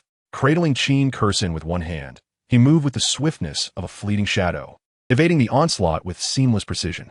The thunderous sounds of gunfire erupted as he unleashed a torrent of bullets from his Hellshot shotgun, the shells soaring through the air in perfect arcs. With his formidable mental recovery speed, he unleashed his awakened divine skills without restraint. The Eye of Revelation surveyed all potential threats of ambush, while bullet time was employed for evasion and to coordinate attacks with the quantum moon step. This marked his first battle in which he applied himself with utmost seriousness. His ethereal movements were more elusive than a wraith, appearing across various locations. Each time, Suzhou teleported behind an enemy, they were met with the chilling muzzle of death. Qin Kursen closed her eyes tightly, clinging to him with all her might as she felt droplets of crimson liquid splatter around them, blood from their foes. This is the answer. As she slightly opened her eyes, she beheld Suzhou's striking profile, a rare seriousness etched upon his features. Each shot struck true, aimed directly at vital points. All his years of training had led to this very day. The battlefield reverberated with anguished cries. 100% armor penetration. His attacks inflict real damage. Our protective barriers are utterly ineffective. Too fast. His teleportation speed must be an awakened skill. How can its frequency be this rapid? My light of delay cannot even touch him. Damn it. My magic sniper's bullets were evaded? How can he possess such reflexes? His marksmanship is devilish. My god. How can he wield a shotgun with such precision? Quantum phasing. Suzhou can actually phase like a high-ranking transmuter. Our attacks are all in vain. What kind of embrace kill is this? Despair echoed among the high-ranking transmuters present. Despite their high health and resilience, they were rendered impotent against the onslaught of true damage. More critically, Suzhou's activation of quantum form at a crucial moment nullified their tracking abilities. Dark Star, summon the void, slashing holy artifact. We must use phasing to counter phasing. The blonde youth shouted urgently, his heart racing. It dawned on him that the Suzhou in the video had barely unleashed half his power. Even without summoning the cyber bodhisattva, he had already decimated their ranks. Everyone scatter. I will break his quantum form. Darkstar, the assassin, produced a pair of void magic blades. Never having anticipated that this holy artifact would prove useful at this moment, he hesitated, coming to a standstill. A transmigrator gazed skyward, observing a dramatic change in posture. All eyes turned to the formidable void where Suzhou stood. An ominous sixth sense surged within them. Surrounding Suzhou in the heavens were countless fragments of celestial mecha, which coalesced into a colossal, metallic figure resembling a Buddha. The oppressive aura emanating from this figure weighed heavily on the hearts of all present, akin to a mountain pressing down upon them. Hadn't they seen a cyber Quan Yin in the video? How had it evolved into a Buddha? The mindset of the transmigrators crumbled completely. Their team had already reached their limit against the cyber Quan Yin. Who could possibly withstand the newly manifested Mecha Buddha? Meanwhile, the members of the Mechanical Maze Guild halted in their tracks, stunned by the rapidly descending Mecha Buddha. This was a portent of universal salvation, an omen of annihilation for their worldly foes. Chapter 42, The Annihilation Lotus. With a thunderous crash, the mechanical giant Buddha struck the ground, unleashing a massive dust storm. Grit filled the air. A dozen assassin transmigrators found themselves ensnared in the Buddha's immense palm and were crushed instantly. Wind-based transmigrators activated their skills to disperse the blinding dust, while others swiftly repositioned to evade immediate demise. As the haze cleared, the moonlight illuminated the blood-stained metallic visage of the Mecha Buddha, sending a chill down the spine of every observer. This Buddha was a harbinger of slaughter. The eightfold fire dragon dance. The 8th tier mage unleashed a devastating spell without hesitation. With a flourish of his staff, a fire dragon emerged, rivaling the Great Wall in length. Binding spells, slowing charms, and earth restraints were immediately cast by the other transmigrators in a coordinated effort to immobilize their opponent. With a resounding roar, the fire dragon, infused with a wrathful spirit, surged towards the Mecha Buddha. The air around them shimmered from the intense heat. The eightfold fire dragon dance bore the ferocity to incinerate all in its path. Thud, thud, thud. The Mecha Buddha's electronic eyes ignited with brilliant golden light, enveloping itself in a mechanical barrier resembling a Buddhist golden bell. The collision of the fire dragon and the golden bell engulfed the massive mecha in flames. Nearby forests ignited instantaneously, engulfed in a raging inferno. The eruption of fire transformed the battlefield into a realm of flames. This was a forbidden spell mastered by the 8th tier mage, generating temperatures exceeding that of the sun's surface. Suzhou hadn't anticipated that even if Dark Star failed at this moment, they had summoned a mage for assistance. This fire dragon, bolstered by a flame orb, possessed double the potency of a regular fire dragon, capable of melting the Mecha Buddha, splendidly incinerate. Today, we shall slay gods and vanquish Buddhas. The transmigrators encircled the massive fireball, ever watchful for internal changes. They could not afford to be complacent. They needed to continue their assault on the fiery cocoon enveloping the mecha. The golden-haired youth doubted that the legendary mechanical ascendant could be so easily vanquished. He was the first to unleash dozens of golden energy spheres towards the Buddha concealed within the flames. The other transmigrators, showing no restraint, unleashed their skills anew. The dazzling spells erupted like a torrential downpour of petals. Thud, thud, thud. Various skills struck the immense fireball, producing a chorus of resonant sounds. This was the reverberation of the Mecha Buddha's protective golden bell. A transmigrator at the forefront felt his pupils constrict. The golden bell, conjured by the Mecha, despite being engulfed by the fire dragon, still persisted. From within the flames, a colossal iron fist suddenly emerged, the very space around it torn asunder by sheer force. Bang! The foremost transmigrator's body crumbled, reduced to a puddle of blood. The Mecha Buddha was not dead. A gasp of horror rippled through the companions present. With a resonant chime, the golden bell dispersed the flames, and the Mecha Buddha charged into the crowd, its arm drawn back like a bowstring brimming with energy. The cybermecha technique unleashed a flurry of punches at lightning speed. Suzhou utilized the inherent skills of the mecha, launching an assault on the assassins. An unforgettable scene unfolded before the transmigrators.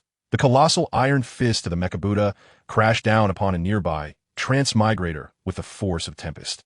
Moving so swiftly it left afterimages in its wake.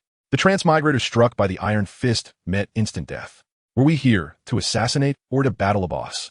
Some gazed upon the metallic Buddha, now a harbinger of death, their hearts crumbling. They had traveled great distances to slay Suzhou, only to witness his transformation into the Mecha Buddha. Now, their 100-strong group faced an insurmountable challenge in attempting to slay this deity, akin to battling a lord. Elsewhere, at the battlefield's periphery, the Mechanical Maze Guild members were awestruck by the ongoing conflict. They repeatedly inquired when Jiang Xie would join the fray. There's no rush. I will intervene when necessary, Jiang Xie replied calmly. The power of these transmigrators posed minimal threat. Their involvement could potentially exacerbate the chaos, leading to collateral damage. Furthermore, the vast disparity in strength might provoke the foreign transmigrators into fleeing. At the center of the battlefield, the other transmigrators relentlessly assaulted the titanic Mecha Buddha, seeking its vulnerabilities. Everyone stand clear, the assassin Darkstar bellowed. In his hands, the dual blades shimmered, imbued with countless layers of enchantments. The other transmigrators quickly dodged aside. Darkstar charged at the Mecha Buddha, spiraling as he inflicted deep gashes upon its metallic arm, cleaving towards the nape of the Buddha's neck. Bang! The Mecha Buddha activated its golden bell barrier, successfully deflecting the full force of Darkstar's strike.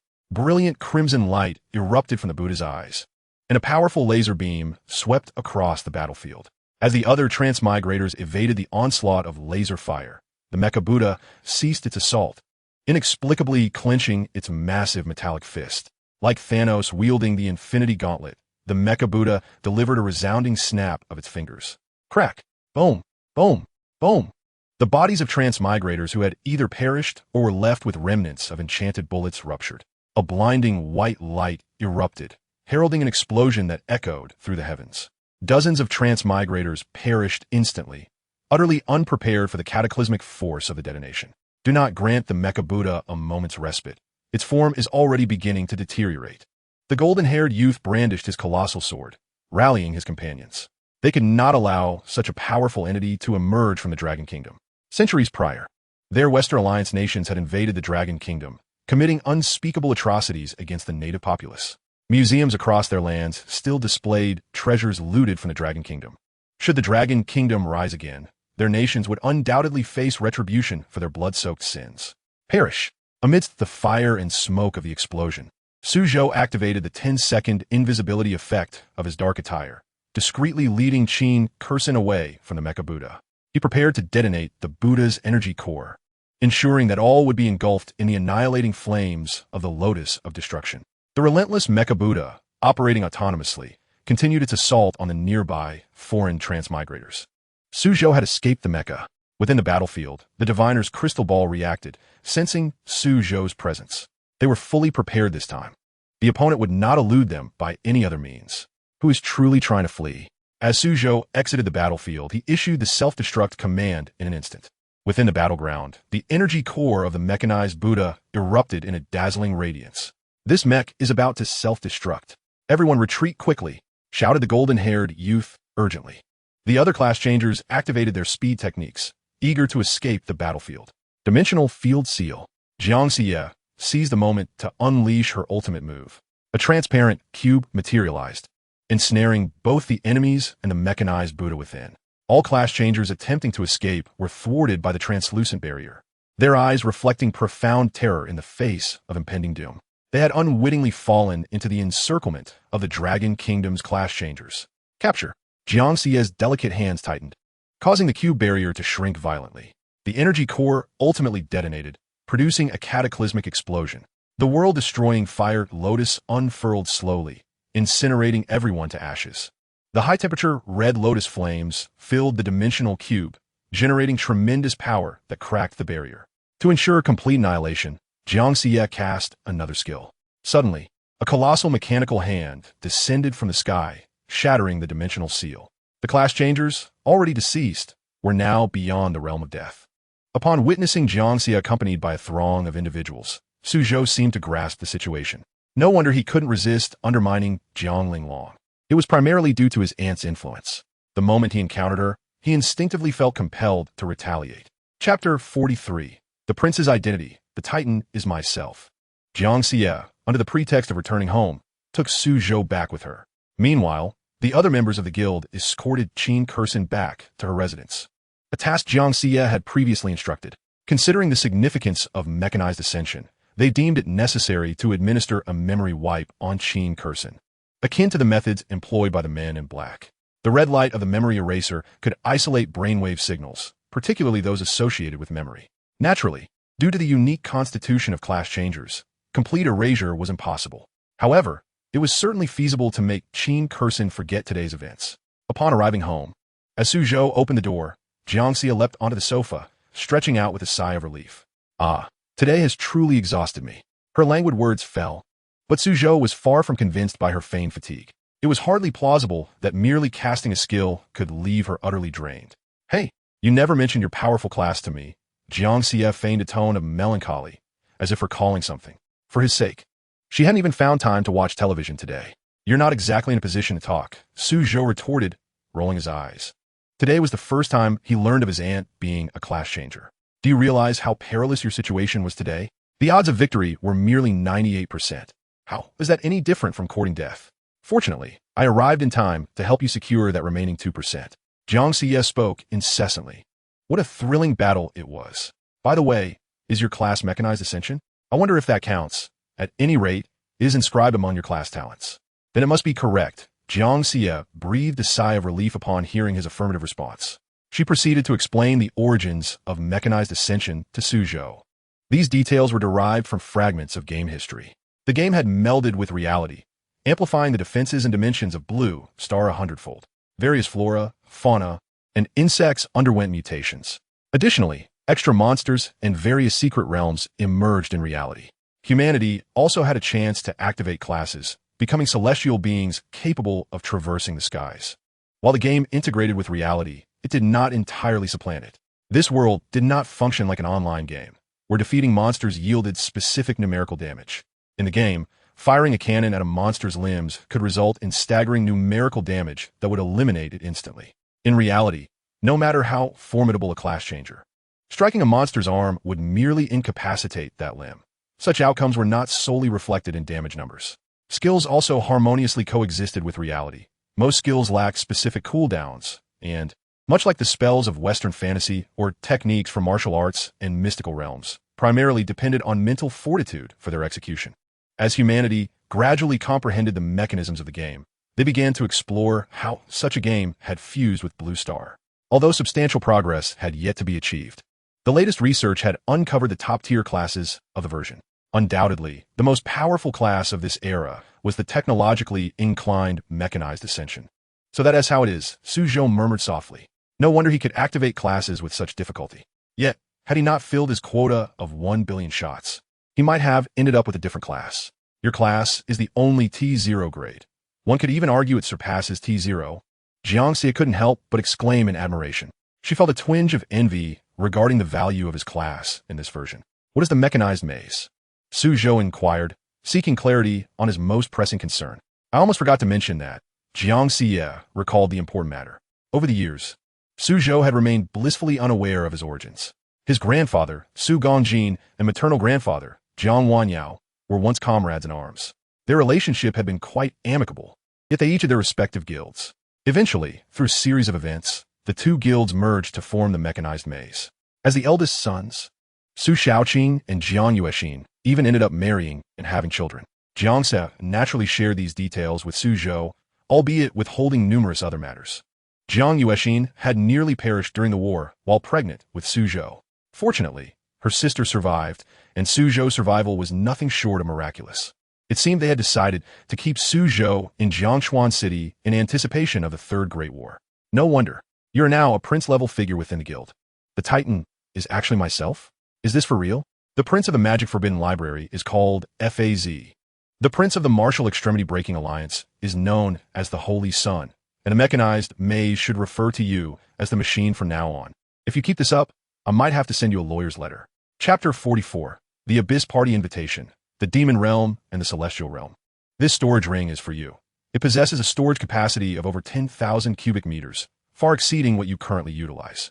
Jiang Xie tossed a pink storage ring to him. Previously, she had asked her sister what their stance would be if her nephew became a class changer. After some contemplation, Su's mother ultimately decided to keep this storage ring, which she carried with her after discovering that her nephew was indeed a mechanized ascension class changer. Why is it pink? That's rather flamboyant, Su Zhou grumbled, yet his body obediently accepted the ring. The storage ring, with its vast capacity, was nearly a relic of the past. This once belonged to your mother, Jiang Xie casually remarked. I thought, who has such exquisite taste? Su so quickly amended, chuckling awkwardly. Both he and his father had aspired to be the heads of the family, yet they ended up as mere cooks. Tomorrow, I need to attend a meeting to handle some matters. The day after, I will take you back to our hometown. Jiang Xie rubbed her aching forehead. Now that Su Zhou had become a class changer, she had no reason to remain idle. Tomorrow, she would also attend a meeting. The Mechanized Maze Guild was under the jurisdiction of the Dragon Kingdom. There are always countless tasks to undertake, leaving one utterly drained. Upon learning that the headquarters is located in the imperial capital, Su Zhou prepared to retreat to his room for a respite. Despite possessing mental fortitude that could withstand eternal wakefulness, who would forsake the comfort of lounging upon their grand bed? In some measure, he finally comprehended the rationale behind his aunt's inclination to rely on her family. After toiling for most of their lives, shouldn't he indulge in some comforts as well? Looking at your gear, you must be at your second promotion, right? It would be prudent to exercise caution until your level rises, Jiang Xie remarked as she observed her nephew retreating to his chamber. Although his profession was the pinnacle of the strongest version, his level remained insufficiently low. Take, for instance, the mechanical Buddha his nephew summoned tonight. Even before seasoned second-tier professionals, it was not invulnerable. Understood, Sutsu nodded in acknowledgement. Upon returning to his room, he resolved to transfer the items from his old storage ring to the new one. Is there still something inside? As Su Zhou prepared to shift items from both storage rings, he discovered a plethora of belongings within the pink storage ring left by his mother. Besides numerous precious items for health and mana recovery, there lay two sealed artifacts. These two items originally bore no restrictions on class transitions, yet for safety reasons, Su Zhou's mother had chosen to impose limitations on them. Legendary Dwarven Artisan Summoning Token. Restriction: usable only after the 4th class transition. Description: you can summon a legendary Dwarven Artisan to craft any top-tier equipment you desire. A glimmer of excitement flashed in Su Zhou's eyes as he contemplated the equipment crafted by a Dwarven Artisan. The Dwarven race is renowned throughout the universe as the most exceptional craftsman, although he bore a legendary necklace purchased with guild points and was only at the 2nd promotion. The effects of the artisan's creation surpassed even those of 3rd-tier equipment. Moreover, this token could summon the most formidable blacksmith of the Dwarven clan to forge equipment for him. The other item was an invitation to an abyssal party. Su Zhou's heart quickened slightly. As the saying goes, a fortune is easily obtained, but good things are hard to come by. Both of these items were exceedingly rare, with considerable market value, yet scarce availability. Especially the abyssal party invitation. Its worth was incalculable. Lord of Demons Abyssal Party Invitation. Restriction: usable only after the 5th class transition. Description: traverse through a wormhole in space-time. Limited to one person to reach the Demon Realm Abyss and revel in the festivities. An invitation to the Demon Realm, on par with the Celestial Realm, bestowed by none other than the Demon Lord. Su Zhou scrutinized the characters on the invitation and inhaled sharply. Having resided in this world for a considerable time, he was well acquainted with the Celestial and Demon Realms, 2 high-dimensional regions. It was said that only a select few class transitioners possessed an invitation to either realm. While the creatures of that domain were formidable, they were also teeming with top-tier items, materials, and equipment. For example, on planets, one could find numerous items and equipment for mental restoration. However, to obtain permanently enhancing attribute items or exceedingly rare titles with formidable attributes, one needed to venture into the demon or celestial realms. For those of strength, these regions were true treasure troves. Was it due to concerns about insufficient power that restrictions were imposed? Suzhou pondered the limitations of these two items. The beings of the demon realm were immensely powerful, necessitating formidable strength prior to entry. The legendary Dwarven Artisan token required the user to be at least a 4th tier, while the invitation was restricted to 5th tier. This essentially implied that one should first forge powerful equipment before daring to attend the Abyssal Party. It was evident that he needed to elevate his level further to unlock more possibilities. After perusing the information on both items, Suzhou stretched languidly. He swiftly sold off a multitude of unnecessary equipment from his old storage ring at a slight discount. The equipment you listed in the trading market has been sold, netting you 3 billion purple crystals. The equipment you listed in the trading market has been sold, netting you 2 billion purple crystals. The items you listed in the trading market have been sold, netting you 1 billion purple crystals. Your current accumulation of purple crystal wealth, 786 billion. Suzhou gazed at the record-breaking sum of purple crystals with a sigh of relief. Each awakening skill required 500 million purple crystals, but fortunately, he had earned enough. He reopened the trading market to browse through the array of 3rd-tier heroic equipment. When he initially defeated the mechanical candor, he had acquired a heroic weapon and ring. Now, it was time to procure additional heroic equipment. You have spent 625 million purple crystals to purchase heroic equipment. The Heroic Empire's war garb. You have spent 357 million purple crystals to purchase heroic equipment. The Heroic Empire's battle boots. You have spent 326 million purple crystals to purchase heroic equipment. The Heroic Empire's oath belt. As the evening breeze wafted through, Jiang Xie dozed in her room. She dreamt of returning to her days as a class transition student. Back then, the guild was not a giant, but rather in its developmental phase. Yet, a world-class powerhouse had recently joined, expressing great concern over the marriage prospects of Su Shaoqing and Jiang Yuexing. However, this formidable figure mysteriously vanished without a trace, leaving no knowledge of their name or appearance. It was as if their existence had been erased from the world. Xie, I heard your brother and your sister have that childhood engagement, right? Yes, but at this point, it's merely a blind date. No wonder they seem rather distant. That's not a good sign. Why are you more invested in this pair than I am? Chapter 45, Class Transition to the 3rd Tier, Annihilation Gunslinger. The following morning, Suzhou prepared to set off for the class transition hall. Having completed all his transition tasks, it was time to submit them. Transitioning to the 2nd tier would grant him an additional 2,000 attribute points. Subsequently, Suzhou would also be able to learn the awakening ultimate move of the 3rd tier class, the Imperial Capital. Uni Restaurant, adorned in shades of pink and purple, radiated warmth. Exquisite chandeliers cast a soft glow throughout the space. A man and a woman began their blind date in a designated private room. Lin Yao, feel free to order whatever you like, the short-haired man said with a doting expression, never imagining he would have the chance to go on a date with a goddess. You order. I have no appetite right now, so I won't waste your money, Jiang Ling Yao replied, rubbing her forehead with a melancholic look. Since graduation, her family had arranged a series of blind dates for her. She had aspired to become a class transition master, believing that love would only hinder her sword-drawing speed. Why are you so concerned about me? The short-haired man was almost moved to tears, though his family was not lacking in wealth. He had not expected Jiang Ling Yao to possess the qualities of a frugal wife. Waiter, bring out the most expensive items on your menu. Jiang Ling Yao, irate, decided to treat him to a feast, exasperated that he could not discern genuine concern. With an air of confidence, she ordered with a flair that captivated the short-haired man's gaze from the very beginning. He suspected that perhaps Jiang Ling Yao had already fallen for him. Otherwise, every action from the other party seems to strike a chord within her heart. Truly, it is quite vexing. Jiang Linglong clenched her delicate fists, feeling as though she were striking a punch into a mound of cotton. She was a woman of temperament, yet when faced with such a man, her anger often resulted in inadvertently pleasing him. Initially, Jiang Linglong had mistakenly believed that Suzhou was confessing his feelings for her. This misconception arose from the sheer number of individuals who pursued or harbored affections for her. Consequently, Jiang Linglong now extinguished any flicker of romantic interest at the mere sight of it. Of course, Su Zhou had since been removed from her list of potential suitors. It was enough that he did not bring her misfortune. Once the meal was served, the short-haired man attempted to engage Jiang Linglong in conversation, only to receive monosyllabic responses in return. Even as he yearned to know her better, she remained disinterested and unwilling to elaborate. Could it be that Linglong harbored no feelings for me? A flash of thought crossed the mind of the short-haired man. He found it perplexing that if she did not fancy him, why did she seem to entice him so? Was she toying with his affections? Yet, it seemed inconsequential if Linglong's words were mere jest. No, this simply could not be. In an effort to validate his unreliable speculation, the short-haired man took a deep breath, preparing to approach the subject indirectly. Linglong, do you have feelings for me? He queried. Not all, she retorted. What a coincidence. For I too have no feelings. I am fond of Zhuangzi, Laozi, Zhuangzi, Mozi, and everyone else. None hold my affection. Jiang Linglong felt compelled to lay bare her feelings to him. Her words struck like an arrow, piercing his heart.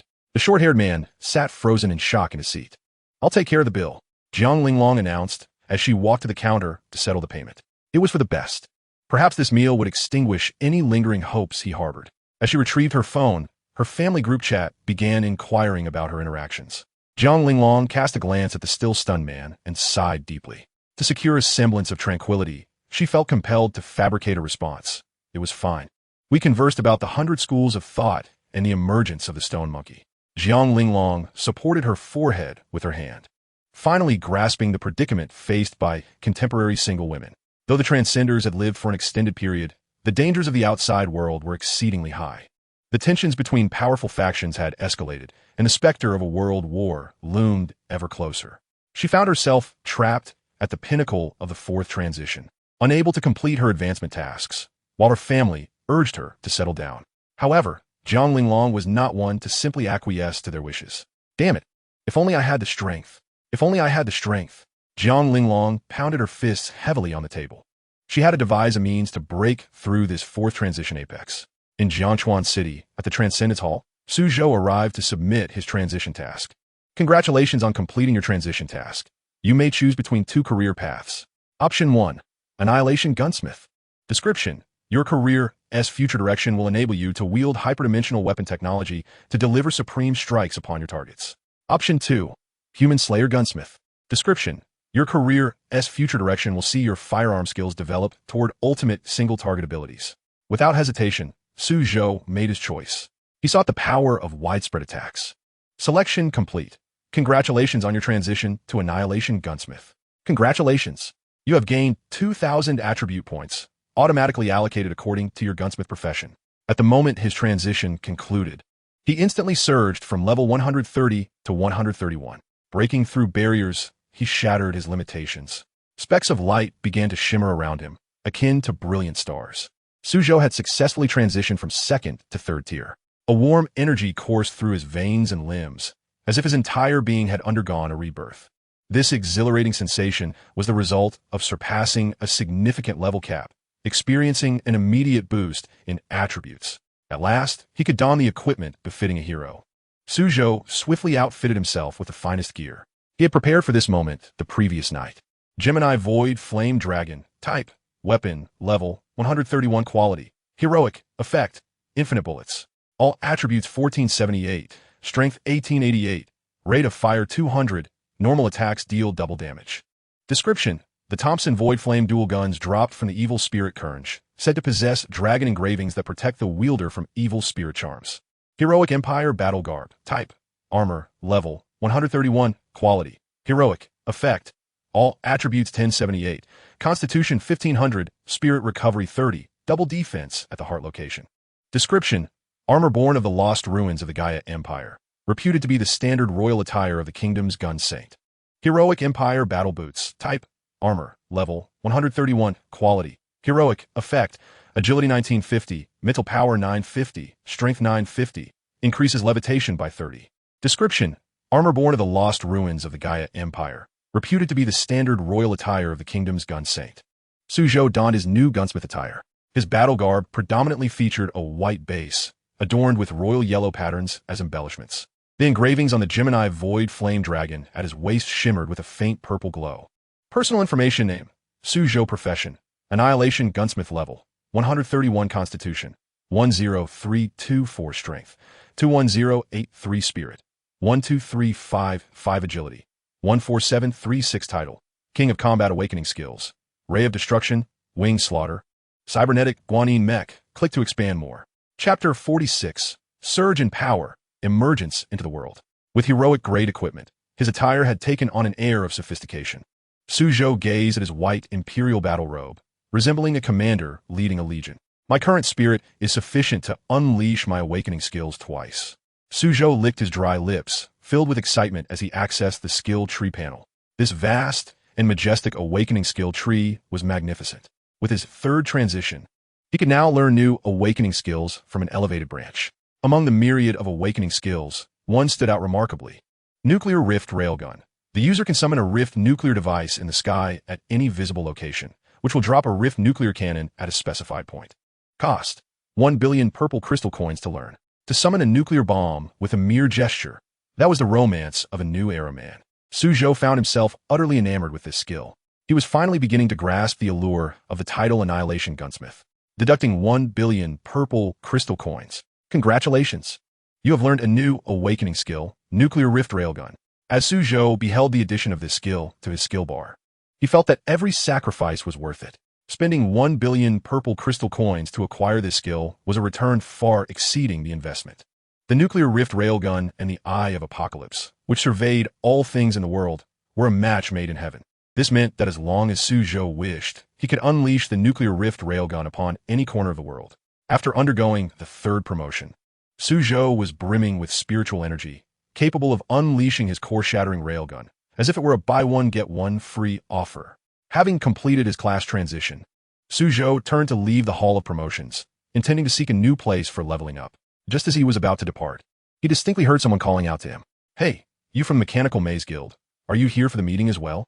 A towering man with an impressive physique and piercing eyes called out to Suzhou. Due to the recent disturbances instigated by Sakura Island, an important meeting was scheduled for the afternoon. The Mechanical Guild had a recently returned guardian present, which is why the meeting was convened in Jianshuan City.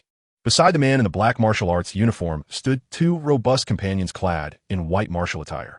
Suzhou paused briefly, glancing at the guild emblem on his chest.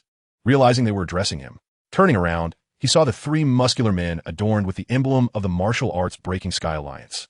The leader, clad in a black martial outfit, had veins bulging like coiling dragons on his arms, his muscles appearing as if forged from steel, showcasing defined contours. The Martial Arts Breaking Sky Alliance is one of the three premier guilds of the Heavenly Dragon Kingdom, focusing on physical cultivation and renowned for their prowess in hand-to-hand combat. Perhaps it was this very reputation that fostered a disdainful cycle among the different factions. Physical cultivators looking down upon technology, technologists dismissing magic, and mages scornfully regarding physical cultivators. What on earth is a member of the Martial Arts Breaking Sky Alliance doing in our city? What do they possibly want here? One bystander exclaimed. I noticed those physical cultivation giants long ago, another remarked. The two guilds had a long-standing feud, the last I heard. The Mechanical Maze Guild had ambushed the Martial Arts Breaking Sky Alliance's camp on the battlefield of the myriad races, leaving their own camp seven vulnerable to a raid by the Magic Forbidden Arts Guild, had it not been for an inexplicable explosion at the latter's camp. The Mechanical Maze would have suffered a significant loss. Could these three from a Martial Arts Breaking Sky Alliance be seeking revenge for that ambush? It seemed unlikely.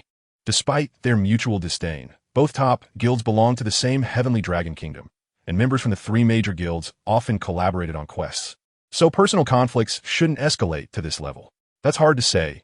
Those physical cultivators are so obsessed with muscle training, their thought processes are quite peculiar, someone else added. The rest present began to whisper amongst themselves, many contemplating a hasty retreat, fearing that a brawl between these muscle-bound cultivators and others might ensnare them in the fray. Is there something you need? Suzhou queried, casting a casual glance at the trio. This was his first encounter with members of the country's foremost physical cultivation guild. It was said that due to their relentless pursuit of supreme physical strength, the proportion of female members in this guild was alarmingly low.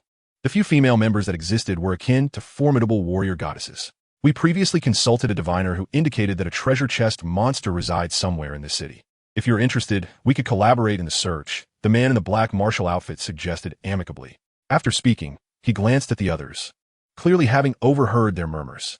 Though he harbored a disdain for these technologically inclined class changers, he recognized that such unique monsters could escape rapidly, a trait that left physical cultivators at a disadvantage compared to those adept in technology who possessed numerous means to ensnare such creatures. Searching for a treasure chest monster and consulting a diviner for such special entities would require considerable expenditure, and the eyes of the other attendees sparkled with interest. Treasure chest monsters are rare and peculiar creatures that harbor hidden treasures. Any damage inflicted upon them by class changers would compel the monsters to expel various valuable gear and items. Defeating a treasure chest monster could yield substantial rewards. However, this creature was notoriously elusive. Many class changers would struggle just to injure it. Several individuals cast envious glances at Suzhou, recognizing that physical cultivators lacked effective means to restrain their foes, hence the proposal to collaborate with the gunslinger. It seemed he was in for some good fortune. Let us hold off on the collaboration for now. I have other matters to attend to. Suzhou politely declined the invitation. The loot dropped from the treasure chest monster might not even be accessible to him. The effects of his awakened skills far surpassed the benefits of engaging with a treasure chest monster. What the hell? Are you saving the world or something? What could possibly be more important than a treasure chest monster? The two burly men in white martial attire grumbled. Had it not been for the fact that the other party was affiliated with the Mechanical Maze Guild, they would have dismissed him entirely. If I were to join, how would you propose to divide the spoils? Suzhou turned around, boldly inquiring. We would compensate you in purple crystal coins based on your level and performance.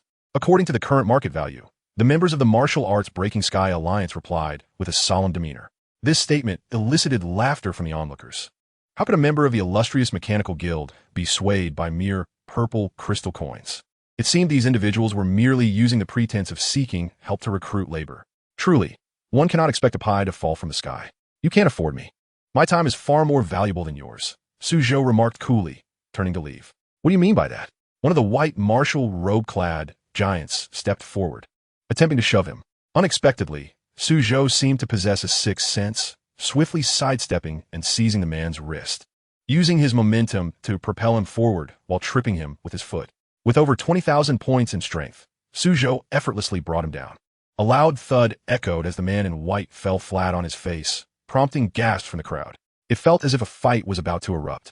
Seeing his companion injured, the other man in white martial attire charged forward in anger. However, the leader in black martial attire held out a hand, stopping him. His eyes reflected disbelief.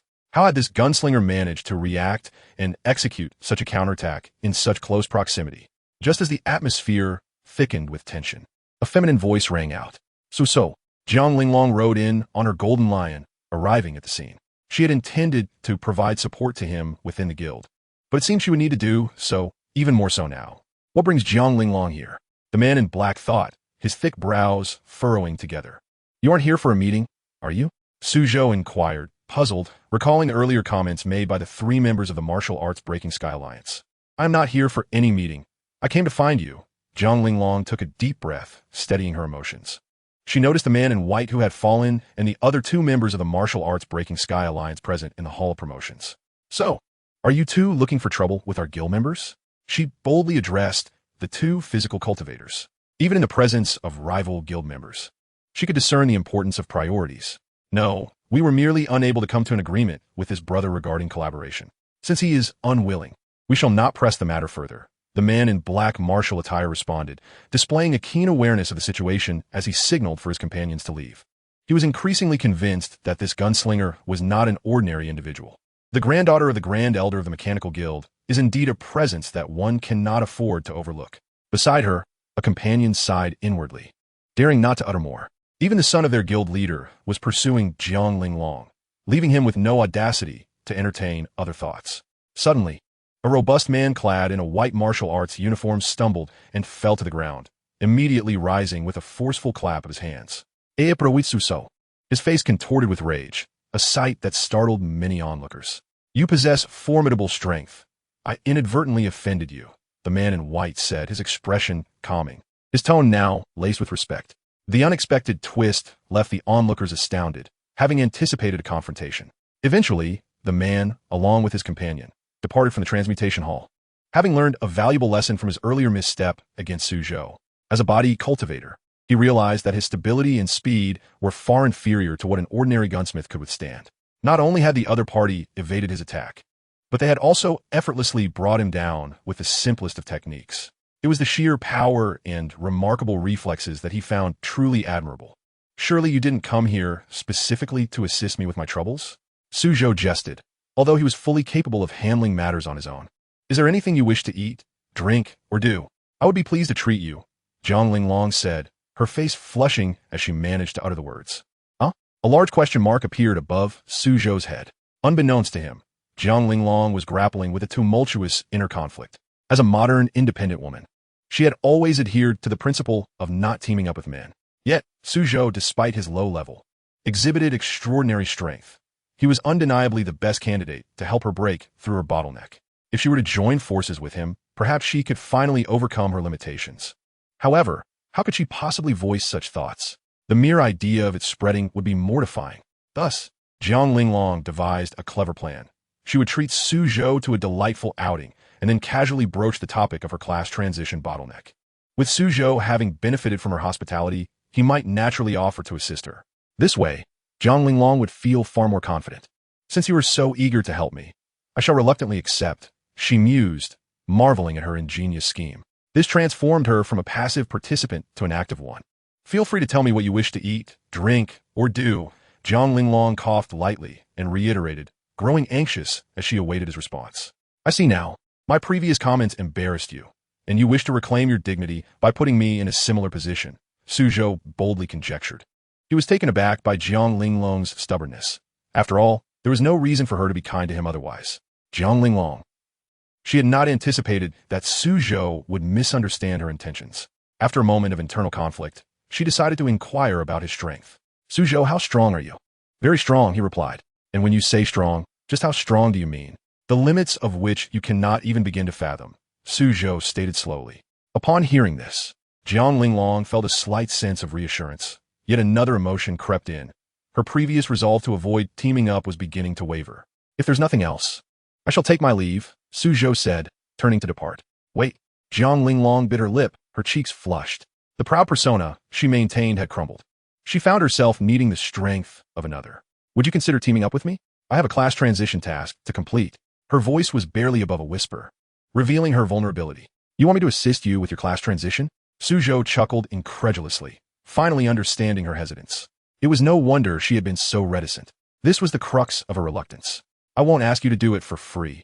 If you help me complete my class transition task, I can offer you 800,000 guild points as gratitude, Zhang Linglong proposed, fearing she had overstepped. 800,000 guild points? Suzhou inhaled sharply. He had only earned a little over 10 million points during the myriad battles in the War of Races. It was clear that she was wealthy in guild points. Very well, I accept your offer. With that, he readily agreed, realizing it was inappropriate to have put her in an awkward position previously. Moreover, she was likely his half-sister. Then let us go. I shall take on the class transition task anew, Zhang Linglong stated as she initiated the team invitation. Although abandoning her previous task would increase the difficulty of the new one, given Suzhou's prowess, she felt confident they could manage the challenge. As they entered the team state and approached the transmutation stone tablet, Zhang Linglong relinquished her former task, the 33 consecutive wins in the arena. While she could maintain a high win rate, achieving that many consecutive victories was a formidable challenge. With the old task abandoned, a new one emerged. Class transition task requirement. The team must conquer the Celestial Shadow Tower's 100 floors. What? How can this be? Zhang Linglong's eyes widened in disbelief as she stared at the task requirements. If the difficulty of her previous task was rated at 0.00001, this one was a staggering 100. The Celestial Shadow Tower housed the remnants of battles fought by the greatest class transition geniuses throughout history.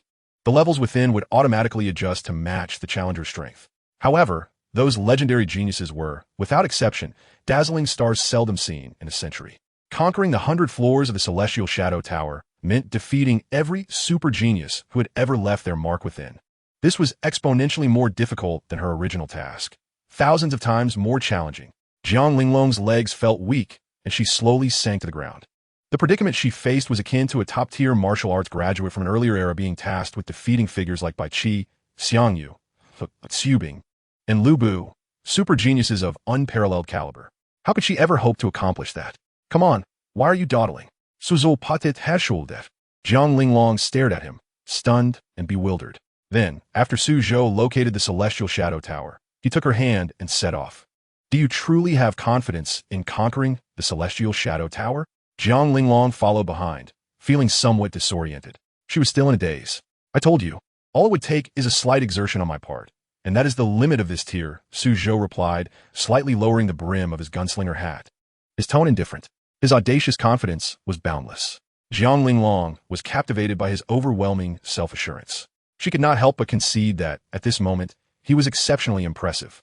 Upon exiting the transmutation hall, they prepared to head to the merchant to purchase entry tickets for the virtual divine realm.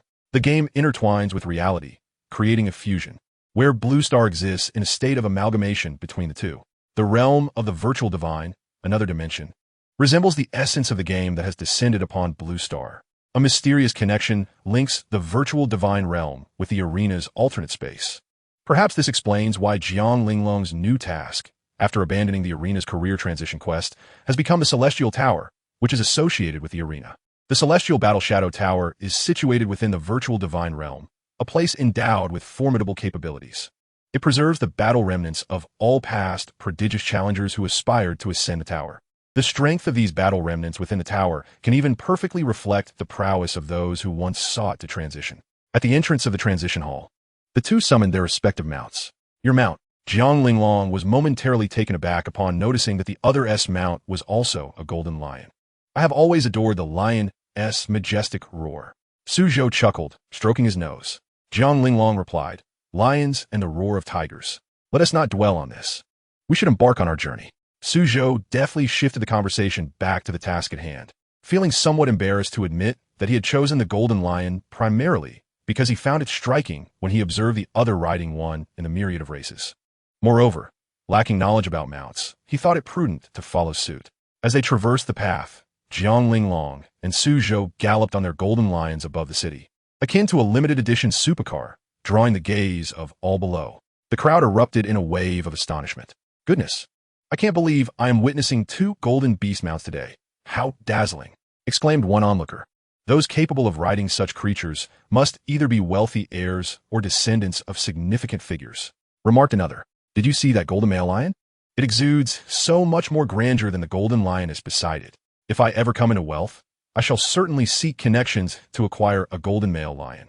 It will be so impressive. The pedestrians on the street gasped at the sight of the two magnificent mounts. The male golden lion, with its abundant mane, appeared exceptionally regal and imposing. Roar! Roar! For some reason, Su Zhou's golden lion was extraordinarily spirited today, showcasing its robust physique. The golden male lion, embodying a dignified demeanor, radiated an even more commanding presence. In simpler terms, it was putting on a show. Jiang Linglong's golden lioness occasionally cast glances at the male lion, seemingly captivated by its antics. Big Yellow, you seem a bit off today. Su Zhou gently patted the golden lioness' head, sensing a telepathic communication with his mount. The reason his golden lion was displaying such flamboyance today was solely to impress the golden lioness ridden by Jiang Linglong. A soft whimper escaped the golden lion, as if pleading not to expose its little secret. All right, I can understand, Su Zhou chuckled inwardly. He found the situation amusing and had no intention of revealing the golden lion's intentions. If only his mount could be used for breeding, producing a litter of little golden beasts. Su Zhou was aware that he was indulging in whimsical fantasies. Before long, they reached the vicinity of the jar merchant in the city center. The jar merchant was not human, but a shadowy creature concealed within a giant jar. A unique entity that posed no threat to humans and specialized in selling tickets to the virtual divine realm. Would you like to purchase tickets to the virtual divine realm? 2 million purple crystal coins each. The lid of the deep crimson clay jar cracked open slightly, emitting a gravelly voice. 2 tickets, please. Jiang Linglong decisively paid the merchant 40 million purple crystal coins. She requested Su Zhou's assistance with her career transition, but she did not want to impose the cost of the tickets on him. Thank you for your patronage. A slender, shadowy hand emerged from the depths of the crimson jar, extending the tickets to them. Ticket to the virtual divine realm. Effect. The user can travel to the virtual divine realm and select any teleportation location as per their needs. After utilizing the tickets, they would be transported directly to the Celestial Battle Shadow Tower within the virtual divine realm. Jiang Linglong handed one of the tickets to Su Zhou, who accepted it with a nod of understanding. The two found a secluded corner and promptly used the tickets. In a flash of light, they were transported to the location of the Celestial Battle Shadow Tower in the virtual divine realm. Suzhou, upon his first arrival, was instantly awestruck by this extraordinary world. They found themselves amidst ancient towers and rocky deserts, beneath a sky awash in vibrant pink hues. The stark contrast of the exposed brown rock mountains against the distant golden forest created a striking visual spectacle. At the celestial battle shadow tower, throngs of thousands of young men and women had gathered. Upon closer inspection, most of them were either renowned or rising talents from across the nation. Incredible! That mage from a forbidden magic society has reached 90 progress on the first level of the tower. I wonder if he can break through today, one exclaimed. If so, that would be astounding. The battle phantoms inside are the echoes of all past genius transitioners. Just 10 away. That mage from the Forbidden Magic Society has a real shot at breaking through the first level, noted another. The Qin Xiao from the Martial Extremity Sky-Breaking Alliance also entered the tower to challenge the genius phantoms, though his progress lagged behind that of the mage from the Forbidden Magic Society. The competition at the Celestial Tower has reached an all-time high. The strongest genius phantoms from previous years remain, and now the tower is filled with top-tier talents. Even our most modest talents cannot compete. Many had entered the Celestial Tower to face the genius phantoms, yet their progress seemed unsatisfactory. Only the mage stood out, prominently featured on the leaderboard. The onlookers gazed at the towering ancient structure with trepidation. Numerous individuals, having failed their attempts within the tower, opted to remain outside and observe the achievements of others, while some merely accompanied friends who aspired to challenge the tower for camaraderie. Buzz. The first level of the Celestial Tower illuminated with brilliance. A distinguished young man clad in a mage's robe was transported outside. He was the one who had nearly breached the first level of the Forbidden Magic Society. I was just 10 away from reaching the second level, just 10 of health remaining, and I could have defeated the first level's genius battle phantom. He lamented, watching his former leading record fade away. In its place stood the 75 progress of Qin Xiao from the Martial Extremity Sky-Breaking Alliance, who felt a surge of dissatisfaction. Those who entered the Celestial Battle Shadow Tower would each encounter a uniquely generated genius battle phantom tailored to their level, ensuring a fair challenge. However, the challenge was that only those capable of leaving battle phantoms were super geniuses. If a challenger were to defeat the first level's genius battle phantom, they would replace it, leaving their own battle phantom behind and receiving rewards. Should they conquer the second level's genius phantom, they would take its place, demoting the original second level phantom to the first level and completely removing the first level phantom. Under such rules, the Celestial Transition Tower had become intensely competitive. Even the first level's genius battle phantom faced by challengers were remnants of extraordinary transitioners from the past. In the magnificent Celestial Tower of Battle, it has been several years since anyone has managed to breach the first level. First level of the Celestial Tower, Qin Xiao. Progress, 75. The projections cast by the Celestial Tower reveal the current highest-ranking challenger, SID. There exists an inseparable bond between the Celestial Realm and the arena, with the arena ID serving as one S-identity within the Celestial Realm. Thousands of talented individuals have attempted to conquer the first level of the Celestial Tower. Currently, only Qin Xiao of the Martial Extreme Alliance has made significant progress, coming closest to victory. Buzz. The first level of the Celestial Tower once again radiates with brilliance. This time, a young man is teleported out of the arena. The one eliminated from the tower is none other than Qin Xiao from the Martial Extreme Alliance. The difficulty of the first level of the Celestial Tower has reached unprecedented heights. The individuals of our era have little hope of obtaining rewards from within the Tower of Genius. Upon exiting, Qin Xiao's face is filled with indignation. He exerted every ounce of his strength, yet still fell short against the genius puppet master of the first level. I recall that the genius puppet master of the first level, Yuan Lin, was a prodigy from 30 years ago, but regrettably, after leaving his battle projection in the tower, he perished shortly thereafter. Such a rare talent struggling at the first level is indeed understandable. Achieving a progress of 75 this time may lead to even greater success next time. There is always a chance for triumph. Qin Xiao is formidable. The latest challenger has only reached a progress of 64, so attaining 75 is truly commendable. It is exceedingly challenging. I dare not attempt to challenge this tower, for it is filled with monsters. Many present offer consolation to the eliminated Qin Xiao, hoping to curry favor with the Martial Extreme Alliance as practitioners. How many years must pass before a new super genius can emerge to conquer the first level of the Celestial Tower? The crowd cannot help but express their lamentations. The overwhelming majority of individuals flocking to the Celestial Realm to challenge the tower do so primarily to acquire the rare treasures and titles bestowed upon successful challengers. More importantly, they aspire to leave their own spectral imprint within the Celestial Tower. What a remarkable legacy that would be. Many come here for fame or fortune, hoping to be among those who leave an indelible mark within the Celestial Tower. Sadly, without exception, all have failed. The current Celestial Tower is indeed excessively competitive. Before long, the Celestial Tower is illuminated once more, with numerous challengers being eliminated. Many, unwilling to accept defeat, storm back into the tower, only to be swiftly cast out again. Normal practitioners do not typically team up to tackle the Celestial Tower. Should they do so, only those dealing the most damage would be remembered. To complete the advancement tasks, one must successfully conquer all 100 levels. Jiang Linglong observes the plight of others, her lips paling slightly. For others, simply conquering the first level would be deemed a victory, while her team must endeavor to clear the entire Celestial Tower. Although Jiang Linglong regards herself as a genius, she feels dwarfed in comparison to the super geniuses of yore. Let's proceed. Suzhou, not wishing to squander time, places a hand on her shoulder as they enter the tower. The latter appears tense and uncertain, clearly unprepared for the challenges ahead. Within the realm of the tower, a desolate battlefield unfolds before them. Fierce winds sweep through, bending the fragile blades of grass that strive to grow amidst the rocky crevices. Crack, crack, crack, crack. Two semi-transparent figures, their bodies transformed into half-puppet youths, materialize.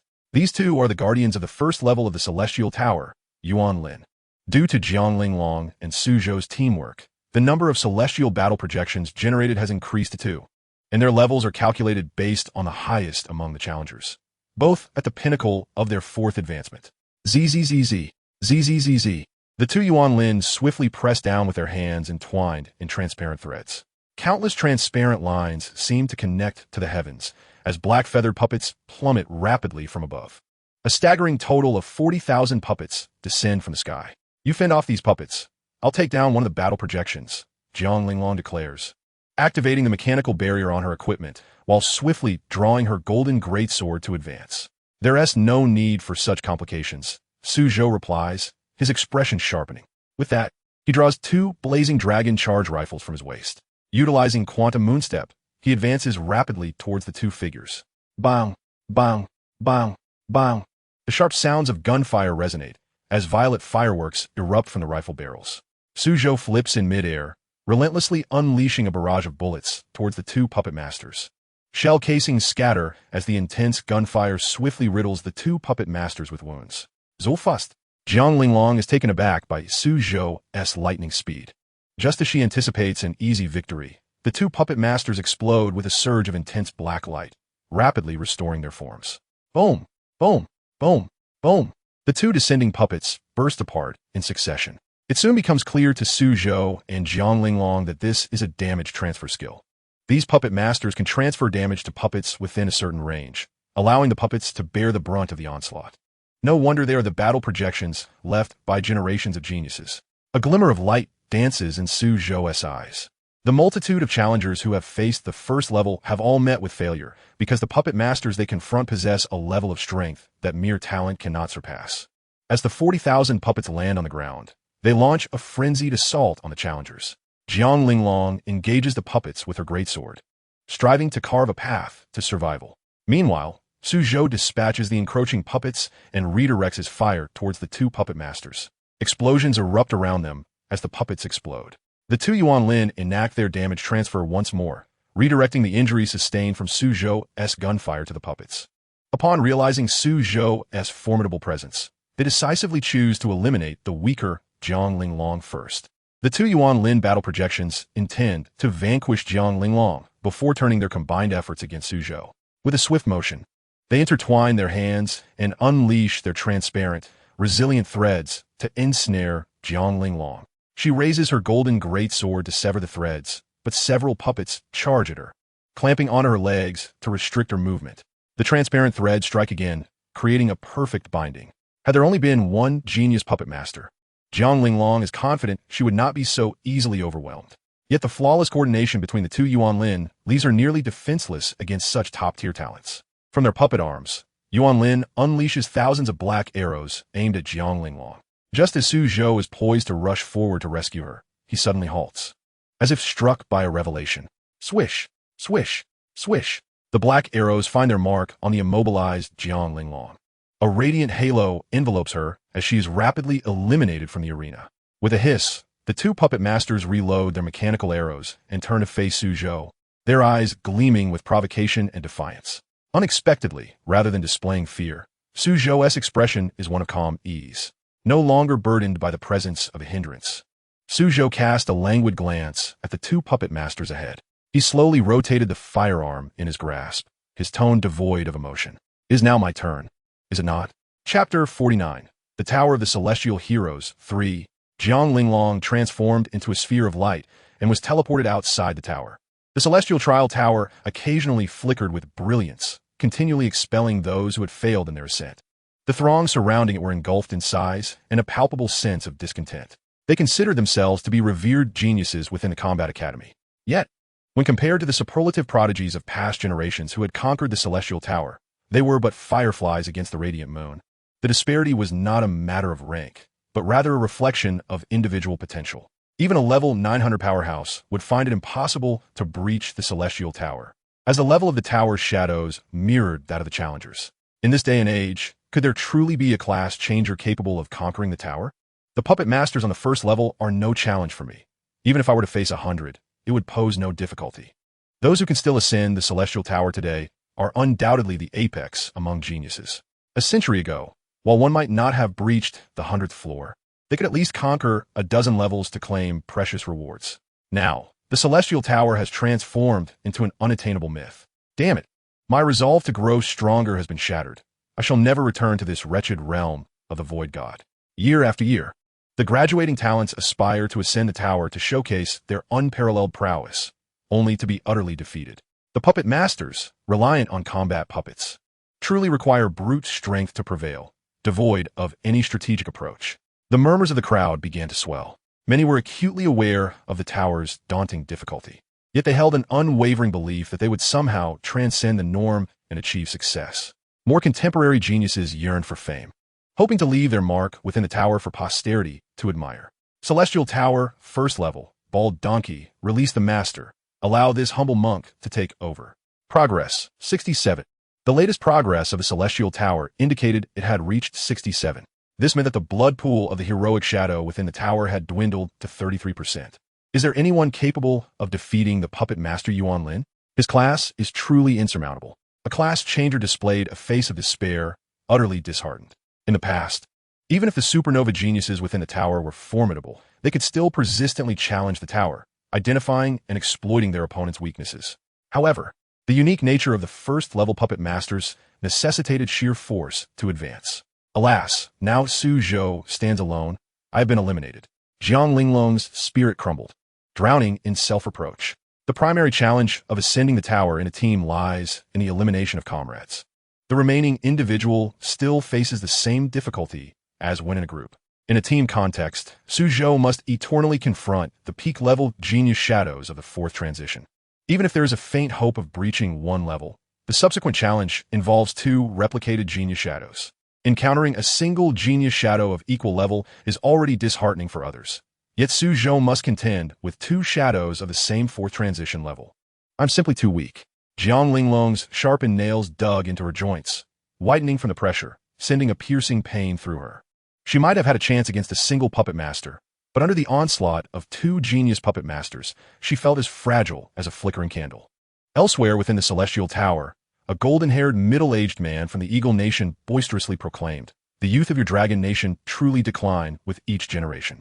Not even the first level of the Celestial Tower can they breach." He had initially come to observe the contemporary talents of the Dragon Nation, only to find a gathering of incompetence. Their Celestial Tower is nothing like the pitiful state of your Dragon Nation. What do you know, foreigner? Our first level is more challenging than the 10th in your country. This merely reflects that your nation's past geniuses were utterly useless.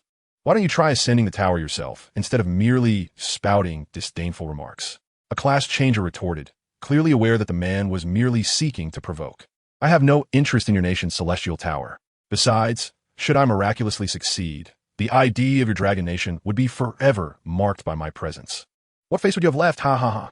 The golden-haired man was not easily swayed. He knew he could not conquer the tower, but his presence alone sufficed to showcase the might of the Eagle Nation. While we may have failed in our attempts, it does not mean that others from the Dragon Nation cannot succeed, another class changer defended. There are still many geniuses in our homeland who have yet to challenge the Celestial Tower. The notion of comparing the talents of the two nations was utterly laughable. Oh, really? Who from a Dragon Nation can breach the Celestial Tower? The golden-haired man scoffed, his disdain evident. He frequently traveled to the Dragon Nation and was well acquainted with both its culture and its talents. If anyone could conquer the tower, it would have already happened. Ling Nan Yuan Shu, the talisman master, can he not succeed in ascending the tower? He can inscribe countless talismans with a mere wave of his hand. Limited in power, superficially strong, the talisman class is no longer suited for the current era. Jiang Linglong, the holy knight of radiance, cannot she succeed with 100 amplification auras surrounding her? Even the mechanics of the Jiang family have failed to inherit their legacy. She is merely a woman, boasting empty titles. Lin Lang of the forbidden magic arts, can he not succeed in the tower, conjuring divine flames with every gesture? Only possessing offensive techniques without a protective shield. His mental fortitude cannot sustain the consumption of divine flames. He is but a fleeting shadow. Whenever someone cited contemporary geniuses, they were swiftly countered by the golden-haired man. Many talented class changers present would have relished the chance to physically confront him had he not been clad in 6 transition gear. Perfection is unattainable. But if one were to solely focus on the flaws of a profession, then every profession in the world would be deemed worthless. Surely the illustrious god of daybreak, with his 100 consecutive victories in the arena, can conquer the Celestial Tower. A class changer protested, although the online discussions regarding the individual had gradually subsided. The Dragon Nation indeed housed top-tier professions. Daybreak? Which guild does he belong to in the Dragon Nation? The golden-haired man furrowed his brow. He had never heard of such a figure. Boom! Boom! The Celestial Tower trembled violently. The nearby ground shook as if a magnitude 3 earthquake had struck. Everyone was taken aback, perplexed as to why an earthquake would occur in this extraordinary realm of the Void God. Suddenly, the first level of the Celestial Tower radiated with 7-colored brilliance. The progress screen instantaneously projected the results. Celestial Tower, first level, daybreak, team status, progress, 100. The puppet master Yuan Lin Shadow, unable to descend to the next level to serve as guardian, has vanished. Guardian of the first level of the Celestial Tower, daybreak. The rapid surge to 100% progress, resulting in the emergence of a new guardian, unfolded far too swiftly. Everyone beheld the name of the guardian, their minds racing back to the terrifying events that had transpired in the arena. The Celestial Tower erupted in a magnificent display of vibrant colors. As daybreak's name soared like a rocket, guardian of the second level of the Celestial Tower, daybreak. Guardian of the third level of the Tower of Celestial Heroes, Zhuishu. Guardian of the fourth level of the Tower of Celestial Heroes, Zhuishu. Guardian of the seventh level of the Tower of Celestial Heroes, Zhuishu. Guardian of the eighth level of the Tower of Celestial Heroes, Zhuishu. Guardian of the ninth level of the Tower of Celestial Heroes, Zhuishu. Zhuishu's ranking soared rapidly, continuously pushing the names of past heroes down the list. The audience was utterly astounded by this unprecedented speed. Good heavens, is this even human? Chapter 50, The Tower of Celestial Heroes 4. Inside the Celestial Tower, 2 prodigious shapeshifters transformed into dragons. A magnificent 9-colored dragon soared into existence, roaring ferociously. Dark clouds amassed across the sky, and apocalyptic thunderbolts rained down upon the challengers below. Suzhou spun upside down in the chilling air, arms outstretched, as 2 Inferno Dragon rifles unleashed flames with wild abandon.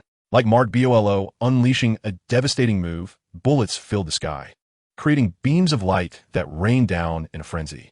Tot-tot-tot-tot, tot-tot-tot-tot. Shell casings cascaded from the heavens like a torrential downpour. The 2 colossal dragons, riddled with bullet holes, roared in fury. With claws poised to tear the sky asunder, they charged at their opponent. The sky bore the scars of their assault. Suzhou evaded the dragon's onslaught with an almost spectral grace. Harnessing the passive effects of a supernova explosion, he hurled a dozen celestial tech grenades in rapid succession. The thunderous explosions eclipsed even the mightiest of thunderclaps. The 2 dragons, severely wounded, plummeted from the sky to the ground. Roar! The 9-colored dragon, unwilling to concede, rose once more to confront the challenger. Suddenly, their pupils constricted. Suzhou extended a single hand and snapped his fingers lightly. The enchanted bullets lodged within the dragons triggered, unleashing an infinite brilliance that erupted from their bodies. Boom! Accompanied by a colossal roar, the 2 dragons were engulfed by a cataclysmic inferno, utterly obliterated. The dark clouds parted, revealing an entrance to the next level of the tower. Su Zhou propelled himself upward on the shockwave of the explosion, embarking on yet another round of sweeping domination. Bolstered by the enchantment of the bullets and the infinite grenades, Su Zhou had become a god of unrelenting firepower, even without relying on his active awakening techniques. Outside the Tower of Celestial Heroes, onlookers were left in awe by this sheer velocity of violence. Unbelievable! The great Zhuai Shu has ascended to the 37th level. In less than a minute, he cleared an entire level of the Tower of Celestial Heroes.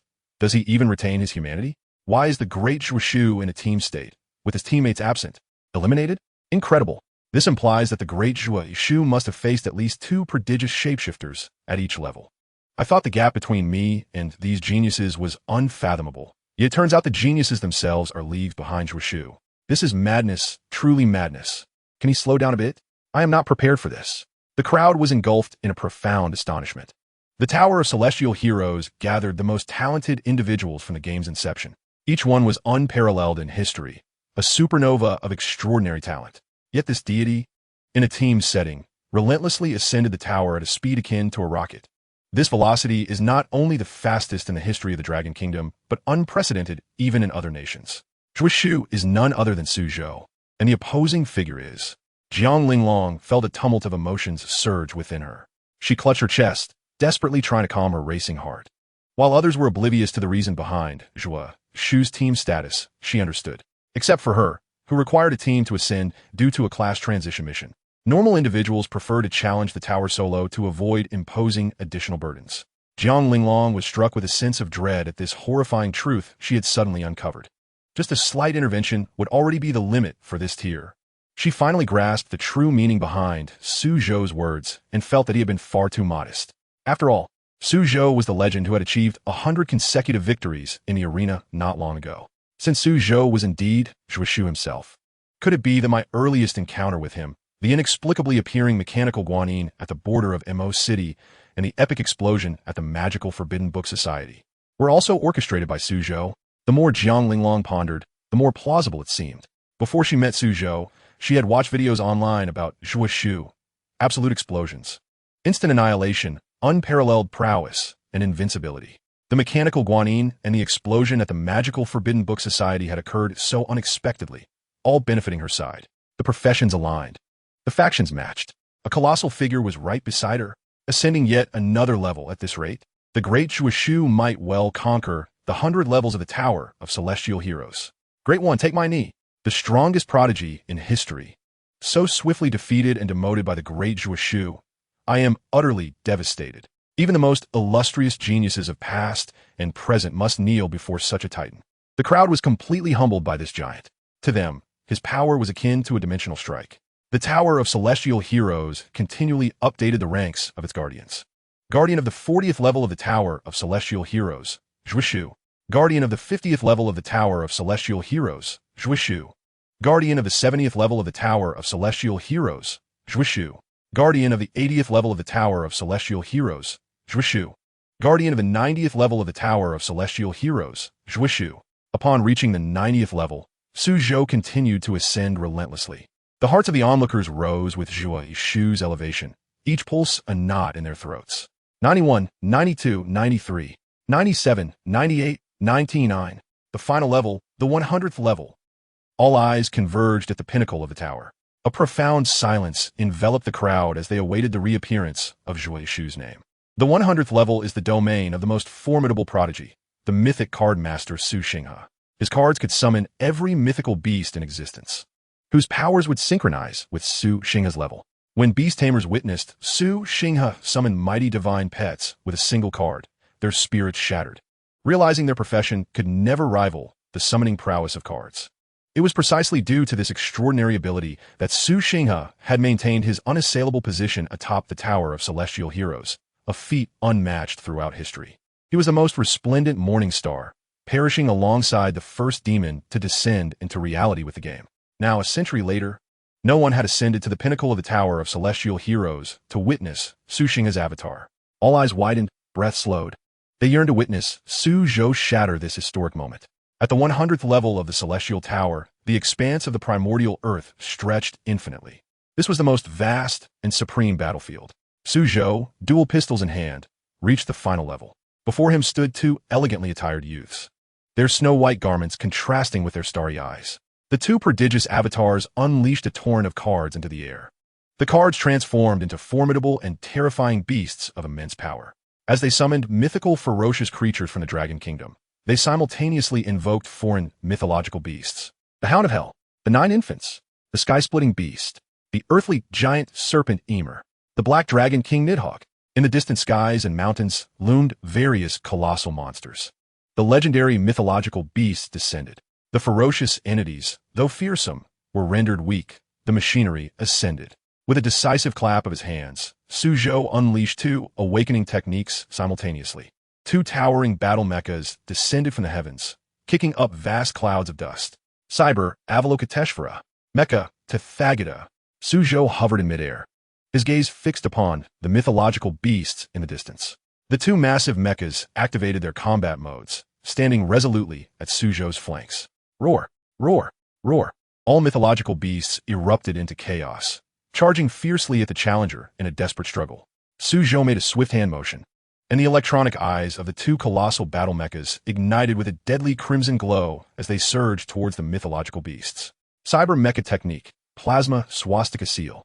Cyber Mecha Technique, 100 fists in a second.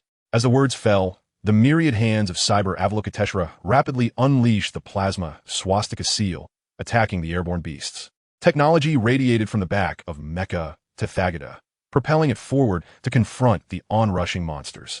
The relentless fists of the mecha fell upon the charging beasts like a tempest, thundering with explosive force. Bang, bang, bang, bang, bang. The metallic fists struck the bodies of the beasts with resounding force, their speed so swift that only afterimages remained. With a great Buddha passed, flesh and blood flew in all directions, transforming the battlefield into a hellish scene. In a moment, the beasts were obliterated. The sky poured down a torrential rain of blood. Bathed in the downpour, the electronic eyes of the Mecha Buddha shone ever brighter, exhaling white steam. The two genius battle shadows involuntarily recoiled, startled by the terrifying visage of the summoned beings. They hastily commanded their formidable card summons. To the left, Su Xinghe played a card to dissolve the fusion, coordinating with the Hound of Hell. The ancient 10 ferocious beasts erupted in resplendent purple-black light, and, in an instant, their forms split apart. The 10 hounds transformed into 4 zombies. Ingo, Ho Qing, Han Ba, and Jiangchun. The 4 ancestral zombies emerged, and the landscape morphed into a vision of a mountain of corpses and a sea of blood. White skeletons continuously erupted from the ground, turning the primordial land into a vast ocean of white. The air echoed with mournful cries from the underworld, filled with lamentation and yearning. To the right, Su Xinghe played the Dragon Pulse Awakening card, merging with the Black Dragon King Nidhogg. Nidhogg's body gradually swelled, ultimately growing to a colossal size akin to a mountain. Enveloped in flames and lava, it soared into the highest skies, its wings unfurling as it dove downward with great speed. The dragon's wings trailed a blazing inferno, as if to incinerate the world beneath. The 2 ferocious beasts were to be annihilated. Suzhou issued commands to the 2 giant battle mechas. The mechas had yet to unleash their full potential, reserving their formidable skills for this perfect moment. Cyber Mecha Technique, World-Ending 1,000 Eyes. Cyber Mecha Technique, Titanium 5 Hell's Mountain. The metallic Avalokiteshvara fully extended its thousands of arms, resembling a peacock fanning its tail. Each palm suddenly sprouted closed metallic eyes. As the eyes opened, powerful crimson laser beams shot forth, more potent than the plasma lasers released by Kyber crystals in interstellar battles. Thousands of lasers erupted forth, trailing meteor-like streaks as they targeted the descending Nidhogg. The Black Dragon King's thick scales were penetrated by the potent plasma lasers. The barrage of laser beams was unstoppable, riddling the Black Dragon King's body with countless wounds. Meanwhile, on the other side, Mecha Tathagata charged towards the 4 ancestral zombies. The 4 zombies simultaneously unleashed beams of death towards Mecha Tathagata. The latter was enveloped in a golden electronic barrier, deflecting the incoming death rays. The 4 zombies were taken aback, shaken by its formidable defense. Clang! Mecha Tathagata extended its hands and forcefully slammed down, trapping the 4 ancestral zombies within its grasp. Bang! Bang! Bang! Despite the tremendous force, the 4 zombies remained alive, thrashing desperately to escape from their confinement. Hiss! Hiss! Hiss! Mecha Tethagata detached its own arms, and then, akin to the mechanical kendo of that day, employed a regeneration skill. New mechanical arms sprouted forth, fingers curling to form seals. The arms that were first attached received a signal, their memory metal properties morphing into the shape of a colossal mountain. Following this, a massive black titanium 5 Hell's Mountain emerged, entombing the 4 zombie kings within its depths. The 2 genius battle shadows' pupils constricted as they exchanged a glance. They summoned forth red cards that dazzled more brilliantly than gemstones. Their life points plummeted to a mere 1. This was the red card offered by Genius Battle Shadow, Su Xinghe, sacrificing 99 life points. The 2 cards merged in the air, erupting into an extraordinarily intense light. An indescribable crimson demon emerged. Dual world-ending lotus. Suzhou waved his hand. The 2 mecha deities leapt into the highest skies. Cyber Avalokiteshvara and Mecha Tethagata assumed meditative postures in midair. Their mechanical bodies began to disintegrate, revealing 2 energy relics radiating brilliant Buddhist light. The energy relics appeared to be in a state of quantum entanglement, spinning in and out of existence. As the energy relics shattered, a blinding white light seemed to engulf the world. Suzhou pressed down his white cowboy hat, bowing his head slightly as he uttered 2 words, annihilation. Boom, boom. 2 overlapping world-ending fire lotuses erupted. Everything around, the mountains and terrain, was utterly obliterated. Congratulations!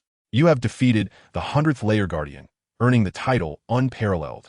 Title Unparalleled, Attribute 11111. Congratulations! You have defeated the 100th Layer Guardian, earning the Infinite Holy Fruit. Congratulations! You have defeated the 100th Layer Guardian, earning the Shadow Treasure Chest. Outside the tower, a few moments prior, everyone gazed intently at the Genius Battle Shadow Tower. The 100th Layer Guardian was Su Xinghe, the ultimate professional who had remained unchallenged throughout the ages. Ever since Su Xinghe ascended to the position of the 100th Layer Guardian, no one had managed to fully clear the Genius Battle Shadow Tower. In our generation, no one had even witnessed Su Xinghe in person, which speaks volumes about his might. The deity of Zhou had always cleared the tower in mere moments, but this time he finally slowed down. After all, he was contending with a mythological card master, a profession that may not reappear for centuries to come. 1%, oh my, how did Zhou's clearance progress suddenly soar to 99? Is a clear imminent? Just one more. Just one more. The crowd was filled with excitement. Their hearts raced at an unprecedented pace, their breaths seemingly suspended in that instant. Throughout history, prodigies have always attracted attention. And in this world where strength reigns supreme, it is even more pronounced. Defeating the strongest prodigy in history is the lifelong pursuit of every class changer. If this time, the illustrious Zhou Shu can conquer the 100 floors of the Tower of Heroic Shadows, the dazzling achievement would undoubtedly shatter legends. Jiang Linglong's breath quickened as she gazed at the pinnacle of the tower. She held a deep admiration for Zhou Shu online and equally revered Su Xinghe, the strongest prodigy of Long Kingdom throughout the years. Now, Suzhou was on the verge of becoming the first to surpass the ancient prodigies. At this moment, Jiang Linglong found herself at a loss regarding her feelings towards Suzhou, but she momentarily forgot all else. She immersed herself in the sight of the tower's summit, hoping to convey the strongest belief in victory through the barrier. The hearts of those present raced to their peaks, and breaths seemed to pause in that singular instant. Boom! The Tower of Heroic Shadows radiated with the most resplendent 7-colored divine light. At the moment the light curtain was cast, an eruption of cheers filled the air. They were witnessing a historic moment. The guardian of the 100th floor of the Tower of Heroic Shadows, Zhou Shu. Immediately thereafter, a mechanical voice resonated throughout the entirety of the virtual realm. Announcement to all in the virtual realm. A new guardian of the 100th floor of the Tower of Heroic Shadows has emerged in Long Kingdom. Zhou Shu. Announcement to all in the virtual realm. A new guardian of the 100th floor of the Tower of Heroic Shadows has emerged in Long Kingdom. Zhou Shu. This world-shattering announcement echoed a full 10 times. In other corners of the virtual realm, the eyes of the class changers were filled with disbelief.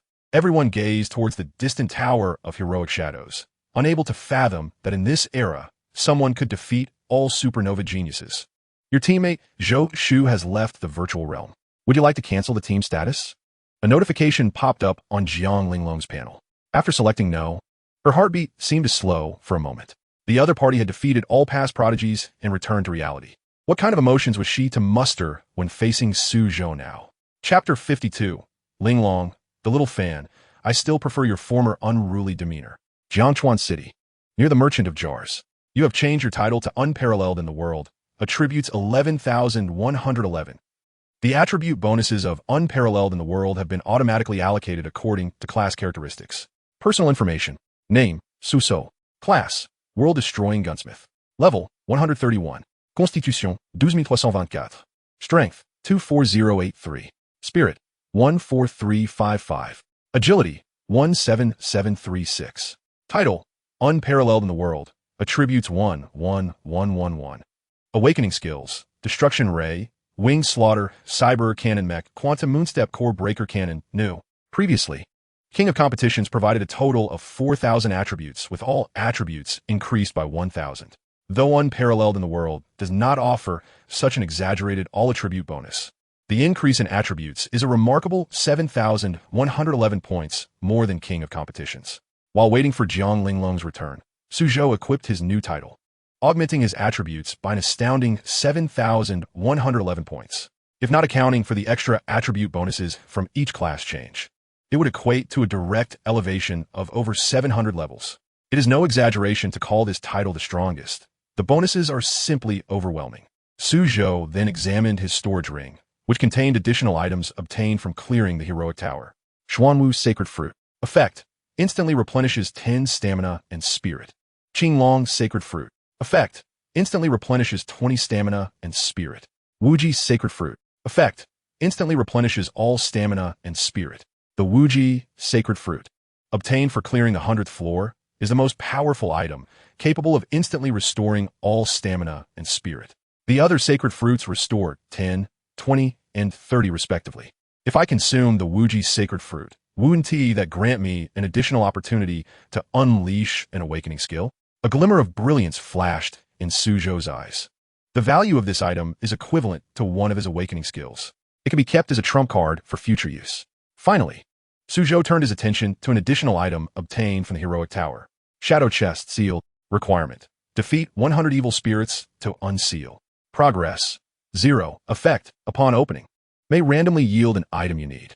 Defeating evil spirits is no simple task. It is indeed rare for a chest that guarantees suitable items to appear. Suzhou stroked his chin in contemplation.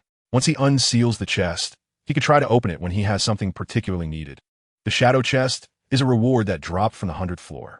Considering the rarity of the Wuji Sacred Fruit, this is also a precious item. The rewards for conquering the Tower of Heroic Shadows are indeed exceedingly generous. By the way, hasn't Jiang Linglong exited the virtual realm yet? After examining the important items, Suzhou then realized that she had not yet returned. Was she not anxious to complete her class-changing quest? Not long after, a fissure appeared in the void. Jiang Linglong gently descended to the ground. Her complexion was slightly flushed, her expression tinged with an air of awkwardness. This was the manifestation of the psychological preparation she had long cultivated before exiting the virtual realm. Jiang Linglong slightly turned to one side, her delicate fingers brushing through her hair. Any class changer in the country who encountered Zhou Shu in person would undoubtedly revere him to the utmost. Jiang Linglong was no exception. However, every time she recalled the words she had spoken in his presence, she felt a tinge of disrespect towards such a top-tier powerhouse. Meanwhile, Suzhou noticed something odd about Jiang Linglong as she emerged from the virtual realm. In his view, she was nervously arranging her hair, her face betraying her tension. With a healthy blush and a hint of shyness, she had transformed into a rather girlish demeanor. This was entirely different from the confident Sister Jiang he had seen previously. "Hey," Suzhou called out to her. Jiang Linglong jumped slightly at the sound. She lowered her head and slowly turned around. "Isn't your arena ID Zhou Shu?" Jiang Linglong took a deep breath, summoning great resolve to inquire. She was determined to hear his confirmation. "What is up, Suso Nadith? So it is true. You truly are that great deity." A spark of light flickered in Jiang Linglong's eyes, even though she had long suspected the answer. Hearing his affirmation still made her heart race. The champion of the arena with 100 consecutive victories, the deity who triumphed over all past super geniuses, stood before her. Was this Jiang Linglong as hidden gentle mode? Suzhou's heart surged like a tempest. He appraised Jiang Linglong anew, noting how her delicate fingers fidgeted nervously, portraying a cute and bashful demeanor, as if she wished to look up but felt too shy. Jiang Linglong wouldn't have turned in my little fan, would she? Cough, cough, cough. Suzhou, realizing this, suddenly began to cough. He He had previously addressed her as Sister Jiang without a second thought. The ups and downs of life come far too swiftly. Are you all right? Jiang Linglong asked with concern. Perhaps it was the excitement of the tower climb that left me a bit parched. My throat feels dry. Suzhou gently touched his throat and waved his hand, signaling his companion not to worry. I'll fetch you some water. Jiang Linglong exhibited an unusual enthusiasm. Before Suzhou could even consent, she dashed off to a nearby shop. What the heck? A tempest of emotions surged within Suzhou. This was a definitive indication that she had transformed into his little admirer. I still prefer your previous unruly demeanor, Suzhou murmured to himself, gazing at Jiang Linglong's retreating figure. Naturally, he would never utter such words directly to her. During their initial encounter, he was often at her mercy. Now, the tables had turned, and he found himself in the dominant position. Presently, Suzhou felt a delightful sense of superiority. I bought the water for you. Jiang Linglong hurried back, her small steps quickening. As she approached, she absent-mindedly tucked a strand of hair behind her ear, seemingly anxious about leaving a poor impression in front of the esteemed figure. Thank you, Suzhou replied, accepting the water from her. It was the first time he had seen Jiang Linglong in such a state, when she was neither cold nor fierce. She exuded an air of elegance. Why aren't you drinking? Do you not like this brand? Jiang Linglong inquired cautiously. No, it's just that I exerted too much effort while playing earlier, and now I lack the strength, Suzhou explained, extending the water bottle toward her with a smile. He wished to test whether his assumptions about her were correct. Typically, isn't it the case that boys assist girls in opening bottles? Oh dear, I completely forgot, Jiang Linglong exclaimed, smacking her forehead before promptly helping him unscrew the cap. She felt honored to assist Suzhou as a devoted fan. Suzhou took another sip from the water she handed him, casting a glance at Jiang Linglong, whose cheeks were slightly flushed. She appeared visibly tense, as if fearing he might choke. Is this what it feels like to have a female admirer? Quite exhilarating indeed. Chapter 53. The Martial Extremity Guild. What mother tiger?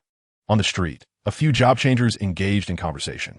If I and T checked the guild news, I would T have known such significant events were unfolding in the virtual divine realm. The 100-layer guardian of the Genius Tower has actually changed hands. And it's that Zhou Shu from online. We should grab our tickets to the virtual divine realm and hurry to see what has become of the Genius Tower. If it weren't for today's meeting in Jiangchuan City, I might have taken the time to explore the Genius Battle Shadow Tower. Perhaps I could have witnessed this historic moment firsthand. All thanks to the antics of Sakura Island today. Otherwise, we might have had the opportunity to witness it ourselves. The mythical card master was actually defeated. How terrifying. A group of job changers clad in the exclusive martial attire of the Martial Extremity Breaking Void Alliance prepared to head to the merchant. They had received the latest updates from guild members and were eager to join the festivities in the virtual divine realm, where many job changers were flocking to witness the new guardian. Wasn't there a high-ranking executive from the Mechanical Guild presiding over the meeting in Jiangchuan City? Why was Jiang Linglong also present? Members of the Martial Extremity Breaking Void Alliance noticed the two individuals not far away. They hadn't expected to encounter familiar faces here, and the situation felt somewhat awkward. Many guild members glanced toward a burly figure in the crowd, a man named Wu Yuan Kuei, the son of the guild's president. Although the top 3 guilds in the country often regarded each other with disdain, they were ultimately part of the same Dragon Kingdom family. Perhaps it was also due to the fact that the women in the Martial Extremity Guild were predominantly muscular Barbie types. Wu Yuan Kuei had once pursued Jiang Linglong, but had ultimately failed. Jiang Linglong frowned as she spotted Wu Yuan Kuei among the Martial Extremity Guild members, displaying an unmistakable look of annoyance. A cold sweat broke out on Wu Yuan Kuei's forehead, as if he recalled unpleasant memories. Goodness, Wu Ge failed to win over Jiang Linglong, and now she yes with another man? One of the onlookers remarked. I heard that when Wu Ge confessed to Jiang Linglong after graduating from university, others said he got slapped by her. What nonsense! Wu Ge never bullies women. He was just practicing his skills. Surely Wu Ge is quite upset now. His face looks black as thunder, though he may not be pursuing her now. He must feel bitter seeing the girl he chased for so long with someone else. I think I saw Jiang Linglong blush. So this fierce woman acts like this in front of her partner? Wu Ge, you really ought to go and have a word with her about life. Exactly. As martial artists, we must engage in friendly philosophical grappling with men. The guild members murmured among themselves. Given the circumstances, it seemed appropriate to resolve matters in a more masculine manner. All eyes turned to Wu Yuan Kuei, whose expression darkened instantly. To avoid losing face in front of his peers, he quickly approached Suzhou. Brother, I have something I wish to discuss with you privately.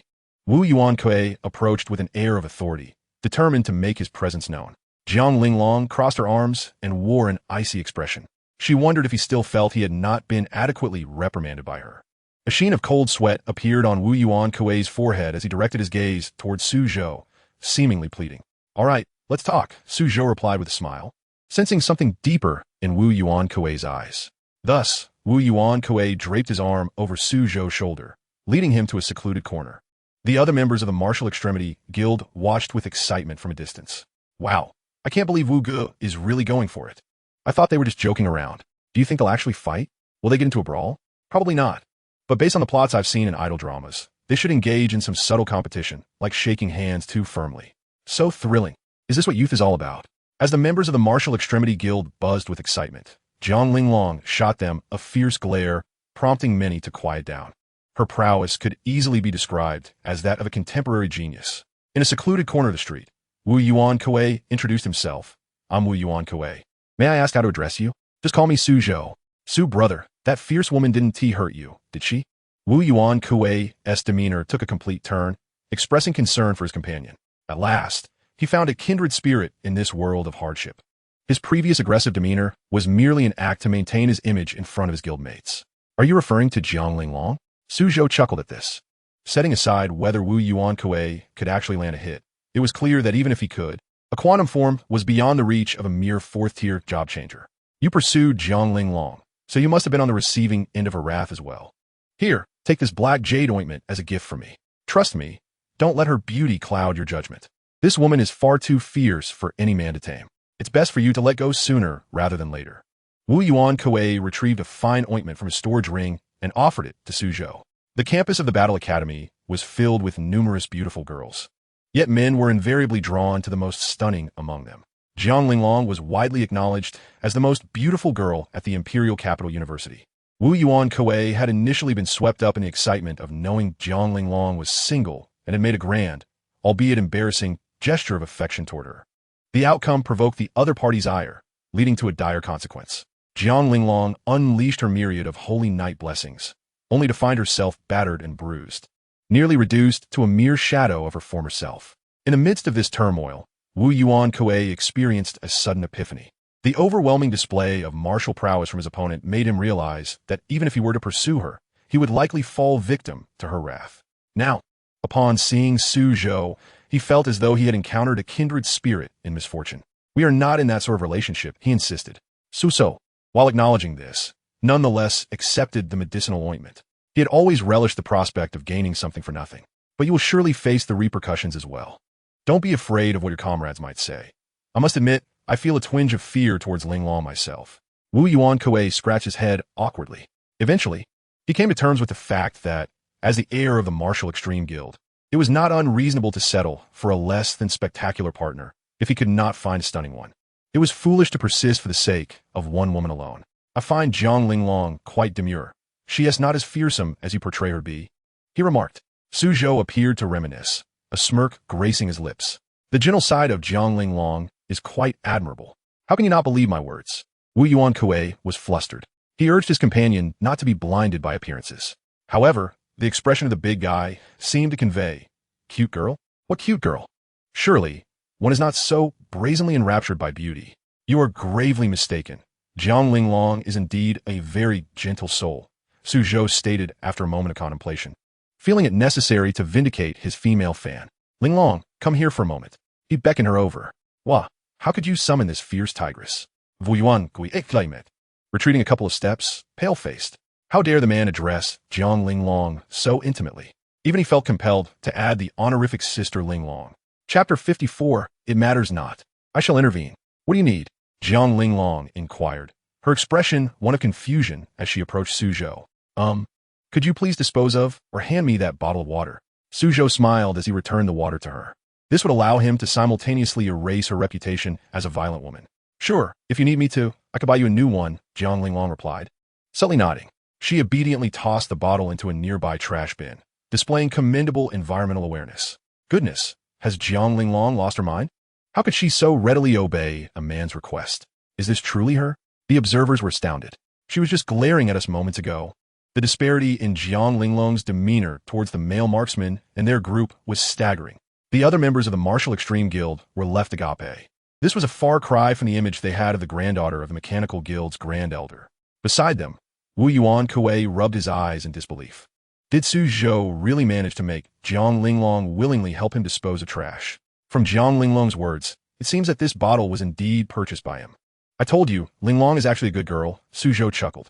Wu Yuan Kuei remained unconvinced, believing that it was merely a testament to Su Zhou's skillful guidance. From this day forth, you shall be my brother. Wu Yuan Kuei grasped Su Zhou's hands tightly, pleading, please impart this technique to me. Sea King? No, this is the Sea God. Su Zhou ultimately shared a few insights with Wu Yuan Kuei. For instance, money is not merely for spending on women, but for showcasing to them. When a girl claims to be unwell, one should not simply suggest she drink more hot water. A man ought to be more considerate, encouraging her to drink magma, words that could warm her for an entire day. At the transmutation hall, Jiang Linglong submitted her task, achieving a breakthrough in her level. She officially ascended to a 5th-tier transmuter. Finally, the breakthrough had been made. Jiang Linglong basked in the radiant glow enveloping her. This 4th-tier advancement granted her an additional 4,000 attribute points, enhancing her ethereal presence. With her transmutation complete, Jiang Linglong honored their prior agreement, and the two exchanged contact information. I shall not disturb you further. Feel free to visit my home anytime, she said as she summoned her golden lion to bid farewell. She was eager to return home and share this delightful news with her family. Go ahead and return, Su Zhou replied, opening his interface to review the guild points he had accrued, feeling quite satisfied.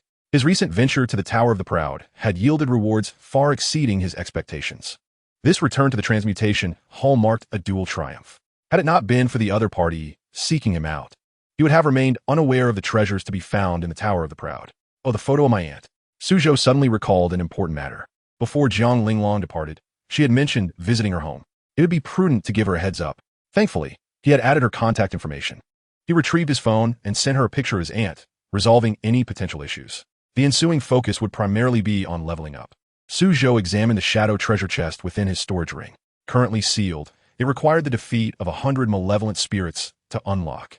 As he vanquished these spirits, he could simultaneously ascend to the pinnacle of the 4th tier. The awakened skill of the Fisher Core Railgun enabled him to eliminate malevolent spirits from an extraordinary distance. However, should he proceed this way, he would miss out on the equipment and items dropped by the spirits. Su Zhou pondered, stroking his chin. From the inception of his awakened profession to his current 3rd tier, he had gradually recognized the escalating costs associated with learning awakened skills, rising from 100 million to 500 million, and now reaching a staggering 1 billion. Initially, upon realizing this, he refrained from learning any unnecessary awakened skills. No matter how many skills one possessed, if they lacked a special utility, there was little need to acquire them. Their potency would hardly differ and would merely result in a waste of funds. This was also one of the reasons Su Zhou had opted for the 10,000 gunsmith during his 2nd tier. Functional awakened skills could be beneficial, often proving invaluable in critical moments. For now, Su Zhou set aside thoughts of creating nuclear devastation. If the shadow treasure chest could be unsealed with just a few more malevolent spirits, he would not concern himself with the loss of equipment. But the progress still required considerable effort. He resolved to personally hunt the malevolent spirits for their gear without rushing the timeline. With this in mind, Su Zhou opened the internet to investigate domestic news regarding the emergence of malevolent spirits. To his astonishment, he discovered an abundance of articles on the subject. The game had materialized into reality. The surface area of the planet had expanded 100-fold, with numerous cosmic laws undergoing alteration. While each nation's territory had increased dramatically, the borders requiring protection had multiplied exponentially. Monsters would continue to respawn unless the entire terrain of their domain was utterly obliterated. This scenario was the most optimistic, considering that secretive realm monsters had yet to manifest in reality. Monsters could not be eradicated entirely, yet for transmuters, a single misstep could prove fatal. 5 years without transmutation had led Su Zhou to be labeled cowardly, primarily due to the significant casualty rate among transmuters. Indeed, many preferred the life of an ordinary citizen, hiding within the safety of the city, were it not for various nations encouraging procreation through subsidies and creating mechanical maternal containers for the offspring of donors. The situation might have been dire. The number of job changers has certainly never been as abundant as it is now. The predecessors of the Tower's celestial heroes were all brilliant stars in their own right. Power does not guarantee survival in this era. Even the formidable Su Xinghe was unable to endure. Of course, Had those prodigies truly acted solely for their own benefit, they might have persevered, yet they chose instead the noble path of sacrifice and guardianship. This is one of the reasons why the shadows of the Tower of Celestial Heroes' esteemed predecessors are held in such high regard. At such a critical juncture, it is astonishing to witness so many international disputes. As Su Zhou perused the news, new revelations emerged, prompting him to recall a famous adage: no matter how apocalyptic the world becomes, the strife between individuals will never cease. It matters not if one's own circumstances are dire. The crux lies in ensuring that others do not fare better. The Eagle Sauce Nation stands as the world's foremost power, the nation least apprehensive of monstrous upheaval. Although they enjoy prosperity, it does not imply that they wish for other nations to thrive as well. The rationale is as uncomplicated as that. Setting aside these weighty matters, Su Zhou redirected his focus to reports concerning malevolent spirits. Reports of a level 600 dark spirit, the Black and White Twins, emerging from Mount Everest. Urgent alerts from the northwest border regarding the monstrous queen be hatching legions of soldier spirits, the Dark Knights growing new heads and accumulating strength in the southern Wilds Canyon. And the imminent crisis in Ling Tian City threatening mass migration within a fortnight. Perhaps my very existence as a job changer is destined to confront and vanquish these monsters, leaving none unscathed. With a slight lowering of his hat's brim, Su Zhou solidified his intended destination, a fervent fire igniting within him, and his battle spirit surging. He needed to expedite his leveling up and unleash more awakening skills. Even if a skill takes time to eliminate a region, it matters not. With perseverance, all zones plagued by threats will ultimately vanish. Are the malevolent spirits formidable? It is of no consequence. I shall take action. Chapter 55, Mechanical Ascendance commences with nanotechnology. Western border, Shine City. The city's defensive barrier is under bombardment from distant meteoric fire. Various attacks originate from the monstrous foes lurking beyond. Within the city, numerous citizens anxiously observe as the protective barrier's glow gradually dims. At the heart of the city's teleportation array, the elderly, women, and children form a long queue, anxiously urging those at the front to expedite their departure. Lingering here could lead to doom. Many express dissatisfaction with the incompetence of job changers on the front lines, lamenting that monsters have advanced 50 miles within a single night. A multitude considers fleeing the city, fearing the true catastrophe that would ensue if the monsters breached its walls. Inside a tavern in Shine City, in stark contrast to the long queue outside, many men remain within, indulging in drink. Evacuations are contingent upon various criteria, such as the elderly, women, children, or direct relatives of job changers. Those middle-aged men in the tavern, whose wives and children are still in line, no longer possess the privilege to join the evacuation. The central screen in the tavern broadcasts live reports from battlefield correspondents. Currently, job changers on the front lines have initiated a counterattack, with 200 elite guild members arriving. The situation appears favorable. Citizens of Shine City, please remain assured about this battle. The correspondent repeatedly conveys good news. Yet, within the expansive tavern, no patrons exhibit joy at the news. They understand that if the situation were truly favorable, they would not have witnessed monsters pushing the front line back by an additional 20 miles. The reporter's optimism serves primarily to soothe the city's populace and avert unnecessary panic. In a corner of the tavern, Su Zhou peruses his skill tree, which blossoms with resplendent awakening techniques. Among them, one particular skill captures his attention: Nanite Body, K1000 model. Costs 1 billion purple crystal coins to learn.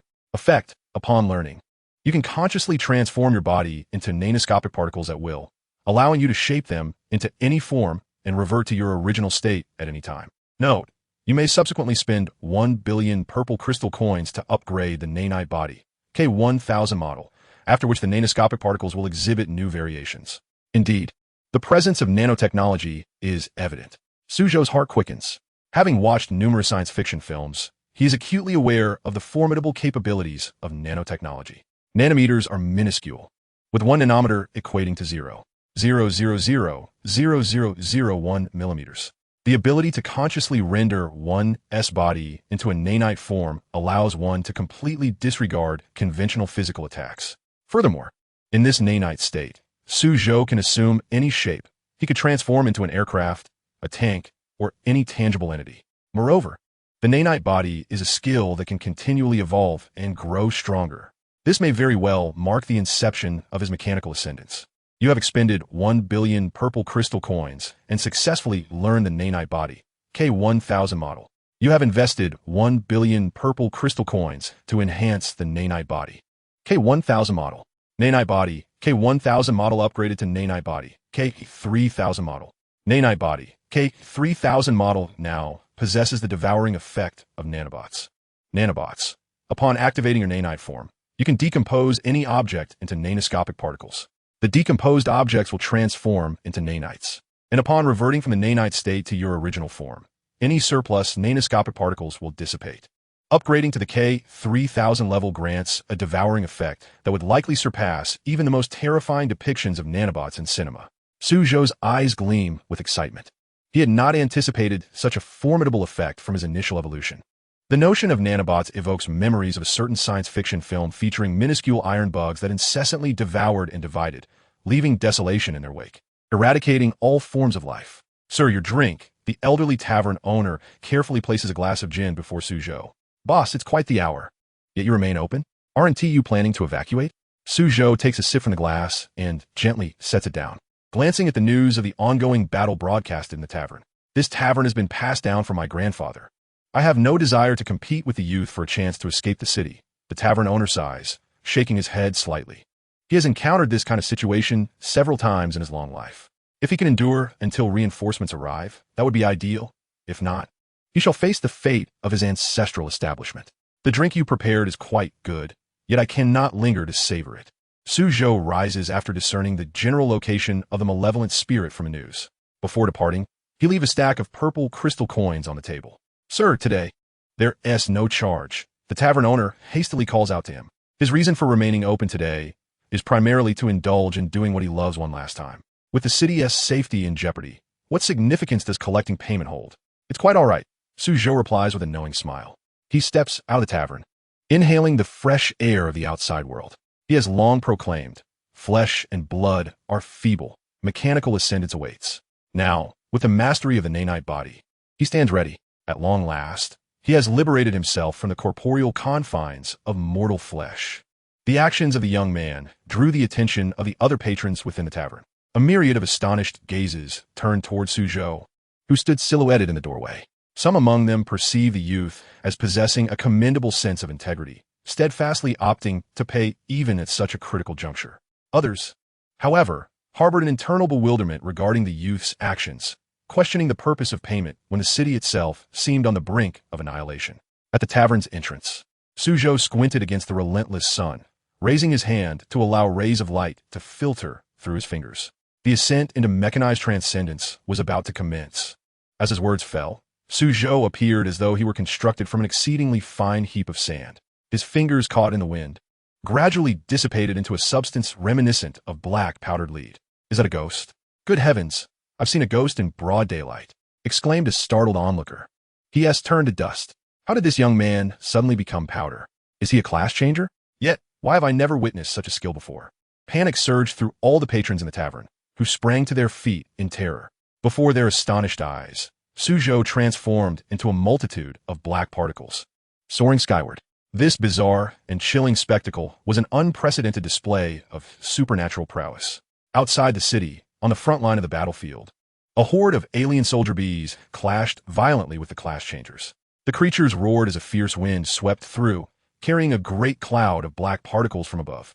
These particles seemed to morph into an invisible maw, rushing towards the monstrous horde. As the black nanoparticles approached, the very flesh and blood of the beasts were entirely consumed, converting them into even more black nanoparticles. Moreover, even the nearby grass and trees fell victim to the insatiable hunger of the particles. What manner of fiend is this? A mass of black, cloud-like lead powder that dissolves monsters. The patrons, relieved that the black particles did not assail them, marveled at the sheer quantity that had doubled. For every creature consumed, an equal measure of particles emerged in their place. The class changers on the battlefield widened their eyes in disbelief at the unfolding reality. In their line of sight, the once man-sized black particles continued to devour and grow, now expanding to the size of a villa, while the nano-creatures incessantly consumed and divided. Chapter 56, The Nano-Giant. Monster information name, Malevolent Spirit Violet Abyssal Wasp Elite. Level, 350. Attack, 410, 854. Physical defense, 289, 730. Magical defense, 245, 600. Skills: lethal venom stinger, wing assault, fatal charge, torrential rain of pear blossoms. Description: an elite wasp birthed by the queen bee, responsible for commanding worker bees to gather blood for the storage of blood honey. Name: demonic undead worker bee. Level: 201. Attack: 20, 854. Physical defense: 8, 692. Magical defense: 10, 647. Skills: corrosive stinger, 100 strikes in a second, absorption. Description: refusing overtime, rejecting honey gathering, defying the 9 to 6 grind. The swarm of monstrous beings advanced with a speed reminiscent of a lightning blitz, the malevolent spirits drones leading the charge. Poisonous needles, resembling torrential rain of pear blossoms, incessantly rain down from above. With the arrival of the new malevolent spirit drones, the class changers hastened to retreat, waiting for the drones to exhaust their venomous barrage before reclaiming the battlefield. The leaders among them shouted for the mechanized warriors to provide cover for the priests to retreat first. Their battlefield gear consisted of new models of mechanized armor developed by the Mechanized Guild, capable of offering full-body protection against the deadly threat of the venomous stingers. Regrettably, such precious external gear was scarce and costly, rendering them vulnerable to the persistent advances of these malevolent creatures. What is that massive black mist? As some class changers withdrew, they beheld a vast swarm of black nano-creatures descending upon them. Where the nano-creatures passed, all surrounding vegetation withered, consumed entirely. There are mysterious monsters behind us. A class changer realized the impending peril, their face paling in dread. If they were to be engulfed by this overwhelming tide of black particles, they would undoubtedly be devoured to the last bone. We're trapped in a pincer movement. We are doomed, despaired a class changer. The throngs of black particles were an even greater terror than the malevolent beings. The oppressive sound of the nano-creatures whooshed past hundreds of class changers, causing them to shut their eyes in fear, trembling in trepidation. When the wind passed, the onlookers opened their eyes, astonished to find they had emerged unscathed. They had survived? No, the black particles had not attacked them. The class changers, standing still, could hardly believe their eyes as they gazed at their hands and those of their companions. They had anticipated certain death. Yet those monstrous entities were being consumed by the black powder particles. As one class changer turned to observe the approaching creatures, they witnessed the black particles enveloping the monsters, beginning to devour them. These black particles are actually gnawing at the monsters. A female priest gasped, her eyes trembling. This silent and insidious consumption left a profound shadow on their minds. Rather than mere consumption, it was as if these black particles were deconstructing, reducing the monsters to their foundational life units. A knowledgeable mechanic retreated a step, gasping in astonishment. Utilizing his mechanical electronic eye, he scrutinized one of the black particles and discovered that it was a nano-creature smaller than bacteria, yet potent enough to devour elite malevolent entities. The deafening sounds of the nano-creatures echoed, akin to an electric current. Like a snowball effect, the army of nano-creatures continued to swell. The monsters on the battlefield faced an existence beyond their capacity to combat. The malevolent spirit drones futilely shot their venomous stingers, having no means to counter the onslaught of the nano-creatures. A multitude of nano-creatures clung to the malevolent spirit drone, enveloping it in a shroud of black. In a violent struggle, the drone's form disintegrated, becoming part of the nano-army. The corpses of the monsters transformed into nanoparticles, joining the ranks of the nano-creatures. A miracle. It was nothing short of miraculous. Is this some kind of specter? I nearly soiled myself. How terrifying. What is this? As a mage, I've never encountered such an eerie phenomenon in any forbidden spell I could learn in the future. Nano-creatures. It was the nano-creatures that reduced the monsters to nano-units. A powerful mage could obliterate monsters, but nano was an existence even smaller than mere remnants. It amounted to stripping away the very particles constituting the monsters' forms. The onlookers stood in stunned silence, watching the throng of black nano-creatures whirl in chaotic dance. They dared not approach to observe, fearing that the nanobots might unexpectedly engulf them. They promptly reported the matter to headquarters and hastened to assist other fronts. The commanding figures present quickly realized that now was not the time to ponder the origins of the peculiar nanobots. With a unanimous nod, they dispersed to take action. You have slain a level 201 corrupted necromancer worker bee, earning 69, 372 experience points. You have slain a level 350 evil spirit purple venom bee, earning 1052, 871 experience points. You have slain a level 350 evil spirit purple venom bee, earning 1047, 890 experience points. Congratulations, your level has risen to 162, with 10 attribute points automatically allocated according to the gunsmith profession. Congratulations, your level has risen to 163, with 10 attribute points automatically allocated according to the gunsmith profession. Amidst the overwhelming throngs of black nanobots, Suzhou temporarily restored his storage ring, collecting all the equipment dropped by the monsters. He directed the swarm of nanobots straight towards the monster's lair.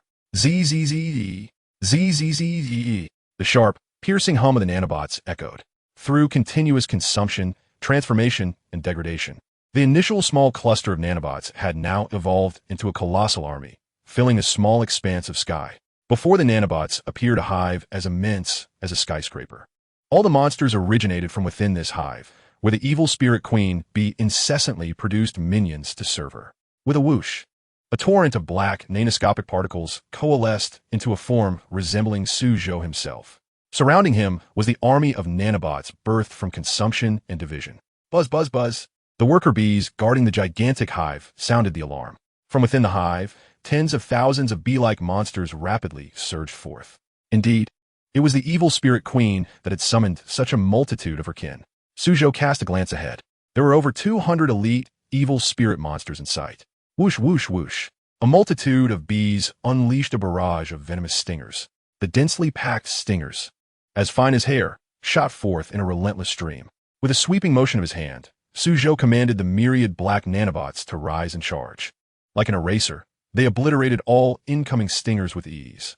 The defending monsters displayed rare expressions of fear, astonished by how effortlessly their attacks were neutralized. Is this truly your limit? Suzhou leapt high into the air. With a mere thought, he empowered himself with all the nanoscopic particles. Zzz, zzz. The black nanoscopic particles surged towards Suzhou in unison. An immense storm of nanobots swirled through the air, merging and taking shape. Boom! The aggregation of nanoscopic particles completed, giving rise to a towering black giant, 100 meters tall, with a deathly red glow emanating from its eyes. Chapter 57, Nanobot Storm, the most dazzling third transition mission. Retreat of evil spirit poisoned bees from line 1. Retreat of evil spirit poisoned bees from line 2. Retreat of evil spirit poisoned bees from line 3. The evil spirit swarms across various battlefields began a mass retreat. Buzz, buzz, buzz. The skies were filled with frenzied poison bees racing back to the hive. They had received the summoning signal from the queen and were compelled to return immediately to protect her. The adventurers on the battlefield seized the opportunity to pursue and eliminate a considerable number of retreating corrupted worker bees. We have defeated the swarm. We have finally driven these evil spirits back to Sandcloud City. Ha ha ha. These monsters have finally realized our might. However, it was evident that the creatures were not merely fleeing from us. They seemed to be hastily returning to the hive. It was likely that something was amiss within the hive, for these creatures would not be so restless otherwise. Commander Chu had previously led 1,000 elites and had failed to breach the hive. Could anyone here pose a threat to it? Could it be that the queen was experiencing complications? After all, she had birthed countless monsters in recent days. Would such an evil spirit creature face complications? The adventurers present watched as the swarm rushed back in a panic. It was their first time witnessing such a tense moment among these monsters. On the battlefield of Line 6, the adventurers hastily reported the retreat of the swarm. With all the poison bees returning, was the hive truly at a critical juncture? Dressed in the Commander's battle robe, Chu Nantian raised his hand to unleash a beam of magma light, piercing through the body of a distant corrupted worker bee. Yet, the worker bee, disregarding its injuries, continued to speed towards the nest. Returning to the hive was of paramount importance, even more so than its own life. Commander, this is likely related to the nanobots reported by the adventurers. The aide speculated, recalling previous messages. The mechanic who sent the report had recognized the presence of nanobots. He had not yet had the chance to inform Chu Nantian when the mass retreat of the monsters occurred. Nanobots? Chu Nantian furrowed his brow, recalling the terrifying creatures he had encountered in the celestial realm. The aide quickly and succinctly conveyed the origin of the reports regarding the nanobots. Whether the hive had encountered the nanobot seen by others would soon be revealed. Chu Nantian, without incantation, summoned a magical crystal orb. The orb radiated brilliant light, revealing a singular eye that surveyed the situation ahead. The projection of the hive's stronghold, where the evil spirit queen bee resided, materialized. As the image appeared, everyone present was struck with astonishment. They beheld a 100-meter black giant wreaking havoc upon the hive, destroying it beyond recognition. All nearby poison bees went into a frenzy, attacking the black giant. The queen bee, located within the hive, fled in terror. Could this monster be the amalgamation of nanoscopic particles that others spoke of? This giant was undoubtedly a product of the nanobots. Those monsters struck by the black giant were obliterated, leaving no trace behind. So formidable. The black giant's assault was akin to an eraser, directly erasing life. After demolishing the hive, the giant's next target would not be us, would it? The adventurers present felt a chill run down their spines. The black nanobot giant appeared utterly invincible. Each time an evil spirit guard bee bravely attacked the giant, the shattered nanoscopic particles would envelop and erase the attacking bees, subsequently becoming part of the nanobot giant. To eradicate the nanobots through sheer physical means, these monsters would have to break the nanobots apart completely. In the hive's stronghold, monster information name, Evil Spirit Queen Bee, with child, attributes 40, level, 388 attack, 907, 623 physical defense, 524, 352 magical defense, 436, 893 skills, Queen's Aura, Frenzied Birthing, Procreation, Heavenly Might description, a lord not adept in combat. Yet the various poison bees birthed by her are far more troublesome than combat-type lords. Name, Evil Spirit Guard Venom Bee, Elite, level, 366 attack, 170, 854 physical defense, 468, 392 magical defense, 503, 829. Skills, Thousandfold Stinger, Void Dash, Venomous Doppelganger description. One of the 4 guardians birthed by the queen bee. A being even more formidable than the lore itself, tasked with safeguarding the monarch's safety. Name, Malevolent Spirit Guardian Bee Lady, Elite, level, 366 attack, 1095, 037 physical defense, 509, 927 magical defense, 318, 349 skills, Enchanting Venomous Death Needle, Kiss of Affection, Void Blade / description. One of the 4 guardians birthed by the queen bee, with the potential to become the next generation's queen. Buzz, buzz, buzz. Buzz, buzz, buzz. A swarm of venomous bees surged forth from the hive. Countless venomous wings vibrated, relentlessly seeking opportunities to launch a fierce assault against the nano giant. A multitude of returning venomous bees swiftly joined the fray, engaging in combat with the black giant. Towering at 100 meters, the nano giant maneuvered across the battlefield, its ebony fists crashing heavily into the colossal hive, utterly demolishing the lair of these monstrous beings. Swish, swish, swish. The 4 guardians of the queen sprouted long needles as thick as their wrists. They attacked the black nano giant at speeds imperceptible to the naked eye. Each time the giant's form was pierced, it rapidly healed, akin to having an infinite health pool, remaining unharmed, simply transforming into human form. The nanotechnology's power was indeed inferior to other awakened abilities before fully activating. Throughout the battle, Suzhou gradually adapted to the application of the nanoform. Eliminating all these monsters was not a daunting task. However, he intended to utilize these creatures to better familiarize himself with and comprehend nanoparticles. Currently, Suzhou destroyed the entire hive. Yet, in mere human form, it was still arduous to eradicate all the malevolent bees.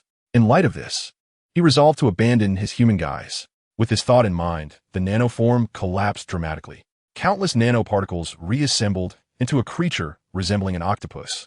This creature was the malevolent entity Mechanical Kender, which Suzhou had recently obliterated in the desert city.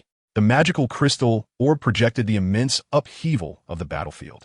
Mechanical Kender, the level 400 monster that previously appeared in the desert city. Indeed, these nanoparticles were monstrous, and had Mechanical Kender resurrected in a new form? Was Kender preparing to devour other monsters before launching an assault on us?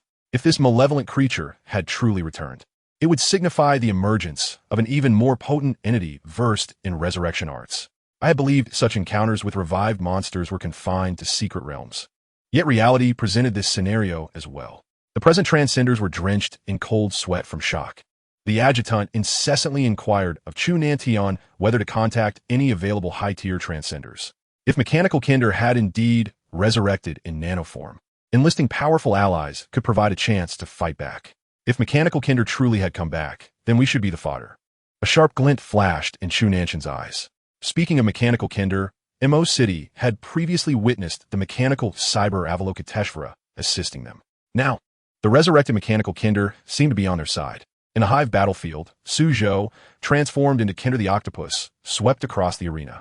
Dozens of black octopus tentacles exemplified the concept of overwhelming force breaking through myriad defenses. A multitude of magical bees fell, their bodies dissipating into formless experience points. Quick, cover the king's retreat. The Bee King's guards finally recognized the terror of the creature before them. This entity, composed entirely of nanoparticles, possessed remarkable resilience. To inflict damage upon such a being, they would need to elevate their levels by at least 200. Don't wish to play with me anymore? A cold light flickered in Suzhou's eyes. Given that the monsters had lost their will to fight, he no longer needed to treat them as mere punching bags. Nano Tornado Storm. Suzhou demonstrated the results of his mastery over control. Having transformed into a creature, he could also harness nanoparticles to create natural phenomena. The nano-giant octopus shattered, dispersing into countless black particles. A vast multitude of black nanoparticles enveloped the entire battlefield. The tornado's volume expanded. 1 kilometer, 2 kilometers, 3 kilometers. The ultimate storm tornado was born. Ah! That nano-octopus is transforming into a storm tornado and is about to expand. Holy crap, my body is being pulled forward. Retreat quickly, or will truly be sucked into the vortex. The transcenders on the battlefield activated their speed techniques, hastily distancing themselves from the storm. If they continued to linger, their lives would surely be at stake. Whoosh, whoosh, whoosh. Whoosh, whoosh, whoosh. The storm raged. Sand and stones swirling. Centuries-old trees were uprooted and drawn into the tempest. The fierce metallic tornado seemed to bridge the heavens and the earth. What is happening? Is the apocalypse upon us? The citizens of Sand Cloud City gazed in astonishment at the sky. In an instant, it appeared as though the very world had turned upside down. Dense clouds were sucked into the hurricane, darkening the sky and revealing a unique, withered beauty.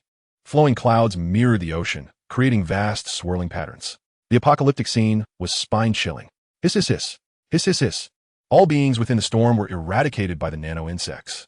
You have slain the level 350 malevolent spirit purple toxic bee, earning 1,052, 871 experience points. You have slain the level 350 malevolent spirit purple toxic bee, earning 1,052, 871 experience points. You have slain the level 366 malevolent spirit guardian toxic bee, earning 479, 832 experience points.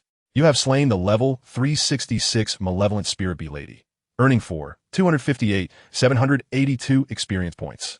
You have slain the level 388 malevolent spirit queen bee, earning 11, 640, 000 experience points. Congratulations! Your level has risen to 218, with 10 attribute points automatically allocated according to your gunslinger profession. Congratulations! Your level has risen to 219, with 10 attribute points automatically allocated according to your gunslinger profession. You are currently at level 219 and must complete the quest to transition from 3rd tier peak to 4th tier before you can continue to gain experience and level up. Having reached a leveling bottleneck, the Shadow Treasure Chest also unlocked instantly. In the eye of the storm, Suzhou stored his protective gear into his storage bracelet. His personal panel was inundated with notifications. This time, he had amassed numerous precious weapons and items from vanquishing the queen bee. However, since the queen was not a mechanical entity, she did not drop the equipment Suzhou required.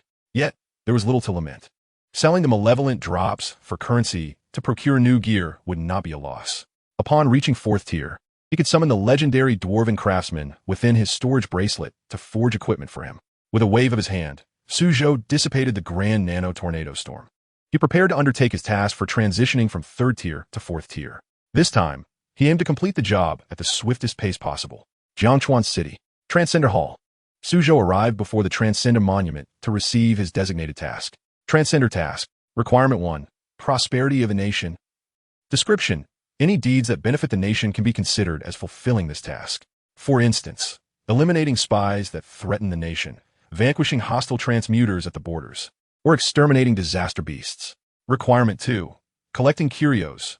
Description. Gather the 10 remnants of relic crystal cores, as well as the fragments of iron, gold, and wood crystal cores.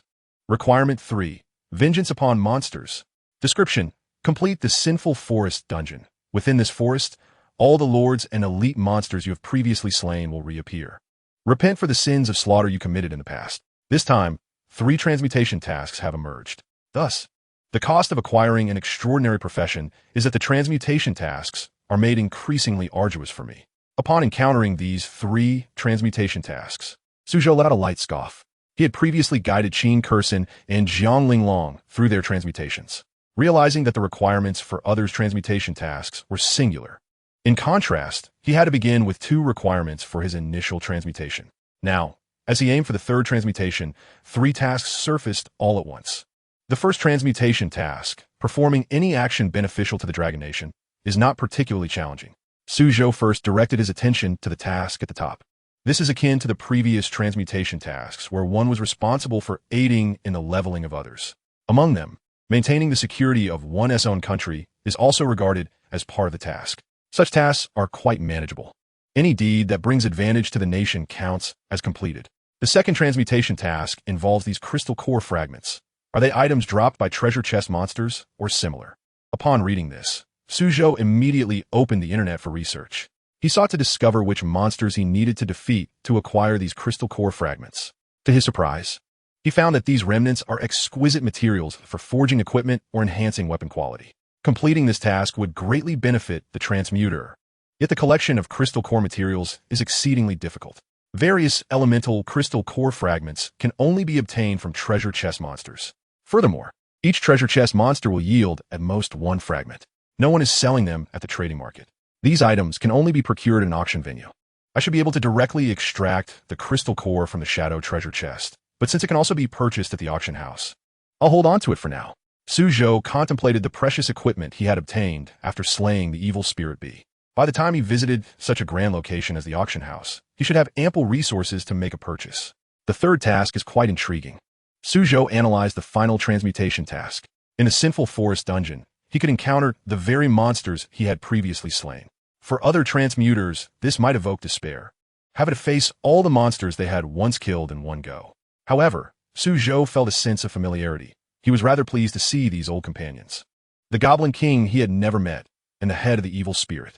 Oh, there's also that elite monster, the Umbrella Loli, who once wished to make him her servant.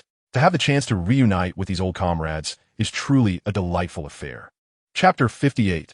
Suzhou is actually my cousin. Jinghui Manor. An extraordinary event has transpired today. Jiang Linglong has broken through to the 5th transmutation. Numerous relatives have gathered at the villa to celebrate. Linglong has achieved the status of a 5th rank paladin at such a young age, a speed that ranks her among the top 30 in the family. And in terms of the speed of female transmuters, she is among the top 3 in the nation. It is no small feat. When I achieved my 5th transmutation, I was nearly 30. Sister, must you be so impressive? You make it seem as if your freshly graduated younger brother is rather dull. Unfortunately, Xie is attending a meeting in Jiangchuan City and has missed this wonderful news. My niece is doing splendidly. If she continues her efforts, she may become a council elder before she turns 40. Truly, she is an exceptional niece. Few within the Martial Extreme Guild and the Forbidden Magic Society have reached 5th transmutation at such a young age, and our Mechanical Guild has gained another pillar. In the living room, a multitude of aunts, uncles, and cousins have gathered. The earlier a transmuter successfully completes their transmutation, the greater their potential to achieve higher-tier transmutation in the future. Especially considering Jiang Linglong has recently graduated and achieved this breakthrough, it is even more remarkable. Sister Linglong, was your transmutation task difficult? A few younger cousins transformed into starry-eyed admirers and inquired. Jiang Linglong graduated from the prestigious Combat Academy, renowned even domestically. Unlike other female transmuters who have ascended step by step, she has become a model for many aspiring female transmuters in the country. It was manageable, Jiang Linglong replied, her cheeks slightly flushed. With the great deity Suzhou guiding her, even a formidable celestial battle tower has become an effortless task. Sister Linglong is so cool. Is this the demeanor of a strong person? This is a 4th transmutation task. Many of the nation's prodigies struggle to break through. I want to sleep with Sister Linglong tonight to share in her good fortune. A few younger cousins gazed at her with shimmering eyes of admiration. It is well known that transmutation tasks not only require breaking through level limits, but also become increasingly challenging with each step. A 4th transmutation task is already a significant hurdle for ordinary prodigies. Yet Sister Linglong simply states it was manageable. Is this the understated world of the strong? Sister, you didn't seek someone to assist you with your transmutation task, did you? Jiang Ning remarked softly from the side. He sensed that his sister's aura had intensified. This made Jiang Ning who had only received an S-class rating in the examination realm, feel a twinge of envy. This envy is not genuine jealousy, but rather a sense of awe at how astonishingly capable his sister is. What are you talking about? Sister Linglong is not the type to team up with others. Jiang Linglong now ranks among the top 3 in the nation for the speed of female transmuters. Which male transmuter possesses the strength to assist her in leveling? I remember Jiang Ning once claimed he would surpass his cousin. Are you now feeling lemon-scented because your cousin reached 5th transmutation so swiftly, and you feel you will never surpass her? Several younger cousins quickly began to argue among themselves. Anyone might team up, but someone as proud as their cousin would never do so. Blush. Jiang Linglong's face suddenly turned crimson. In reality, she had teamed up with Suzhou to achieve her 5th transmutation. However, due to her prior circumstances, her younger cousins had misunderstood. What should I do? Should I explain now? The soft blush on Jiang Linglong's ears spread to her cheeks. She felt exceedingly embarrassed in this situation. Due to her usual habits, she had never teamed up with anyone. Yet teaming up with the great deity, Suzhou had become the exception. Now that her cousins were speaking on her behalf, would revealing the truth hurt their feelings? Perhaps she should find a private moment to explain. Perhaps my sister is teaming up with a male transmuter? Jiang Ning pouted and muttered softly from aside. He knows his sister would never team up with another man. Such comments were merely bravado. Jiang Linglong felt as though an invisible blade had pierced her heart at Jiang Ning's words. You're mistaken, little Ning. I initially wanted several members from the guild to assist Linglong in leveling, but she is too stubborn to agree. You underestimate your sister, Jiang father chuckled. His own daughter managed to break through the 5th transition through sheer determination, largely attributed to her own genetic inheritance. Jiang Linglong felt as though her heart had been pierced repeatedly. She screamed internally, stop talking. Please stop. If this continues, I will truly face social annihilation. If Linglong were to genuinely form a team to break through the 5th transition, it would be acceptable. After all, there would inevitably be times when teamwork would be essential for completing transition tasks. Yet, I feared that Linglong's pride might make her future transition endeavors arduous. Other relatives present smiled and interjected, acknowledging that while the difficulty of transition tasks tends to increase with more team members, a well-coordinated team could yield results far exceeding the sum of its parts. Linglong, did you not tell your brother? Several younger cousins' words abruptly halted. Jiang Linglong's face flushed crimson as she lowered her gaze. Their elder cousin was lacking in the ability to conceal her feelings. No way. My sister would actually team up with someone else. Jiang Ning's jaw nearly dropped in disbelief. He found it hard to accept that his aloof sister would indeed form a team. The relatives present turned their attention to Jiang Linglong. Her reaction was akin to a written confession. This time, I completed the task with a friend, Jiang Linglong stammered, her face still flushed. She felt her heart bleeding. Had she known, she would not have crafted the persona of someone who despises teamwork. Forming a team to tackle transition tasks isn't such a bad thing. It's a significant step forward for you to learn how to collaborate, one relative cheerfully remarked. Initially, they were concerned that her aversion to teamwork might hinder her future transitions, but now seemed that worry was unfounded and could be viewed as a positive development. Just then, the shrill ring of a telephone pierced the air. The gathered crowd glanced at one another, inquiring whose phone was ringing. Jiang Linglong, not particularly fond of phones, suddenly realized it was her own ringing. She pulled out her phone and was surprised to see it was a call from Suzhou. Hello, she answered softly. Rising, she walked into her bedroom to continue the call. The relatives did not pay much heed to this phone call, but Jiang Ning, her younger brother, was taken aback. He had never heard his sister speak in such a gentle tone, not even with her closest friends. No way. Jiang Ning's pupils dilated, feeling as though he had stumbled upon a monumental secret. Yet, he dared not voice his thoughts, knowing his sister's temperament well enough to fear her wrath. Upon reaching her bedroom, she exclaimed, I found out that today, the Wuji Guild and the Mech City representatives are convening a significant meeting in Jiangchuan City, related to the release of toxic wastewater into the ocean by Sakura Island tonight. Jiang Linglong gazed at the information on her computer, astonished. It made sense why she had encountered many members of the Wuji Guild earlier that day. Their meeting was indeed connected to Sakura Island. All right, thank you. You've been a great help, came Suzhou's voice from the other end of the line. Before Jiang Linglong could inquire about the purpose of this information, Suzhou abruptly hung up, seemingly preoccupied. In the living room, relatives were calling for Jiang Linglong to return and engage in conversation. Tomorrow, her relative's aunt and cousin would finally be returning home. I have something to attend to tomorrow. I might be late to meet my aunt, Jiang Linglong announced as she re-entered the living room. showing little interest in meeting her unfamiliar cousin. What are you saying? Your aunt hasn't been back in ages. And you want to even go see her? You haven't even met that cousin yet. I've seen a photo. He looks quite dapper. Your aunt used to change her diapers, remember? You resemble her quite a bit. That old saying about nephews resembling uncles and nieces resembling aunts holds true. Her relatives chimed in eagerly. I want to see my cousin. Several younger cousins exclaimed with enthusiasm. Their curiosity piqued as they snatched a phone from an aunt. Wow, he doesn't have a receding hairline, but he looks so impressive, they remarked with sparkling eyes. Jiang Linglong couldn't help but sneak a glance at the phone screen. When she finally discerned the figure on the screen, she instinctively snatched the phone. Who is this? Jiang Linglong questioned incredulously, glancing at her relatives. The person in the photo was none other than Su Zhou. That is your cousin. Who else could it be? Jiang Mu chuckled in response. Cousin? Jiang Linglong's mind went blank for an instant, unprepared for this revelation. The deity Su Zhou had somehow become her relative. How could this be possible? I must clarify this, Jiang Linglong declared, pulling out her own phone. She needed to confront him for the truth. Opening her phone, she found 2 unread messages from Su Zhou. The chat interface read, Su Zhou, you must look a lot like my aunt. I wasn't lying to you. Jiang Linglong held her phone, staring blankly for a long moment. This truly felt like a silent yet devastating revelation. Chapter 59. The Fractured Core Orbital Cannon. Jiangchuan City. Inside the Apex Tower, the wind howled fiercely. Dark clouds densely blanketing the sky, with distant flashes of lightning hinting at an impending super typhoon. Members of 2 of the nation's top guilds and high-ranking officials gathered in the conference room on the highest floor. The atmosphere was solemn, with all present wearing tense expressions. According to intelligence gathered from undercover agents in Sakura Island, it had been confirmed that they intended to discharge a significant amount of toxic wastewater into the ocean. Those brutes actually plan to go through with it. Do they think the protests from other nations are merely empty words? The gravity of the situation weighed heavily on the room. Sakura Island wouldn't dare act this way without the tacit approval of the Lighthouse Nation. It seems the Western Alliance has also fallen silent.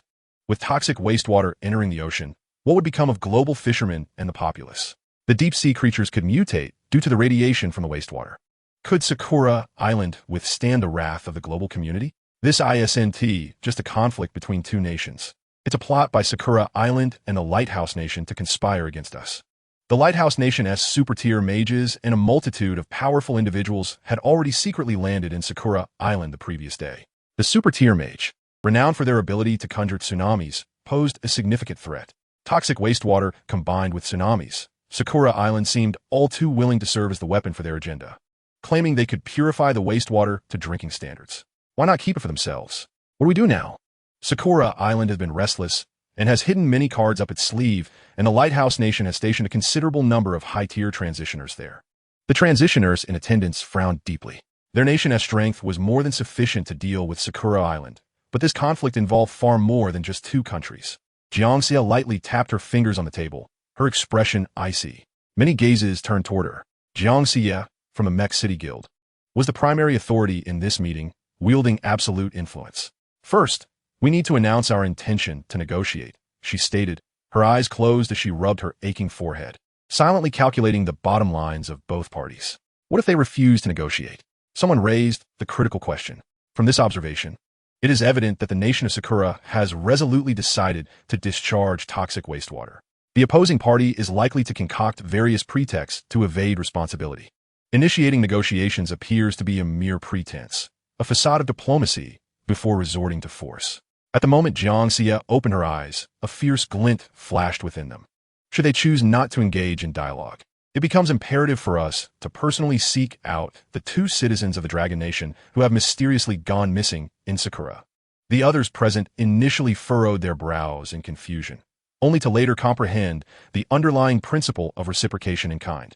If the adversary refuses to relent, they would have no choice but to storm into Sakura in search of the lost individuals.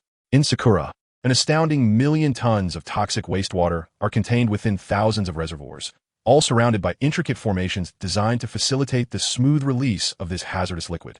A multitude of transmuters stands on high alert, awaiting directives from their superiors. Once the order is issued, they are prepared to utilize their telekinetic powers to transport the toxic effluent into the ocean. The blending of game and reality has led to transformations in flora and fauna. While the toxicity of their homeland has escalated 100-fold, The release of this toxic wastewater into the sea cannot be underestimated in its lethal potential. A typhoon is expected to strike tonight, and it seems inevitable that a tsunami will follow. One transmuter from Sakura, feeling the howling winds and witnessing the rumbling thunder, mused that a tsunami is indeed forthcoming, yet appears to be directed towards the Dragon Nation. They are truly unfortunate. We have already declared our intention to discharge toxic wastewater today, and now a tsunami is poised to crash upon their shores. What a stroke of coincidence this world has to offer. Over 30,000 tons of toxic wastewater still remain untapped. Let us first release the million tons already prepared. The group of transmuters from Sakura shared sinister smiles. The superclass mage Poseidon, dispatched from the Lighthouse Nation, is fully prepared. Soon, they shall present the Dragon Nation with a grand gift. Enough idle chatter. The Dragon Nation has already submitted a request for negotiations, which we have presently rejected. Once the signal is given, we must expedite the discharge. The commanding officer, slightly reprimanding his subordinates, noted that they had anticipated the Dragon Nation would seek negotiations and possibly find excuses to access the discharge site. The coastline stretches for thousands of kilometers, fortified with their defenses and surveillance. Not even the mechanical guild's pulse missiles could penetrate this period of vigilance. Not a single bird or beast could traverse towards the island nation.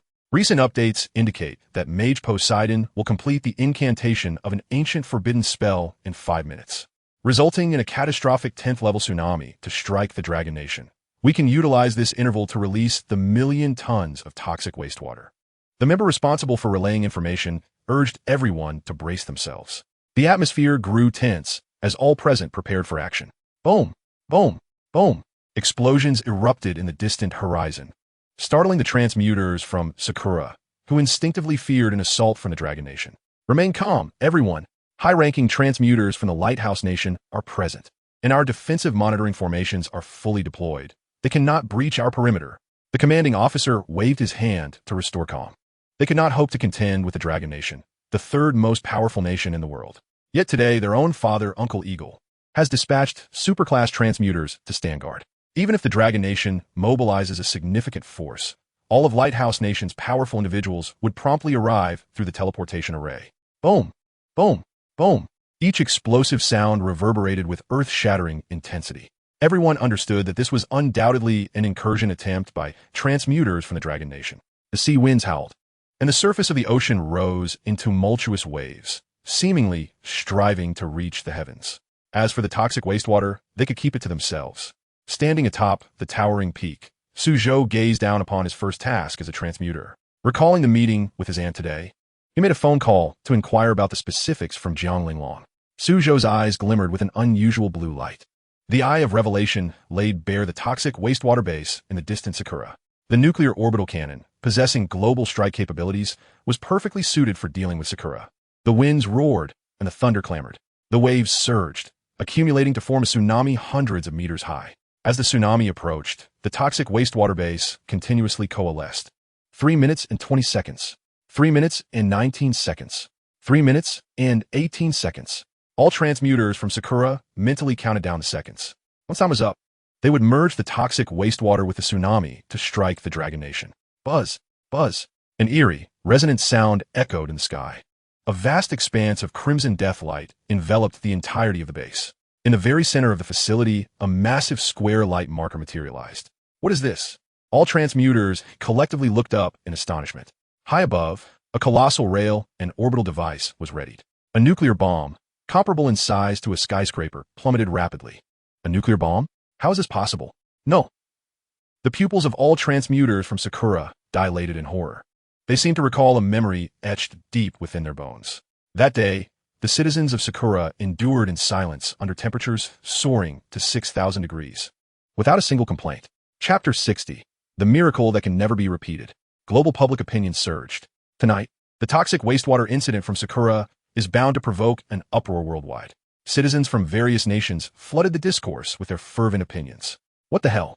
Our little cherry blossom nation is poisoned by radiation and now seeks to harm the world. The integration of game and reality has augmented everything. And what has become of that toxic wastewater? Rest assured, our Western Alliance has stated that necessary actions have been taken to prevent this and has issued a condemnation. Yet your Western Alliance merely spouts empty words. Why is it only our Dragon Nation that has sought negotiations? Where has that environmental activist gone? The one who was so vocal? If she won't speak, let me voice it for you. How dare you? Your Western alliance is all talk. Frantically calling Baigong to ask if Uncle Eagle can take action. What about ordinary people, those who aren't transmuters? Will they have to forsake their lives? Our Sakura's toxic wastewater is purified to perfection, so you scoundrels cannot falsely accuse us. Then keep it for yourselves, for even your frail minister dared not drink it. That toxic wastewater has turned our wildlands into radioactive mutant monsters. What is wrong with sharing the burden? Dog thing. Citizens from various nations erupted in heated discussions on forums. They discovered Sakura's bottom line, which is, in fact, a lack of any bottom line. If this water is released, the sea monsters encountered in the future may all be radiation mutants. Sakura. In the external seas. In midair, a mechanical fortress resembling a castle relentlessly launched assaults against the golden-winged angel. An unending barrage of attacks connected, with power lasers, super electromagnetic cannons, and high-power microwave beams. The golden-winged angel, surrounded by a protective halo, unleashed thousands of void sword energies in a mere second. Following a series of earth-shattering roars, the transmuter, resplendent in golden light with 12 wings and an angelic halo, stood poised above the void. In his grasp, the sword of judgment was entwined with countless inscriptions, radiating an overwhelming aura of power. Jiangxia stood atop the summoned mechanical fortress, which bristled with an array of high-tech weaponry capable of mass destruction. All technological weaponry stands poised, ready to unleash an overwhelming barrage of firepower. Is it truly necessary to continue this conflict? During the national war, no victor emerged. Do you still wish to determine a winner now? The angel transcendent sheathed the king's sword and crossed her arms defiantly. There is no need for further hostilities. You should step aside promptly. Jiang Xie cast a disdainful glance at her opponent. She had not anticipated that the Lighthouse Nation would dispatch angels to confront the Dragon Nation. You may attempt to pass me if you can. An eye sprouted from the forehead of the angel transcendent. Behind him, 12 wings sprouted a multitude of golden eyes, confronting the mechanical fortress of their adversary. Jiang Xie regarded the burgeoning golden eyes with a cold gaze, having just received news of her comrade's failed assault. Both the Sakura Nation and the Lighthouse Nation had sent high-ranking transcendents to obstruct them. Very well, then I shall demonstrate how a tsunami can shatter. Jiang Xie gritted her teeth and waved her hand. In an instant, the colossal military fortress split into 10 massive forms. She was unperturbed by the prospect of escalating the situation to its utmost limits. But we shall see if you have the time to thwart me. The angel transcendent grasped his sword, flipping its blade. Suddenly, a multitude of angelic avatars materialized in the air. Each avatar extended its 6 pairs of wings adorned with eyes to their fullest extent. The tension between the two sides was palpable. The atmosphere seemed to freeze at that moment. A sudden shout shattered the charged silence. An unidentified object appeared in the skies above. The dispatch transcendent from the Lighthouse Nation exclaimed in horror. This wondrous spectacle swiftly captured the attention of all transcendents on the battlefield. A massive Fisher Core orbital device loomed like a deathly flower from the underworld. Its blossoming form bore the intricate design of a grim reaper, resembling a colossal orbital cannon. The moonlight was boundless, and the orbital cannon radiated silvery brilliance. Its flawless curves and exquisitely textured metallic surface seemed to convey its own beauty to the world. As the flower unfurled, the orbital cannon plummeted with a thunderous roar. The transcendents of the Sakura Nation and the Lighthouse Nation wore expressions of terror, their voices rising in a frenzied attempt to scream. The singular voice of truth resonated throughout heaven and earth. Boom! A blinding white light engulfed everything in its vicinity. This was a terror surpassing even that of the Zarbomba. Astronauts in space above Sakura Nation turned to behold the beautiful blue planet, their expressions transforming to one of dread. A colossal mushroom cloud ascended from the planet's surface. Turning around, home was lost, towering waves collapsed. All energy formations shattered like glass, littering the ground. The transcendence of the toxic waste base vaporized in an instant. A hymn to paradise. The golden pupils of the angel contracted as she raised her hand to summon a golden barrier. An expanse of golden barrier emerged, cracking under the immense pressure of the explosion shockwave. High-ranking transcendents in other regions were utterly astonished, hastily employing their most potent defensive techniques to withstand the apocalyptic impact. An orbital cannon nuke? How could such a weapon appear above Sakura Nation? We had prepared thoroughly. Sakura Nation had established an impenetrable defense, preventing even a fly from passing through. How did this weapon come to be? Everything is gone, leaving not a single living creature within 100 miles. Did the resurrection formations have any effect? Quickly contact the Transcendents at the toxic waste base to ascertain whether any have been revived. Otherwise, we shall be subject to the scorn of the world's populace. The Transcendents of both nations were driven to madness. They swore they had employed every defensive formation to prevent outsiders from intruding. Yet, the appearance of the orbital cannon above Sakura Nation seemed miraculous. Before the resurrection formations could take effect, they, along with the Transcendents of Sakura Nation, had vanished. No, the resurrection formation of the Sakura Nation's commander was successful. The Transcendents of the Lighthouse Nation hurriedly reported this significant news. They still had a chance. At the toxic waste base, the commander of Sakura Nation frantically contacted Poseidon. This orbital cannon must have been deployed by the Transcendents of the Dragon Nation. Lord Poseidon, I still possess hundreds of thousands of tons of toxic waste hidden within my realm. You must avenge us. It's impossible. This ancient forbidden spell requires incantation to summon an apocalyptic tsunami, but my chant was just interrupted. Then forego the apocalyptic tsunami. Use a non-chant method to create a regular tsunami. Even a third of the hundreds of thousands of tons of toxic waste would be sufficient to impact the Dragon Nation. We are unaware of which mysterious transcendent has intervened, and yet you still think to have me conjure a tsunami? Is your nation willing to sacrifice itself?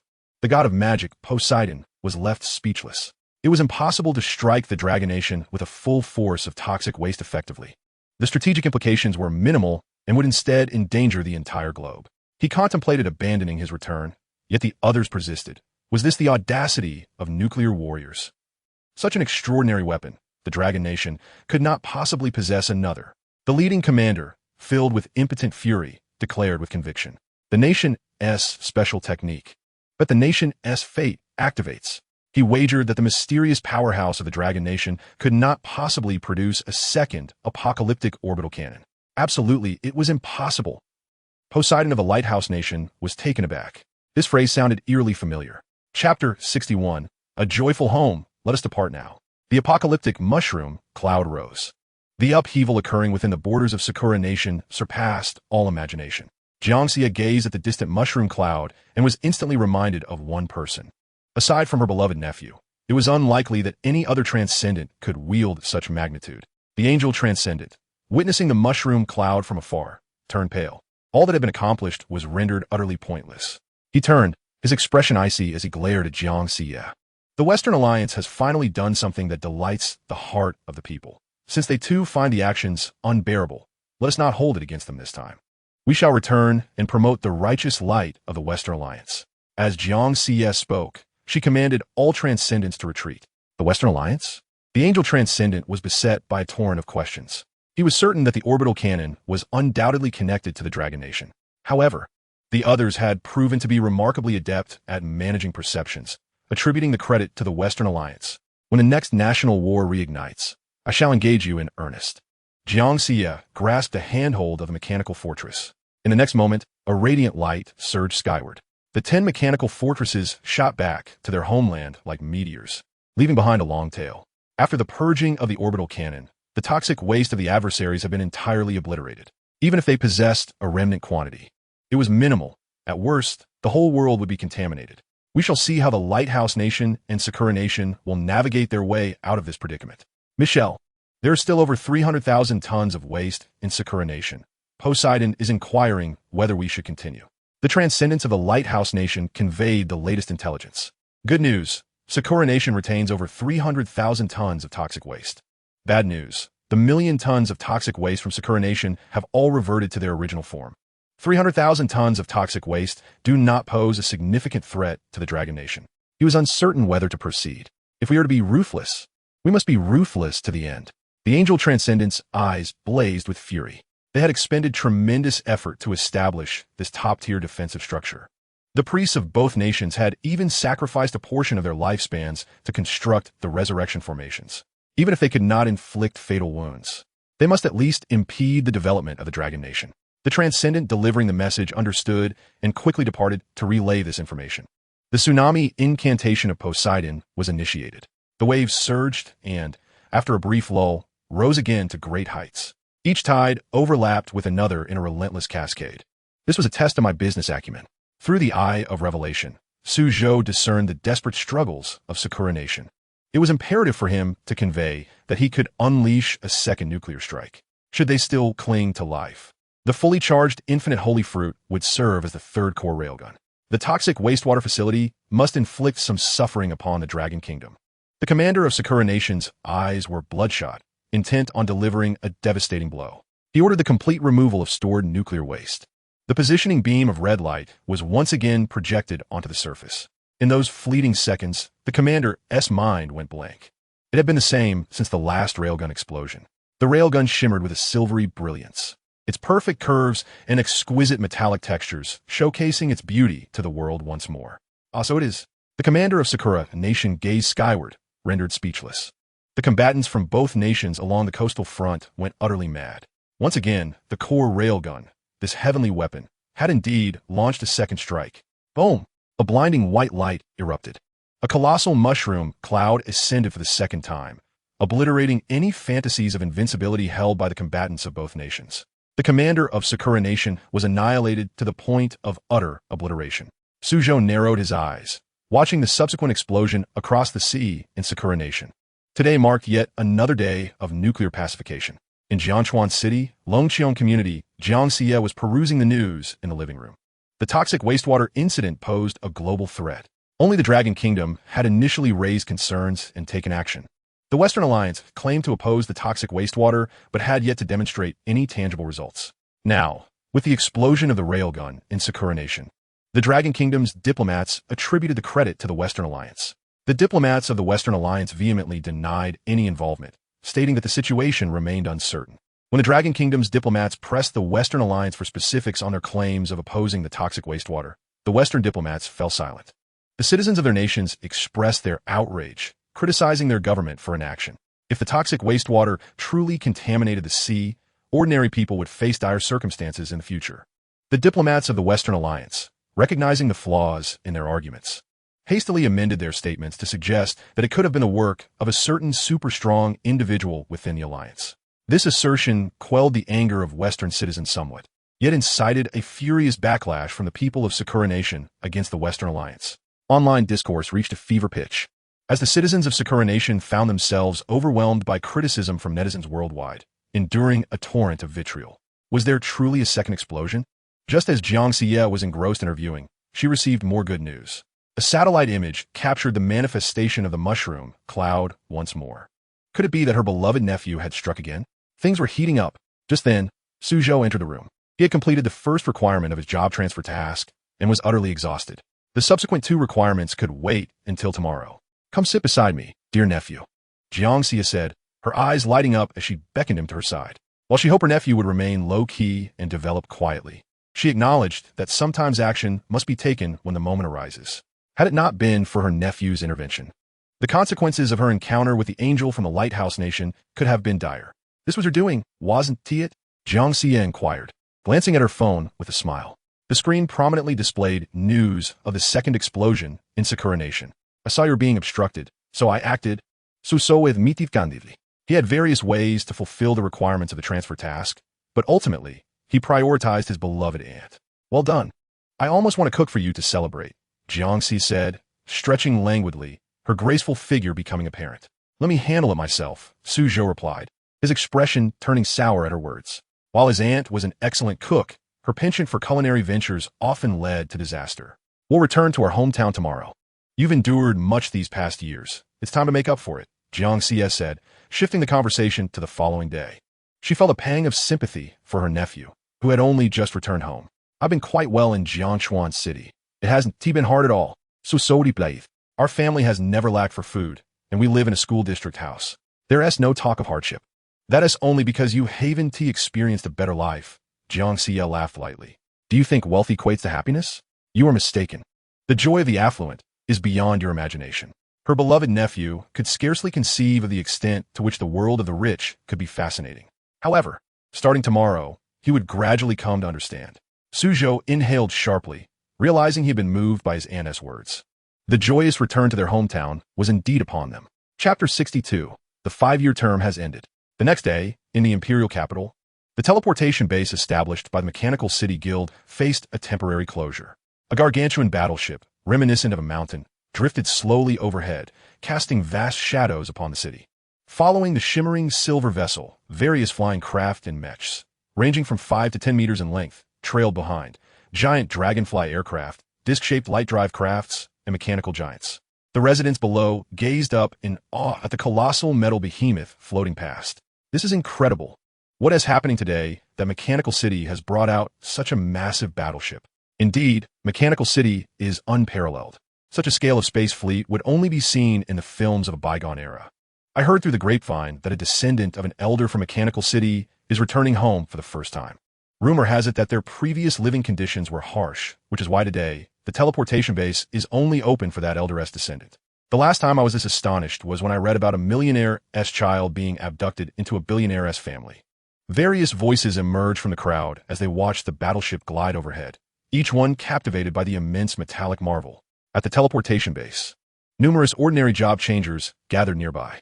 Some were there to use their mechanical guild teleportation monthly pass, while others came to witness the spectacle, and some sought to gather gossip and information. ISNT that the playboy, Su Changming from the Mechanical Guild? He is actually here today. Wow. All the other young heirs from the Su family are present too. What wind blew them here? Many young members of the Su family attended, while it seemed the Zhang family sent only the elder generation. The reception ceremony was impressively grand, a true spectacle. The attendees began to realize that not only was the ceremony lavish, but the individuals dispatched for the reception were also prominent figures within the city. At the center of the teleportation base, Su Changming was conversing with his father about the situation regarding his cousin. Su Zhou will be arriving shortly. Remember to introduce him to the matters concerning the guild, Su Zhangwo said with a serious expression. He was Su Zhou's second uncle, being the younger brother of the latter's father. So what's the strength of my cousin Su Zhou? What level has he achieved? Su Changming inquired softly, his gaze flickering.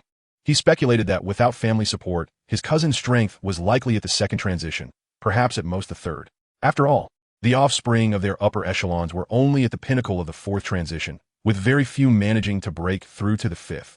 Your cousin may not have a high level, but his prowess is undoubtedly the foremost among the young generation in the country, Su Zhangwo remarked, his expression turning grave. He had learned from the important figures in the family that Su Zhou was a mechanical ascendant profession from Jiangxia. However, such information was not something to be divulged to the young and indiscreet. Nevertheless, he felt it was appropriate to offer a word of caution. Is it true? My cousin is that formidable without relying on the family? Su Changming's face showed disbelief. There is a saying on the internet. How could the third generation of a family business be outdone by a decade of hard study? Although Su Zhou was family, he had grown up in a small city, embodying the very essence of a decade of hardship. I may have even understated it. You must treat your cousin with kindness and respect. Do you understand? Su Zhangwo said sternly, fearing that his son, accustomed to a carefree life, might not recognize the heights of the world. Of course, how could I dare to disrespect my cousin? Su Changming nodded earnestly. His uncle and aunt were both elders of the guild, and Jiangxia was a guardian of their guild, one of its few top-tier powerhouses. Even if his cousin were not a career changer, he would never dream of disrespecting Su Zhou. It would be best if he can get along with Su Zhou, for he is indeed very strong, Su Zhangwo remarked, a hint of light flashing in his eyes. He was aware of the incident when foreign assailants attempted to assassinate Su Zhou, only to be utterly annihilated. The strength of a mechanical ascendant was unimaginably terrifying. Even he could not confidently claim he could best his nephew 100%. As Su Changming observed his father's demeanor, a shiver ran down his spine. His father was a man of few words, yet today, he repeatedly emphasized how formidable his cousin was. This could only mean that his cousin was a prodigy spanning across eras, which warranted such solemnity from his father. Just how strong is he? Su Changming felt sharply, his anticipation growing as he yearned to see his cousin, who had been away for many years. Voices of caution echoed around them. The younger generation of the Su family wore expressions of astonishment as they turned their gaze toward the teleportation base, eagerly awaiting to see what their elders had spoken of. Soon, the portal shimmered with light, and Su Zhou, along with Jiangxia, appeared before everyone. The relatives present warmly welcomed the two. Jiangxia smiled as she introduced Su Zhou to his uncles, aunts, and other relatives. Let us head back. Once we return, everything will feel familiar. Second Uncle Su Zhangwo said cheerfully. He was genuinely pleased to see Su Zhou. After all, he was indeed his elder brother's son. With a nephew in Mechanical Guild, the possibility of becoming the world's #1 guild was within reach. Everyone soon boarded the battleship, preparing to return to the headquarters of the mechanical maze city. On the way, Suzhou listened to his younger cousins as they explained that the guild had temporarily closed the entire teleportation array, preventing outsiders from entering due to his arrival, akin to monopolizing an entire airport, albeit one owned by themselves. Look, the central figure of the Elder S generation has emerged. He appears remarkably youthful, someone exclaimed. This young man is quite pitiful. He will never understand the feeling of hard work and struggle. The younger generation of the Su family was indeed striking, each a handsome man or beautiful woman. Isn't that obvious? If you have power and wealth, your choice of spouse won't be lacking, and thus your offspring can't possibly be unattractive. I've finally grasped the meaning of some being born with a silver spoon, while others start from scratch. Many were on tiptoe, peering from the periphery. The mechanical maze city had welcomed back a descendant of an elder, which would undoubtedly cause a stir even in the imperial capital. Doesn't he bear resemblance to a certain legendary figure? Suzhou mused inwardly, feeling a sense of déjà vu as if the 5-year period had ended. And everyone was welcoming a king's return. The atmosphere is overwhelming. Suzhou slightly shook his head, silently critiquing, as he prepared to board the magnificent and stylish galactic battleship. He gazed at the high-tech aircraft escorting it, feeling an epic sense of grandeur reminiscent of a sci-fi movie. How splendid! Chapter 63. I truly do not wish to be this filial. The galactic battleship glided through the air, its surface's ventilation scales slightly opening to absorb light energy. The entire vessel was crafted from black titanium. An imposing cannon at its apex exuded an air of intimidation. They had previously passed the headquarters of the Martial Extreme Void Alliance, which was the headquarters of the Forbidden Magic Society. The battleship's speed was leisurely, allowing the relatives present to take this opportunity to explain the general landscape of the imperial capital to Suzhou. The headquarters of the 3 top guilds in the country were all situated within the imperial capital, as any nation required its most powerful forces to safeguard its heartland. As the battleship passed the Forbidden Magic Society, its vast expanse rivaled that of ancient royal palaces. Colorful arcane symbols appeared above the headquarters, with a multitude of exotic magical familiars flitting about, and magical potions shimmering in the air, reflecting an enchanting brilliance. Numerous young, beautiful witches clad in black hats soared around the palace on their broomsticks. This place was a paradise for alchemists, witches, mages, shamans, and all those associated with spellcasting professions. The headquarters of the Forbidden Magic Society was indeed grand, covering an area of over 600,000 square meters. Suzhou gazed through the crystal glass at the various magical towers below. He had to admit, it was impressive and magnificent. No wonder it was one of the top guilds in the country. Our mechanical guild not only surpasses them in grandeur, but is also stronger than these magic practitioners. His third uncle remarked, patting Suzhou's shoulder with a grin. Technology far exceeds magic in many aspects. The entire planet is integrated with gaming elements. Whether it be magical cultivation or physical training, they have all emerged from gaming technology. Indeed, our guild is much stronger than the Forbidden Magic Society. Several of his younger cousins chimed in, laughing. They had been raised with the education to trust in science. By the way, are there any other relatives who haven't come? Suzhou inquired, noticing that this gathering mainly consisted of his father's side of the family, and there were not many present. He hadn't even met other relatives yet, which seemed unusual. He also wanted to see Jiangling Long and have her call him brother. Some other relatives had matters to attend to and couldn't return. They should be back once your uncles and granduncles are less busy, Jiang Xie explained with a gentle smile. She thought to herself that she wasn't entirely deceiving her nephew. Some matters simply couldn't be openly discussed. Finally home, a little cousin exclaimed joyfully. Suzhou's gaze sharpened as he looked ahead. The headquarters of the Mechanical Maze Guild loomed like the Patala Palace perched atop a mountain. Yet, it was a majestic complex of various structures, all crafted from technological elements. Among the technological marvels successfully developed within the Mechanical Maze were the interstellar ramjet engine, magnetic monopole rockets, nuclear pulse propulsion devices, and plasma engines. Ongoing research included antimatter bombs, quark matter mining blocks, warp drives, infinite non-concept spacecraft, and subspace creation devices. In this world, those who transitioned to new professions needed only to acquire the relevant skills. With the appropriate materials and equipment, they could bring their creations to life. However, when it came to advanced technologies involving antimatter and non-conceptual domains, even the elders of the Mechanical Maze were unable to achieve such feats. Only the 2 guild leaders, Su Gongjin and Jiang Wanyao, who had mastered the skill of causality, could undertake these endeavors. From a vantage point overlooking the headquarters, the expansive area surrounding it was dotted with numerous branches. Uniquely designed warships, and various technological aircraft encircled the metallic structures, providing protection. Occasionally, military factories would dispatch large quantities of plasma devices. This was the essence of the mechanical maze headquarters. Suzhou narrowed his eyes slightly, recalling discussions he had heard online. In the past, foreign forces had instigated chaos at the borders, while the Dragon Kingdom faced a severe manpower shortage. Consequently, all the castle-like structures and large military factories of the Mechanical Maze Guild transformed into colossal mechas that surged toward the front lines to engage in battle. He wondered when he might witness such a magnificent scene at the Mechanical Maze headquarters. Within the highest hall, the younger generation was no longer permitted to remain.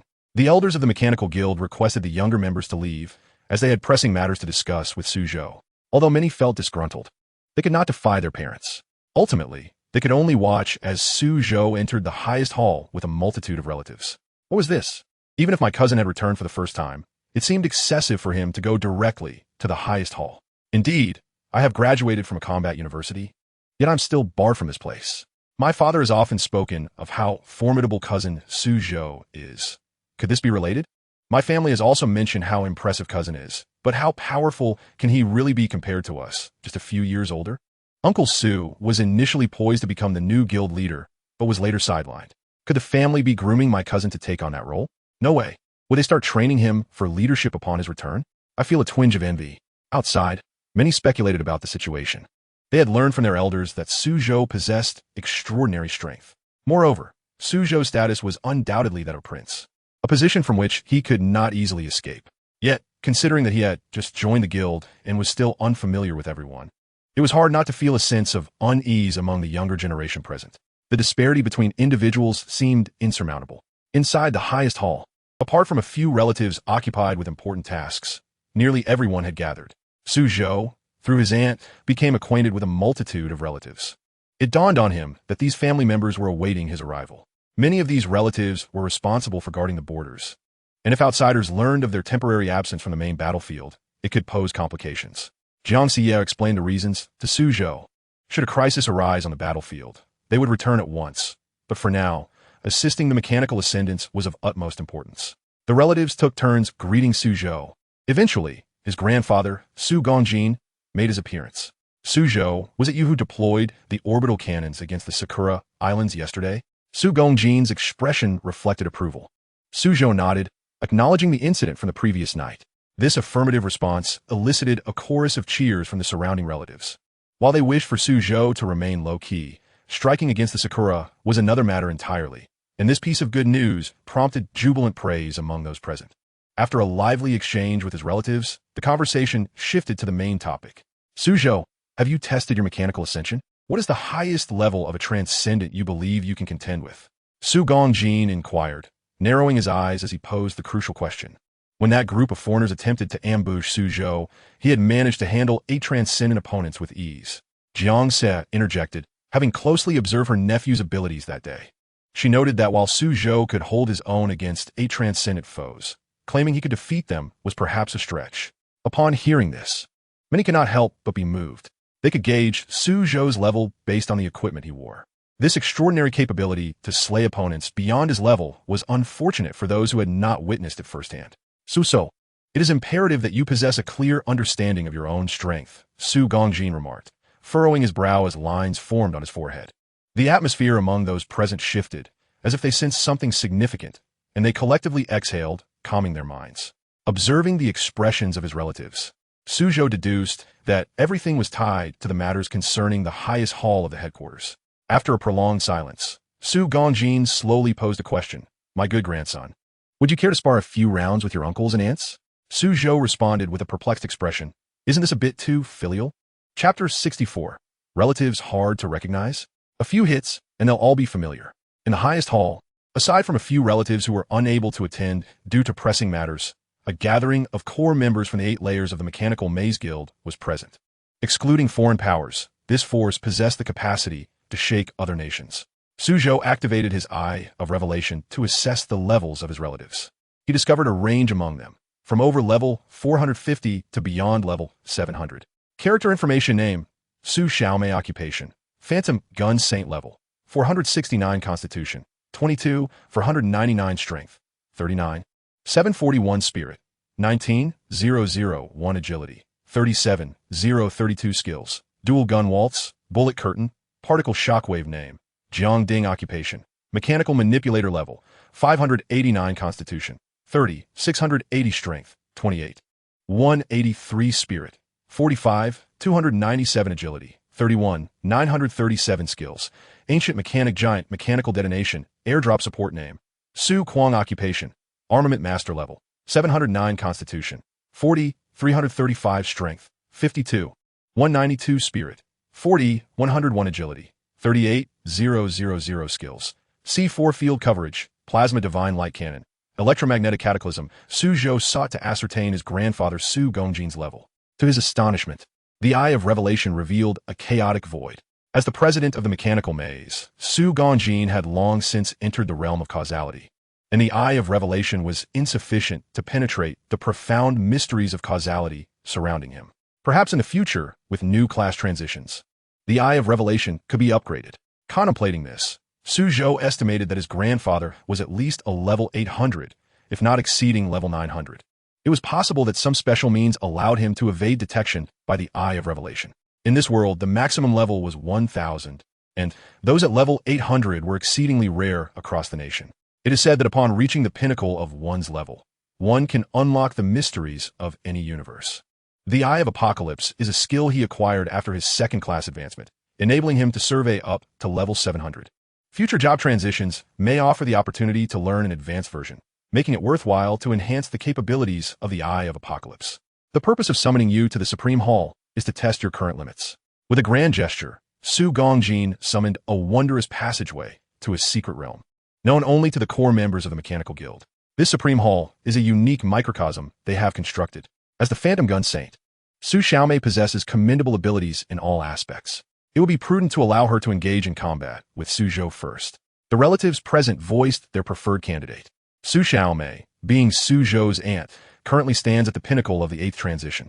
I have only just become acquainted with Su Zhou's nephew, and you all wish to pit me against him?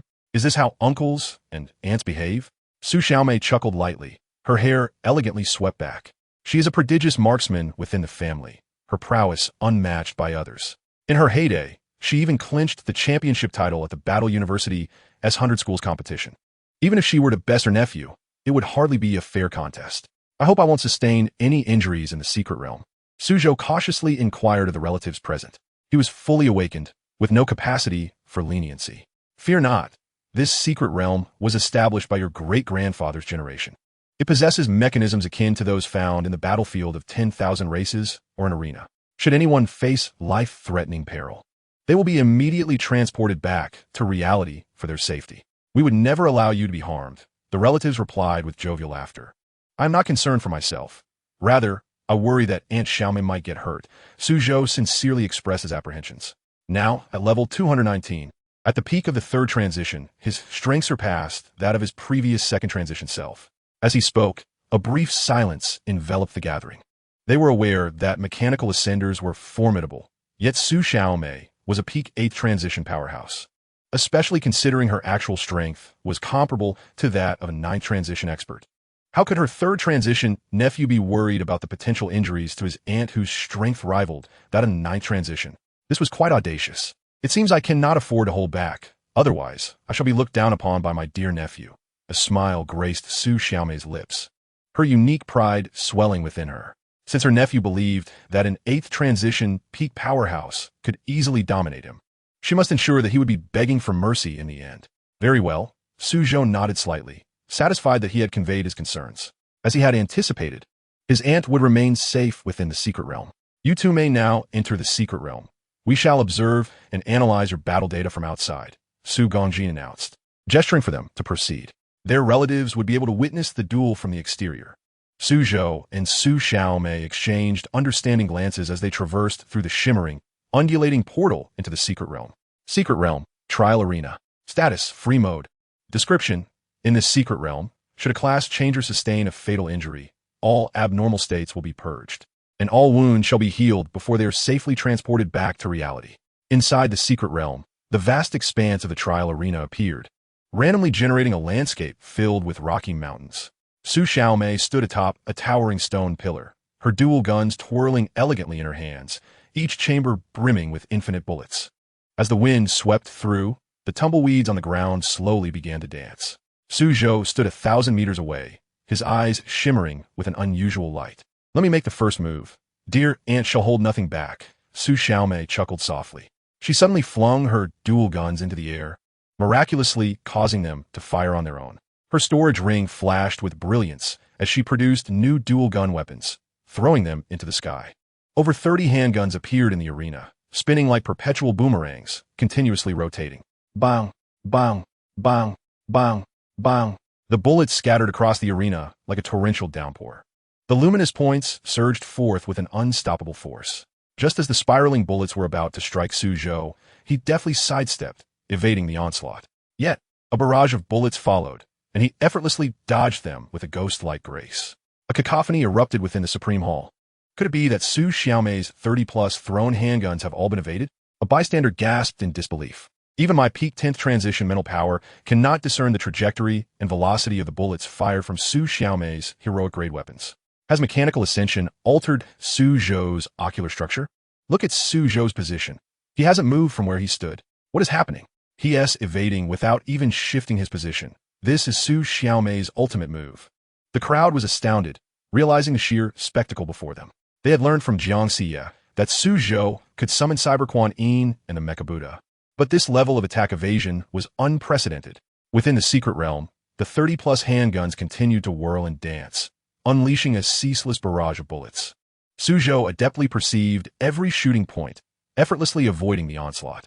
Equipped with a level-less disaster beast ring and various mental recovery gear, he could slow down time by at least 1,500 times through bullet time. You truly underestimate your aunt, Su Xiaomei declared as she brandished a new dual-gun weapon and activated her skill, Bullet Curtain. 2 handguns erupted with flame, releasing a conical barrage of bullets that instantaneously launched tens of thousands of rounds. Suzhou drew forth the Void Flame Dragon, activating Quantum Moonstep to leap into the air. He transformed into a whirlwind, unleashing a torrent of bullets towards his aunt. Let us see whose marksmanship reigned supreme. Su Xiaomei initiated her energy shield and executed her dual gun waltz. She spun like a top, rapidly rotating and firing a multitude of bullets.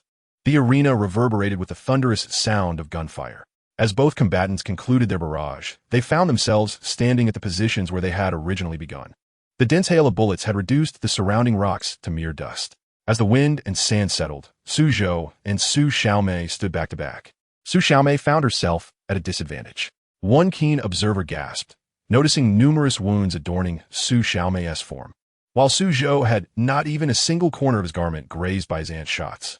No, Xiaomei has lost, Jiang Xie stated matter-of-factly, arms crossed. A solemn silence fell over the crowd. In a swift motion, Suzhou raised his hand and lightly snapped his fingers. In the next instant, a tremendous explosion erupted from every location that had retained bullets within the arena. Su Xiaomei's abnormal condition was purged, and she was instantaneously transported back to reality. Before the gathering could fully comprehend the situation, Su Gongjin began to call out, "Next, let me witness just how powerful my nephew has become." Without further ado, Jiang Ding leaped into the secret realm. He is Suzhou's uncle, a professional mechanical controller, and a peak 9 transition powerhouse. As the crowd regained their composure, they realized that Jiang Ding had already entered the secret realm. Here, use this all-purpose recovery potion. Within half an hour, your stamina and mental state will be restored, and you can then face your uncle. As Jiang Ding entered the secret realm, he promptly handed Suzhou an all-purpose recovery potion. Aware that Suzhou had just endured a fierce battle, he understood that his nephew must be in an extremely weakened state. As an elder, he naturally held an advantage in levels over his younger kin, and it was not his intention to take advantage of him further. "Thank you, uncle, but my recent ability does not require mental energy." Suzhou accepted the potion with a smile. This statement struck everyone present like a thunderclap. Suzhou's extraordinary skills were indeed without cost. The mechanical ascension should rightly be referred to as version T0. According to the fragments of gaming history, the name of this era ought to be called mechanical ascension. Relatives observing the two in the secret realm bore bittersweet expressions. Would today's acknowledgement gathering devolve into Suzhou unilaterally showcasing his prowess over his elders? Chapter 65, The Ancient Mechanical Giant. Within the secret realm, towering ancient mechanical giants, each standing 50 meters tall, manifested across the arena. There were no fewer than 300 of these mechanical behemoths. Their electronic eyes flickered with a blue glow, ever ready for the commands of their summoner. Nephew, I've long heard that you can summon mech warriors styled after the thousand-handed Guanyin and the Buddha of the Sun. For the sake of your uncle's reputation, summon them to your heart's content. Jiang Ding, his face adorned with a thick beard, let out a hearty laugh. He had witnessed the battle between Su Zhou and Su Xiaomei and was confident he would not be outdone by his own descendant. I must uphold my uncle's honor. Su Zhou clapped his hands, activating both of his awakened skills. 2 dart points plummeted rapidly from the heavens, expanding as they descended. Boom! Boom! Dust and debris were sent swirling into the air as 2 gigantic black metal mechs revealed their grandeur. Buzzing. The Cyber Guanyin and the Mech Buddha emanated a deadly crimson light from their eyes. They towered half a head taller than the ancient mechanical giants. My dear nephew is indeed generous. Jiang Ding gazed up at the colossal mechs, profoundly impressed. Such top-tier mechs could only emerge from awakened skills. The romantic aspiration of every engineer was to possess such a cybernetic mech. Steel-tied, Jiang Ding waved his hand, commanding the mechanical ancient giants to launch an attack. Crack! Crack! The mechanical giants transformed into a torrent of steel, surging towards the 2 mech Buddhas. 300 ancient mechanical giants were undoubtedly an epic catastrophe. Clear the obstacles. Su Zhou directed the 2 colossal mechs to strike. The earth trembled as both mechs unleashed their most powerful abilities. Cyber Mech Skill, Annihilation of 1,000 Eyes. Cyber Mech Skill, Titanium 5 Hell's Mountain. The Cyber Guanyin sprouted bizarre metallic eyes from its myriad hands. As the metallic eyes snapped open, intense lasers shot forth. Zing! Zing! The powerful lasers obliterated the advancing mechanical giants. Hadn't only one appeared in the news previously? Now, Su Zhou could simultaneously employ 2 awakened skills? This was utterly outrageous. One person at the 3rd transformation, another at the 9th, with a staggering difference of over 300 levels. Our mechanical guild has expended all resources and yet cannot produce such precision-engineered Cyber Guanyin and Buddha. This is the allure of the inheritor of mechanical ascension. The laser emitted by the Cyber Guanyin could easily penetrate 10,000 meters underground. Would anyone dare to challenge Su Zhou after this? Just how much potential does my nephew possess? Jiang Ding had summoned numerous robots, but many were defeated. Would he ultimately lose? The relatives present gazed in awe at the ferocious mechs, genuinely impressed. They even pondered whether Su Zhou could continue to prevail. You underestimate Jiang Ding. He is not merely a figure of empty renown, remarked second Uncle Su Jiangwo, arms crossed. He understood that with Jiang Ding's strength, even Su Zhou's 2 awakened mechs might not guarantee victory. However, a peculiar scene unfolded within the secret realm. As the lasers pierced through the mechanical giants, they rapidly split into countless smaller mechanical giants. All the diminutive mechanical giants skillfully dodged, minimizing the damage caused by the annihilation of 1,000 eyes. On the other side, after the Titanium 5 Hell's Mountain ensnared 10 large mechanical giants, countless small mechanical giants gathered ammunition in their mouths, launching an assault on the Mech Buddha. Boom! Boom! The mechanical giants unleashed a torrential barrage of armor-piercing rounds, more densely than falling rain. The explosive rounds emitted searing flames, striking the 2 Mech Buddhas. Bang! Bang! The Cyber Guanyin and the Mech Buddha activated their electromagnetic energy shields simultaneously. Golden bells appeared around the 2 mechs, and all the armor-piercing rounds hit the golden shields, producing a resounding chime. Though the mechanical giants had shrunk in size, their attacks remained formidable. All mechanical giants switched to electromagnetic pulse rounds. Jiang Ding quickly issued a new command. As a mechanic, he understood the best methods to counter machines. Electromagnetic pulses would not damage structures, but would cause catastrophic failures to any electronic components, including chips. Even the 2 great Buddhas of awakened skills could not withstand the devastating impact of electromagnetic pulses. Whoosh! Whoosh! The mechanical giants unleashed a barrage of electromagnetic pulse rounds. This pulse, more terrifying than acid rain for machines, gradually eroded the last defenses of the 2 mechs. Good nephew. It seems your strength has reached its limit at the peak of the 9th transformation, Jiang Ding declared triumphantly, hands clasped behind his back. He finally felt he had maintained his dignity as an elder. Uncle, do you know the greatest purpose of mechs? Su Zhou revealed a sly smile. He no longer feigned innocence. He was ready to reveal his trump card. His mech was most beautiful at the moment of detonation.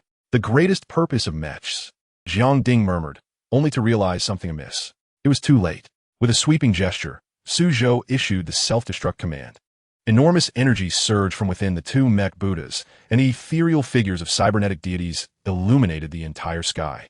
The overlapping annihilation lotuses expanded relentlessly within this confined world. Boom, boom. The highest hall shook violently as the entire realm teetered on the brink of collapse. All relatives were left utterly astonished. They could never have anticipated such a turn of events. Was Suzhou's skill about to obliterate the secret realm? Chapter 66, just back home. Relatives insist I showcase my skills. Boom, boom. The headquarters of the Mechanical Maze Guild experienced a significant tremor. Guild members were stunned by the sudden earthquake. Instruments indicated normal readings. This was neither a natural disaster nor an invasion by formidable foes, but the specifics remained unknown to others. Outside the highest hall, family siblings felt the ground shake violently, their expressions turning to shock. They discovered the tremors originated from the vicinity of the highest hall. What are my parents and uncles doing inside the highest hall, and why has it become the epicenter of the tremors? I am uncertain, as my family has not intended to disclose anything to me. Our ranks are still too low, which is why they have kept us in the dark. In the past, even the highest sanctum did not generate such a considerable commotion. This is the first occurrence since my cousin entered. Could this possibly be orchestrated by him? It seems implausible. The siblings present gazed at the highest sanctum, their hearts imbued with a measure of trepidation. Their families were all within the sanctum, and yet an earthquake ensued. Is it true that even the upper echelons of the Mechanical Guild cannot thwart the happenings inside? Within the confines of the highest sanctum, a brilliant light flashed.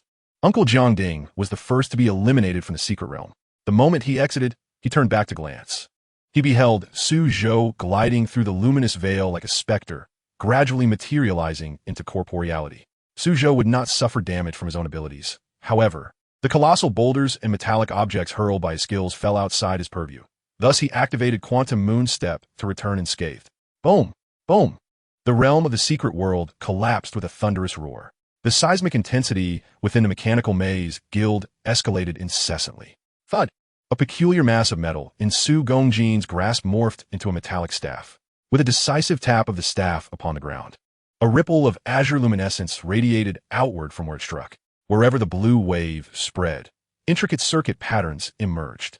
All the light coalesced at the entrance of the secret realm, swiftly erasing the entire domain. The tremors within the Mechanical Maze Guild gradually subsided. The secret realm lay in ruins. Could the ascension of machinery be so fearsome? When I delved into the annals of the gaming world, the recorded accounts of the Heavenly Saints revival and the versions of the forbidden spell classes were not so exaggerated. What shall we do now? I had initially wished to observe Suzhou's prowess, contemplating who might serve as his bodyguard. Yet now the secret realm is no more. The ultra-high-tier foreign transmuters cannot even enter our dragon nation. Does my nephew still require a protector? In my day, I was already invincible by challenging higher tiers.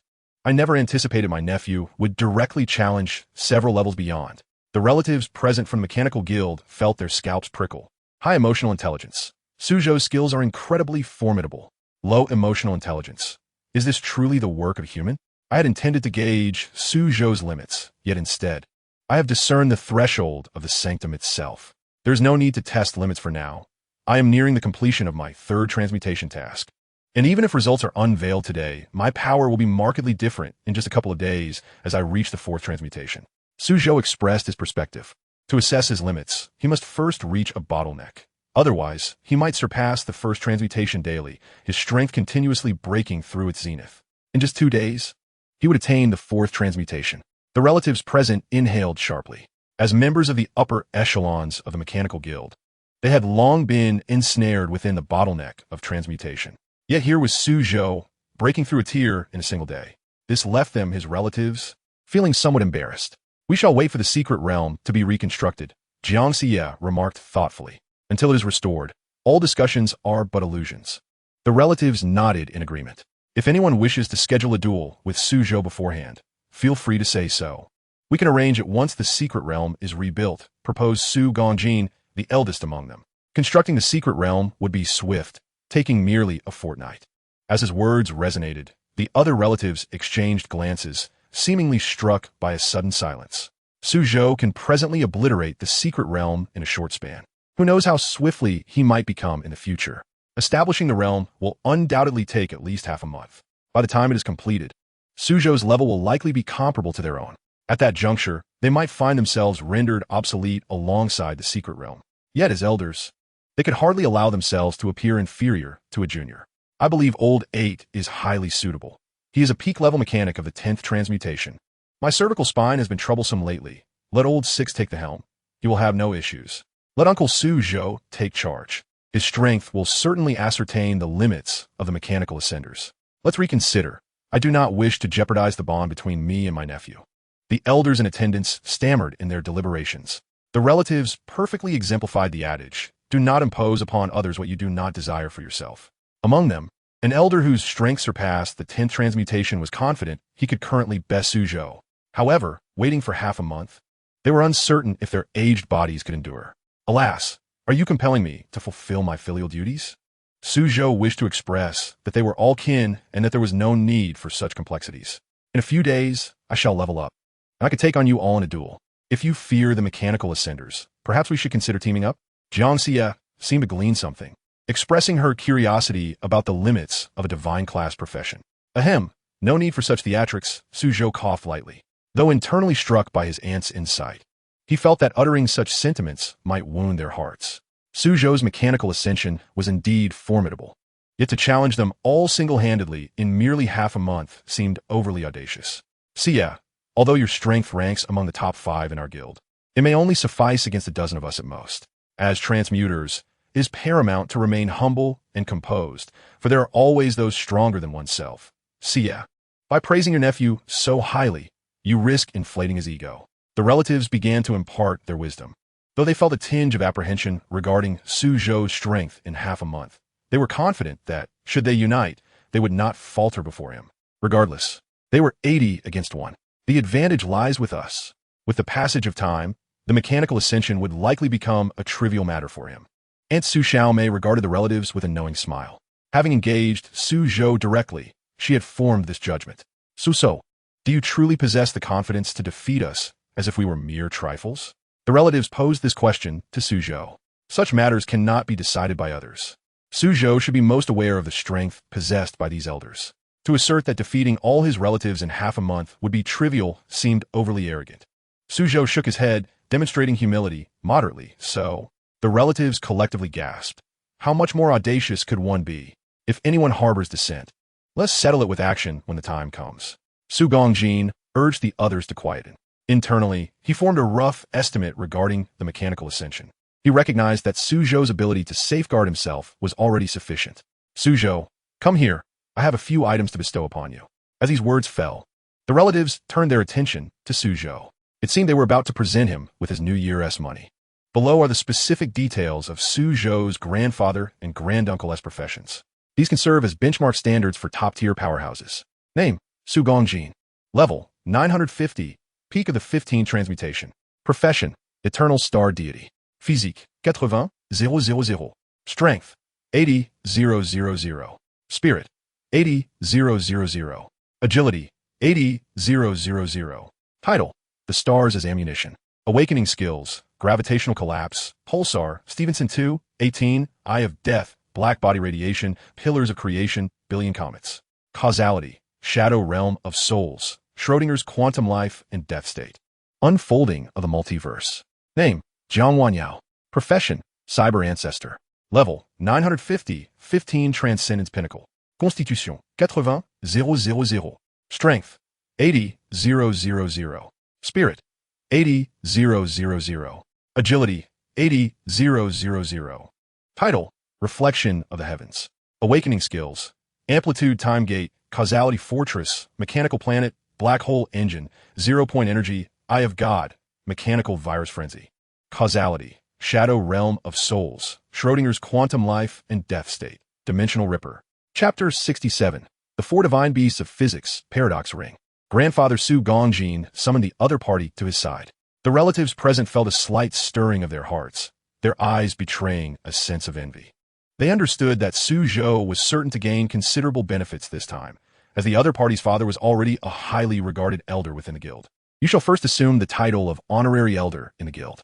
Though it may not wield the same authority as a formal elder, the privileges you enjoy will be equivalent to those of elder-level figures.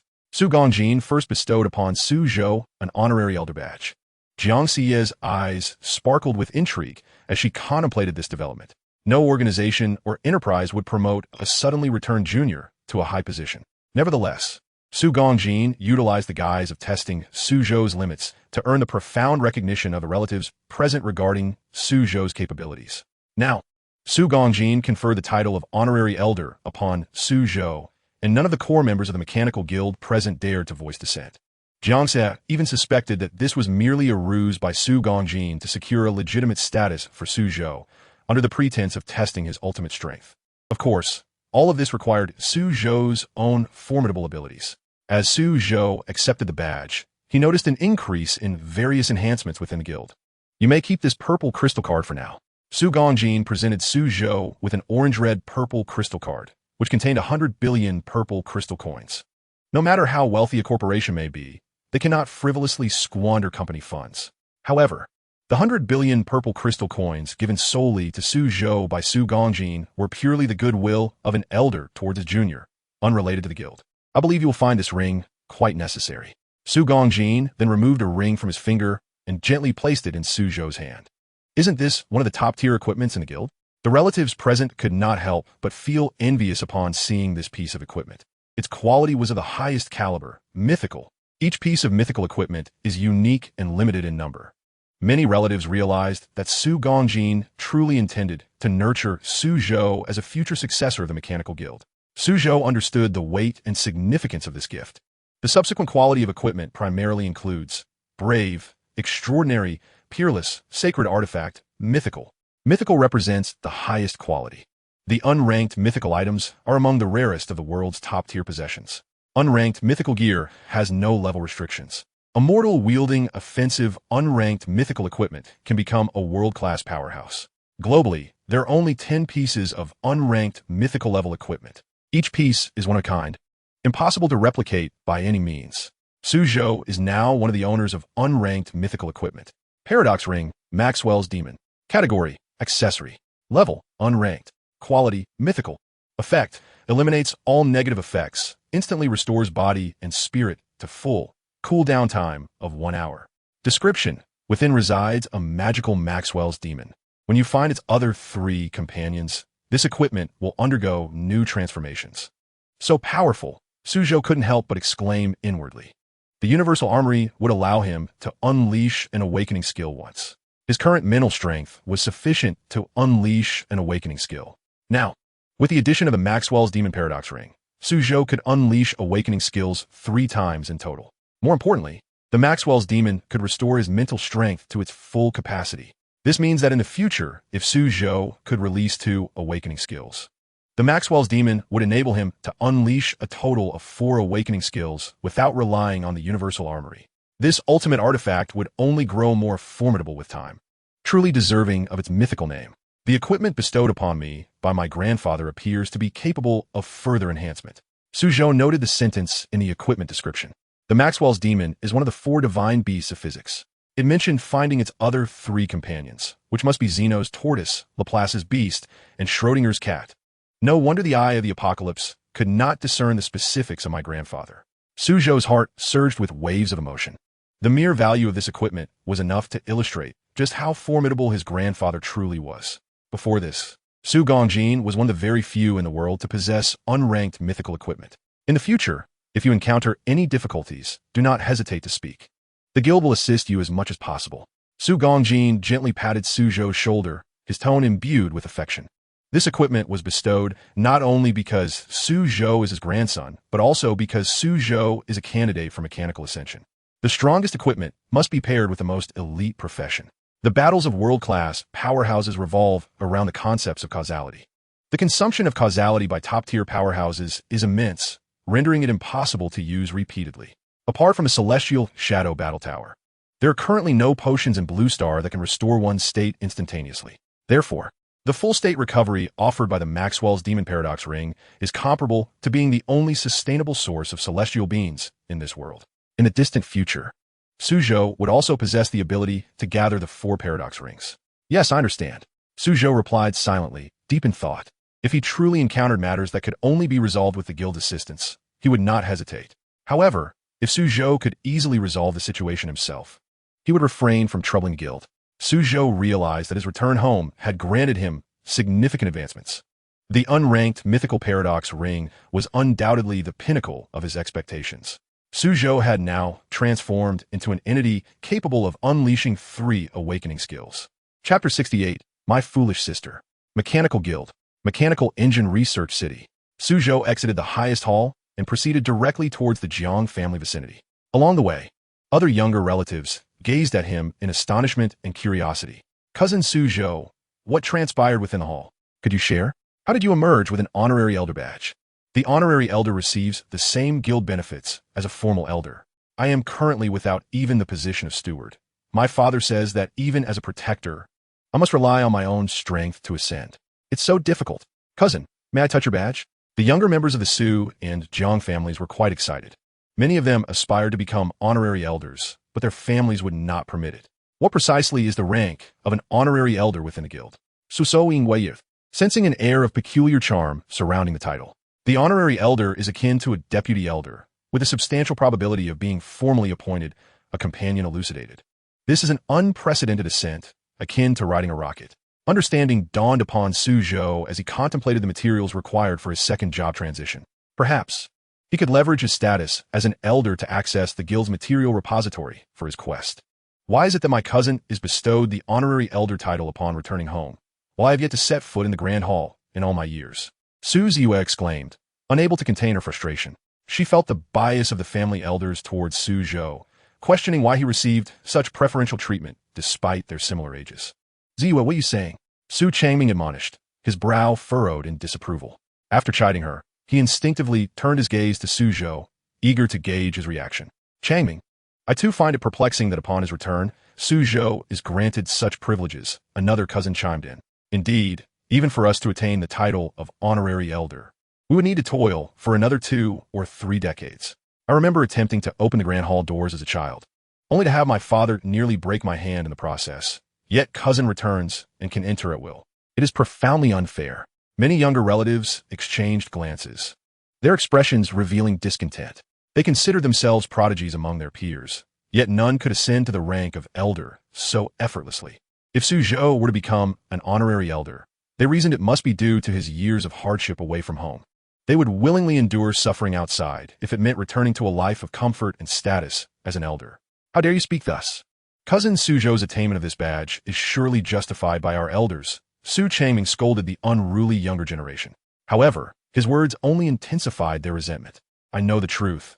It is merely because uncle was once the guild leader and has since retired that the family seeks to compensate cousin, a younger relative voiced.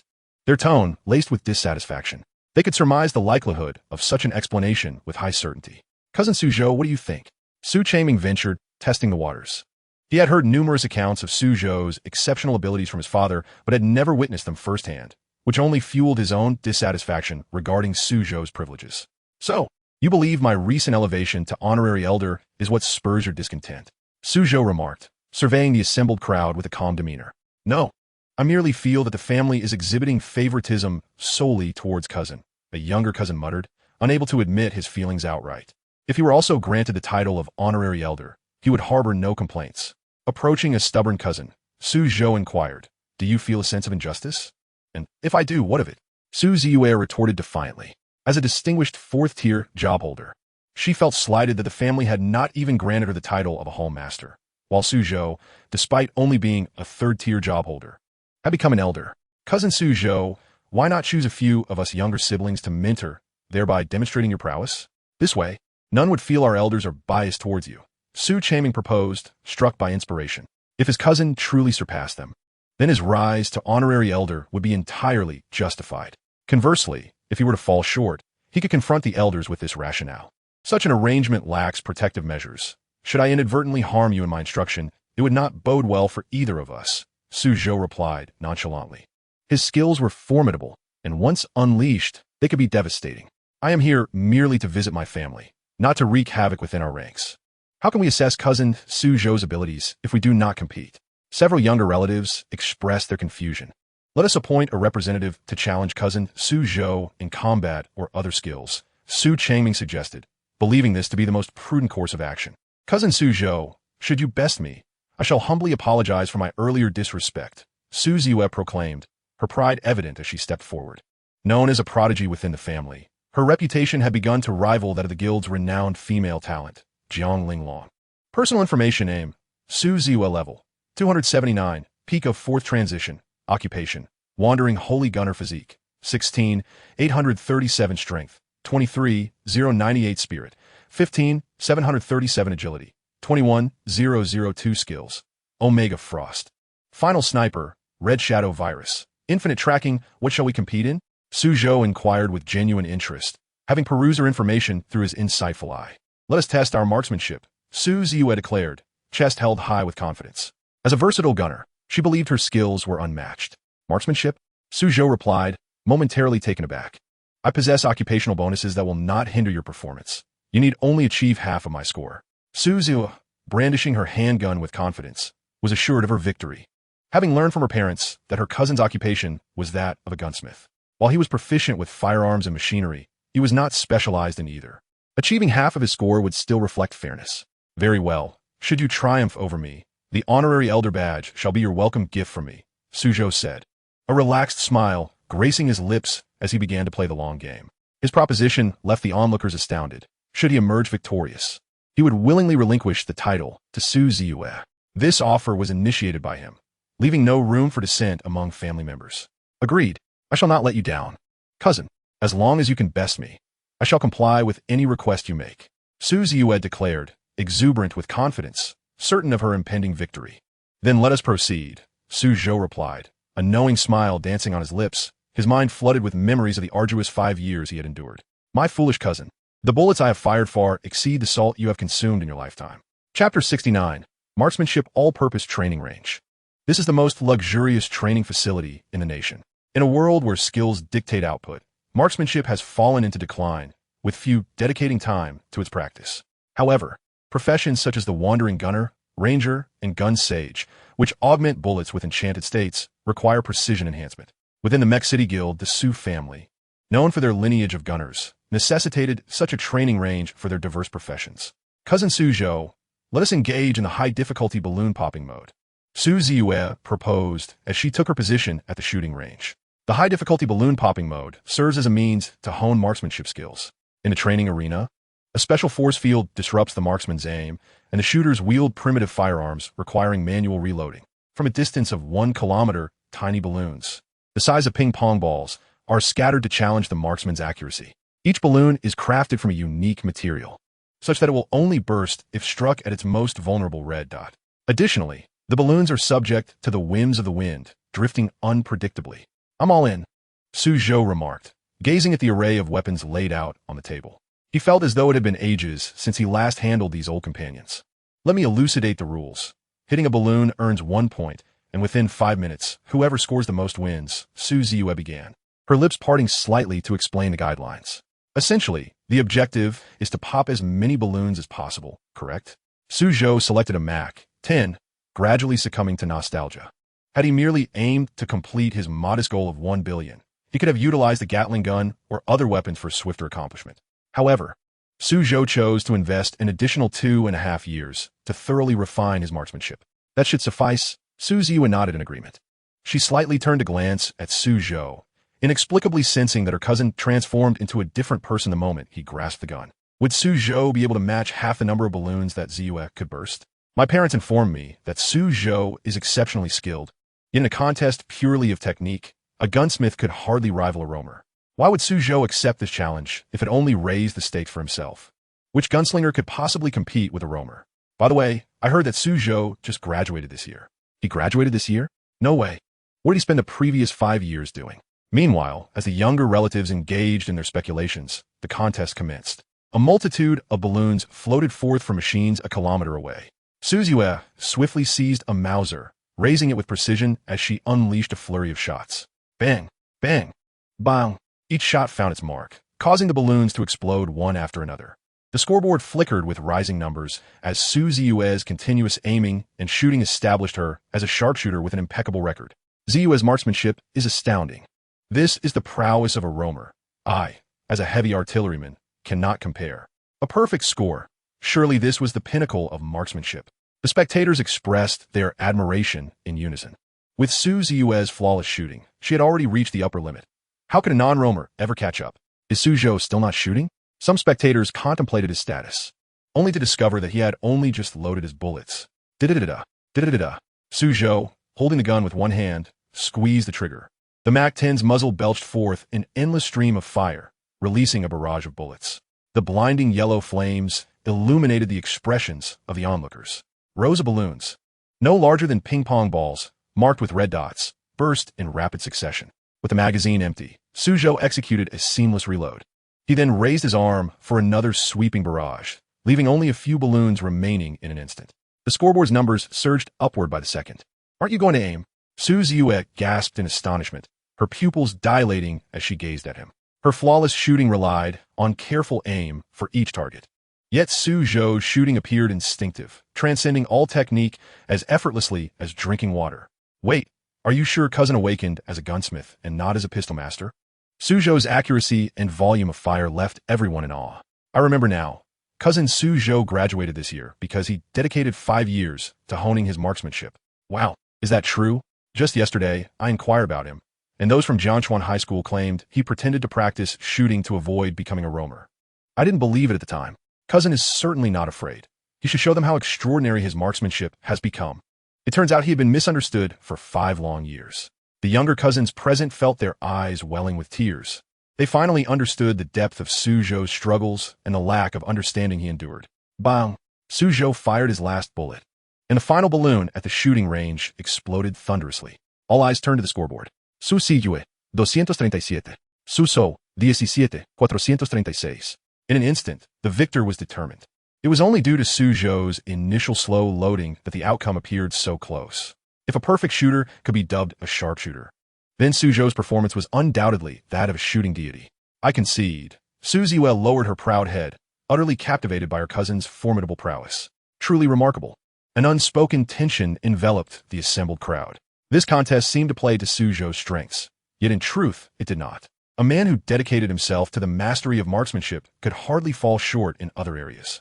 Coupled with the countless reassurances from his parents, it was evident that Su Zhou was a unique and unparalleled genius. His marksmanship was likely just the tip of the iceberg in terms of his true abilities, and perhaps one of the least conspicuous facets of his brilliance. Look at the wall. There's a painting, exclaimed a younger cousin, having spotted a shocking revelation. Everyone turned their gaze toward the distant wall of the shooting range. There, the bullet holes formed a family portrait. The image depicted Su Zhou along with the gathered cousins and siblings in a joyous collective. I didn't bring any gifts this time, so consider this bullet hole portrait as my present to you all, Su Zhou said, gently lowering his smoke-wreathed pistol. When he graduated, he had even used a bullet hole photo to portray Qin Kursen. The younger cousins hung their heads in shame. They had initially focused solely on Su Zhou's perceived privileges, yet he had not held their misunderstanding against them. Instead, he gifted them a family portrait made of bullet holes. The disparity between their mindsets and perspectives was monumental. We truly admire you, cousin Su Zhou. We are utterly in awe now. Brother, you are a man whose very being exudes invincibility. Incredible. Now I understand why my parents hold you in such high regard. From now on, if anyone dares to question cousin Su Zhou's seniority, I shall confront them. The crowd was thoroughly won over. After all, who could argue against a family portrait created by bullets? Brother, come with me for a moment. Su Ziyue pulled him aside to a secluded corner. I've lost, and according to our earlier agreement, you may ask me anything. She blinked her sparkling eyes, her fair skin glowing with a healthy blush. Su Zhou pondered, stroking his chin. He indeed had a significant matter to entrust to her. You need to collect fragments of the 10 relic crystal cores, Su Ziyue exclaimed in surprise. She had previously stated that she would agree to anything her cousin asked if she lost. Yet now he requested her simply to gather the fragments of the crystal cores. Is this going to be a challenge for you? Su Zhou inquired, his gaze slightly shifting. His second job task required the collection of crystal core fragments, which are notoriously scarce and dropped by treasure chest monsters. He had hoped that Su Ziyue's standing within the family would enable her to fulfill this task with ease. Thank goodness. Su Ziyue lowered her head slightly, pursing her lips. She had anticipated that her cousin would impose a more arduous demand upon her. Yet, it turned out that he only asked for the collection of crystal core fragments. Cousin Su Zhou is far too kind to me. Within the mechanical guild, There exist 7 varieties of elemental crystal core fragments. The remaining fragments of water, fire, and wind are exclusively sought after by those engaged in forbidden magical arts. However, leveraging his connections, obtaining these 3 types of cores should not pose a significant challenge. Thus, a sense of relief washed over Suzhou. At present, he merely required someone to gather the crystal core shards. The prospect of utilizing free labor was undeniably appealing. After inquiring about the precise locations from others, he instructed them to pursue their individual endeavors and prepare for separate departures. Hey, didn't Suzhou just ask about where grandfather lives? As well as inquire about Sister Ling Long's situation? Have they known each other for long? One remarked, by the way, is Sister Ling Long occupied today? It's a rare occasion for cousin to return, yet she is conspicuously absent. Well, our cousin upgraded to the 5th tier yesterday and is currently busy consolidating her strength. So she likely couldn't make it, another responded. Given Sister Ling Long's character, she surely completed her job change quest alone. She is truly an idol for us female job changers. Actually, our cousin teamed up with someone to clear it. I found out when I visited her house last night. That must mean she sought to increase the challenge for herself and simply teamed up with a close friend. After all, Sister Ling Long would never rely on someone else for support. It's always others who cling to her. The atmosphere was lively as they engaged in animated conversation, all having learned the news of Jiang Ling Long's breakthrough to the 5th tier the previous night. Her prowess and agility were a source of pride for their younger generation. In an obscure corner, the sound of what seemed like invisible darts piercing through the heart echoed. Fortunately, I didn't attend today. I can't fathom how I would have managed the aftermath. Jiang Ling Long mused atop the building. She had been discreetly observing Suzhou since he entered the mechanical guild. The reason for her stealthy presence lay in her lack of mental readiness. The realization that her idol had become her cousin was quite the shock. Initially, as she watched Suzhou enter the hall with their relatives and elders, she could surmise that the elders were aware of his strength, thus granting him access to the highest sanctum and bestowing upon him the title of honorary elder. They, the younger generation, were not privy to such high-level information. Upon witnessing her younger siblings clamoring to challenge Suzhou, Jiang Ling Long felt a whirlwind of confusion. Given his ability to conquer the 100 layers of the heroic battle Shadow Tower, all her siblings combined would scarcely be a match for him. If a confrontation were to occur, it would be more fitting for an elder to duel Suzhou. How could I ever hope to best Suzhou? Jiang Ling Long thought, exasperatedly rubbing her forehead. My younger siblings surely overestimate their capabilities. Most importantly, it was Suzhou who assisted me with my job change quest. Did Suzhou just finish visiting grandfather? Jiang Ling Long observed from her high vantage point as Suzhou emerged from his visit with grandfather Jiang Wanyao. Having returned in less than 10 minutes, a significantly shorter duration than his stay in the highest hall. As Suzhou stepped out, his gaze shifted towards the corner of the rooftop. Startled, Jiang Ling Long hastily concealed herself behind the eaves, her heart racing at the thought of being discovered. Perhaps I should call out to my cousin, she contemplated, taking a deep breath. If I am indeed spotted, it would be no issue to greet him as cousin. But should I ask him to guide me? No, that would be too much of an imposition on his time. I'll just wait until I can call out to him. Where did he go? Just as Jiang Ling Long prepared to seek out Suzhou, she realized he had vanished without a trace. The wind howled fiercely as Suzhou, having pinpointed the location of the sinful forest dungeon, resolved to embark on his 3rd job change quest. Once he successfully completed this dungeon, his cousin Su Ziyue would likely have gathered the necessary materials. Thus, he could anticipate a significant power surge upon achieving his 3rd job change. Yet, the invitation to the Demon Lord's Abyss party nestled within his wristband had originally been bestowed upon his mother by a mysterious figure. Suzhou recalled his grandfather's words regarding the odd individual who had interrupted his parents, leaving behind the invitation. After this strange occurrence, his parents had mentioned it to grandfather, who had preserved the invitation until now. Within the realms of the demon world, celestial realm, and void divine realm, one could acquire countless rare items, including mythic-level equipment. More importantly, there was a chance to obtain fragments of game history, records detailing the amalgamation of the game and Blue Star. Grandfather Jiang Wanyao had entrusted Suzhou with the task of collecting these historical fragments during the 5th job change in the abyss of the demon world. By gathering these fragments, Suzhou would gain clearer insight into the origins of his mechanical ascension. The strength of the demon world, celestial realm, and void divine realm was indeed beyond the comparison of the mortal realm. Suzhou's eyes narrowed as thoughts swirled in his mind. He was acutely aware of his abilities, capable of effortlessly shattering landscapes. The myriad secret realms constructed by the high-ranking elders of the Mechanical Guild could hardly withstand the impact of his two awakened skills. Yet, within the heroic Battle Shadow Tower, even those skills failed to make an impression. The Demon World and Celestial Realm, akin to the Void Divine Realm, likely possessed comparable strength. Being resilient is advantageous. When I venture into the abyss of the Demon World during my 5th job change, I will be free to unleash my awakened skills. Suzhou's eyes began to gleam with excitement. At present, he possessed the Paradox Ring and Maxwell's Demon, leading to an ever-increasing frequency of awakened skill activation. As his level ascended, so too would the potency of his awakened abilities. The Demon Lord's Abyss Party promised endless revelry. It would be entirely reasonable for him to showcase several awakened skills to enliven the festivities. Achieving the 4th job change today and the 5th in a couple of days seemed entirely feasible. Suzhou's fists clenched slightly. His foremost desire was to swiftly ascend in levels. Upon reaching the 5th tier, he would unlock an entirely new realm of possibilities. On his journey towards the Sinful Forest, Suzhou accessed his skill panel, preparing to enhance his capabilities. After all, his grandfather had gifted him 100 billion purple crystal card. Money was no object. Nanobody K, Model 3000. Effect, freeform body shaping, nanoworms. Let us observe the extent to which this continually enhanced nanobody can develop, he declared. As the words left his lips, Suzhou illuminated the nanobody tech tree. You have spent 1 billion purple crystal coins to upgrade Nanobody K, Model 3000. Nanobody K, Model 5000. Effect, Nanodivision. Nanodivision. You can convert mental power into nanoparticles.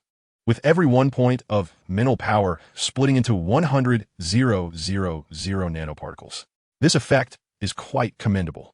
Now I need not rely on the effects of nanoworms to increase the quantity of nanoparticles. I can simply expend mental power to swiftly acquire more. Suzhou reflected, thoroughly satisfied with this enhancement.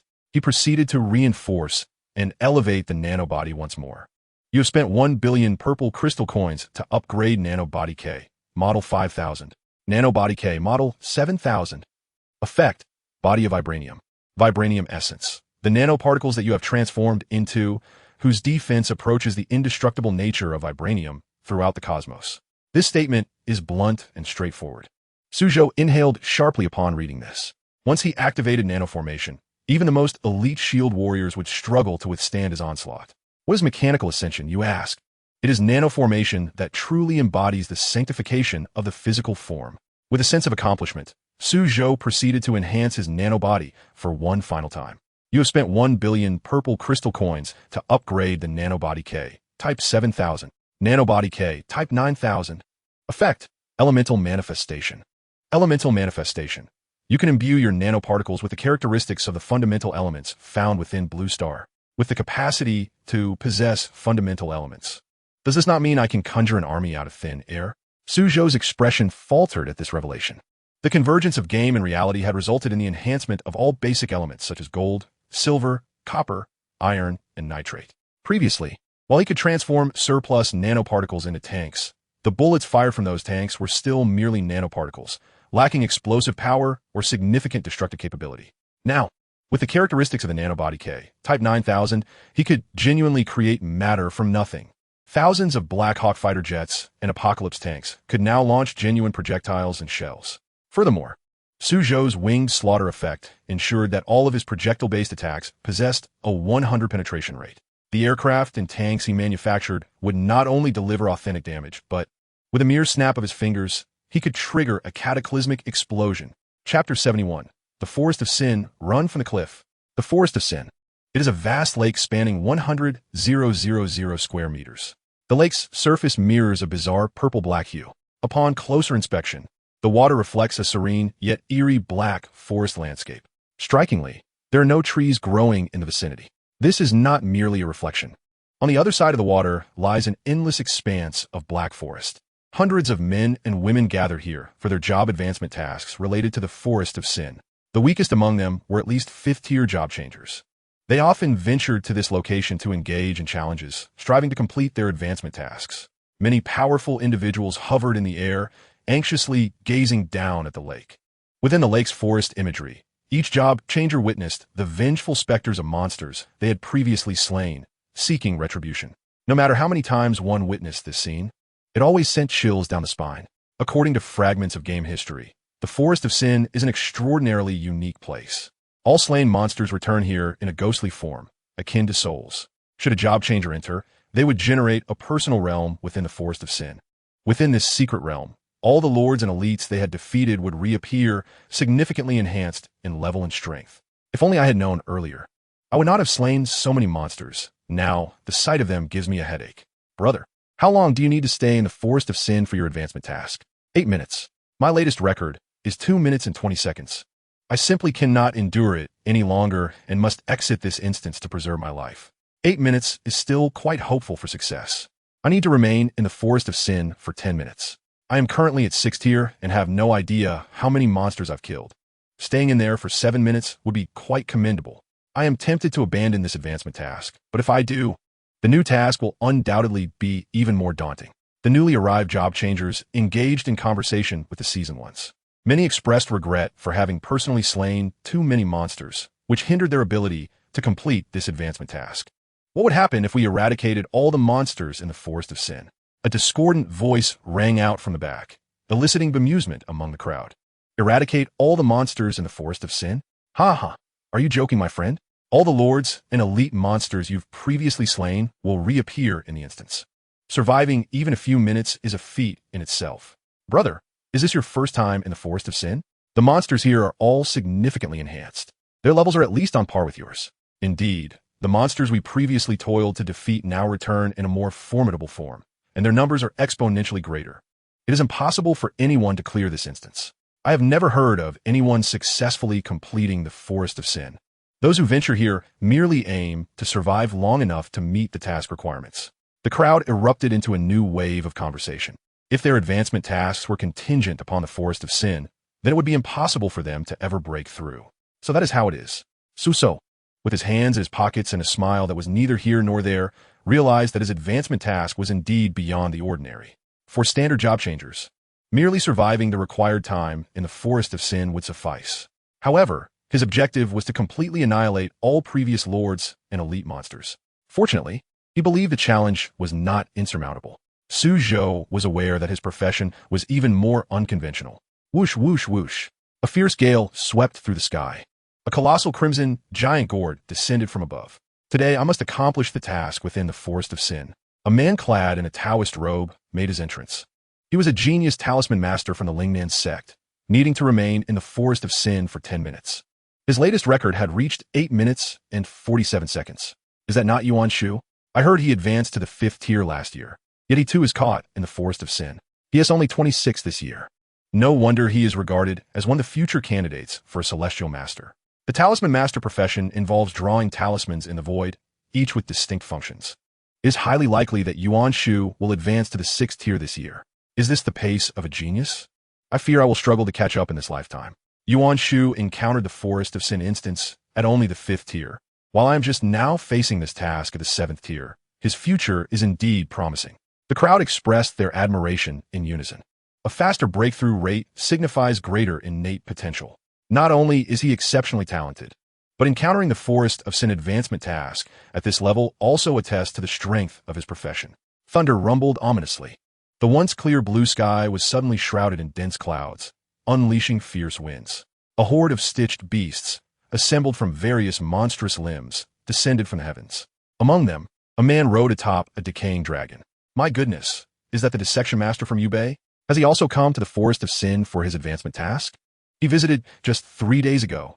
You simply weren't here then. I remember now. This dissection master managed to stay for 9 minutes on his first visit. His strength truly terrifying. I wonder where such a prodigy emerged from. The dissection master profession allows one to stitch together the limbs of slain monsters with those of other beasts to create powerful familiars, making this profession far superior to that of a typical beastmaster. I have heard they can even stitch human limbs with those of fierce beasts. I wonder if that is true. The crowd gazed at the decaying dragon hovering in midair. These young individuals inheriting their family professions were equally formidable. To remain in the Forest of Sin for even a few minutes without being eliminated is a feat worthy of a prodigy. What then could I, who strives to conquer it, be called? A mere spectator, perhaps? It seems that description fits me quite accurately. Suzhou inwardly scoffed. The onlookers hovered above the lake. their feet seemingly treading upon empty air as they awaited the return of the latest batch of adventurers from the Forest of Sin. Only upon their emergence would a new entrance to the forest be unveiled, welcoming fresh challengers. Buzzing, buzzing. The tranquil lake was suddenly disturbed by violent ripples. In the next instant, a portal to the secret realm appeared upon the water surface. Adventurers emerged from the portal in a state of disarray. Once again, they had failed to achieve their goal of enduring within the Forest of Sin long enough to succeed in their class transition. Blast it! I was just 3 minutes shy of completing my transition quest. One lamented, I got hit in the knee by an arrow. Is there a priest willing to heal me first? Ah, the joys of it all. To be honest, I once encountered a seductive demoness. In my youthful folly, I vanquished her, and now I regret it. For every time I enter the Forest of Sin, that demoness takes her revenge upon me unabashedly. Wait, so you came into the Forest of Sin without even a transition quest? Just for this? Why is it that I always seem to miss the mark by just a fraction? I've been stuck here for 3 years. Sighed the unfortunate adventurer who had just been eliminated from the instance. As the crowd lamented, a new secret passage in the Forest of Sin was unveiled. You lot are out of luck. Now it's our turn. Chuckled a group of seasoned adventurers, who then charged collectively into the portal. Once the number of entrants exceeded 100, the entrance to the Forest of Sin vanished rapidly, and the instance would create a fresh realm of vengeful monsters for the new adventurers to confront. Inside the secret realm of the Forest of Sin, the sky was shrouded in gray, and a thin mist enveloped the surroundings. In the distance, withering trees and scattered graves began to spew forth blood in a continuous stream. Around them, the eerie sounds of hoarse wails echoed, sending chills down one's spine. Suzhou stretched languidly, unperturbed by the foreboding atmosphere. They say familiarity breeds comfort. Although you may already be familiar with your first foray, the situation is not dire. This is precisely the opportunity for everyone to reacquaint themselves with the notion of death. Chapter 72, The Art of Combination Techniques. Within the secret realm of the Forest of Sin, a chilling breeze swept through, and ghostly figures emerged. A powerful aura surged forth from the depths of the forest. Mechanical King and the undead skeleton have formed an alliance, their combined lordly pressure suffusing the area. Reducing your constitution by 30. Maximum suppression limit reached. Goblin King and the corrupted dragon have formed an alliance, their combined lordly pressure suffusing the area. Reducing your strength by 30. Maximum suppression limit reached. Thunder Ape Titan and the Mire Dragon have formed an alliance, their combined lordly pressure suffusing the area. Reducing your agility by 30. Maximum suppression limit reached. Do these overlords truly believe that their collaboration will suffice to defeat me? Suzhou ventured deeper into the heart of the dense forest. He now possessed the Paradox Ring S Maxwell Demon, capable of unleashing 3 awakening skills. This did not even account for the no-cost winged slaughter or the nanite body that he could utilize thanks to his mental recovery. The strength of these monsters could not keep pace with his rapid enhancement. Yet, these creatures dared to retaliate against me. Suddenly, a red umbrella gracefully floated down from above. As it descended to a height of over a meter, a snow-skinned little girl clad in a black Lolita outfit appeared. Simultaneously, a host of various elite monsters made their entrance. Monster information name, Vengeful Umbrella Girl Elite. Level, 219 attack, 699, 999 physical defense, 299, 999 magical defense, 299, 999 skills. Netherworld Rift Wave, Soul Shift of the Umbrella, Umbrella Wing Spin Attack, Ghostly Eye of Death Flame description. A gothic Lolita formed from countless vengeful souls. Returning now with a fury for revenge. Name, Vengeful Evil Spirit Venomous Bee, Elite, Level, 219 attack, 710, 854 physical defense, 308, 392 magical defense, 223, 829 skills, thousandfold stinger. Void Dash, Venomous Double description. One of the 4 guardians birthed by the Queen Bee, returning now with a fury for revenge. Name, Vengeful Evil Spirit Bee Lady, Elite, Level, 219 attack, 701, 730 physical defense, 209, 927 magical defense, 338, 349 skills. Venomous Fatal Stinger, Heart Kiss. Void Blade, Slash description. One of the 4 guardians birthed by the Queen Bee, with the potential to become the next queen, returning now with a fury for revenge. Hee. We meet again. The Umbrella Girl covered her mouth with her delicate fingers, letting out a wild laugh. They shared the same level as the intruders within the Forest of Sin. It was this wretched human who once insulted her dainty feet. Now the tables have turned. and that foul mouth shall serve as her footbath. Are you hiding behind your boss and too afraid to show yourself? Suzhou gazed upon the elite monsters he had once annihilated, now gathered before him. He activated the split mode of his nanite body. A slender black vortex spiraled upward from beneath him, soaring toward the heavens. To the uninformed, it might appear as though he had undergone a dark transformation with special effects. Let us ensnare this human and use him as our breeding machine. Perhaps we might have a chance to live a second life. The bee lady's tail arched high, exuding an aura of excitement. A frenzied scheme brewed within her mind. With the combined pressure of their overlords, the human strength would surely be significantly diminished. If they could uncover the secrets of this human, particularly in regard to his use as a breeding machine, with the potential of their queen, they might just give birth to a formidable breed of human bee hybrids. In that case, they might break the constraints of the forest of sin and seize a second life. Red light gleamed in the eyes of all elite monsters present. They were the creatures annihilated by Suzhou's skill's residual effects, and now, with the enemy before them, their only desire was to inflict torment. Netherworld Rift Wave. The umbrella girl struck first, retracting her red umbrella to unleash a powerful purple wave of energy. Boom! The purple energy collided with Suzhou's form, causing him to disintegrate into countless particles. Was he so easily vanquished? The umbrella girl's beautiful eyes widened in disbelief. She could scarcely believe she had grown this powerful. Those particles again. Everyone, retreat and generate defensive shields to mitigate the particles' consumption. We must not allow the black particles to breach our protective barriers. The bee lady, recalling the lessons from their previous defeat, exclaimed in a panic. Monsters unfamiliar with such phenomena looked at the bee lady with confusion. Can a human truly transform into such black particles?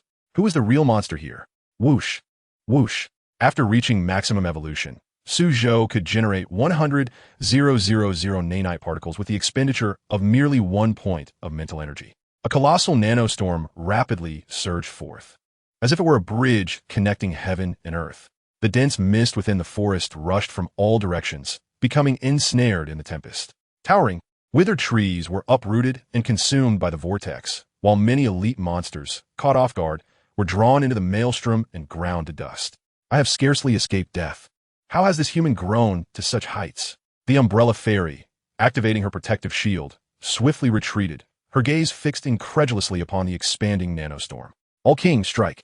Annihilate this storm conjured by humanity, cried the elite monsters that had managed to flee the tempest in unison. Uniting their powers, they were convinced they could shatter this colossal whirlwind. Clang! Boom! Buzz! The lords from the depths of the sinful forest unleashed a torrent of wrath. They were acutely aware that their nemesis had truly arrived. They must ensure he experiences the torment of being imprisoned in this land of eternal unrest. Is that human a god? Trembling, the umbrella fairy gazed toward the distant firmament. At the storm's epicenter, a multitude of black nanoscopic particles converged in unison.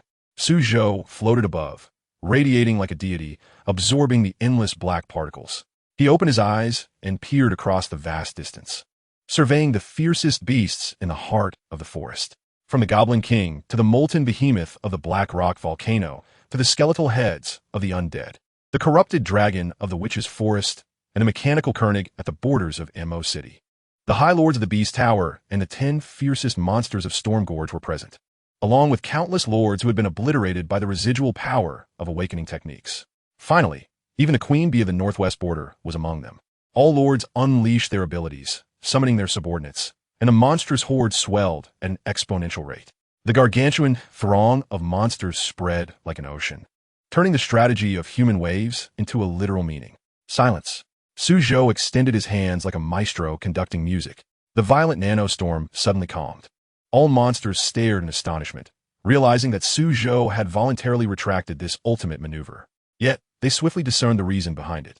With an air of sovereignty, Suzhou waved his hand, and billions of nanoscopic particles instantaneously coalesced into a fleet of black warplanes that adorned half the sky. Annihilate.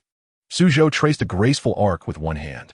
The warplanes surged into motion, unleashing a torrential downpour of bullets and shells, as if the likes of which had never been witnessed in the annals of history.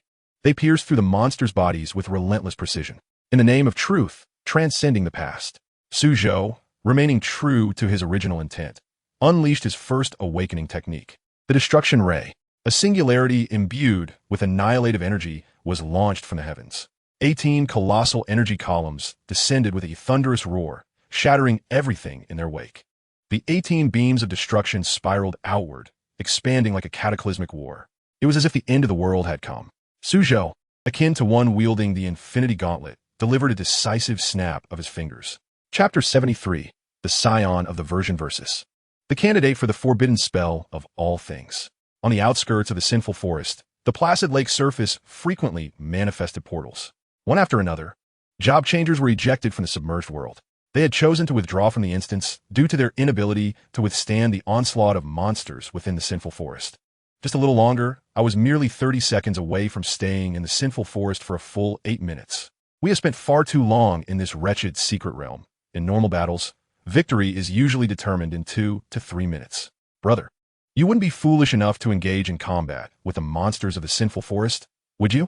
This is a secret realm designed for escape. After all, thankfully, the sinful forest instance has an exit function. Otherwise, some monsters would relish in trapping me inside for slow revenge.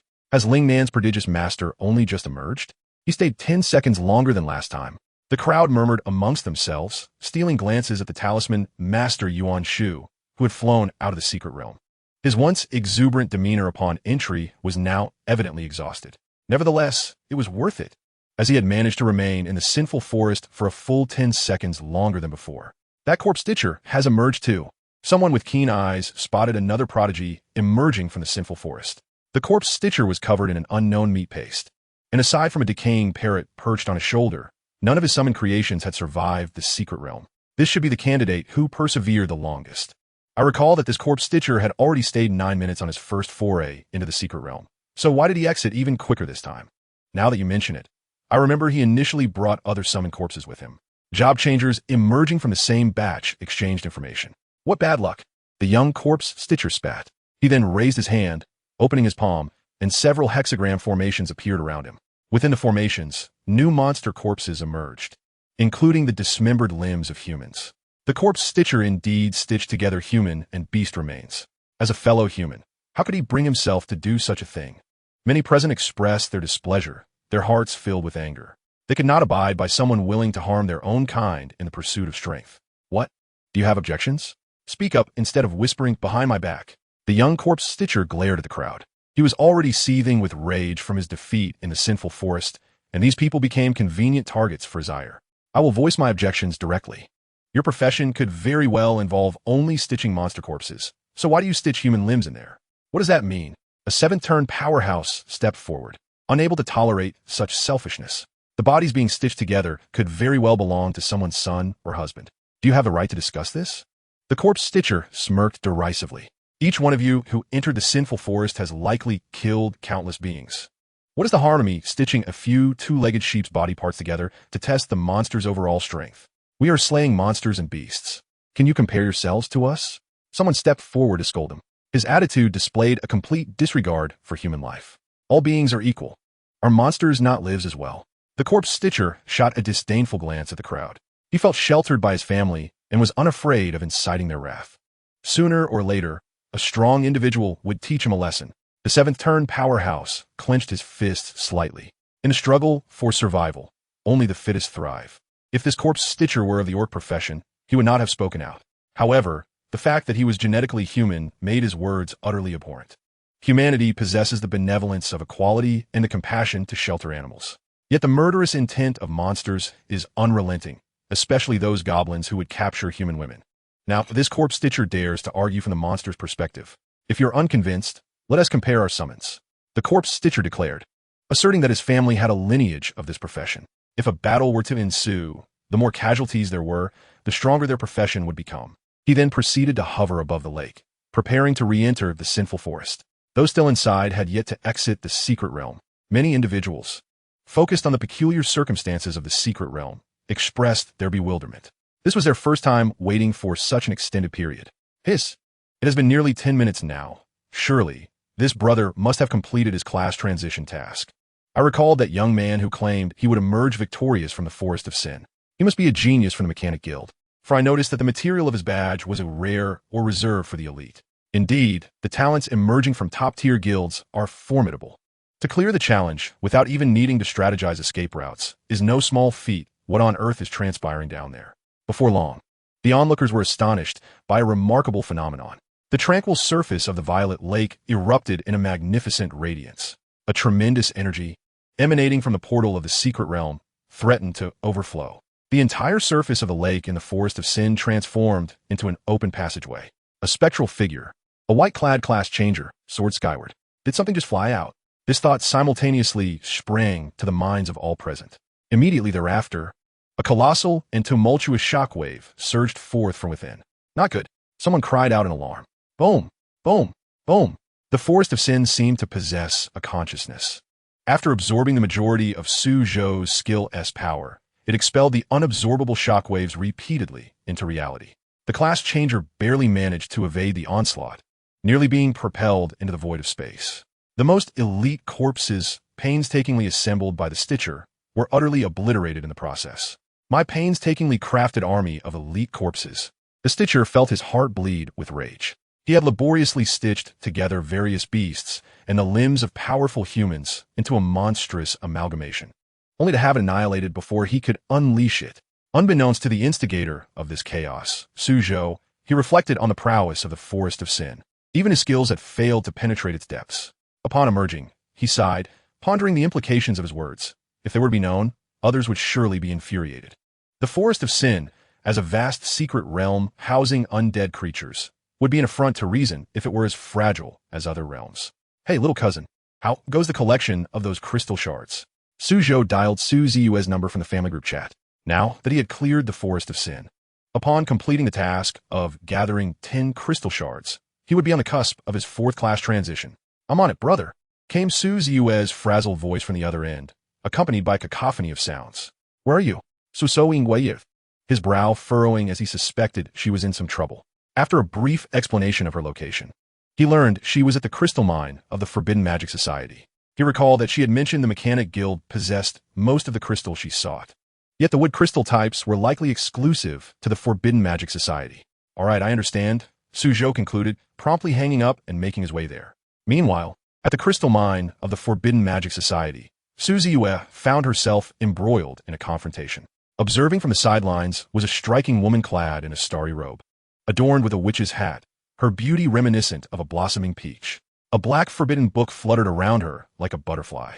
This tome could eerily articulate words, its voice reminiscent of an ancient sage. Ha ha, Jiahui, how amusing that you were pondering how to locate Su Zhou, only to have him deliver himself right to your doorstep.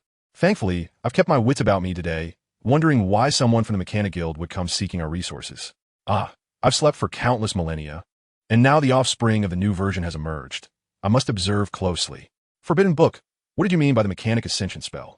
And what did you mean by the previous version?